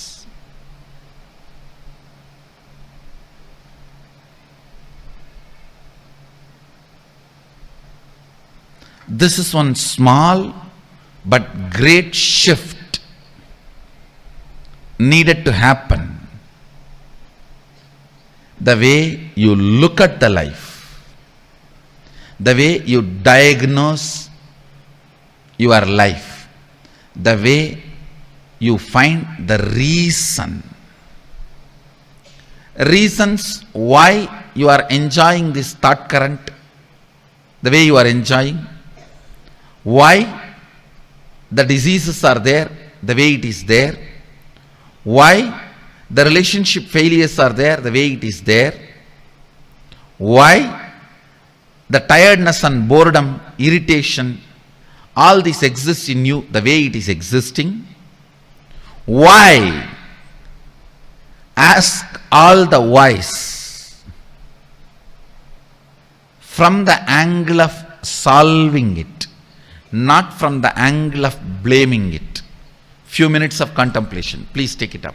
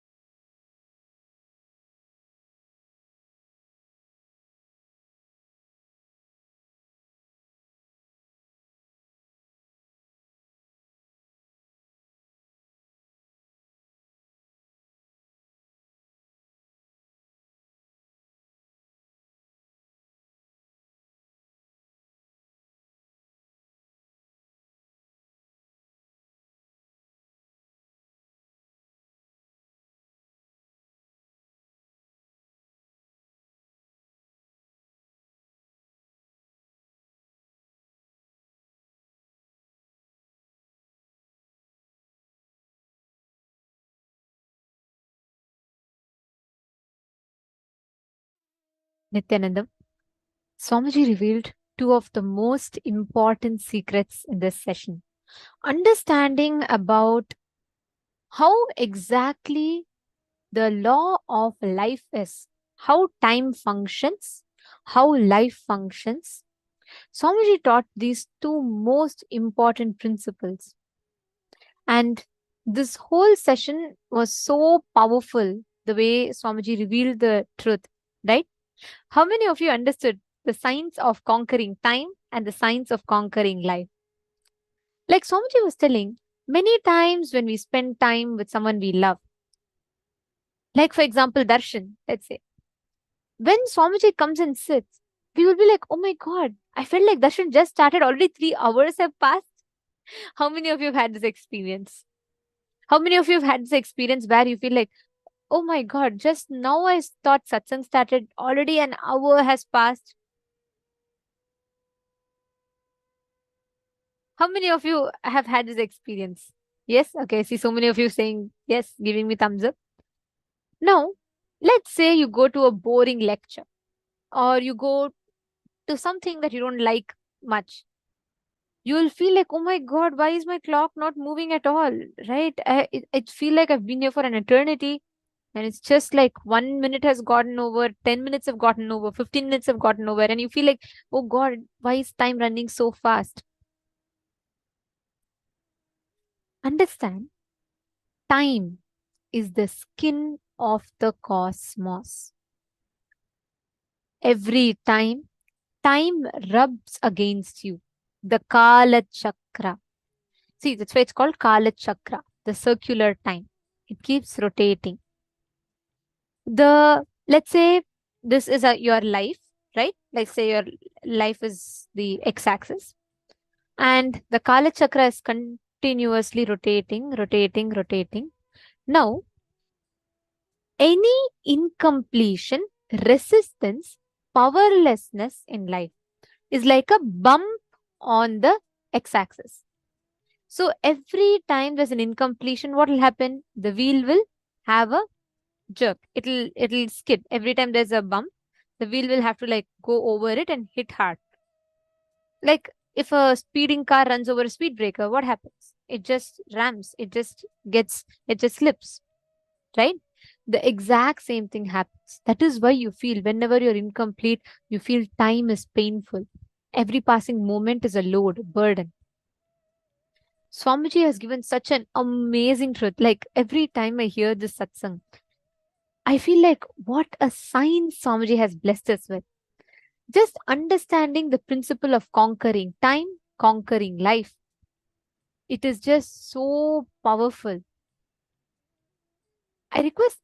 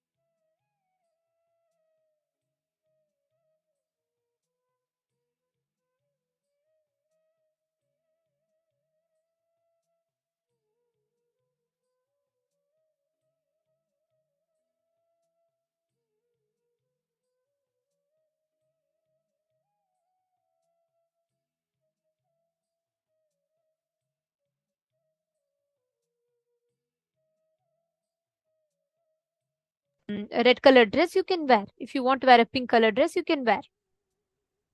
If you want your hair to look a certain way, you can dress up. You have the ability to change your body the way you want.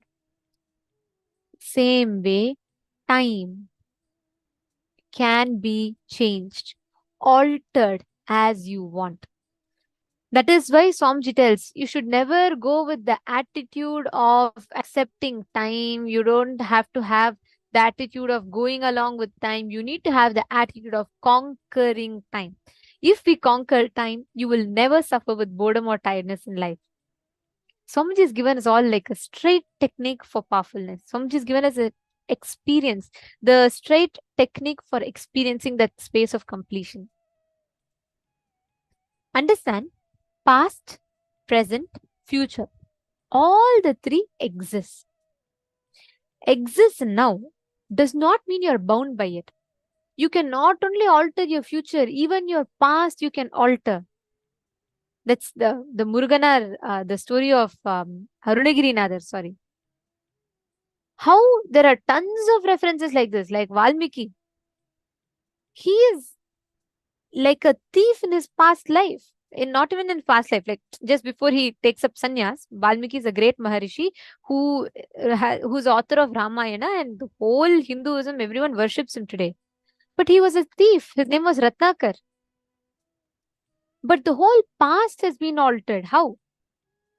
The moment you conquer time means the moment you come to the space of completion, you have conquered time, which means you can never struggle with boredom or tiredness in life.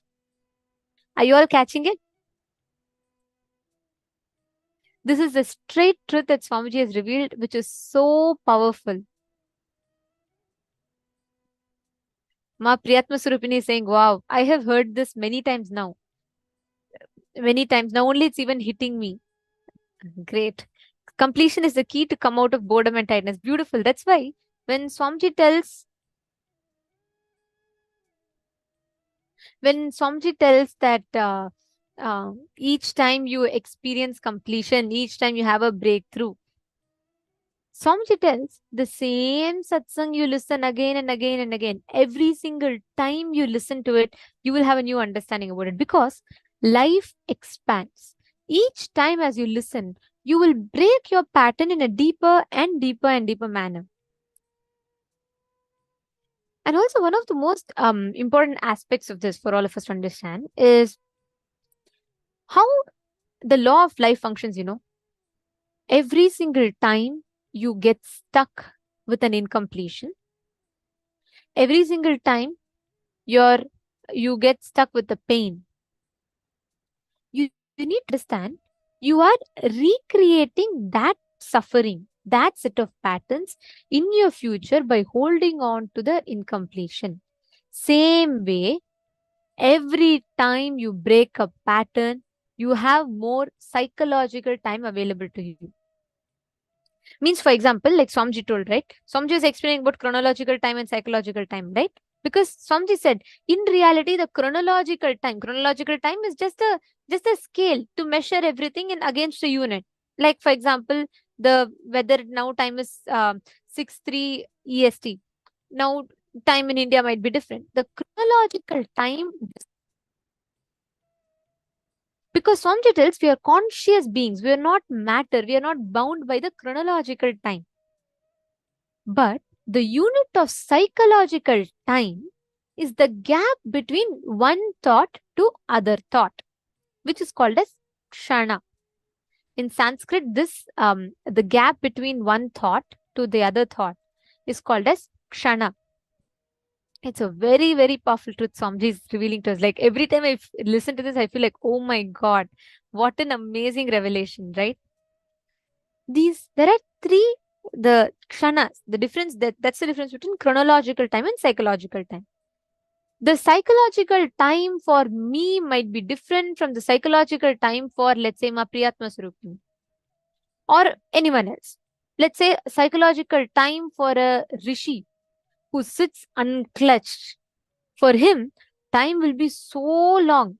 In Hindu Puranas, if you read, they'll say so many beings who have lived for 100 years, 12,000 years, 13,000 years, even a normal king like Yayati, they say he lived for more than like millions and millions of years he's been living. They say he's lived for 100 crore years, right? Like that, there are so many. You will hear many rishis saying, they do tapas for 400 years, 500 years. Because the psychological time, the gap between one thought and the other thought is more. Which means you have a lot of inner space. You take life sweetly. Every time you break a pattern, you have more psychological time available to you. Let's take step 1. Okay, let's understand what is our perception of time. Are all of you understanding so far?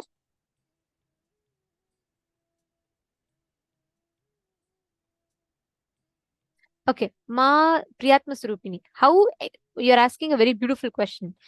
You're asking how expanding my psychological time will reflect in chronological time. Can you please make me understand? Very beautiful question. I'll answer this for you.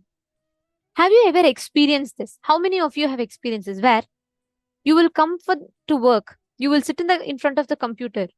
You will also feel like last 2 hours I have been occupied. I did not waste time. I did not chat with anyone. I did not do anything. I have been in front of computer. I have been moving from one window to the other. But if someone asks you what you did, you will feel like, how come no work has happened? There's nothing for me. I don't even know what I did. How many of you have experienced that? How many of you, especially if you're working, if you're, if you're in your business field or you're studying, surely you would have experienced this. How many of you have experienced it? You sit in front of the computer or you sit in front of the book and you read. You just feel like you're trying to learn, or you're trying to finish your work. Time passes, hours go by. But you'll feel end of the day, what did you do so long? How come nothing happened? Linyangaya, Everardo Alfaro, Satyojata Shivamaya. How many of you are understanding this? How many of you have experienced this?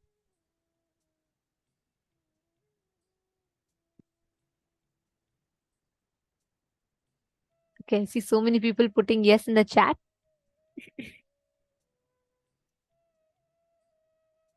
Okay, understand, this is the exact same principle you need to apply. What happens at that time is when you experience this, okay, just carefully listen. You sit in front of the computer, you're moving from one tab to other. Chronological time is same. Let's say, Ma Priyatma Surupini, since you asked this question, I'll give you my example and your example. Okay. So let's say both of us are sitting next to each other and I am conducting the program, right? Now, the same 5 minutes of the time, okay, for me, it will be like, oh God, it's already 5 minutes past. I just started talking, right? But the same 5 minutes of chronological time for you might be, oh God, she's talking for so long. Okay. Now, the same chronological time, the scale against which we measure. Understand, let's say if my thoughts are more, I will feel like time is slipping. I don't even know. I don't even know how the time went by. I will feel like if I'm sitting and working, but inside me, sorry, see, if inside me, I have, let's say, too many thoughts, the same amount of time that I spend in front of my computer, I'll be working. I'll be moving from one tab to the other. But because of too many thoughts, time passes fast. The work done is less. Because the work is happening more here. There's so many thoughts continuously coming. If I unclutch, the time that I am experiencing here will be more because my thoughts will be less.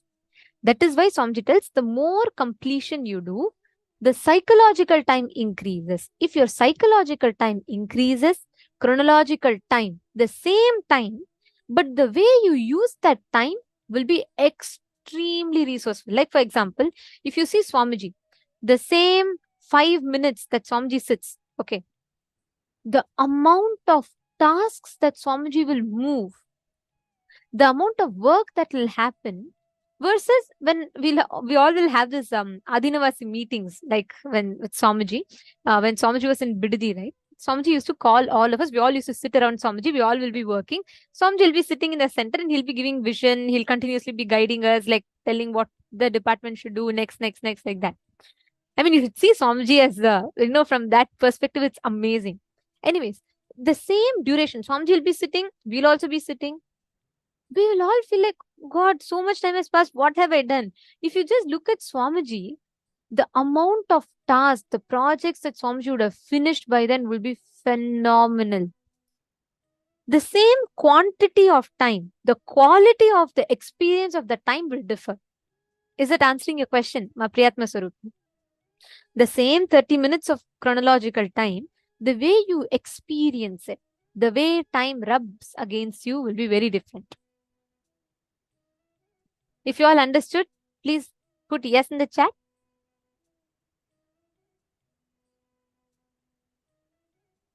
Excellent. Now, I request every one of you to analyze this. Write down when time was too long, when time was too short, and when time was not moving. 2 incidents for each of us. Take a few minutes and write down.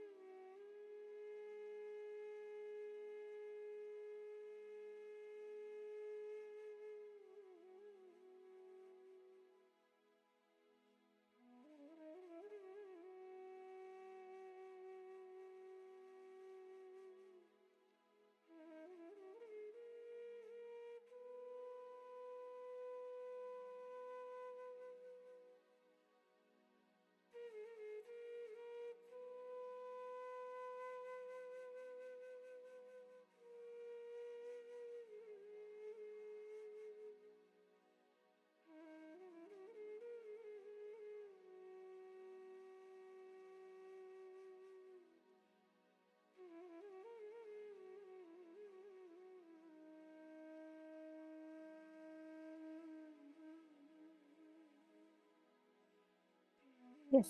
Hope all of you have written down. Now, please understand how time occurs to you, what you experience as time and life. The heavy powerlessness that we experience because of time, the burden of the past, etc., etc., and etc. Swamiji has very beautifully removed all of that inside of us. Today, we have learned one of the most powerful secrets of how we can conquer time, how we can conquer life, and how we can build the experience of that ultimate oneness. Today, all of us are going to be having the initiation, receiving the initiation of going beyond the time loop, going beyond the bondage of time. Like Swamiji is very beautifully explaining to all of us today, right? About how the Paramatma, the Paramahamsa bird flies. When a swan is flying in the sky and its reflection falls in the pond, even if you throw stones at the pond, the reflection, it will not affect the swan. Same way, Paramashiva, we are all the reflection of that ultimate consciousness. He sits in the center of the whole universe and reflects himself from every being. And we are not the reflection, we are the source of the reflection. If you associate yourself to the source of the reflection, you will never be inflicted with pain and suffering.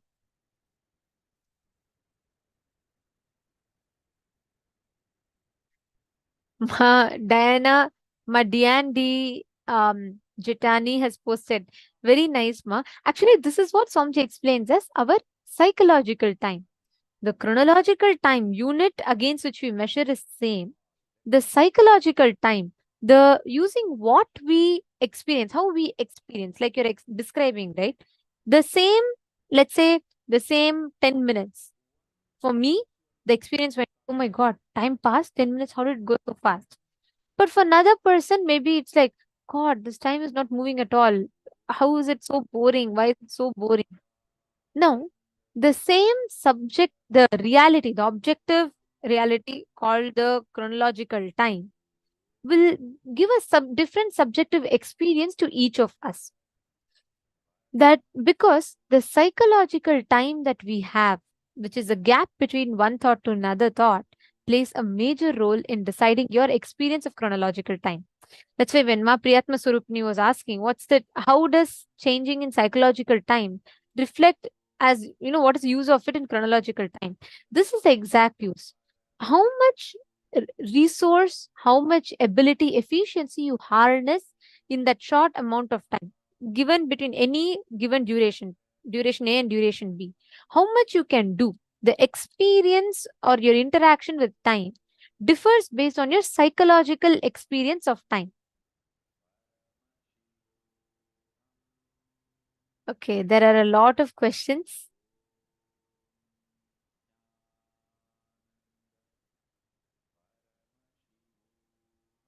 Okay, Mallika is asking, what are Dhyana Shlokas?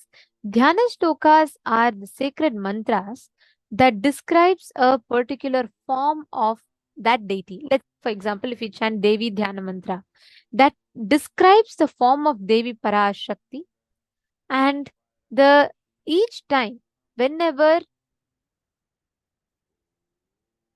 we connect to a deity, right? The form that we visualize, the description of that particular form is a Dhyana Shloka.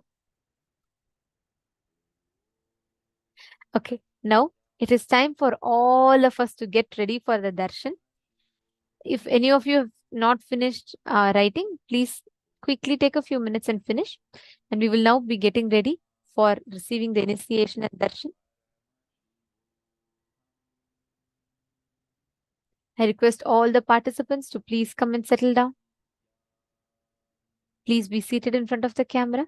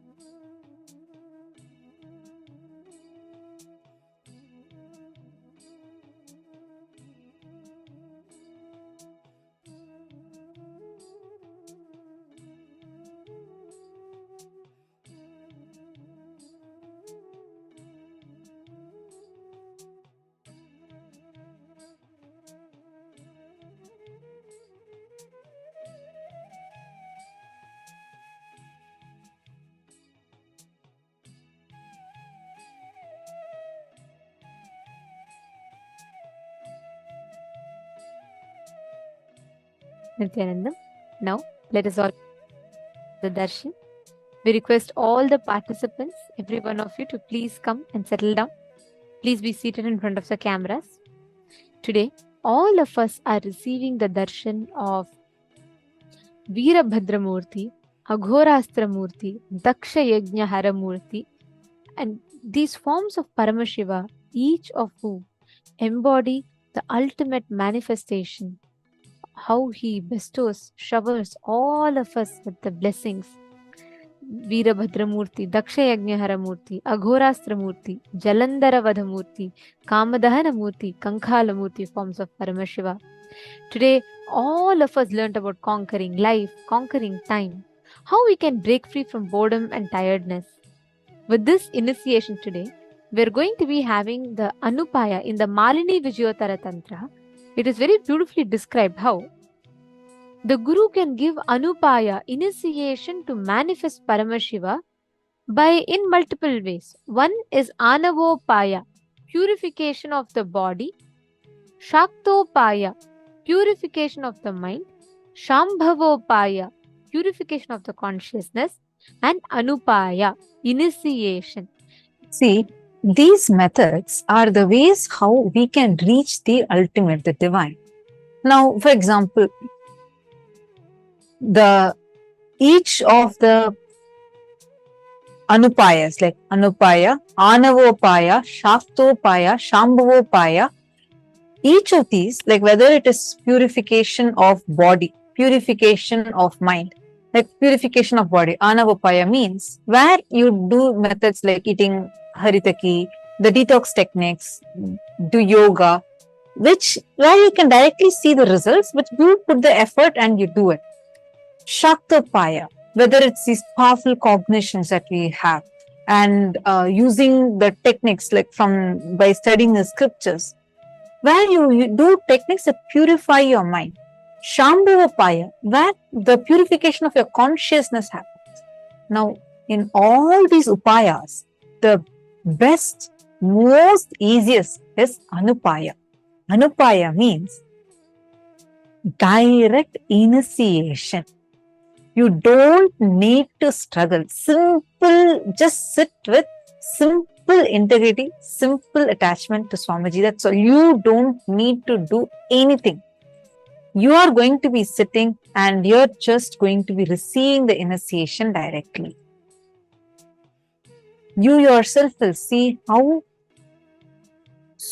in such a powerful way, how Swamiji will be manifesting inside of you without your efforts.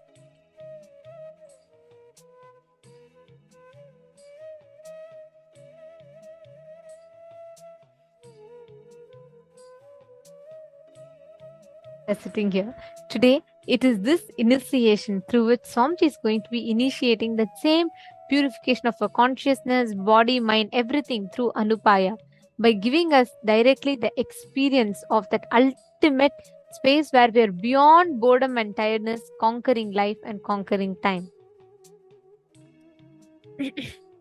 Now, let us all get ready to prepare ourselves with a darshan. We will now be chanting the Dhyana Shloka, the verse which describes the happening, the form of Paramashiva. Today, we are having the darshan of Veerabhadramurti, Chalandaravadhamurti, Aghorastramurti, Daksha Yajna Haramurti, and various different forms of Paramashiva.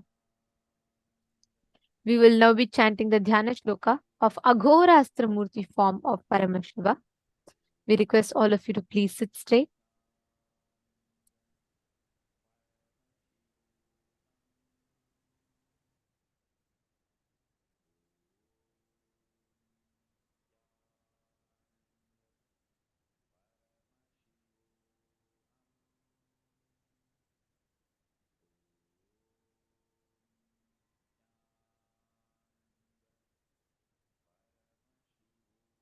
तेष्वघोरानुरत्यन्त दोषघ्न कृष्णवर्णभाक् व्यालबद्धजटाजूट कपालदलमण्डितः सुरपिङ्ने क्षणोत्यन्तं श्वेतदंष्ट्रसमन्वितः चन्द्रचूडो विशालास्यो नागयज्ञोपवीतवान् महाकायो महादंष्ट्री किङ्किन्नरवंश्यं युतः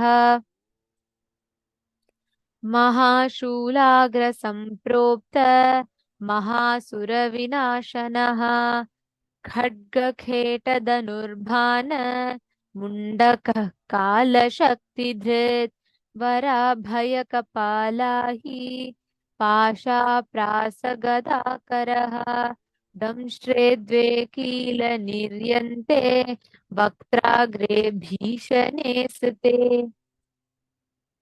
स्वसेनारक्षको नित्यं परसेना भयङ्करः vary प्रयुक्तकर्मघ्न सर्वव्याधिनिवारकः सर्वदोषविनाशो तु समर्थो भक्तवत्सलः. The meaning of this verse very beautifully goes as: the deity of the mantra is black in color. His head is with locks and matted hair tied up with snakes. He is adorned with a garland of skulls. His eyes are with a mixed color of yellow and reddish brown, and his face appears with whitish large teeth protruding on two sides of the mouth. His matted hair is adorned with crescent moon. Being with a broad face, he is wearing a snake as a sacred thread. He is having a huge body and large damshtra.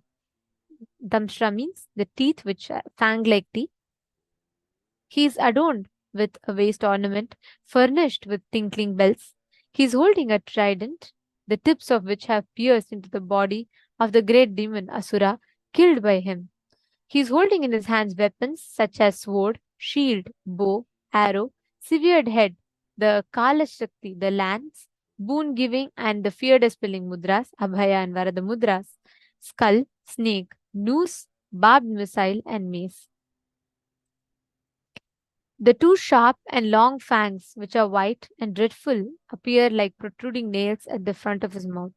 He always remains as the protector of his own troops and the one who inflicts terror and fear upon the troops of the alien forces, the enemies. He is a destroyer of magic spells, heinous contrivances imposed by the enemies.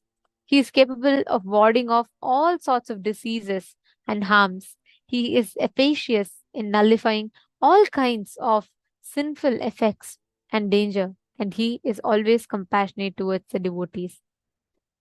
This form is that of Aghorastra Murti form of Paramashiva. Today, every one of us are going to be receiving this very blessing.